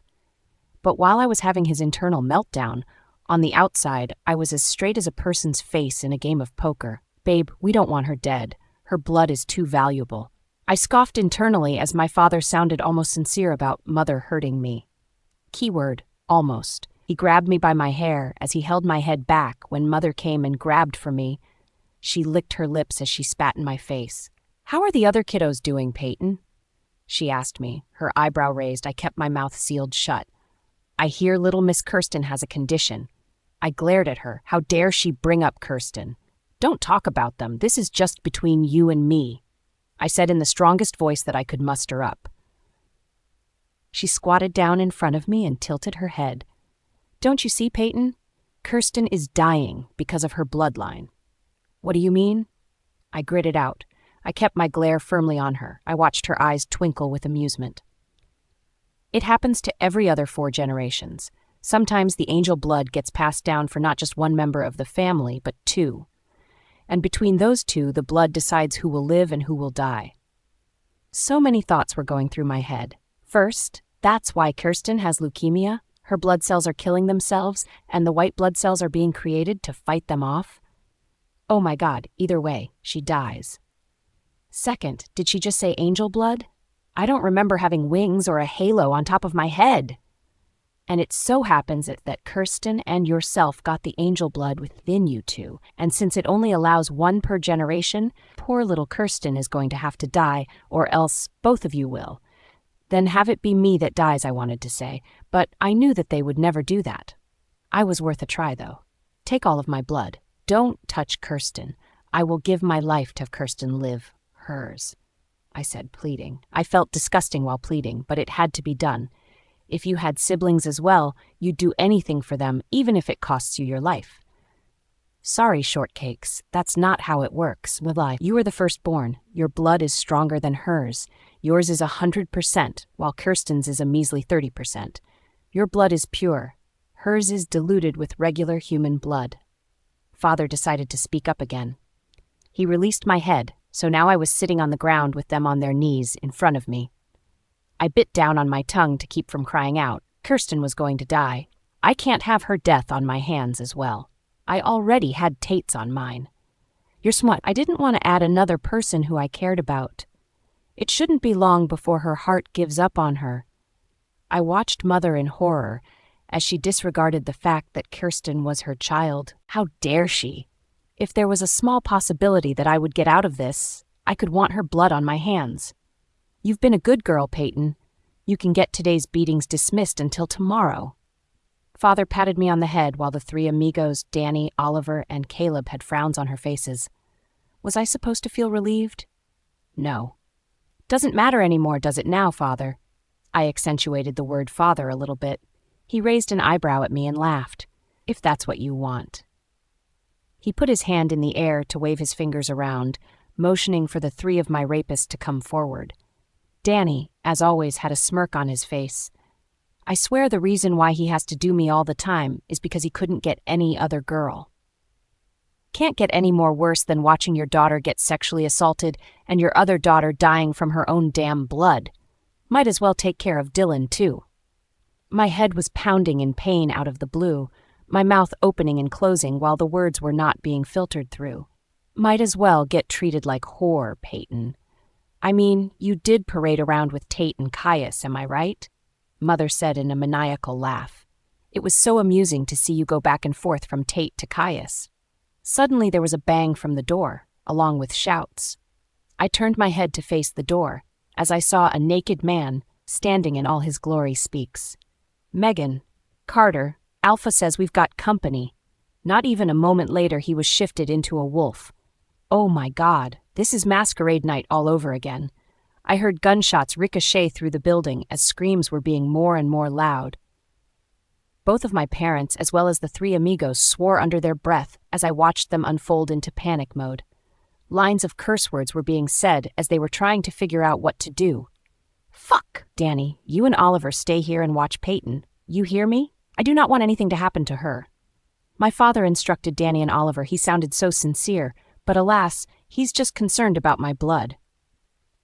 Caleb, you come with Megan and I and escort us out of here. Caleb nodded at Father as I watched them leave. Father turned around and pointed to the three of us. "If he gets taken away, your heads are going to be served on a platter." And then he left the room. I looked at Danny and Oliver, who only had a gun with them. A glimmer of hope went through my body as I hoped that it was Caius and his pack, along with Tate's pack, was finally here to save me. I wanted to laugh at the scared faces of Danny and Oliver. How are they going to prevent me from being taken away, from werewolves I must add, when they looked scared shitless? "Danny, how are we going to do this?" Oliver asked him. An uneasy feeling in his voice resonated around the room. "Fuck Oliver, I don't know. All we have to do is prevent them from taking Payton away." "Ah, so it is Caius and everyone else." I smiled to myself, knowing that they're coming for me. "Why don't you go by the door and stand there?" "Yeah, okay." I watched Oliver as he went to stand guard by the door. He flinched, as well as Danny and I, when we heard an uproar from the other side of the door. I could see that Danny and Oliver's eyes were as huge as saucers, and the next thing I know, Oliver was flying across the room, hitting the wall with such a speed would knock him out and fall to the ground. Danny screamed like a girl, but he still stood on guard in front of me. There was another growl, which I slowly turned my head towards the voice to see that Caius was standing there, naked. He wasn't in wolf form, but his human form, obviously. He probably shifted back into his human form to make life easier by carrying me out of this hellhole. I blushed immediately and averted my eyes to the floor as I saw Danny shaking with fear in front of me. I looked at him with a questionable glace as he held his gun towards Caius.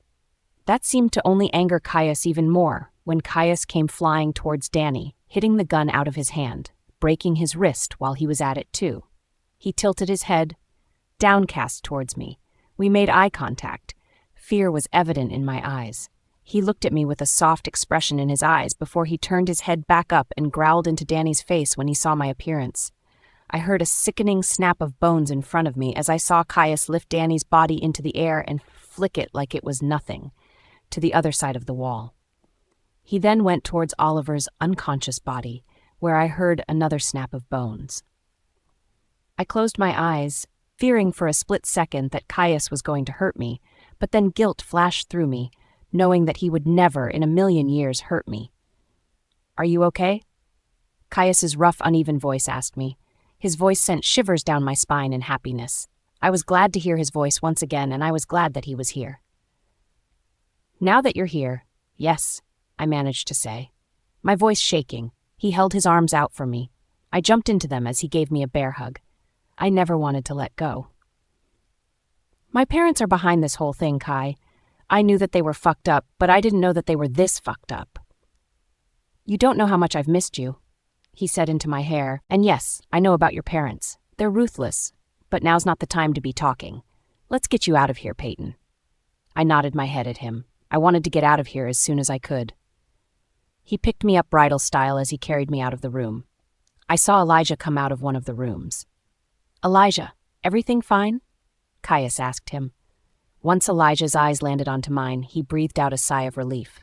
I took the time to fully look at Elijah. He had shorts on, which Caius did not have, and he was bloodied from head to toe. I didn't even recognize him for a second. He was covered in blood. "Yeah, Gabriel has Tate." "I'm so sorry. It was my fault that they killed Tate," I quickly said. Both of their eyes landed onto mine, with an expression of confusion.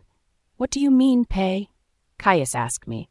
"My parents said that they killed Tate," I told them, my eyes casting downwards, "and it's my entire fault."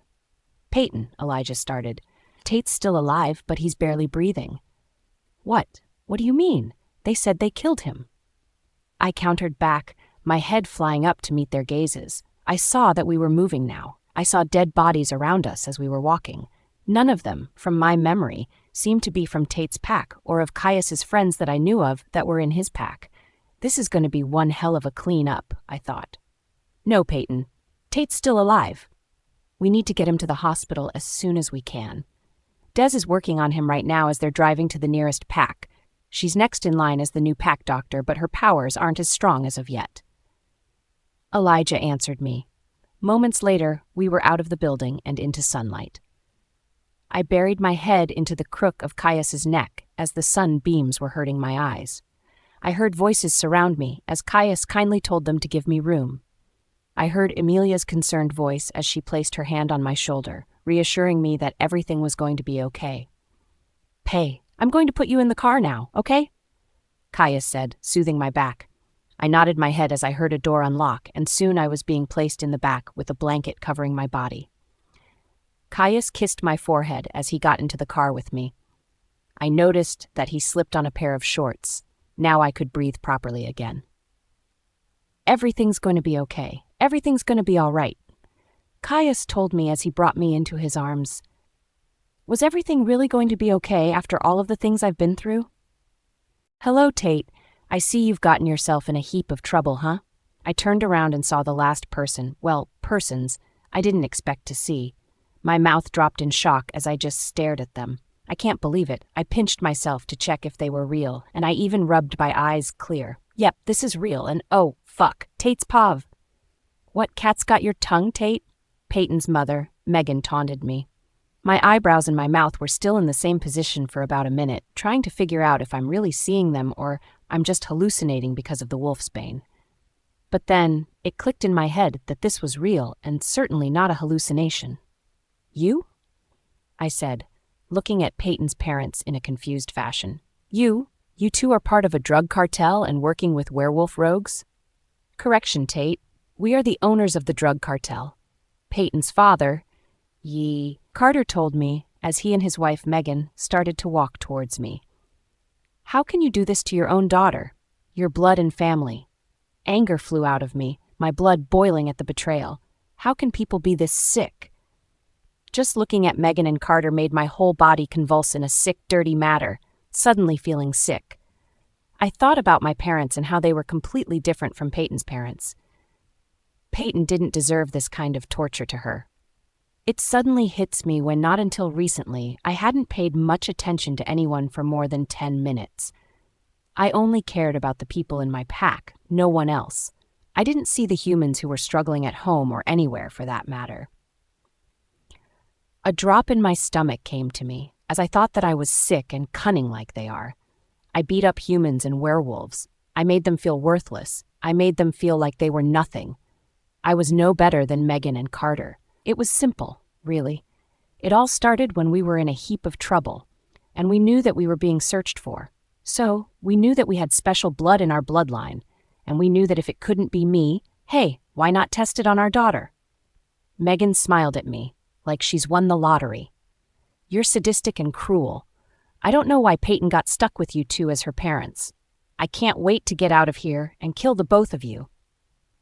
I scanned the room, all and every one of you. I gritted my teeth as they came closer to me. They kneeled in front of me and Megan shot her hand out to my face, cupping it.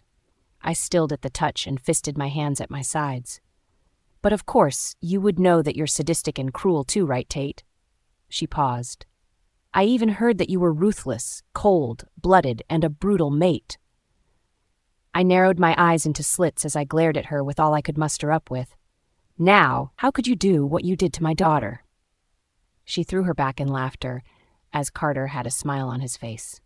"You're no better than us, Tate. You just grew a vagina when someone else showed interest in our daughter." Memories came flashing into my head for all of the pain that I've caused Payton. Countless of times that I've embarrassed her, that I've caused pain to her, that I've simply not have given a fuck back then. I winced at the first time that I can remember clearly when I've received her pain. I decided it was my turn to pitch in something just as mean. I thought about how she was being beat to a pulp, as I felt that everything was happening to her. I thought about all of the hushed whipsers that were spreading around school like a forest fire. I thought about how she caused me to lose my wolf, and I thought about how she caused me the alpha position. She deserved what happened to her. I was mostly thinking about the beating that she got. What goes around comes right back around, they say. I saw that she bit down on her lip, hard, to keep from crying out. She turned her head to the right, her tears falling freely down her face.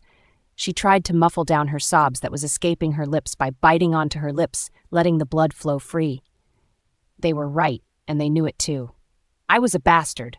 I was in a hole. I still am a bastard. And I still am in a hole. I did what I always did when someone brought up Brody, my defense mechanism. I blanked my face, so it was unreadable to anyone. You're right.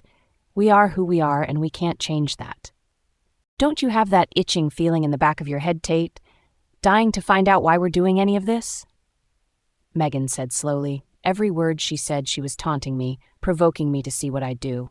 I know you must be curious as to why we took you and Payton. I didn't know kidnappers tell their kidnappees why they were taken, but do enlighten me, I said smugly. The wolf's bane is starting to waver, my blood fighting it off. It's going to still be in me, but it can waver, since I'm an alpha. Our darling little Payton has this special kind of blood, Carter started. What, does she have O-negative blood? I scoffed at him, laughing inside of my head at my own joke. He smiled at me. No, even better. He paused as he whispered, angel blood. What? Did he just say angel blood? You two are completely delusional. I deadpanned as I stared at the both of them in front of me. I think the crack and God knows what other kinds of drugs they're on are making them completely delusional from the real world. Don't believe us? Megan put her hand in the air as the two guards that brought me into the room came forward. I watched one of the guy's movements as he stuck his hand in the pocket and brought out 2 vials of blood. One was with a purple top and one was with a blue top. This purple one is regular human blood. He grabbed the purple one as he capped it off and forcefully grabbed my hand, forcing my finger to the tip of the vial and dipped my finger in. Taste it. Apparently it's good for you wolves. I furrowed my eyebrows at them, completely disgusted right now. They wanted me to taste blood? I'm a f***ing werewolf. I'm not a vampire. Do I look like a f***ing ghost that sparkles in the sun and goes after a teenage girl with no sense of personality? The answer is a big fat no. Taste it, Tate, Megan urged me. I bet you'll like the second one better. I gritted my teeth together, wondering how I still have teeth after gritting my teeth so much since I've been here. I warily put my finger to my mouth, the iron-tasting blood spreading across my taste buds. It tastes like regular human blood. Werewolf blood tastes a little bit of the same, but different with supernatural artifacts added in. And this is the blue one. We call it royal blue blood. This here is Payton's blood. We named her specifically because when she was a baby, we tested her for it, and used it to name her. Carter explained, while the same guard who took my hand first took my other hand and did the same to my hand, dipping it in the blue-colored cap, and stepped back with a smile on his face. These people are disgusting. You'll like this one better. It gives you a high you couldn't ever imagine with a whole vial. A drop won't do you any good, but a vial, it works wonders. Megan explained to me. I hastily stuck my finger in my mouth, completely stunned. The way that it spread across my taste buds, I could have felt it in my veins if I had more. It was like shifting for the first time, feeling every bone shift in your body, the euphoria of it, the adrenaline of it, had me wanting more. It tasted amazingly delicious, feeling the aftertaste in my mouth still. The way that the flavor jumped from one end to the other left me feeling incontinent and stronger. But then, it was like Zeus came down and struck me with a lightning bolt in my ass, bringing me back down to earth. I saw your facial expressions. Didn't expect that, Tate, didn't you? Carter called me out on it. It was more like a statement rather than a question. Why are you doing this? I asked, licking my lips. For the money, for the resources that we have. We don't have to worry about anything other than keeping Payton alive and making blood. Megan looked at her nails with a bored expression. She flipped her hand, examining her fingers, answering me. And you couldn't have possibly gotten it anyplace else? I don't know. Maybe get a job? I raised an eyebrow at them. Really, Tate? You're going to throw that in our faces, when you yourself didn't even want to get a job to save up for that mess you made in the cafe where Payton works? I froze, thinking back to weeks ago when I first found out that Payton was my mate. I was horrible to her. I was horrible to anyone who came in my way. You seriously need to change your attitude and get that stick that is so high up your ass out. You have another pack that is in our area until their school is built back up. You want to show them how weak of an alpha you are? My mother taunted at me. Don't get mad at her, Tate. We all know that we're right. You need to start thinking straight. And for that to happen, you're going to get a job. A real job. and make your real own hard-earned money." What? That wasn't fair. The pack has enough money to pay for the rest of the damage and the money that we're paying for the remaining customers coming in and out. How else are you going to earn that money for the cafe and clean up that mess, you mad son? Dad walked out and left me gaping at the both of them. But I did get a job. I got a job at the grocery store. I worked part-time and so did my other friends. We finally paid off the debt. I said, my eyes furrowing together, "I don't like this. They're going to bring out every bad thing that I've done to her. Get it in your head that you're not any better than any of us. We all have our demons. This just happens to be ours, and yours is that." I watched as they stood up from crouching and walking away from me. All of my guilt was flowing through me like a river, and I felt the need to cry. Guilt that was building up inside of me when Brody died. I felt like I could have done more to save him, but I couldn't. There was no cure for the cancer. Knock him out. I stared at the retreating backs as the two bodyguards who took me in were closing in on me. They had sinister looks on their faces, like I would have stared at people in school. Was this how it felt like to feel uneasy when someone was walking towards you like this? Was this how it felt when your palms and forehead would start to get sweaty from nervousness? It won't hurt much. One of them with the accent told me. I barred my canines out to them out of reflex, but they whacked me on the side of the head with a baseball bat. I fell to the ground, everything starting to be dotted with black circles and slow motion. I heard menacing laughter in my ears as my eyes were slowly drifting off to a close. I couldn't fight them off anymore, as I felt kick after kick, punch after punch, bash after bash. I was a coward, and I knew it. I know I have taken back what I said about Payton being worthless and weak, but I have the need to say it again, knowing that she is anything but that. She is everything I am not, and I am everything I have said of her. I can't remember how long we've been here. I feel like it has been weeks since they've taken us from the hospital. The first day here was horrible. I wonder if Payton knows that it's her parents who are behind all of this. I wonder if my pack knows, and Caius's as well.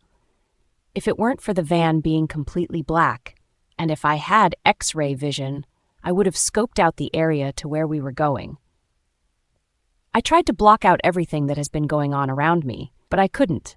I couldn't make myself go numb or turn off an emotion switch.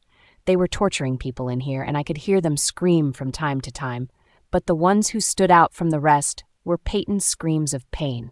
I jolted awake when I felt Payton through the mate bond. It was subtle, but I could still feel her. I felt her head aching, and I knew that they were abusing her. If not her parents, then someone else. Possibly the ones that hauled her in. It wasn't long after I could hear her screams of pain and fear. I winced at them, trying to block them out, because I couldn't do anything to save her. She screamed for help, hoping that someone would help her. She knew someone out there could hear her, but she hoped that someone would come and save her. I wish I could be that person. I could feel her every emotions that were running through her veins. I bit my lip hard enough to cause blood to pour into my mouth. I was becoming weaker and weaker because they would inject wolfsbane into my system. I groaned when I felt them kicking her. The screams were getting louder, and I put my hands to cover my ears. Tears were prickling my eyes, cursing Caius for not coming as soon as I thought they would. It's been weeks, days, hours, minutes, I don't even know anymore since we've been gone. Wouldn't they notice? And then I felt an uneasy, throbbing feeling in my stomach. I heard more muffled screams as I felt it. I felt everything that they were doing to her. They were taking advantage of her. I couldn't handle it anymore, as I let the tears fall down. I wanted to tell her that I was so sorry this was happening to her. I wanted to tell her that she didn't deserve any of this. I wanted to tell her that I was sorry over and over again. I wanted to tell her that I am a disgusting person, even to myself. I wanted to tell her that she was right in picking Caius over me. I wanted to tell her that if we make it out of here alive, I'll let her start a new life. A new life with a blank slate. I squeezed my eyes shut, drowning away to a sleep so I couldn't hear her screams anymore. But by now there were no more screams, just silence in the hallway. I blinked my tears away a couple times until I knew that they were dry. I heard 3 voices walk by my cell as they laughed even harder than before. I made sure to remember their faces if I made it out of here alive. The sexual abuse happened from time to Payton, but as time went, the quieter she would be when it happened. I wanted to kill and decapitate the men who were doing this to her. I remember watching them, one by one, come into my room, watching me, scrutinizing me to see what they did to Payton would have an effect on me. I heard Payton yell out in pain, feeling the first guy go through her. I pounded on the floor, watching this man, named Danny, watching me. "Hell yeah, he feels it all right," he yelled from the hallway. I wanted to shove his nose into his face, shattering them to pieces so it would embed into his brain and cause him immediate death. But that would have been too easy. I heard my door open as I sat up from the ground. Usually it would be the 2 guys who took me in to come in and inject me with more wolfsbane, but this time it's Megan and Carter coming in with a syringe in one of their hands. "Afternoon, Tate. How are you this fine, wonderful day?" "More wolfsbane, huh?" "Given out by the one and only Megan and Carter Daniels," I said, not even moving an inch. I couldn't more much without exerting a huge amount of energy. Getting up from the ground and talking has already taken a huge toll on me today. "No more wolfsbane. Today is your death." My eyes didn't even widen in horror as I saw Megan hold up a syringe and squeeze it a little. I saw drips of whatever she was holding in her hand fall down to her wrist. "We've weakened you enough with the wolfsbane. Now your best friend has come and saved the day." "What is it? Holy water?" I joked, trying to lighten up the mood. "No, not water." Megan paused as Carter came towards me and brought me into a bear hug, holding my neck into place while Megan positioned herself in front of me, holding my chin away from the needle. I felt the tip of the needle penetrate my skin. It's silver, actually. She squeezed the syringe into the base of my neck, feeling the silver flow through my veins. Feeling the silver is supposed to hurt a wolf at immediate contact, but I didn't feel a thing. Was that bad? The last feeling I felt was when I was dropped to the floor and hearing the 2 of them walk out, saying they're going to pay a precious visit to their daughter for the first time. Caius's Pav. It's been almost 2.5 weeks, and my wolf is on edge. We figured out where they would be about a week ago, but Alpha Asher and my dad wanted to wait it out until we had the right time and the right strategy to use, because, believe or not, for rogues who sure hate authority, live together in a fucking huge house, who listen to a rogue member as their leader. My legs were bobbing up and down, waiting for Dad and Alpha Asher to get back from their mission border control. They went to scope out their area one last time before we make a raid for it tonight. If everything sets into place, we're going. And I'm not going to spare the life of anyone who gets in my way. The doors flew wide open, revealing Dad and Alpha Asher.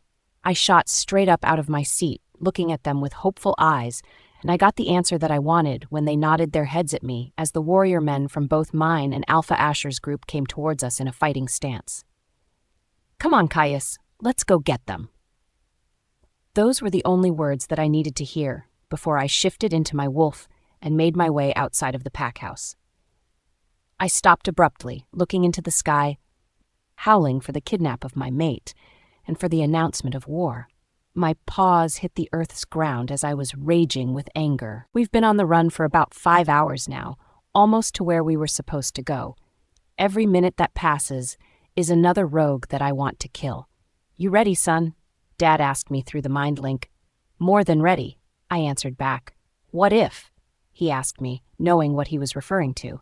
He was referring to the possibility that Payton may or may not be dead. They wouldn't kill her, Dad. She has the royal blood they need. As for Tate, we'll find out when we get there. I squinted my eyes as we've arrived to the spot before we run in and stealthily attack. Dad let me go up front with Alpha Asher, since I have the alpha position now. Alpha Asher and I looked at each other, knowing the plan for this would be. He would find Tate and I would find Payton. Everyone else in between except for her parents are dead. They're mine to kill, I decided. If anything happens and not all of us make it back safely, just know that I am proud of every single one of you warriors standing before me. You have all earned the right to stand in front of me and protect the packs. You will be remembered as one of the greatest warriors in our pack histories. You will not be forgotten. If you happen to run into anyone who is protecting Carter and Megan Daniels, you bring them to me. If you see Carter and Megan, you bring them to me. Got it? I said through the mind link to my pack. Alpha Asher did the same to his pack warriors as well. I looked at the warriors in front of me as they nodded and bowed their heads down in respect. Now let's go get your Alpha and my mate. I took some of my warriors and some of Alpha Asher's warriors in my group. There were 6 groups total. Each had about 50 men in each group to ambush each of the parts of their campsite. We figured that Payton would be in the uttermost underground floor that they had. Go! I instructed them. All of us launched ourselves at the group of wolves that were standing by the main door, guarding the area. It took all I had in me not to laugh after the pitiful fight that they gave us. The fight didn't even last 10 minutes before I was standing on top of the dead bodies that my group had completely annihilated, watching before me the massacre that would soon come. A growl escaped my throat, letting my group know to follow me deeper into the warehouse. We fought off the human drug cartels, but not before watching some of my men and Alpha Asher's warrior men die in front of my eyes. I made sure to remember their wolves and their names, as I promised earlier in my little spiel earlier. We must go down. I can't smell her scent. My group nodded at me as they took down the last human that was in his level. The smell of blood risen up in my nostrils, the iron smell making my wolf crave more blood. I wanted their blood on my hands, and, well, pause for all of the things that they could have done to Payton. They probably have not shown her any mercy, so I will do the same that they did to her. Floor after floor, there was death wherever I went. But still, no Payton. My wolf was getting more and more furious and anxious, wondering if they really did kill her before I got to save her. But then I smelt her scent. Of strawberries and chocolate hit my nostrils, and I sighed, knowing she was still alive. She's on this floor. I will get her. And I smell Tate's faint scent, too. He's on this floor as well. I told my group. Just then, I smelled Elijah and Gabriel's group bursting through the doors. I signaled, letting them know that I found the 2 of them and that I would go for Payton and they would go for Tate. We burst through every damn door in this hallway before I finally heard a shriek come from Payton's mouth and a body flying towards the other side of the room when I threw it open. I shifted into my human form, knowing that Payton hasn't seen me in my wolf form yet. Figured that I'd spare her my wolf and deal with the nakedness consequence. I growled at the sight in front of me, looking at a man standing in front of Payton. I had a death glare on my face by now, killing everyone and anything that had come into my way. He shivered in fear. He was human. I wanted to laugh at the fact that he was holding a gun out at me, but this was no laughing matter. I was furious, and that alone made me even more furious. I flew my body towards his, hitting the gun out of his hand and breaking his wrist in the process. I took the time to look at Payton as she looked at me with reassurance that she was fine, when I knew that she wasn't when I saw the faint bruises that were starting to fade. I growled into the man's face as I saw him cower in fear. My grip on his neck became even more tighter and tighter as I heard the happy snap of bones from my hand. I lifted him off the ground and tossed him to the side like he probably did to Payton. I knew he was dead, and I made my way towards the unconscious but breathing motherfucker and did the same to him, but stepping on his rib cage, watching his ribs poke out from his chest. Payton closed her eyes when I looked back at her. She opened her eyes slowly, making eye contact with me. She looked at me in fear, thinking that I would hurt her, but rest assured, she realized that I wouldn't ever hurt her. "Are you okay?" I asked her, my voice rough and uneven. She closed her eyes as she pinched herself, making sure this whole thing was real. I walked towards her, my arms outstretched for her. "Now that you're here, yes," she told me, her voice wavering and shaking a bit out of fear. She jumped into my arms and I squeezed her so tight I never wanted to let her go. "My parents are behind this whole thing, Kai. I knew that they were fucked up, but I didn't know that they were this fucked up. You don't know how much I've missed you," I said into her hair. I ran my fingers through her hair, not even give a fuck in the world that it wasn't washed. As long as she was still alive, I can still fix her broken heart and body. When she was taken away from me, the mate bond drifted apart until I couldn't feel her anymore. And yes, I know about your parents. They're ruthless. But now's not the time to be talking. Let's get you out of here, Payton. She nodded her head towards me.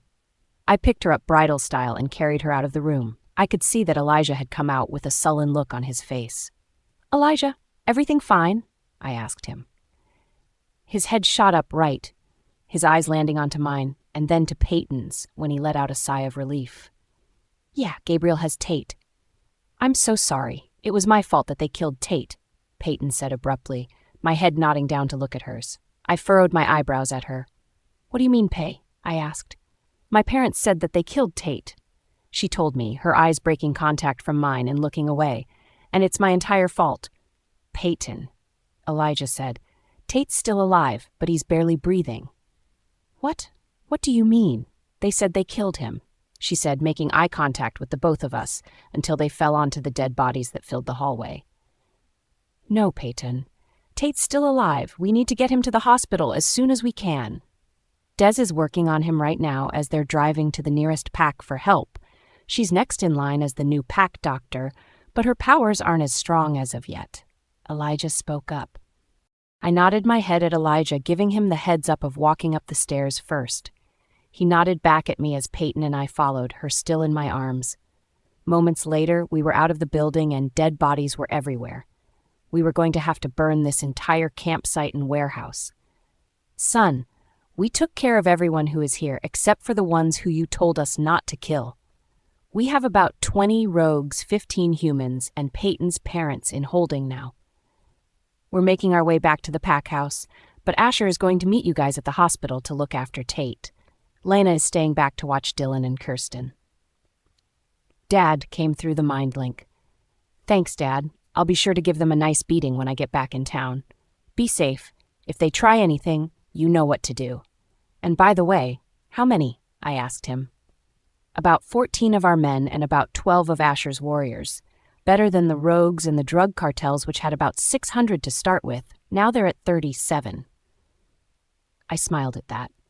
I felt accomplished. "I'll let you know if anything happens. Let me know, too. I love you," I told him. "I love you, too, Caius." I shut off the mind linked and focused on my mate. Payton buried her head in the crook of my neck as the light could have bothered her eyes. People from Tate's pack were coming towards her, and I could see that my parents wanted to meet her, but not like this. "Please, give her some room. She isn't well at the moment." I told them kindly as he nodded and understood. Amelia, one of Tate's pack members, came towards Payton as I let her come through. She tried to say some reassuring things to Payton, but I knew that something was up. "Pay, I'm going to put you in the car now, okay?" I told her, soothing her back. She nodded, and I placed her gently into the back of the car, draping a blanket her delicate body. I pulled her closer to me, kissing the back of her head. "Everything's going to be okay. Everything's going to be all right." I watched as she slept in my arms the whole ride there. She had bruises from head to toe, and she was sensitive when I touched her rib cage. I lifted up her shirt to see that there were cut marks on the sides of her body. And then I examined her arm. I saw that there were a lot of marks and bruised veins. I hissed as I saw how bruised they were. They were probably taking blood from her daily.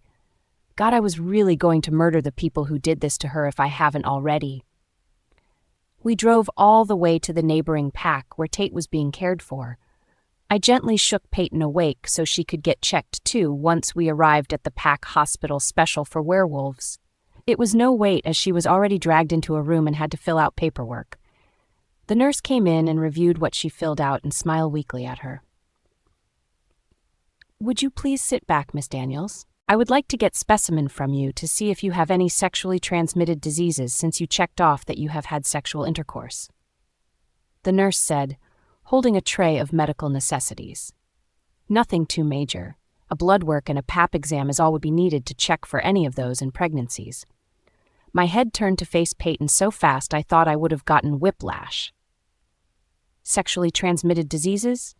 I said incredulously. I looked at her face, scanning to see if she was making it up, but she couldn't have the way that she was clenching her jaw. "They did that to you, Payton?" I asked her, but she wasn't looking at me. It was quiet for a moment as there was thick tension in the air. She pursed her lips as my eyes flickered between the nurse and her. "I want you to leave, Caius. I don't want you to be here for this." She kept looking away from me, her voice firm and hard. "I'm not going to just leave you again, Payton." I told her as I went to grab for her hand, but before I could, she moved her hand away and turned to face me, her eyes cold as night. "I don't want you here for this, Caius. I don't want you to be here for this. This is about me, not you. Get out, now." She told me, her eyes dilating into black. "I want to be here for you. I am here for you. You should know that by now." I told her, gripping her face into my hands, making her look at me, making her look at the real me who is standing by her side. "I'm not leaving you. Ever again." I brought her fisted hands to my lips, kissing each bruised knuckle that she had. She took in a deep breath as she ripped her hands away from me. She pushed me away with all she had as I stumbled backwards, losing my footing, but catching myself before I fell. I was about to say something when the next few words that came out of her mouth shook me like an earthquake and swallowed me whole. "I reject you, Caius Collins." The moment I said those words, I knew nothing was ever going to be the same. I knew that as soon as I said it, I wanted to take them back. I regretted saying them because Caius was right. He was always there for me. Put back together the broken pieces slowly, only for them to be shattered beyond repair by people who had violated me. I didn't want to put my problems and issues upon someone who doesn't deserve it. I bit back the tears that were threatening to spill over as I saw Caius clutch his chest and fall onto his knees, gasping for air. From my peripheral vision, I saw that my nurse had dropped her mouth and gasped as well at my sudden statement. I wasn't deaf or dumb, as I listened to the people who roamed the hallways with the latest gossip and werewolf details, to know that werewolves took these rejections seriously. And I knew that Tate never full out rejected me. But I will have to reject him too. I knew Caius was hurting, and I was too. I was hurting from all of the things that had happened to me. He doesn't deserve to be with a girl with so much baggage as I do. He can find another girl to be with, to love, to marry. Fate has destined me to a life of miserable unhappiness. "I'm sorry, Caius." I turned my head away from him, a single tear falling down my face. I didn't want to see him when he gets up and has to walk away from me. I heard the nurse clutch her board to her chest as I heard Caius stand up from the ground. I held in my breath when I felt his presence looming over me. Hesitantly, his hand went up as if to touch me, went back down to his sides, and finally fighting that urge and pulling me into his chest. He didn't say anything as he placed a soft kiss to my hair, lingering for a moment before giving me a squeeze. "Why?" By the way that he said that word, his voice was broken. It was deep, throaty, and hurt. Bitch point for me there, but he should know why. I felt dirty. I felt like if I kept scrubbing my skin off, I wouldn't feel as okay as I was before. I was ruined not only for him, but for myself. "You know why." I barely whispered. I couldn't look him in the eyes. If I did, I would break down and cry. I didn't pull away from his embrace, kicking myself, knowing that I should. But if this was the last time I was going to see Caius, I wanted to remember his arms around me.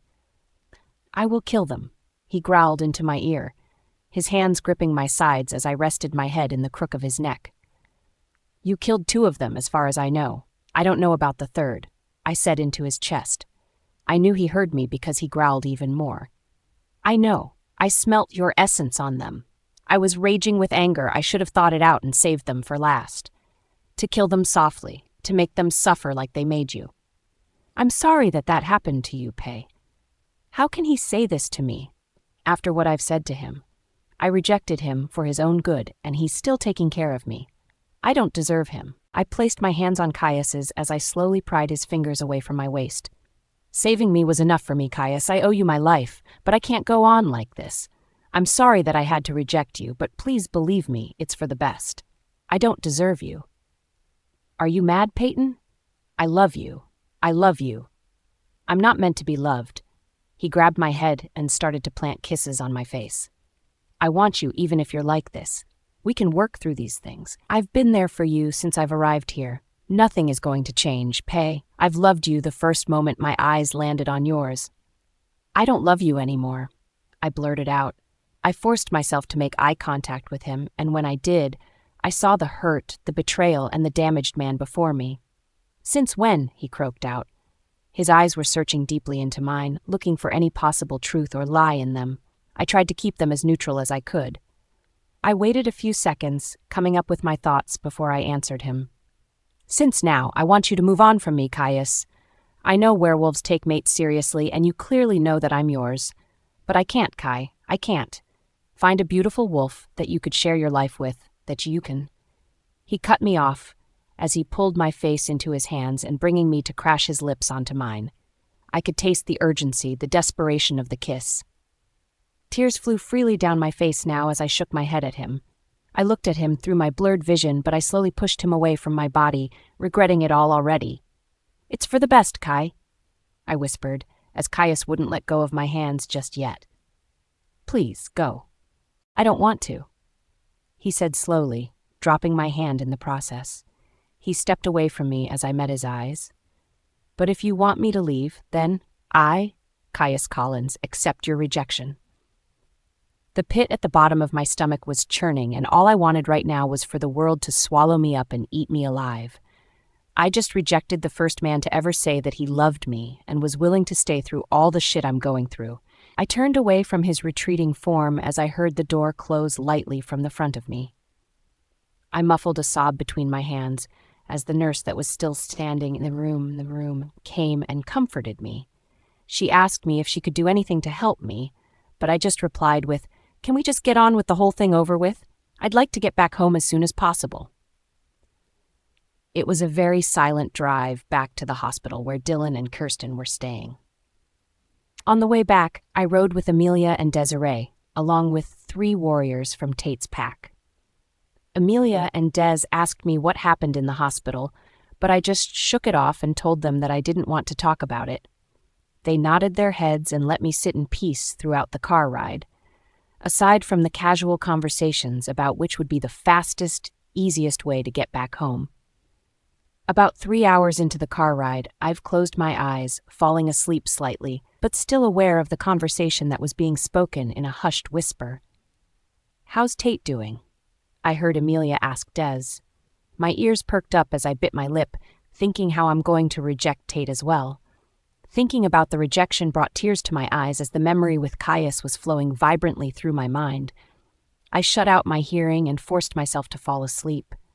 I heard my name being called, but I didn't want to open my eyes. Closing my eyes felt as if I had no control to my life. It was pure blackness. A black hole that was going to suck me in and never let me go and fill me with nightmares that was going to haunt me. If I opened my eyes, I'd have to face the day that everyone is going to look at me with pity from what happened to me. I tried to forget. Hell, trust me, I've tried to forget it. But now every time I close my eyes, all I see are the bad things that I've been through. Payton, wake up, we're at the hospital. Feeling like I've been in the car for about 20 hours, I stretched my legs out in my arms, loving the feeling of my muscles coming to life. Hopping out of the car, with my ass tingling from sitting down too long, felt amazing. And I know I'm not the only one on that. "Do you want us to come with you, Payton?" Amelia asked me. By the tone of her voice, I could tell that there was an underlining in her voice. I nicely shook my head no, as they all smiled softly at me and nodded their heads. "Well, don't be a stranger. We know what happened with Caius." I stilled as the fact that they knew what I did. My heart felt like it was starting to constrict, and I grimaced at them. "I mean," Des started, "Caius just told us simply what happened. He didn't elaborate any details. He's hurting, but I know that he understands why you did. I didn't mean to hurt him. I told him that I had to do it. He knows why." I looked down at my feet, suddenly feeling all the guilt flow through me. "I understand." Amelia's voice was soft. I was rejected too. My eyes met hers as she looked at me with sad eyes. "Thank you," I said with a smile that matched her small one in understanding.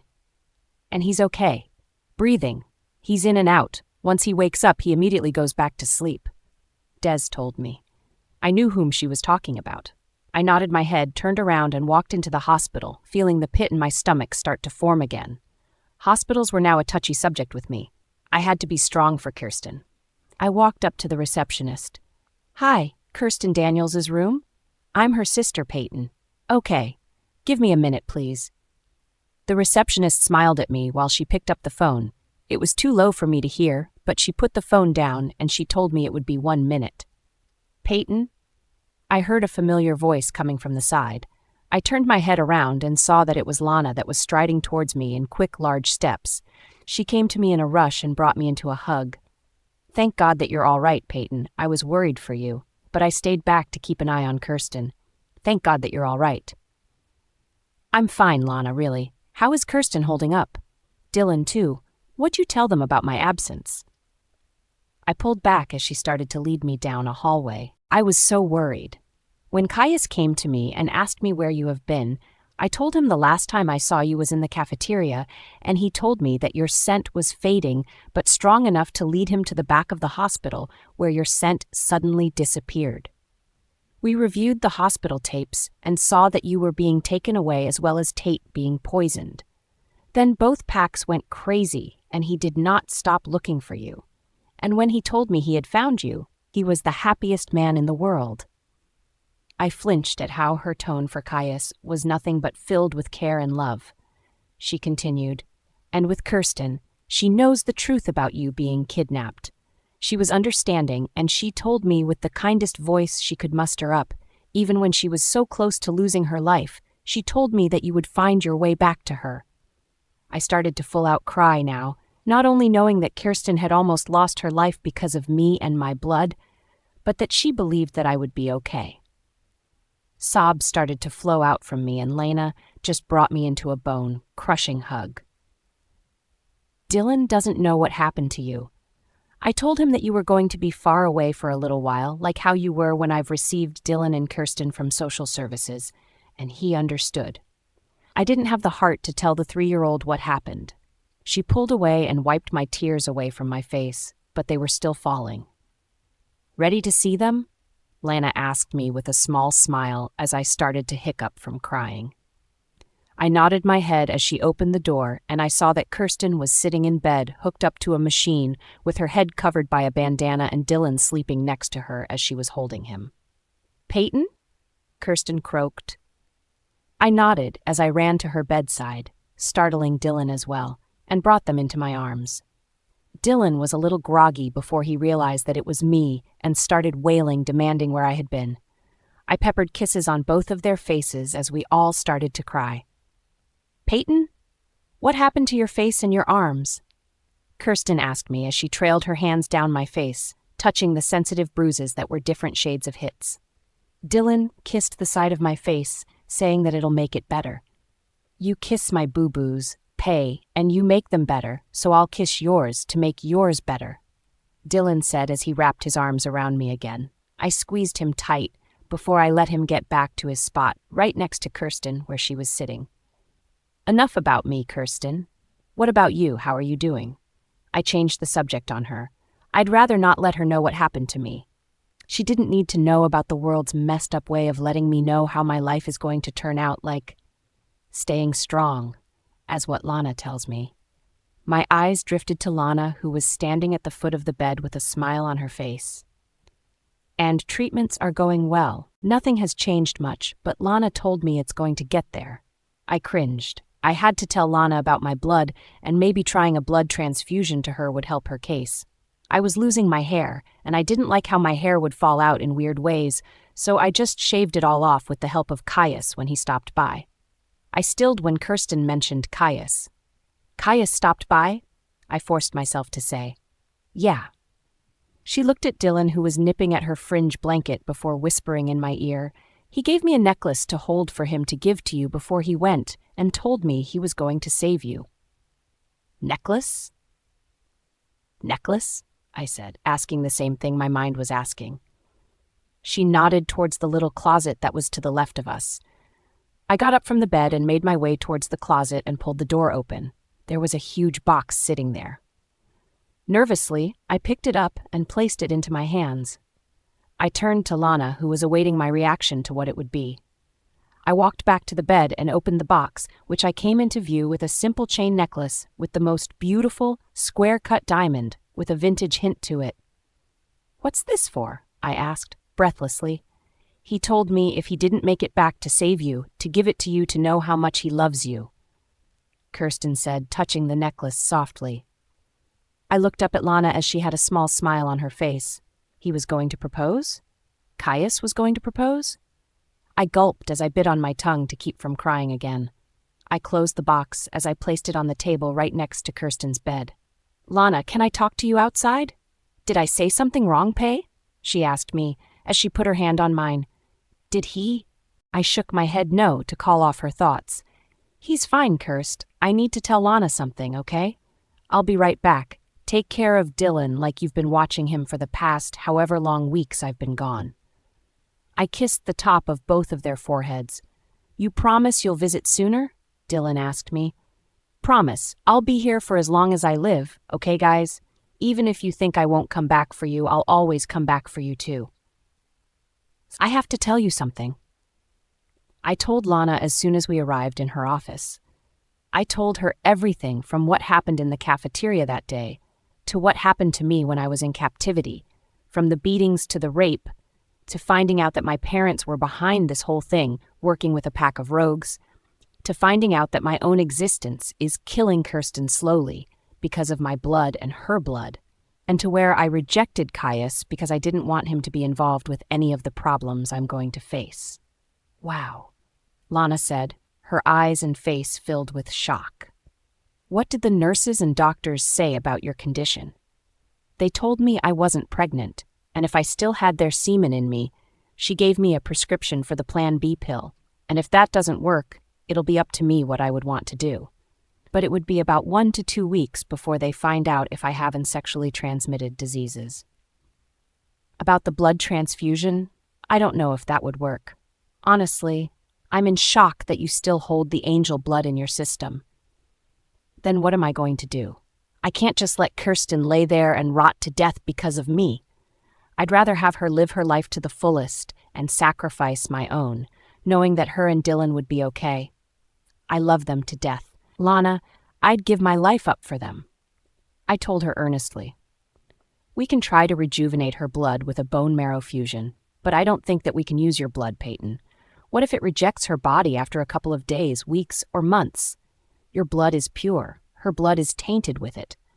I'm going to do a blood work on Dylan as well to see if he's gotten it too.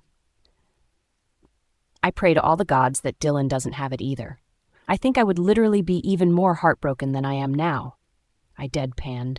I noticed that Lana had spaced out as her eyes drifted away and focused onto the wall. I raised an eyebrow at her. "Lana?" After a few more moments of silence, she came back. "Oh, sorry, Payton. Mind, link with the pack. They're telling me that they're waiting for you." She looked at me with a sorry look on her face. "Who is waiting for me and why?" I asked. "Your parents and the rogues that they caught along with some of the drug cartel members are at the pack house. My pack house along with my pack and Caius's pack.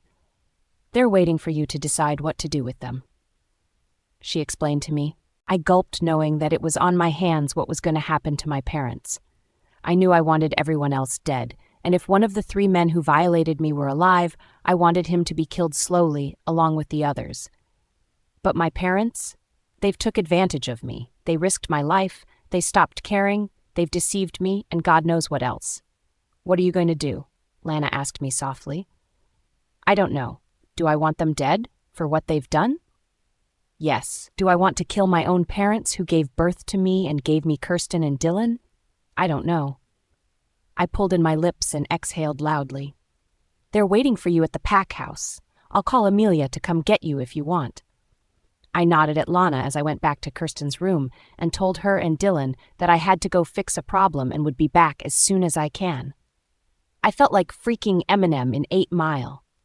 How he first had his showdown with another rapper in that club and he was feeling all kinds of emotions is how I'm feeling.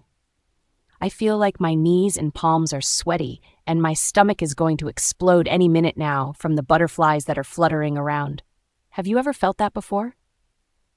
Call me a delusional lunatic, but whenever I get nervous, I want to go to the bathroom not to puke, not to prepare myself for what's coming, but because I have to poop. Laugh all you want. It's like my body's way of getting itself ready. He's not there, you know. I whipped my head towards Amelia as we pulled up to the driveway of the pack house. There were cars scattered around, and absolutely no one outside except for the two of us in the car. She opened her car door and I did the same, releasing the breath that I didn't know I was holding in. Caius. He said that he needed to do something back home and took most of his pack back home. The few that remain are the ones with the hostages in the cells. Amelia gestured for me to walk towards the back of the pack house. Oh, okay. I breathed a sigh of relief. I don't think that I'd be ready to face Caius yet. Over here, the cells are underneath here. Amelia stepped to the left and pulled up a patch of grass as I eyed it with a raised eyebrow. Extra precautions, you know. She opened the secret latch as she let me walk down the stairs first as she followed behind me. I waited for her at the bottom of the stairs as she led the way towards cells. I saw white rooms and wondered what they were for. They're for interrogations. Who else have they brought in? I asked as I heard ruckus come from the left hallway. I cringed as I heard a snapping of bones ricochet in the hallway. Of course, you know your parents are there, and there are a few human members and a number of rogues. Caius told us to kill the rogues and leave the humans and your parents to you. I swallowed a lump in my throat as Caius was still caring even when I've rejected him. I want to see who are there. I need to see if one of the survivors were one of the ones that raped me. Then I can deal with my parents. Amelia nodded as she led me to the first cell on the left. There were guards standing there, probably werewolves. Henry, Jude, Darian, Payton wants to scan this cell. Amelia nodded at the three guards who were standing a few feet apart from each other with their hands behind their backs. Stand. One of the three scary men commanded as I watched them scramble to their feet. Amelia nodded at me as the four of them stepped aside and let me scan the cell for the familiar face I've been itching to see. I saw some faces from that little peephole from the room they had me in, but I was searching for Oliver's face. I slowly scanned from left to right as I finally landed on Oliver's scared eyes for the first time since I've met him. Him. I pointed to Oliver as the color drained from his face. Put him with my parents. Kill the rest. Slowly. The three men nodded at me as they entered the jail cell and went to grab Oliver as he squirmed and struggled from their hold. Amelia and I followed one of the men as two stayed back to the end of the hallway, where I'm guessing my parents were. The one guard opened the door to the cell as I saw my parents standing there with guards around them. I inwardly smiled at how vulnerable that they looked as I nodded towards the guard holding Oliver to put him with my parents. They chucked Oliver towards my parents as I heard him squeal like a girl. My parents snapped their eyes towards me as I held their infuriated gazes. I made up my decision on what I was going to do as soon as I saw Oliver with my parents. My mother opened her mouth, but I put my hand up to stop her from speaking. Don't speak. I don't want to hear your bullshit or anything that you have to say. You lost that privilege years ago. I've only put up with you two because I needed a roof over my head. And because of Kirsten and Dylan. I am not your daughter. Neither are Kirsten and Dylan. Nor are we ever going to ever relate ourselves back to the pathetic lot of you two. I don't think I've ever hated anyone as much as I hate you two. You think I should spare your life because you are my parents, but you are so incredibly wrong. I have not forgotten anything that you've done to me. You guys are a disgrace to the humankind, and I don't even know where to start with the two of you. Just know that you do not deserve my forgiveness. You do not deserve to be given a second chance. I will treat you like you've treated me. You're playing a piece of my game now. I've got you in a checkmate decision. The snap of my fingers like this, I snap my fingers. Your fate is in my hands. I turned my attention to Oliver. And you, oh God, I assure you, you will get the same treatment you've given me. I flickered my eyes to my parents one last time before I clicked my tongue and walked away from them. I looked at the guards who were standing at the front of the room and went to the doorframe where Amelia was waiting for me. Don't kill them too soon. Make it an excruciating death. Make sure it lasts at least a month. Even when they're begging for you to stop, don't. Keep going. Serves them right. I walked out of the room, and I walked out of the life that I was going to leave behind. It felt powerful for the first time in forever, where I had the upper hand. It felt amazing to feel like this, since I've never felt the weight has been lifted off of my shoulders. I had one more thing on my list before I could completely get out of this town. I heard screams as the door was closing behind me as I was walking down the hallway. Amelia held my hand and gave me a reassuring squeeze. I smiled at her as she knew what I was going to do next by the way she looked at me. Ready? More than I'll ever be. We all start off as a tiny little ball of cells, glued and clumped together, multiplying, creating various kind of genes that makes up our body's DNA. We get 23 chromosomes from our mothers and 23 from our fathers.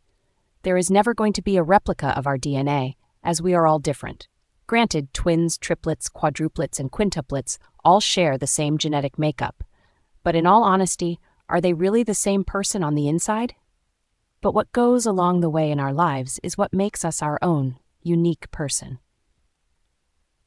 As we grow through life, change is always evident. Snow falls during the winter, leaves change colors and fall off trees, and those pesky dandelions on our lawns we want to stop from growing during the spring and summertime. Everyone grows up differently than the person next to him or her. You never know what goes on behind closed doors. It may seem like everything is just peachy because of the front they put up when you see them, but really they're breaking inside, screaming, scratching, crawling to get out, and desperately trying to ask for help.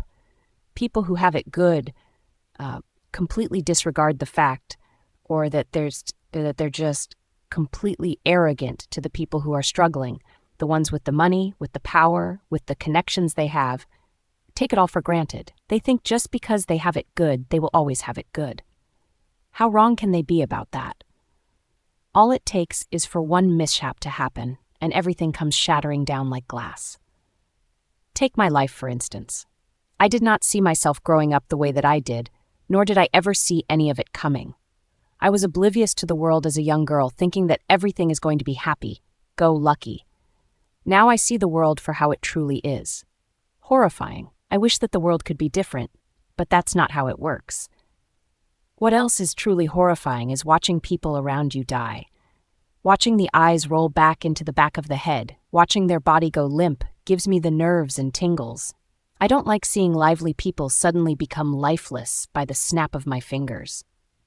As to my dismay, my parents were possibly the two meanest, cruelest people in the world.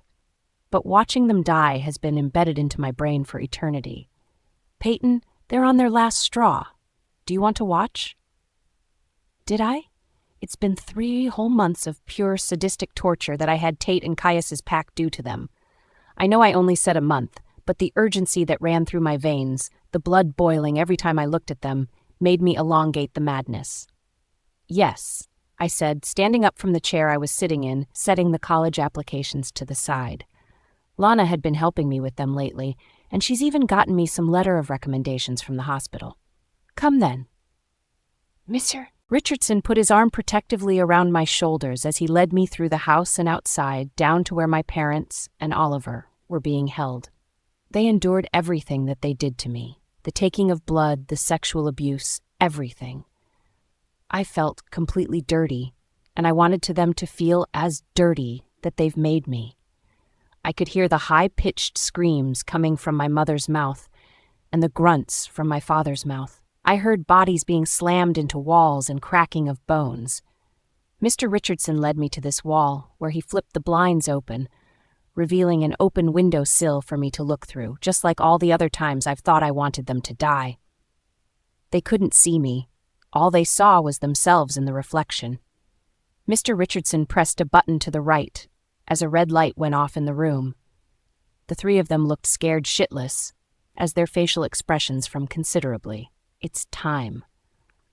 I watched as one of the guards, whom I've learned to know his name was Darian, creep up to my father. Father put his hands up in the air to shield himself away from Darian, but to no avail. Darian had already swatted his arms away and firmly placed his hands on my father's neck. 2 seconds later, there was a sickening snapping sound. My mother screamed and Oliver flinched, while I just stood there, watching his lifeless body fall. I felt absolutely nothing. I just blinked. My mother was next, but instead of her neck being snapped, Darian had his claws barred as he placed it on my screaming mother's neck, tearing through her jugular. Blood sputtered out in different directions, and once again, I didn't seem to flinch. Last but not least, Oliver was left to go. I could hear Oliver pleading for his life, but Darian just had a cold, stone look on his face as he suddenly thrust his hand forward into Oliver's chest, resting for a second, before pulling out Oliver's heart. Darian turned to face the mirror as he nodded his head towards us. Mr. Richardson reached out for the blinds, closing them slightly. Slowly and surely, the mess in front of me disappeared from my sight. They deserved it, and I feel nothing, I told Mr. Richardson, not taking my eyes off of the blinds. You let him off the hook, kid. I would have kept them alive as long as I could. Mr. Richardson pulled me into a hug. I have to move on, and this was the way to do it. Bury the past behind me so my future will be fresh and brand new, I said with a small smile. You're going to end up big, you know that? You're such a strong individual, Payton. I couldn't be more proud of you. You're like a seashell. A new hard, thick shell replaces each layer of a seashell. Each new layer shows a new life, a new beginning, but the old layers are still there, showing and reminding you what kind of person you are. 3 months have been a long time. A lot has happened between those 3 months. I grew up, avoided everyone, and kept to myself, watched over Kirsten and Dylan, and focused on my schoolwork. I graduated high school, and I'm taking 1 semester off to work alongside Lana at the front desk of the hospital. I wanted to save up money to pay for expenses because the government is paying for my university schooling. I was applying for Brown in Syracuse, but also applied to the schools around home. And even social services were kind enough to put a house under my name after what happened. It wasn't big. It was a townhouse that I shared with Kirsten and Dylan. Since school has been over, I haven't seen Caius in about 2 weeks now. I had seen him at school, but we were both avoiding each other like the plague. It hurt every time I had looked at him because I saw the pain in his eyes. If I saw him coming my way and he didn't see me, I tucked my head down and walked the other way. I knew that he could sense my presence because I felt his stares from behind. 2 days before graduation, flowers were sent to me. I was stunned because I didn't know whom it was from, and they knew where I lived to have it delivered. I remember hesitantly opening the box that came along with it, letting out a breath when nothing was in it but a note. I ran my fingers along the envelope as my name was written on the front. I ripped the side of the envelope open and pulled out the note. Happy birthday, Pay. K. He remembered. Even after all of the pain and suffering from breaking the mate bond, he still remembered my birthday and he still cares. I held the note close to my heart. I'm so sorry, Kai. I'm so sorry.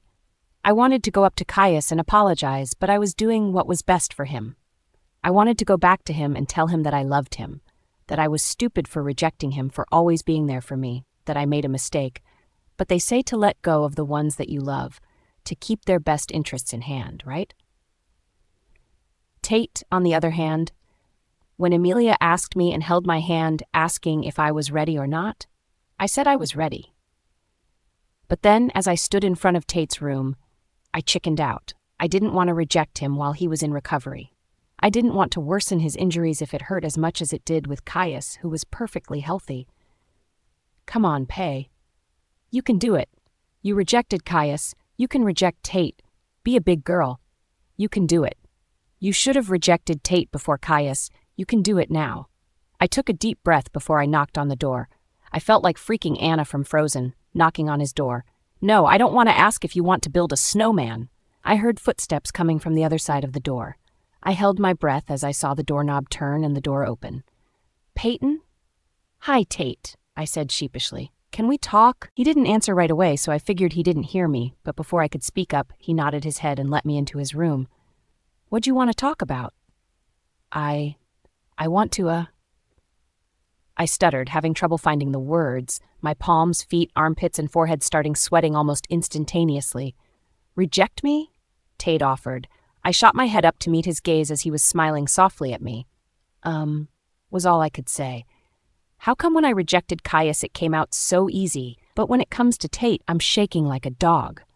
Heart, because you wanted Tate all along. Brain, you're scared he's going to hurt you like he did before. Lungs, he's so sexy standing in a shirt and sweats you're losing the ability to breathe. Stomach, you're thinking of the time where you spilled your food on him. Large intestine, you're scared shitless. Mind, oh my god, guys, y'all are idiots, she's just nervous. Go ahead. Reject me. I deserve the rejection. I heard you rejected Caius. I had a glimmer of hope that you had picked me over him, but then I realized that you're doing it to move on from here. After all that had happened, I understand that you want to get away, and I understand why you want to reject me, and I give you permission to do so. I rejected Caius because I didn't want him to have me as a broken mate. He deserves a better girl than me. And you do too. You deserve someone who wants to be with you. I don't want to be with you. My entire life I had been told what to do, forced and pressured to do things for my parents, and a lot more that I can't think of right now at the top of my head. I want to finally do something for myself. And to do that, I have to leave. I can't be here any longer. And I, Payton Daniels, reject you, Tate Richardson, as my mate. I watched Tate fall down to the ground. The same was Caius had weeks ago. He gripped his heart, his breath shallow as well. He braced himself on the ground as moments passed by before he finally used his strength to stand up. I, Tate Richardson, accept your rejection. I felt like a weight has been lifted off of my shoulders. I felt better, knowing that nothing in the wolf world was holding me back. I had let go of Caius, and now I have released Tate. The both of them could finally move on with their lives, as I could too. I'm sorry, Tate, I told him, meeting his gaze. I'm sorry too, he grimaced. I nodded my head as I let my gaze fall onto the ground, watching my feet take steps outside of him room. Payton? I stopped and turned around, my heart beating at a quickened pace. I was a fool for ever letting you slip through my fingers and did what I did to you. I am truly sorry. My lips thinned into a straight line as I nodded, hoping that he knew that I forgave him. I turned back around, walking out of his room, walking out of his life. Also, in those 3 months, I thought my life would be over. It shattered into pieces. I held Kirsten in my arms as she fluttered, her eyes closed, the heart monitor going from a thump-thump to a never-ending silence. And you can't do anything about it, but watch them suffer through all of the pain that you definitely don't know what the feeling could possibly be. I sat in bed with Kirsten and Dylan as we were all crying. None of the treatments that Lana and multiple doctors have done worked for Kirsten. My blood clotted with Kirsten's, so I was out of the question. Blood transfusions only worked for a few weeks before she would start to get sick again. It's been about 2 days since Kirsten stopped taking any more medication for the cancer. It was taking over her body. She was fatigued and nauseous. I closed my eyes, trying to be strong for Kirsten, but I couldn't. I was watching my little sister die when I promised her that everything was going to be okay. Kirsten's hand went over mine. Don't cry. It's okay. Kirsten, I can't help but feel helpless watching you suffer like this, I told her, kissing the top of her head. But that's the thing, Pay. You helped me so much, and I love you for it. She squeezed my hand with the little energy that she had left. I started to cry harder. I felt like I'd been stabbed in the heart. It was constricting at a considerable rate. I didn't do enough. What do you mean, Pay? You shielded Dill and I from our parents. You took care of us, you fed us, and you made sure we got to school. You tired yourself out. You worked multiple jobs, but you still managed to go to school and get good grades. You put us before yourself, and I admire you for that. I love you, okay? It's not your fault that I'm like this. We all die sometime, right? Kirsten smiled softly at me. I started to shake as I brought her closer in my arms. Tears were flowing down my face at a massive speed. It's not your time. You're too young. You haven't been given the chance to live, and I'm so terribly sorry for that. I'm too tired to fight with you, Pay. She paused as she took in a breath. I'm sorry, baby. I'm just scared for you. I don't want you to be in any more pain. I squeezed her hand. I'm not in any pain. I'm numb. I'm just tired. I need to close my eyes. I can hear the shallowness of her breath as her eyes drooped to a close. She started. No, I don't hate you. I love so much, and I'm honored to have you as a sister. If I don't make it while Dill's asleep, let the booger know I love him too. About half an hour later, Kirsten passed. She died in the arms of Dylan and I. Dylan was awake. He got to say goodbye as he cuddled up against her. The doctor came in once he heard the sound of the heart monitor go silent. He stated the time of her death as he let Dylan and I have our time with her before they covered her up. Payton? I heard Addie call my name. I turned my head away from the window where I was watching kids of Kirsten's age play at the park. I have all of Kirsten's stuff. Addie's eyes were still puffy. Days after Kirsten's death, I saw that Addie was holding a few of Kirsten's arts and crafts as one of her homemade bow and arrows were sticking out. I smiled, knowing that she wanted to be just like Katniss and Merida, wanting to know how to shoot a bow and arrow. "How are you holding up, Ads?" I asked her, reaching for her stuff. "Okay." She paused, taking a deep breath. "The three of you are like my own kids, too. I love the three of you so much. I don't know how I'm going to go day by day and not see her pretty little face anymore." "It's tough, I'll admit, but everything happens for a reason. I'm just so mad at the world right now, but I'll understand the way it is, someday. I hope." I placed the bag on the ground, going in to hug Addie, who grabbed onto me tightly. She's in a better place, I know, but I just curse the world for taking such a young heart. She had it in her to make it big, but I believe that one day you, Payton, will live life for Kirsten, because I know that you have a strong heart, a very strong, invincible heart that you will use to carry on through life with. Ads.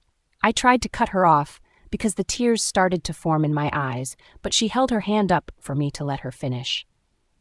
"You've gone through so much in your life. I don't know how you did it. I am amazed at what kind of person you turned out to be, even if you dealt with such pain and agony. You're like an arrow. Pulling it backwards can only shoot it. When life is grabbing you by the foot and dragging you down into its darkness, you push forward, and it's going to launch you into something amazing." She paused and reached for something in Kirsten's bag. She held up the feather bow and arrow.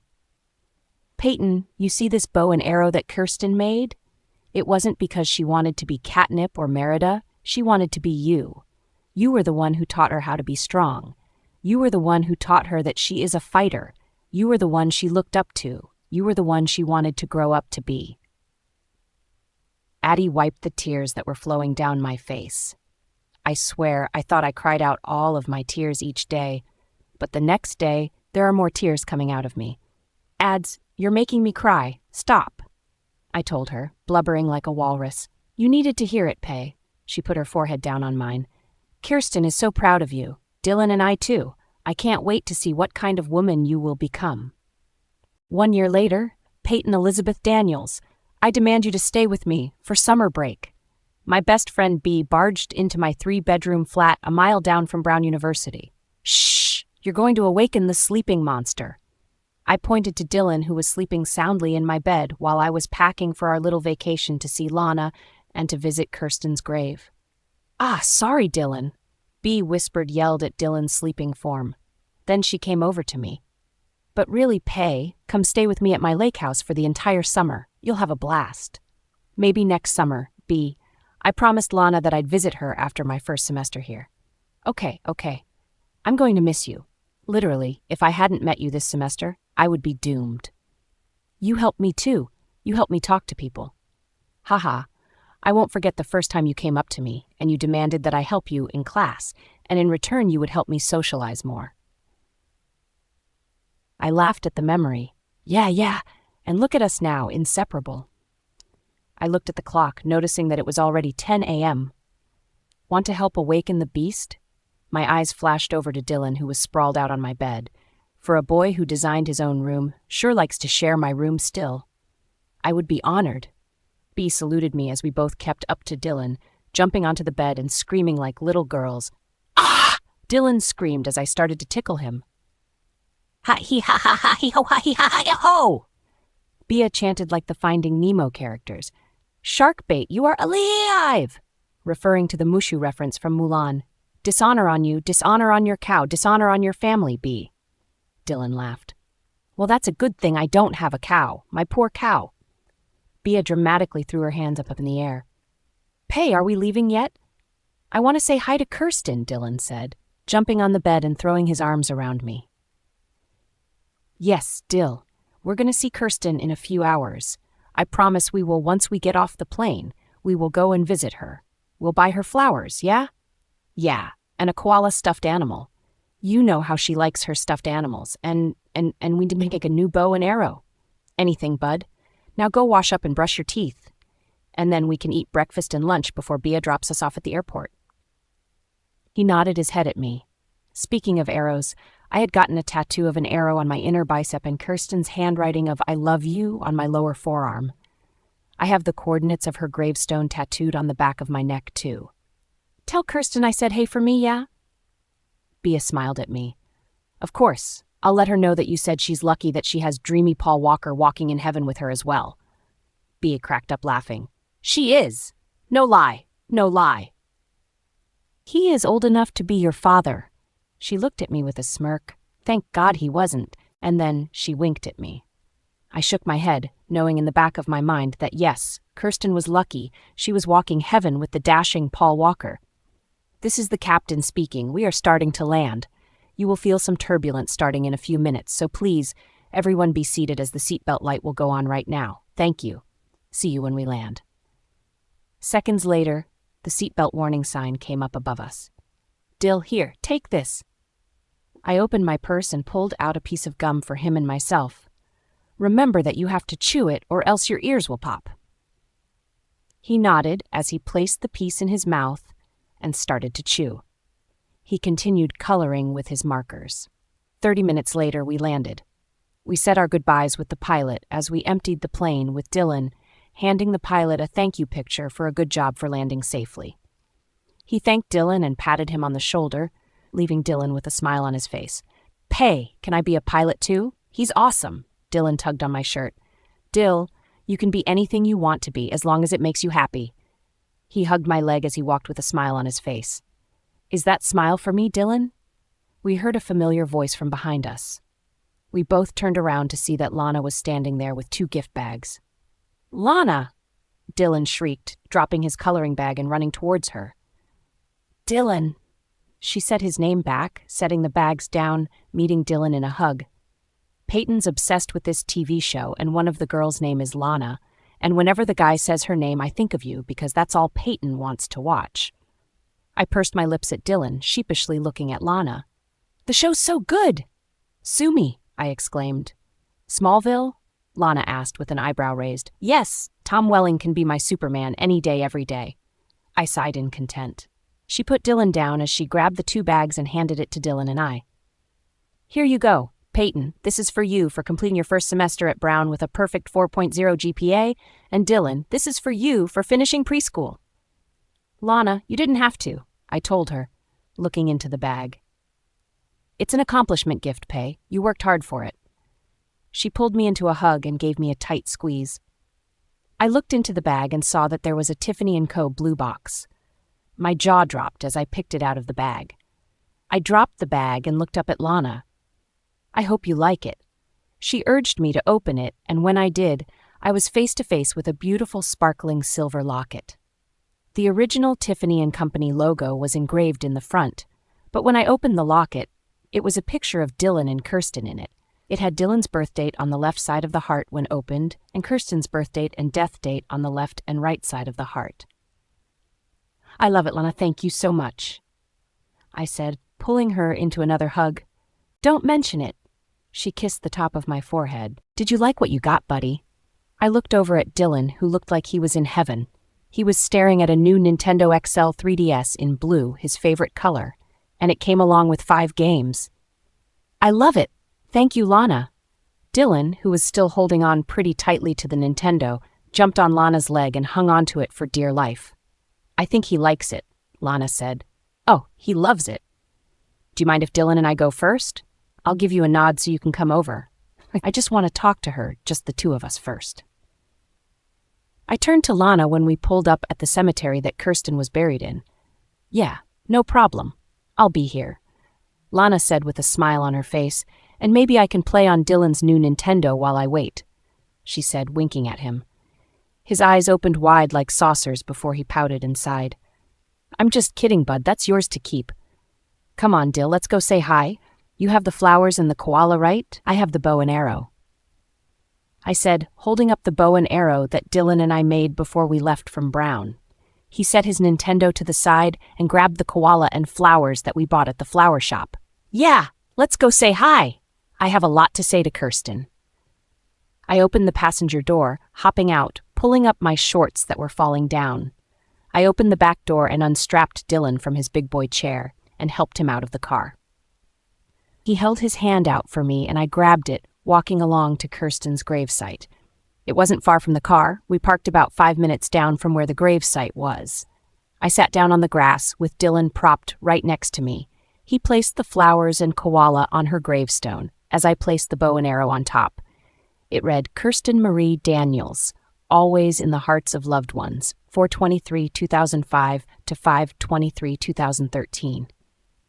Hi, Kirsten. I miss you so much." I started, my hand now automatically going towards the locket that lay around my neck. "I miss you too.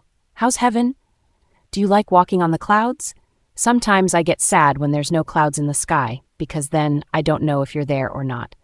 But Payton told me that you're always watching over us, and you'll always be." He paused, pulling down the collar of his shirt down. He patted his chest where his heart is. "In my heart." I finished my first semester at Brown Kirst. It was harder than I thought it would be, but I made it through. I knew that you were there along with me to guide me. I love you. I picked out your flowers, sissy. I knew that you liked the colors of the rainbow, so I asked Pay if we could get you every single color in roses, and here we are."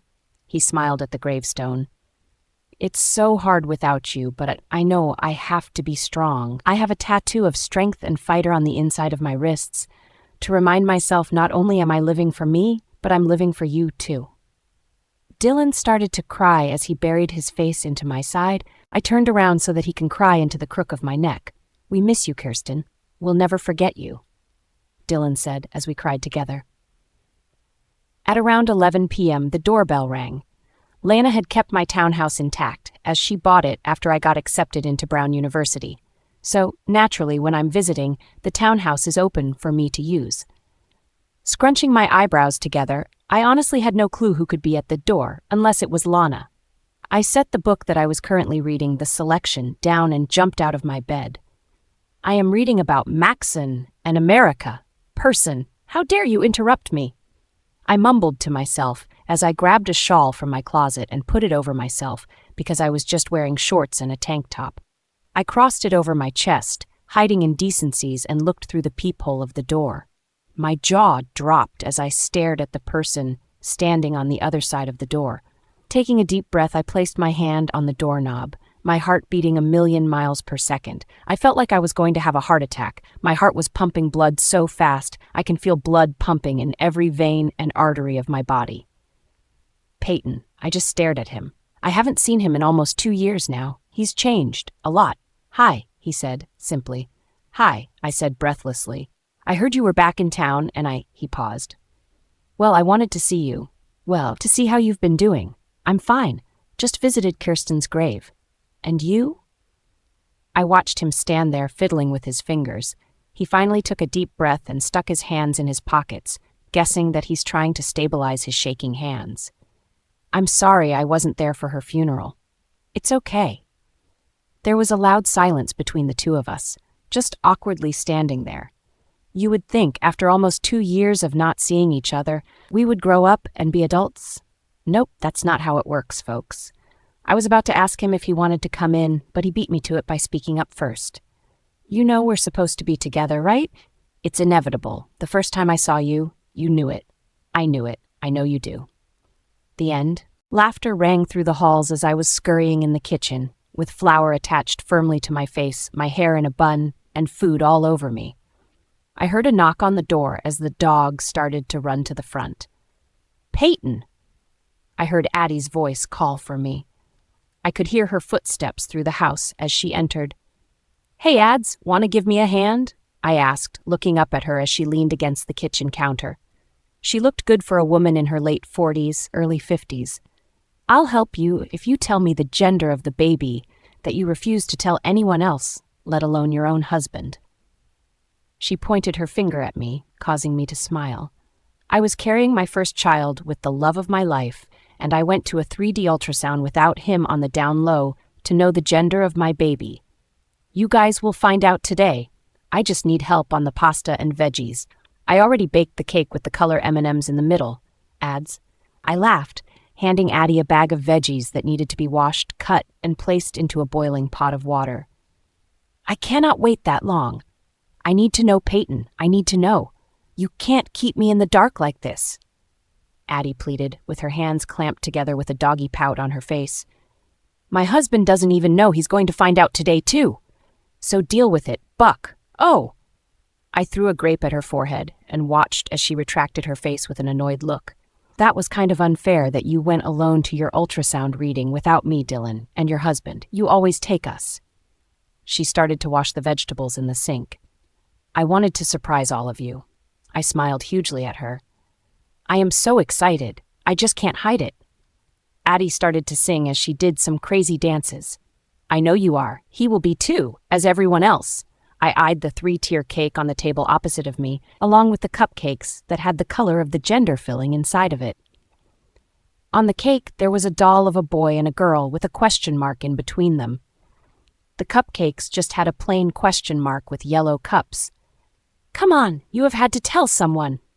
Addie cried as she dropped the knife, came over to my side, and cupped my 7-month stomach with her hands. She laid her head on my belly. Darling, sweetie, Mommy over here is being mean and not telling me what your possible name could be. Tsk, tsk, right? If you're a girl, kick. If you're a boy, jump. Really, Ads? I asked incredulously. That's what you're going by? I couldn't help but smile. She nodded her head. Yes, if you're not going to tell me, I'm going to assume you're having what I think you're having. And what do you think I'm having? I pointed her back to get back to work. I have my suspicions. She popped a baby carrot in her mouth as she smiled at me.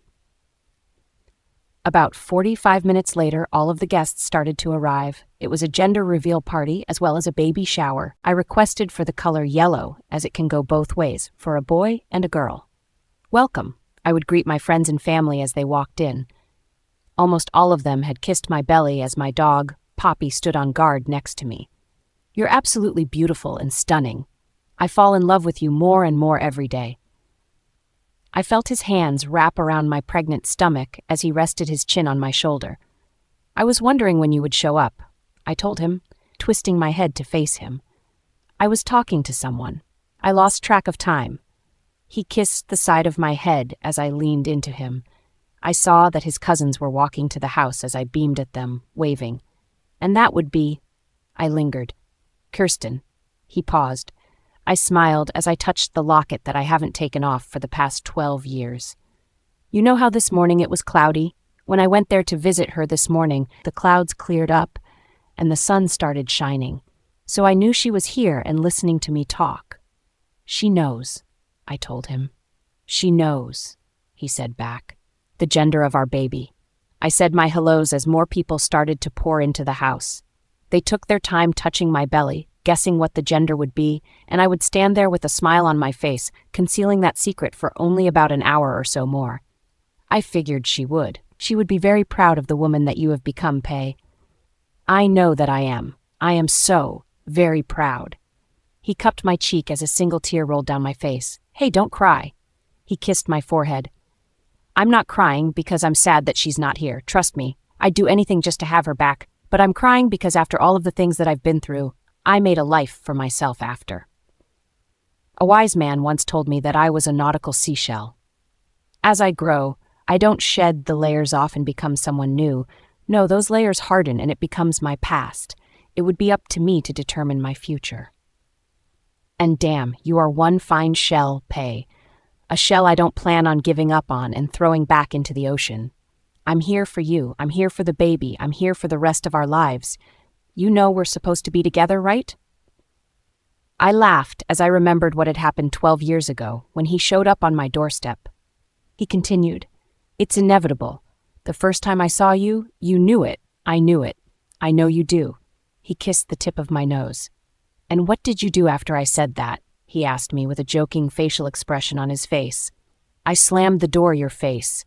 He started to plant kisses all over my face. And And then what did you do?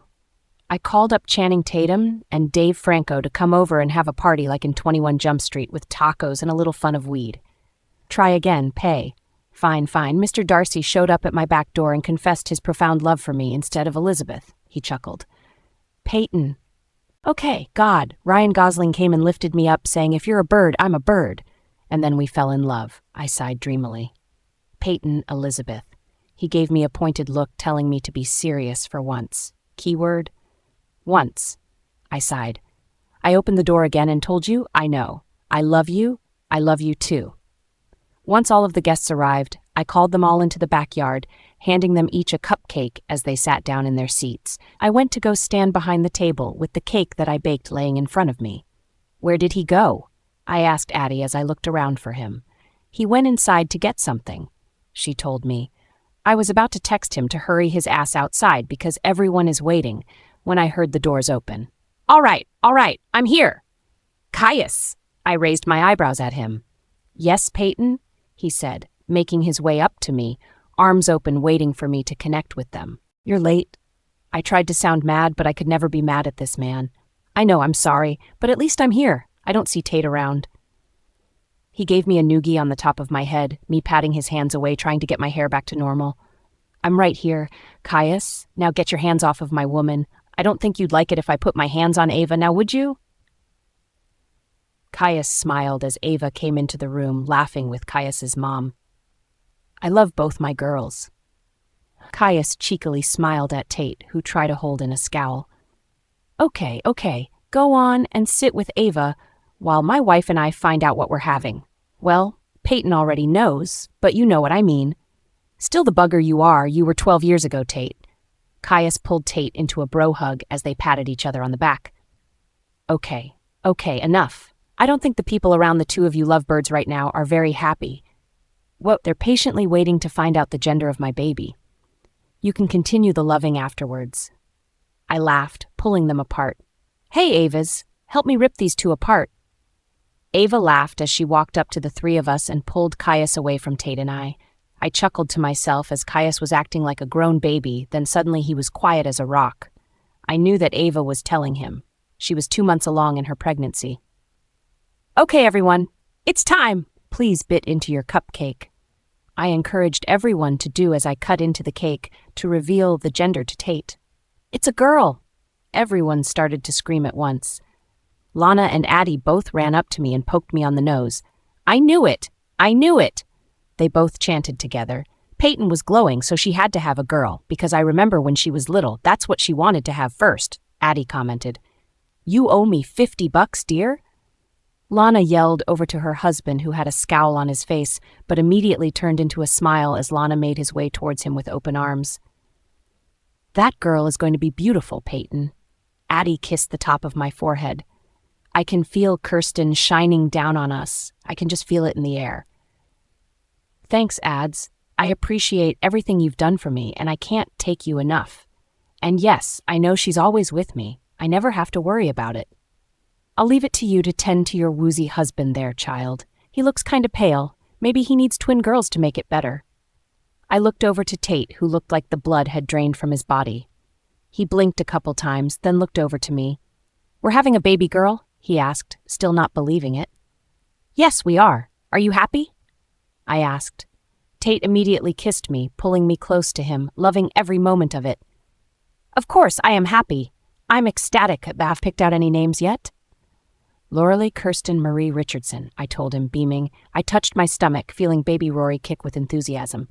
I love it. He cupped my face, brushing my cheek so gently, causing goosebumps to rise on my skin. I love you. I'm pregnant. I was pulled away from Tate, Caius's hands pushing our faces away. Tate was looking annoyed, but I was looking at Caius with a sly smirk. Oh, really? You're pregnant? I asked him, smiling at a laughing Ava walking up to us. Yes, I'm pregnant. I'm having a baby. Caius pulled Tate and I into a bone-crushing hug. Kai, pregnant, best friend, over here. I wheezed out. Oh, sorry, Pay, but I'm having a baby, he squealed in joy as people were saying their congratulations. I smiled at the scene in front of me, Tate's pack and Caius's pack coming together as one today to celebrate the gender and the new alpha next in line for mine and Tate's pack. My entire life has been a rocky one, a one that I wished was different, but now I learned that's how life is sometimes. Crazy and unpredictable. Dylan just turned 17 about a month and a half ago, but he is not like those other teenagers his age. He's more mature, and even though he's human, he's made really good friends with Tate's pack members. I'm so proud of the little man he's become, because then that means that I did a good job in raising him. He misses Kirsten every day and visits her every day. I try to go every time I had free time earlier in my career, but I was going to school full-time and working with Lana in trying to find a cure for different kinds of cancer.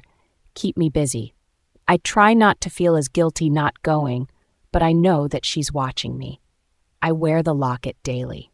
Trust me, the love I have for Tate and Caius is never ending.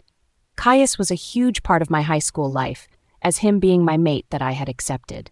We all know the story, how he had recused me from Tate, was there for me every moment that I needed someone to lean onto, and then I was the stupid idiot who rejected him over feeling helpless and dirty. But along the way, he forgave me. He forgave me for what I had done to him, and I couldn't be any more happier when he found Ava.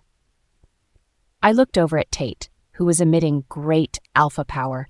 His parents handed him the alpha position after he healed and was mentally ready to take over as alpha. I wasn't there to see it happen, as I had already left for Brown, though. I was happy with him. He made me incredibly happy. He stood straight into the crowd with a huge smile on his face, watching his best friend Caius jump and squeal like a girl, his hands never leaving Ava's abdomen. I shook my head at the sight, feeling the warmth of the sun beating down on my skin. I touched my locket, knowing that whenever I feel the sun beating down on me like this, I knew that Kirsten was here with me. The wind started to pick up as the fall leaves were wishing around the yard. I couldn't help but think of the leaves whispering. Was Kirsten whispering to me that she was here and she would never leave me alone? My life is finally how I hoped it to be. Dylan growing up to be one fine man. Finding the cure for leukemia, yes, after 9 years of research and testing, I had found the cure for cancer. So no child will ever have to go through what Kirsten did. Marrying the man that chased me for 6 relentless years before I finally said yes to his proposal. Yes, Tate and I had our ups and downs, but at the end of the day, I knew I wanted to go back home to him. Now, I don't know much about love, but I learned this. Enjoy every opportunity you have to make first. Hand memories that you will eternally treasure, because life genuinely is just a series of impeccable moments strung together like film. No one is picture perfect. You and your significant other will get into arguments and fight and leave the house, but come back again. Relationships aren't always easy. In fact, they can be certainly tough. But if you follow your heart and don't worry about what others think, it will be okay, because it is the unsurpassed, compassionate kind of love that could weather any storm. I don't regret anything that has happened. I don't regret letting Tate back into my life, because he was right. We were meant to be together. We all knew it. You need to stop doing that. Tate rolled his eyes at me and reached for me as I was standing on a chair, reaching for the pasta at the top of the cupboard. You need to stop doing that. I mimicked him in a whiny voice. I knew this routine. He would tell me to stop doing something. I would mimic him. He would tell me to be careful that I'm carrying a baby, the heir to the alpha title. I would tell him I'm just doing my job as a Luna to make meals for my pack, and it is my duty to nourish them. And he would tell me that I'm more important than that, and I'd be like, we're all important, yada, yada, yada. You're pregnant. I don't want you to hurt yourself. You know I care about you. Pay. He sighed as he pulled me into his arms after I stopped down from the chair with 10 boxes of pasta in my hands. I'm fine. I'm fine, I said as I kissed his cheek and went for the stove. I set the boxes on the counter and went to the sink where I needed to fill up the pot for the pasta. As I was filling it up, Tate went into alpha mode at the table with some pack members that were playing Monopoly. He was determined to win a game, as he's never won. I waited for the water to reach the top, and I lifted up the pot and brought it to the stove, where I questioned myself a little. There was a pot full of water, yet there was a puddle under my feet. What the hell? And then it started to click. Tate! I screamed and closed my legs together, looking down to see that my yoga pants were drenched in amniotic sac fluid. Not even 1 second later, Tate comes towards me, lifting me into his arms and making sure I was okay. I looked around to see that there were pack members standing in the kitchen along with Dylan rushing in. Pay? What's wrong? What happened? Come on, baby, tell me what happened. Tate started to panic as he was scanning my body. Dylan stared at me, and then at Tate, and then at the ground, and then at me again. Payton? Guys, my water just... I told them. I couldn't even finish my sentence as I was already being carried towards the car, being placed into the front seat carefully, and being sped off into the direction of the hospital. Broke. I looked over at Tate, who was focused on the road, but he was mouthing words. Baby, who are you talking to? He turned to look at me as he looked like a deer in headlights. Woo, woo. Oh my God, my husband was making those pregnancy-giving birth sounds. Breathe, Payton. Breathe with me. Woo. He chanted. Why are you breathing? I shrieked. Are you going to pass out on me like at the time we went to the amusement park? I'm breathing for you. You can't breathe for me when you don't have my lungs. Baby, you're going to get contractions soon, I know you are, and then you're going to grab me by the throat and squeeze my windpipe. I'm not even having contract. I groaned as I grabbed my stomach, hunching over in pain. Oh my God, oh my God, oh my God. See, I told you so. We're almost there, Payton. I already contacted my mom. Oh my God. Please don't die. Please don't die. Tate screamed and placed his hand on my back as if he was trying to soothe me. No, that's not how it works. Don't touch me. Tate, get me in the hospital. Now. Before I punch you in the face. My anger suddenly came in waves as it hit me. Well, the contractions hit me with a full force. We're here. We pulled up in front of the emergency doors as his mom was already waiting for us at the door, along with a team of nurses and doctors. Mom, don't touch her. She's going to yell at you like the devil, Tate said, hopping out of the car and coming towards me. My face is scrunched up, trying to breathe through the pain that the contractions are causing me. You don't understand, Tate. These things hurt like hell. Lana told Tate as she was helping me out of the passenger seat and into the nearby wheelchair.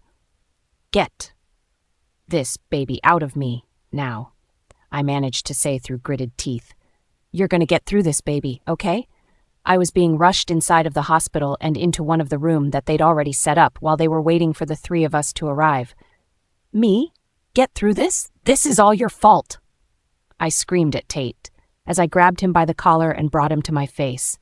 Because of you, this, I pointed to my stomach, is happening to me. Let me kick you in the balls and run you over with a truck. I don't care that you're a wolf. I am not. And this fucking hurts. The color drained from Tate's face as Lana had me moved from the wheelchair and had me propped up. He was now standing in front of my legs that were currently held open by a pair of nurses, one for each leg. Payton, honey, I need you to start pushing. You're crowning, and yes, I know you are a human, but that is a half-human, half-werewolf in you, so they're ready to come out quick. Lana soothed me. She was better than my husband. She turned her attention to Tate. Why are you just standing there? Stand over here by Payton. In 2 seconds, Tate was by my side, his hand in mine. I squeezed his hand so tight he winced. It hurts too much, Lana, I told her. A few good, strong pushes, and Rory will be out in no time, I promise. She got into position in front of me as I felt her hands around my pubic area. Come on now, I want you to push for 10 seconds as hard as you can, and then breathe for 30. Baby, go on. I'm here for you. You can do it. I'm here every step of the way. Tate tried to be reassuring and helping me out. But let's face it, when you're in labor, and you feel like there are millions of people stabbing you with pin needles, you're not going to be a happy camper. Stop talking before I dock you in the throat. I gritted at him. Sorry. And then he shut up after that. 45 agonizing minutes later, Loralee Kirsten Marie Richardson was born. She was the most beautiful baby in the world. I fell in love with her the first time I set my eyes on her. Not even a minute old, she had her daddy wrapped around her tiny little fingers. I love you. I turned to my right, looking at Tate, who was looking at me. I love you too, I told him. I matched the same intensity that he was looking at me with. I love you for giving me Rory. I love you for loving me when I was so cruel. I love you for giving me multiple chances. I love you for being there for me. I love you for being there for the pack. I love you for you, Payton. You don't even know how much I really, really adore and love you." "I know, Tate, I know."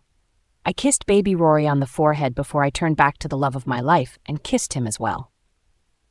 It was peace and quiet until the two dummies decided to stroll into the room with huge balloons, gifts, and food. And I won't forget to mention the entire pack. I was 2 seconds away from grabbing Caius and Dylan by the throat when Tate stopped me. "Now where is my beautiful niece?" Dylan asked. "Nah, man, I get to hold her first," Caius announced. No, I do," Dylan retorted. And that's how it went for about 10 minutes before I handed Rory to Tate and motioned for the two of them to come over. I just took one look at them, and they bowed their heads knowing that I will smack their heads together, just like last time. "If you don't get your ass here right now, Caius, I swear to God I will feed your balls to the gorillas." I quickly ran to Payton's side before she fed my balls to a gorilla. One thing you must learn about Payton: when she threatens, she really threatens, and if you don't back down or follow orders, she will do whatever she said she would do, and it will hurt. Life lesson right there. I'm here, I said, coming to stand in front of her. People in line behind and in front of us were trying to hide the chuckles behind their hands. I swear, I think I even heard a little kid say that I was whipped. Do they even know the meaning of being whipped? God, what took you so long? You know, you're getting slower and slower every day, Kai. Payton joked, as she knew alphas hated being ragged on about being weak. I got distracted from free stuff I just got, I say, holding up the bag of goodies. We came here to see Charlie Hunnam, a.k.a. Jax Teller, a.k.a. the most beautiful human being on the face of the planet. Payton had googly eyes and stars in her eyes every time she talked about him. It pisses Tate off to the max, but it was his fault, getting Netflix and suggested watching Sons of Anarchy together. So he has no one to blame but himself. He's so tall and rugged and handsome, and damn, I just want to eat him right up. Every female in this line basically was nodding to themselves, listening in on our conversation. And I'm here because, I started to say, leaning forward, because Tate has something to do, and he said I couldn't go with anyone unless it was you, Biffle, so be flattered that you get to meet the hottest man of the century with me. And who knows, maybe you'll find someone here. I mean, Kai, look at all the beautiful women in his line. She wiggled her eyebrows at me, insinuating that I should glance. I lifted my head slightly up from hers, and I did see a lot of beautiful women, but none of them were the one for me. Payton was deemed for me, but our pull wasn't as strong as her and Tate's pull. I accepted that, knowing that Payton and I will always be close friends. What's that one girl's name? The porn star, the one that Opie was with? I asked Payton, who was smiling from side to side at her Sons of Anarchy backpack filled with goodies inside of it. Lila? She responded. Yeah, her. She's a babe, I commented. Oh, I know. I would totally switch teams to get with her. Payton laughed, as did all the other girls in the line as well. One of the girls said that Lila was the only good-looking one on the show, and everyone agreed. Just about a couple seconds later, the guy who checked our tickets came out from the room with a smile on his face and a clipboard in hand. Who here is the biggest Sons of Anarchy fan? He screamed out into the crowd with mostly females and a few males here and there who brought a lady with them. Who is ready to watch the last episode of the series with none other than Jax Teller, the bad boy from Sam Crow that we all love? They all screamed, and I just see Payton jumping up and down in the air, so excitedly screaming at the top of her lungs. Me, me, me. I laughed watching her like this. I laughed even harder just imagining if Tate was here with her, and he would just have a scowl on his face. Are you ladies and gents ready to meet the one, the only Charlie Hunnam, who plays on FX's hit TV show Sons of Anarchy as Jax Teller? The man roared, and the screams got incredibly louder. We're going to take you guys 15 people at a time. Then you get to take a picture with Charlie, you get one item of your choice autographed, and then we'll be put in the next room to wait for everyone to join to watch the final episode of the series.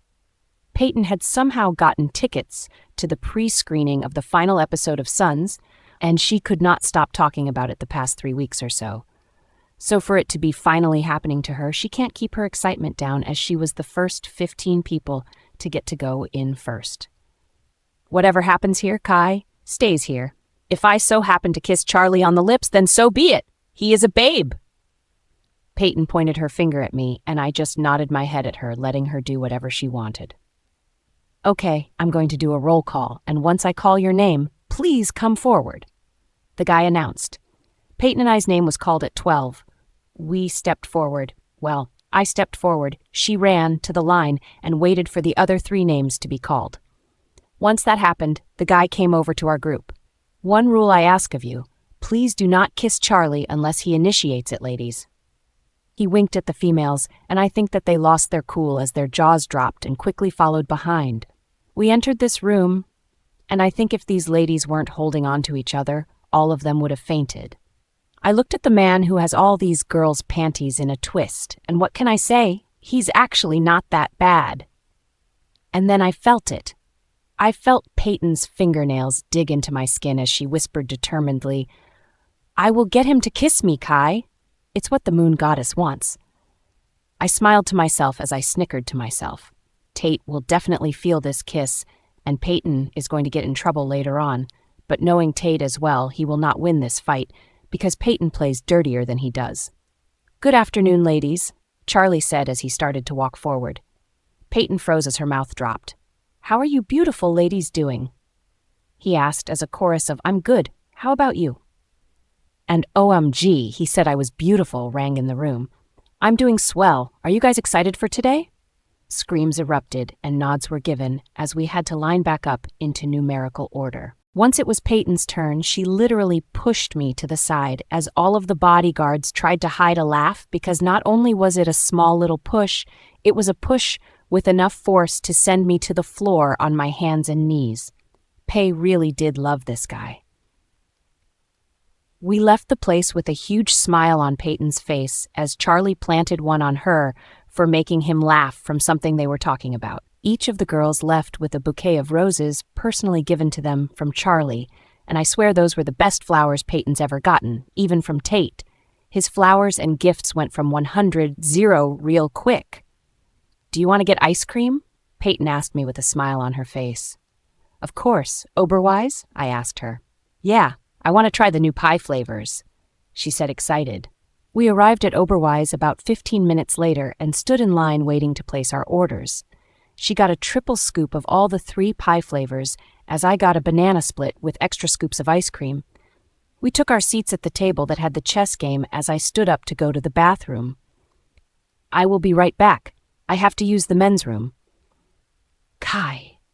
I didn't give Payton a chance to finish what she was trying to tell me before I crashed into a smaller petite body that sent us both crashing because she held on to me and I held on to her. Oh my God, I'm so sorry, the woman beneath me said, looking at my clothing. She was patting the ice cream into my shirt more and more as she did that, and she had a worried look in her eyes, and I smiled down at her. My wolf managed to get out and said, Mate? I got off of her slowly and grasped her wrists into my hands as I helped her stand up. She was the most beautiful creature I've ever seen. She had ice cream on her face, and instinctively, people would usually use their hands or fingers to get ice cream off of their bodies.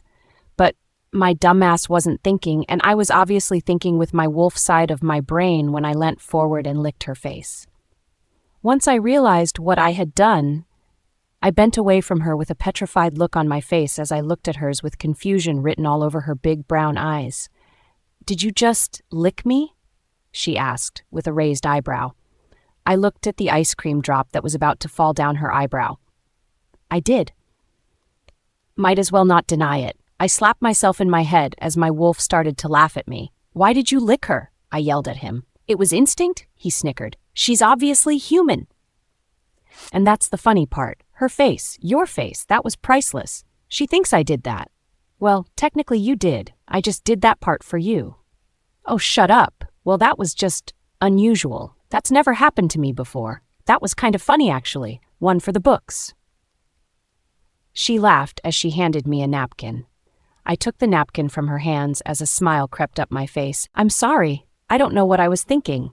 I scratched the back of my head nervously. At least she wasn't mad. You're fine. I'll get you guys your new ice cream right away. It's kind of all on the floor and on our clothes, she said, picking up the bowls from the ground. Please, join us for ice cream. It's the least we can do for causing such a mess on us, I suggested to her. I leaned down as I took the napkins I had and started to clean up the melted ice cream off of the floor. I don't get off of work for another 4 hours. So, rain check? She smiled up at me. She was absolutely breathtaking. But I had to take this slow with her because I know she's a human and she doesn't know anything about this world that I live in. Sounds like a date, I said, smiling. Date? Oh, no, she said, walking away. Okay, fine, no date, but can I at least get your name?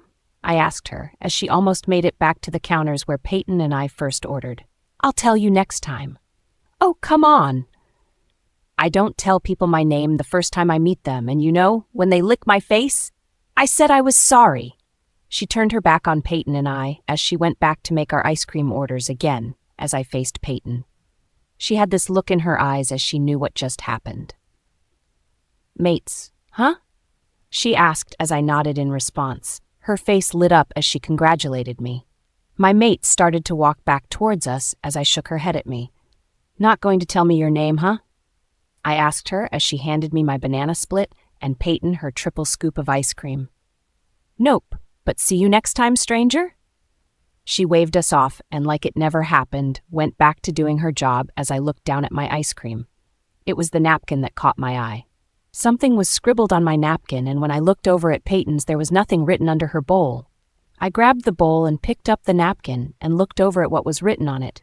It was written in purple ink, the answer to my question. Ava? I said out loud to myself and turned to face Ava at the counter. She winked at me from afar, and I looked back at Payton, who had a smile on her face. Oh boy, here we go. I laughed as Payton scooped ice cream into her mouth. Here we go, she is right.